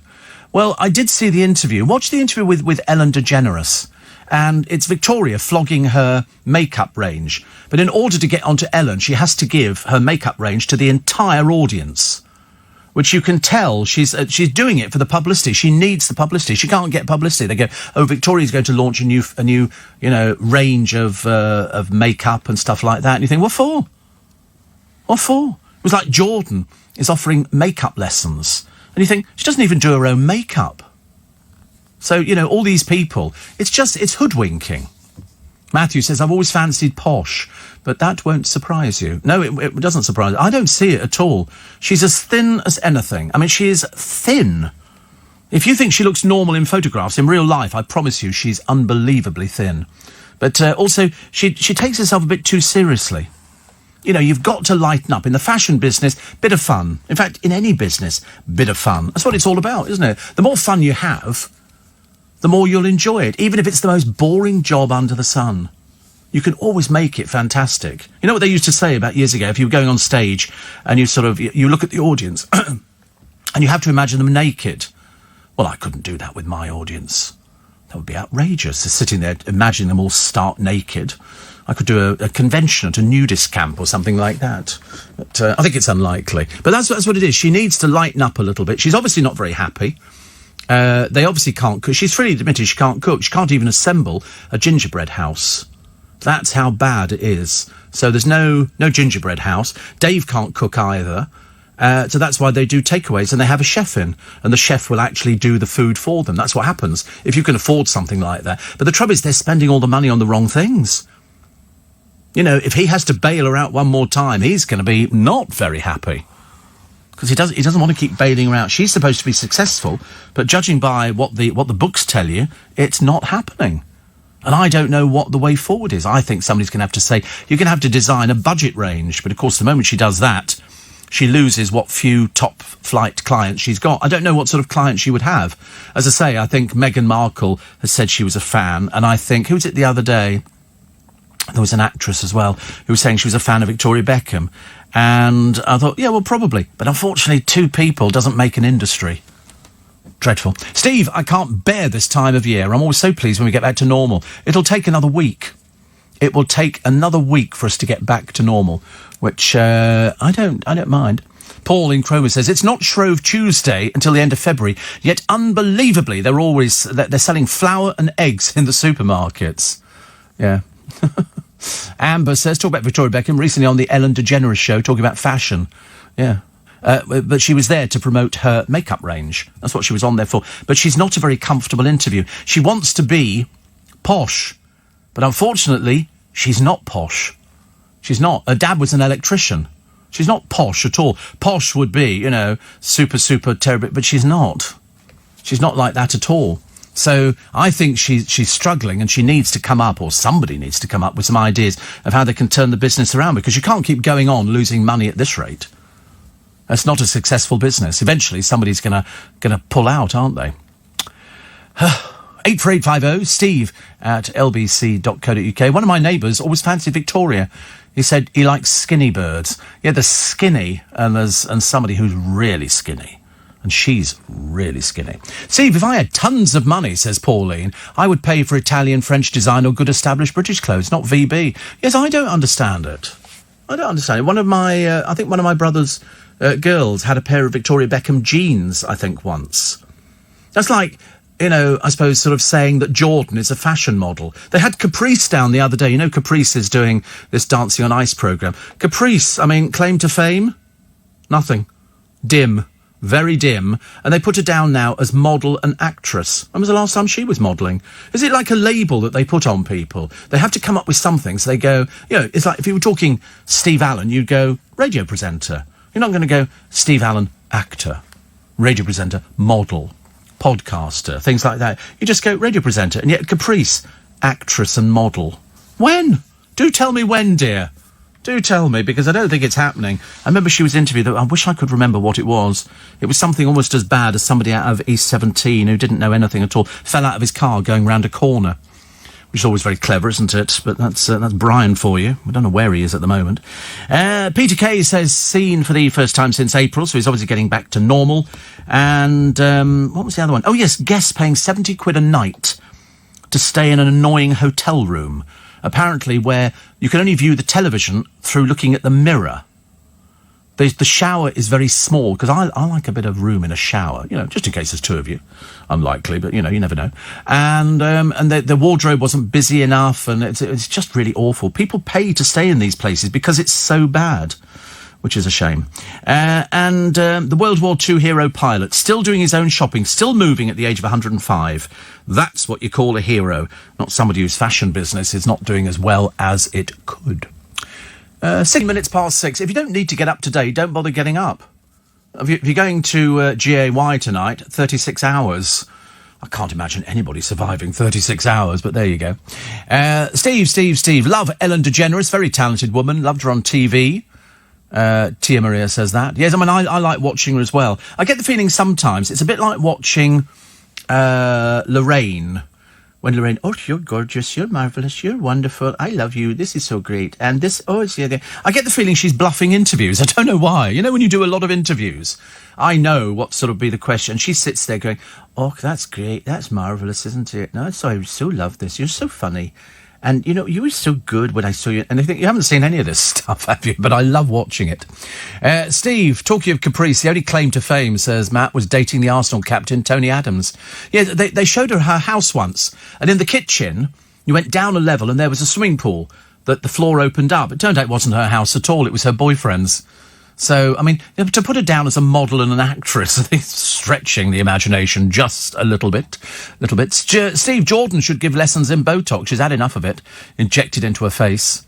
Yes, I mean, to be honest with you, I don't know where she's going next year. Nowhere, I shouldn't think. She doesn't own the house, that's gone back. So she has to get permission to do everything. But she still seems to be flying around doing things. Unless somebody's paying for it, I don't know how you manage that at all. Steve, I feel really strongly about Ainsley getting a gong. Jamie Oliver has done so much for improving children's diet at school, and he hasn't got anything. Honour system stinks. Well, it's chummy chum chum, isn't it? Don't you think? Chummy chum chum? That's what I always thought it was. That's why Mr. Burko hasn't managed to get anything, because the Tories didn't like him, and that's why Farage didn't get anything either, because they don't like him. And that's how it works. So they'll give to Ian Duncan Smith, who nobody likes, and they all get it, and then they sort of get their peerages and off they go into the House of Lords. You don't get it if you're a sir. You've got to have a peerage, but it's like par for the course. You can be the biggest failure under the sun, and you end up with a peerage. You know, anybody can get them. I mean, if they're giving it to Ainsley Harriott, you know, hilarious. Hard to believe this morning Danny and I are waking up to a pair of 11-year-olds. Where has time gone, says Dan. Wishing you a very happy new year, and Grace and Miley, happy 11th birthday. And somebody here, sad, you know when somebody doesn't have a name, they call themselves 55 Blade. You know, he's not really a proper person, it's sort of somebody a bit insecure. Says, stop slagging Victoria Beckham off, she's known worldwide. No, she's not. No, she's not. We're not slagging her up, I'm giving you facts. Facts. Her business is a failure. She's down 12.2 million. What do you call that? Huge success? Thicko. Honestly, you do get some dumb people nowadays, really. That's not slagging her off. Slagging her off is saying she's unattractive. But we haven't said she's unattractive. We just said she's thin. And nobody ever hails her up as some, you know, sort of core. They don't say that. They used to say it about Dave, but they don't say it about Dave anymore now. Because as my producer pointed out, you know, look great. Then he opens his mouth and ruins it completely. I've got a really, really silly voice. I know. Please don't keep telling us, Steve, to stay in bed. I was in it for the best part of yesterday. So lazy. Yeah, but do it. It's Christmas. Christmas. Mark says... Oh, people talk about the Queen. What was he talking about? Was he talking about the Queen stepping down next year? She won't step down. No, she'll never. No, never, ever, ever. She's already said she's in that job until she... It's like the Pope. Although they've had a couple of upsets, haven't they, in the papal thing in Rome, where somebody stepped down, where they're supposed to stay there until they die. And what? 10-1, really? What, that she steps down? She won't step down. There's no way. She's in the job for life. That's what she always said. Of course, what they've got to hope is that Charles makes it. But they seem to have longevity, don't they, in that family? Love Ellen show, says little Julie. Hello to Spikers, Norbert, Michael and Heather, our Norwich nurse. Spikers all seeing the new year in. Overseas.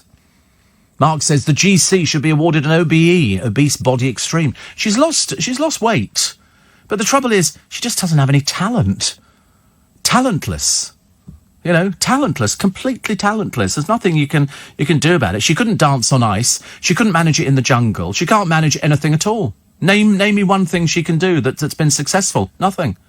Nothing at all. It's a shame, really, but there you go. Victoria Beckham sounds like she's running her business like a hobby. No, she's not running it like a hobby. She's running it because she's seen the way that all the other posh people do it. So she thinks you've got to have flowers all over the place and plants and everything. Whereas, of course, only when you're successful do you have that. So I imagine she has few business skills or ever attended a college of art and design. I don't know, actually. I don't know I don't know what her track record is. She certainly can't sing, we know that. But there again, I don't think actually the family can do very much. Dave just stands there looking like a sort of, like a poster boy, I suppose. And does he do anything else? I don't know. I mean, he spends most of his time doing Lego. He likes Lego, which means he's obviously a bit simple. And he does it with... And Victoria said, this will keep him happy till next year. Even she takes the mick out of him. Steve, your resume statement would be radio presenter, sage and social commentator. Social commentator. But everybody's a social commentator, aren't they? Everybody is a social commentator. Everybody's got a thought on things that are in the news. If I put out something about, I don't know, sort of, I can't think of anything off the top of my head, people landing on the moon or something like that, somebody will write in. Everybody's got a comment. Everybody's got a comment. I think Jamie's got an MBE, says Marie. He might have. I cannot remember, actually. You'd probably need to write to me and tell me. I catch up with you every weekday from 600. Just wanted to say thank you for your company this year. Wish you all the best to you and yours from yours and mine, says Steve in Maidstone in Kent. Victoria and Dave are very well matched, Steve. Well, I'm inclined to agree with you on your comment. It's a social media comment. Yes, I'm inclined to agree that, do you know, are darts people really mad? Look, there's somebody here who's called... Peter Wright, who's got multicoloured hair. Is he a simpleton or just a chav? What earth does he look like? I've never seen such a look like that for a dart. I thought they were supposed to be butch. Never seen anything so camp. Tattoos up their thing and a very sort of village people kind of look. Is that so when you go out, people who recognise you go, you're that darts player, mate, ain't you? We go, yeah. This evening, we're going to be cooking Chinese hot pot at home with our son and his wife, who's from Taiwan. We'll be planning our trip to Taiwan with them next year. That sounds quite nice, Elaine. Sounds quite nice. Chinese hot pot. Actually, I could eat Chinese now. But they never do Chinese at this time of the morning. I think they should do. There's a place in Earl's Court, which is open quite late, and they do curries. You just go in there, 3 in the morning, and they've got these different curries laid out. It's delicious. And it's always sort of freshly cooked. And I used to do that until I suddenly realised that you cannot sit in your car on cream leather eating a curry, because at some point you're going to drop the blooming thing, which I am prone to doing. So, not so good. But I could eat Chinese. Why don't they do pancake rolls at Waterloo Station? They do all this naff stuff. There are people serving, it's like the Pasty Company or something like that, and they do a bacon roll. Worst bacon rolls I've ever had in my entire life. They've got no idea how to cook bacon. No idea. It's burnt to a crisp. Even in Greggs, they're a bit rubbish at cooking bacon all the time. I think unless you smile at them and go, thank you, love you, want to be with you, kind of thing, they give you the worst bacon you can find. Safer with the sausages, I think. Safer with the sausages. 84850. Oh, Jamie Oliver got an MBE in 2003. Well, he should get more. He's done a lot more than other people. Why not? Phil Vickery should get something. I'm definitely pushing for that one. On second thoughts, actually, I was listening to Andrew Castle the other day, and he said he didn't really agree with the honours system because it's basically patting somebody on the back for doing their job, which actually is. I mean, I've got a couple of awards from radio for doing my job, which is quite nice. I've never had anything before in my life, so I was very excited. Very excited. Steve, can you stop with the Dave voice? It's a bit like running water when you need the loo. Gotta run. Towie special. The JC is ballooned again, still talking about dieting, getting engaged and having a baby, says Pauline. I know, it's like a sad, tired old gramophone, isn't it? Getting worse and worse and worse and worse. Want baby, want get married, and so it goes on. You think, well, listen, you can't keep a relationship, dear, can you? You're a bit like Fern McCann. She can't get a relationship for love nor money. Steve, for New Year's, couldn't we drag all these Z-list celebs out to where are we going to? Out to sea and start with a new load, or even better, let's not give the losers any more attention ever. The newspapers should be ashamed to keep churning out the same old trash. Well, that's all they've got to write about. They haven't got anything else to write about. You know, so if they can get some stupid story on, you know, some Towie person, like, you know, oh, good, you know, what did they say the other day? Fern McCann's got a boyfriend. I mean, she's like 90. And she finds a boyfriend. Well, of course she does. The last one's in prison. Bit embarrassing, isn't it? Chris in Canterbury. I wonder what Christmas in Canterbury's like. Probably quite nice, actually. Also, Posh and Becks were great sport some years ago in Comic Relief as Ali G pulled them apart in an hilarious interview. Fair play to them. Listen, they only went on there so that they were on Comic Relief. You don't think they seriously enjoy that kind of thing, do you? Oh, dear, honestly. Are you a messy eater, Steve? No. No. Not a messy eater. I can be. I could be if I really wanted to be. Also, a lot of people are interested in Z-list. Who would be a Z-list celebrity then? I mean, you can't say the Beckhams are Z-list. They're not. They're not Z-list. It's just that they behave like Z-list. You know, another picture of their gorgeous family. Another picture of Harper practically building a house single-handedly. They are the most marvellously talented. And this time, Harper sort of clinging onto a horse for grim death. You know, but they bought her a puppy for Christmas. It's just, they have to tell you everything, but really, it's backfired. It's actually backfired. They haven't, you know, she hasn't done very well. They say the bubble could have burst. Oh, dear. Lee says, it depends which Greggs you go to. My regular one cooks the bacon perfectly. Well, it's done in one of those ovens as well. Also, liking Lego doesn't make you simple-minded. Oh, yes, it does. It's for children. Children. Do you bounce a ball as well and have a piece of chalk and a hoop? Of course. And, Steve, after your rave reviews, I took my husband to the Magic Circle's Christmas show on Friday night. It was amazing. Yes, it is always. This year was brilliant. It's brilliant every year. So next year, coming up, we'll let you know in plenty of time, but it sells out very fast. I remember, says Mike, when Janet Street Porter used to be against the honours system. Oh, she wrote about it, she hated it until they offered it, and she crawled along on her hands and knees. Gimme, gimme, gimme, gimme. Oh, biggest hypocrite under the sun. What? Yeah, I'll take the award. Yeah, what a hypocrite. What a hypocrite. Puppy did Victorian Dave buy for Harper? Well, I should imagine Dave bought anything at all, and I should imagine it probably just arrived gift-wrapped. I've got no idea. Just a puppy, I suppose. It's the kind of thing you give to a child, isn't it, really? I suppose, don't you? I think so. Steve, I'm a bit worried. How am I going to keep my good luck? If Greta gets her way, I won't have any coal to bring in the new year, says Steve. Yes, Greta. Did you know she's suffered from depression for 4 years? Her father says this has kind of got her out of that situation. And there's all sorts of people. Depression is such an odd thing. Some people know about it. Other people don't know about it. Remember there were those two men the other day who took their own lives because of depression. They were twins. And it turned out that one of them had been diagnosed with cancer, and they'd already decided that one couldn't live without the other. And I've heard this with twins before. It was terribly sad. Terribly sad. And so they decided that they were going to take their own lives. And they left a note. They even left a note on somebody's answer machine saying that, you know, that's what they wanted to do. So they'd obviously made their decision. Terrible, really. Steve, they use cheap bacon. Get the thick cut from Frinton Road Butchers in Holland-on-Sea if you want real McCoy. Well, actually, I get through a fair amount of bacon, not tons and tons of bacon. Today, I think it might be the beef stew. That was beginning to sound quite nice. Beef stew. Also, and another one here. Jay says, what brand of socks do you wear? I can't tell you things like that. That's private. You're most impertinent, and I would never tell anybody things like that. Good Lord above. Home for TV and Prosecco tonight, and fireworks as usual. Is that your own fireworks? Because I didn't realise that Costco was selling fireworks yesterday when I went in. You buy these boxes which are 160 shots or something, and you just light the box and all over the place. Which is quite nice. I don't mind. There'll be loads over Hampton Court, won't there, I should imagine? That's always a good place, because the background of the palace lends itself to actually doing fireworks. Right. Ali Ross, best and the worst of 2019. Did we do that one earlier on? I was trying to think, actually. The papers are sort of full of hangover cures. There is no such thing as a hangover cure. This is one here has been slammed as a dangerous fad by the nation's top doctor.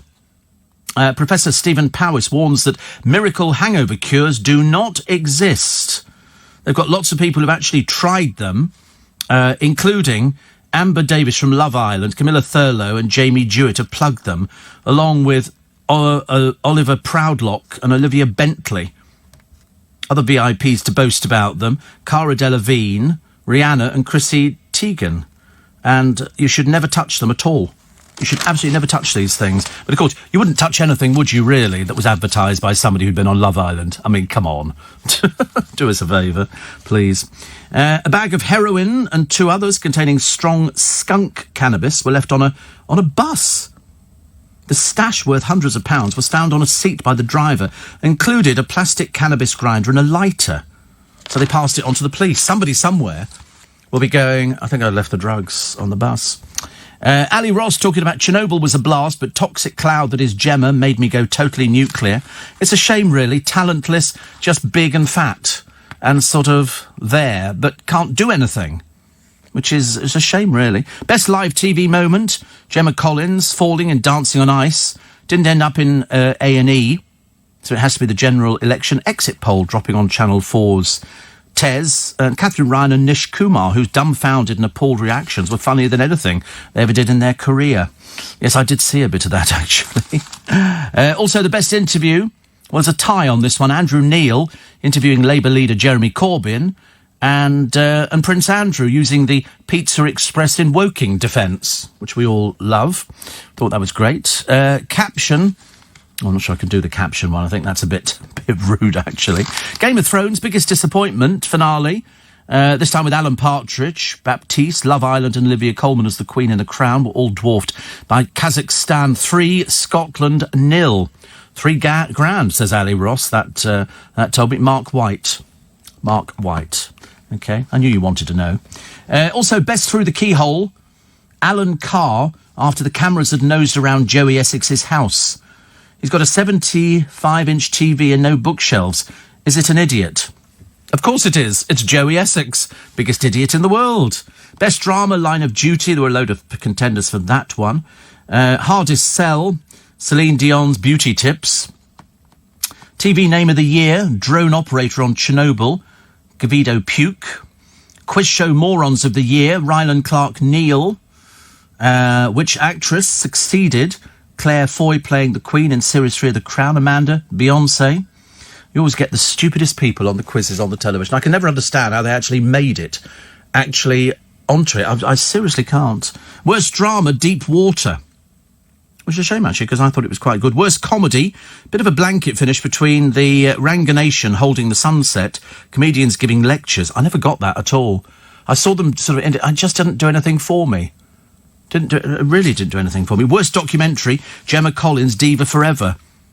Where, having run out of people in Britain to insult, belittle and generally treat like dirt, the great Brentwood Morlock headed off to Hollywood claiming, I'm going to LA a single woman. I'm not exactly in a rush to meet someone, but if I meet The Rock, you'll be between a rock and a lard place. Yes, poor old... That was the biggest fake programme on television. Again, another pile of rubbish. They just sort of made up events, and it was so pitifully poor.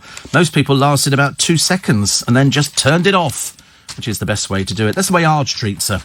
Turn it off. Turn it off. Mark, Happy New Year to you as well. Do you know 10 UK millionaires will be guaranteed tonight? Oh, please, God, it's me. Somebody said, will you be letting off any rockets? No. All our spikers know you get your socks and pants from M&S. I don't get the socks from M&S. No, I haven't had socks from M&S for ages. Pants, yes, definitely. But no, socks, they made them a bit cheaper, so I get them from Costco, and they're Pringle socks, which are very nice. Steve, enjoy your New Year's Eve in the way you choose. What'll be in bed.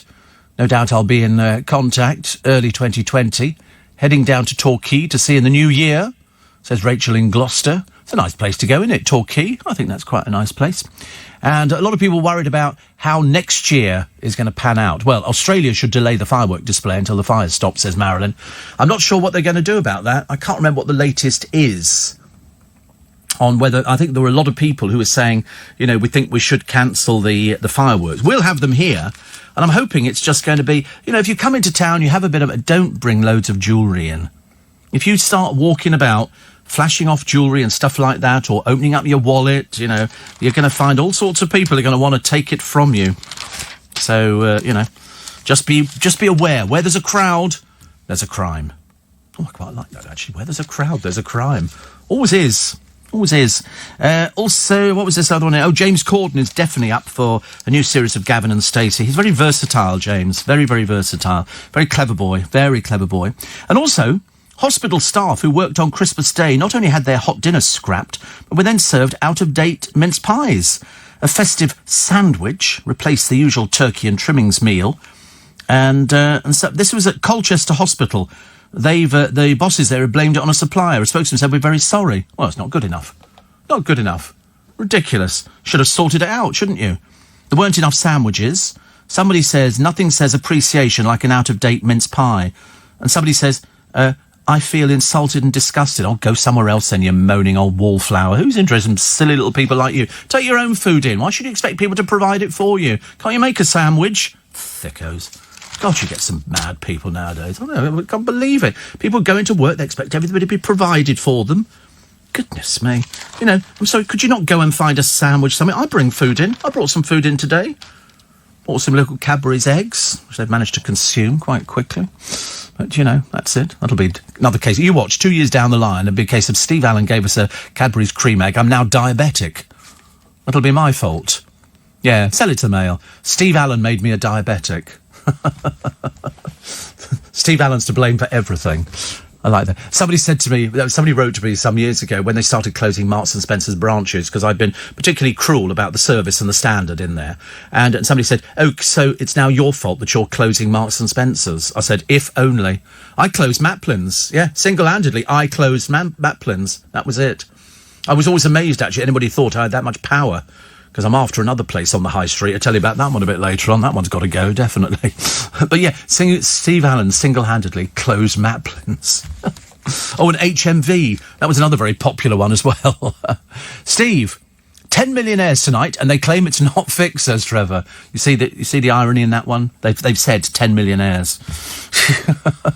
I like it. Ian in Glasgow says, "All the best for New Year." As they say in Scotland, "Lang may your lum reek." I never know what it is, actually. I never know what that means, but it sounds nice. And somebody says, talking about hangovers, I never get them. I must have a bulletproof liver. Oh, if only people had such a thing. Greta, depression. Seems her way of dealing with it is to pass it on, says Stephen Formby. I mean, I don't know if she can get back to normal life after this amount of publicity. I'm really not sure. Really not sure. We'll wait and see. Victoria Beckham, Steve, lacks cachet. Yes, I mean, put it this way. Amongst all the big designers, I don't think they're casting her as any competition. Quite clearly not. Quite clearly not. If you see people doing people's collection and everything else, they don't seem to do a Victoria Beckham collection. I'm sure it might be around somewhere, but it doesn't seem to be working at the moment. Who knows? Next year they must have some sort of rescue attempt, I suppose. Morning, Andrew Castle will be along with you at 7 o'clock this morning for breakfast. I'll be here tomorrow for breakfast between 7 and 10. And the pressure is now on Boris Johnson. To do what? To cut the foreign aid. How much did we give last year to countries probably richer than us?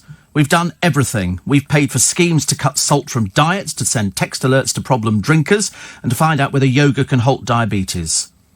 The 12% rise in spending on China and India flew in the face of vows to stop sending cash there. How much money did we send last year to these countries who do not need it?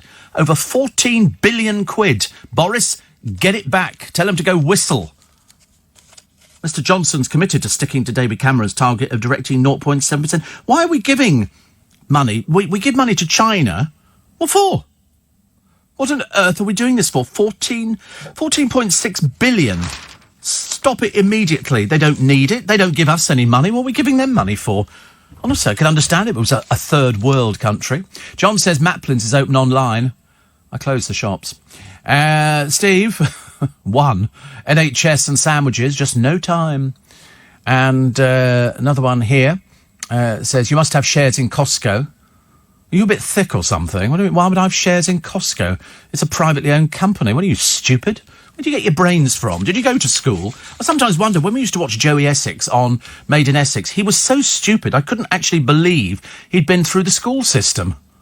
I found that absolutely unbelievable. He couldn't tell the time. I mean, how does that work? You can't tell the time. How old is he? More than 5. God blimey, I was telling the time at 9 years old.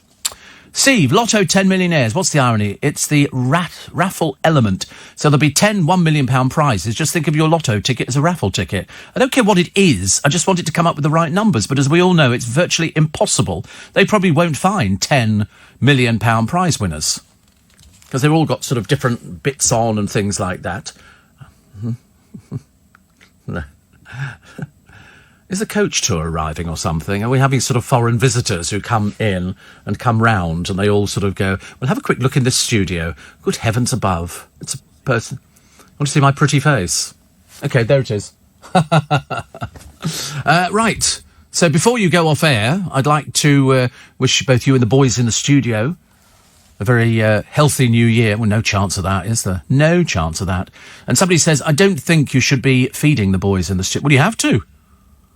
Oh, you have to. You have to dang. I mean, you can't just sort of sit here with people for 3 hours and sort of not offer them a little sort of incentive. It's the carrot, isn't it? It's the carrot and the donkey. It's the only reason that he's here. He's not here for any other reason apart from the free Cadbury's cream egg.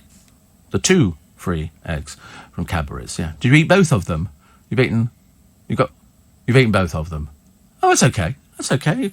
You seem to be able to survive on things like that, you know. If we'd had chocolate milk, we could have shared chocolate milk with you. That would have changed it, wouldn't it? I might... No, don't bring any in tomorrow. Steve, what time does Brentford Morrison's close today? It's not open at all. Okay. Brentford Morrison's. Do they even have a Brentford Morrison's? Liz in New Cross says, to cure a hangover, you need to correct the effect of alcohol. It makes you dehydrated, so you need fluids. If you have a pint or two of water before you go to bed, that'll help, and it drops your blood sugar. I'd be weeing all night. If you have some carbohydrate and fat, that'll keep your blood sugars up for longer. Basically, the cure is a sausage and egg McMuffin with lots of orange juice. Unfortunately, I can't have orange juice. And probably couldn't actually get by with a sausage and egg McMuffin. I tend to find all those sort of things, it's a case of, you know, the stomach and the eyes are bigger than anything else. And so you sort of go, oh, I'll definitely have one. And then you eat it and you think, I shouldn't have eaten that. India have been telling us not to send them aid for years. They don't want it, says Will. Yep. And Mark says, I've got 4 kids, Steve. The only thing that pulls out in my house is the couch. And then somebody says, what do you think of Abby Clancy? She's all right. She's all right. And Chris in Cardiff, best wishes to all the hospital patients and staff and warm thanks to those who help others through difficult times. That apparently includes me, as people have said. Also, the stupid woman. I'd love to find out who these people are. This woman calls 999, okay, and she says, I only ordered 1 Savoy and chips. They've sent me 3. That really is a supposed intelligent human being who probably votes. Slightly disturbing. 25,000 calls made to 999 in the 11 months to November. One man rang to say biscuits he'd bought were out of date. These really are stupid people. People who should be locked up for their own good. They shouldn't be allowed in the real world. Seriously, they're just too mad. Also, she wanted to get her sister a handbag. So she went to the fashion website Boohoo. Leanne Oliver was left disgusted. She claims the whole order stank of stale cigarette smoke and alcohol, while some items had clearly been used. Inside the handbag was a hip flask containing dregs of Malibu. Lord above. I don't even know what Boohoo is, but I'm assuming it's one of these places where you can go and order stuff and then they send it through to you. Fantastic. What else we got? Clever puffins use a stick to scratch their back. They should be like us. I've seen bears doing it in the wood where they rub up against a tree. You know when you get an itchy back? Occasionally. And then somebody says, I'll do that for you. And you go, oh, no, don't. Oh, God. It's quite nice, actually, having an itch. Quite nice. Steve, I left school at 15, but I'm not thick.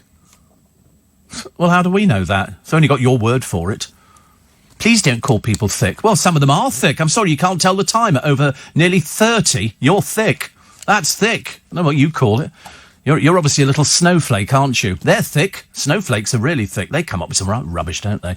Poor souls. Penny says the foreign aid budget could be used to fix the broken roads. The roads in Oxfordshire are right mess.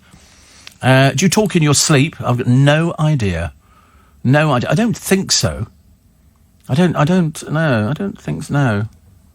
No. How would I know? You can get an app.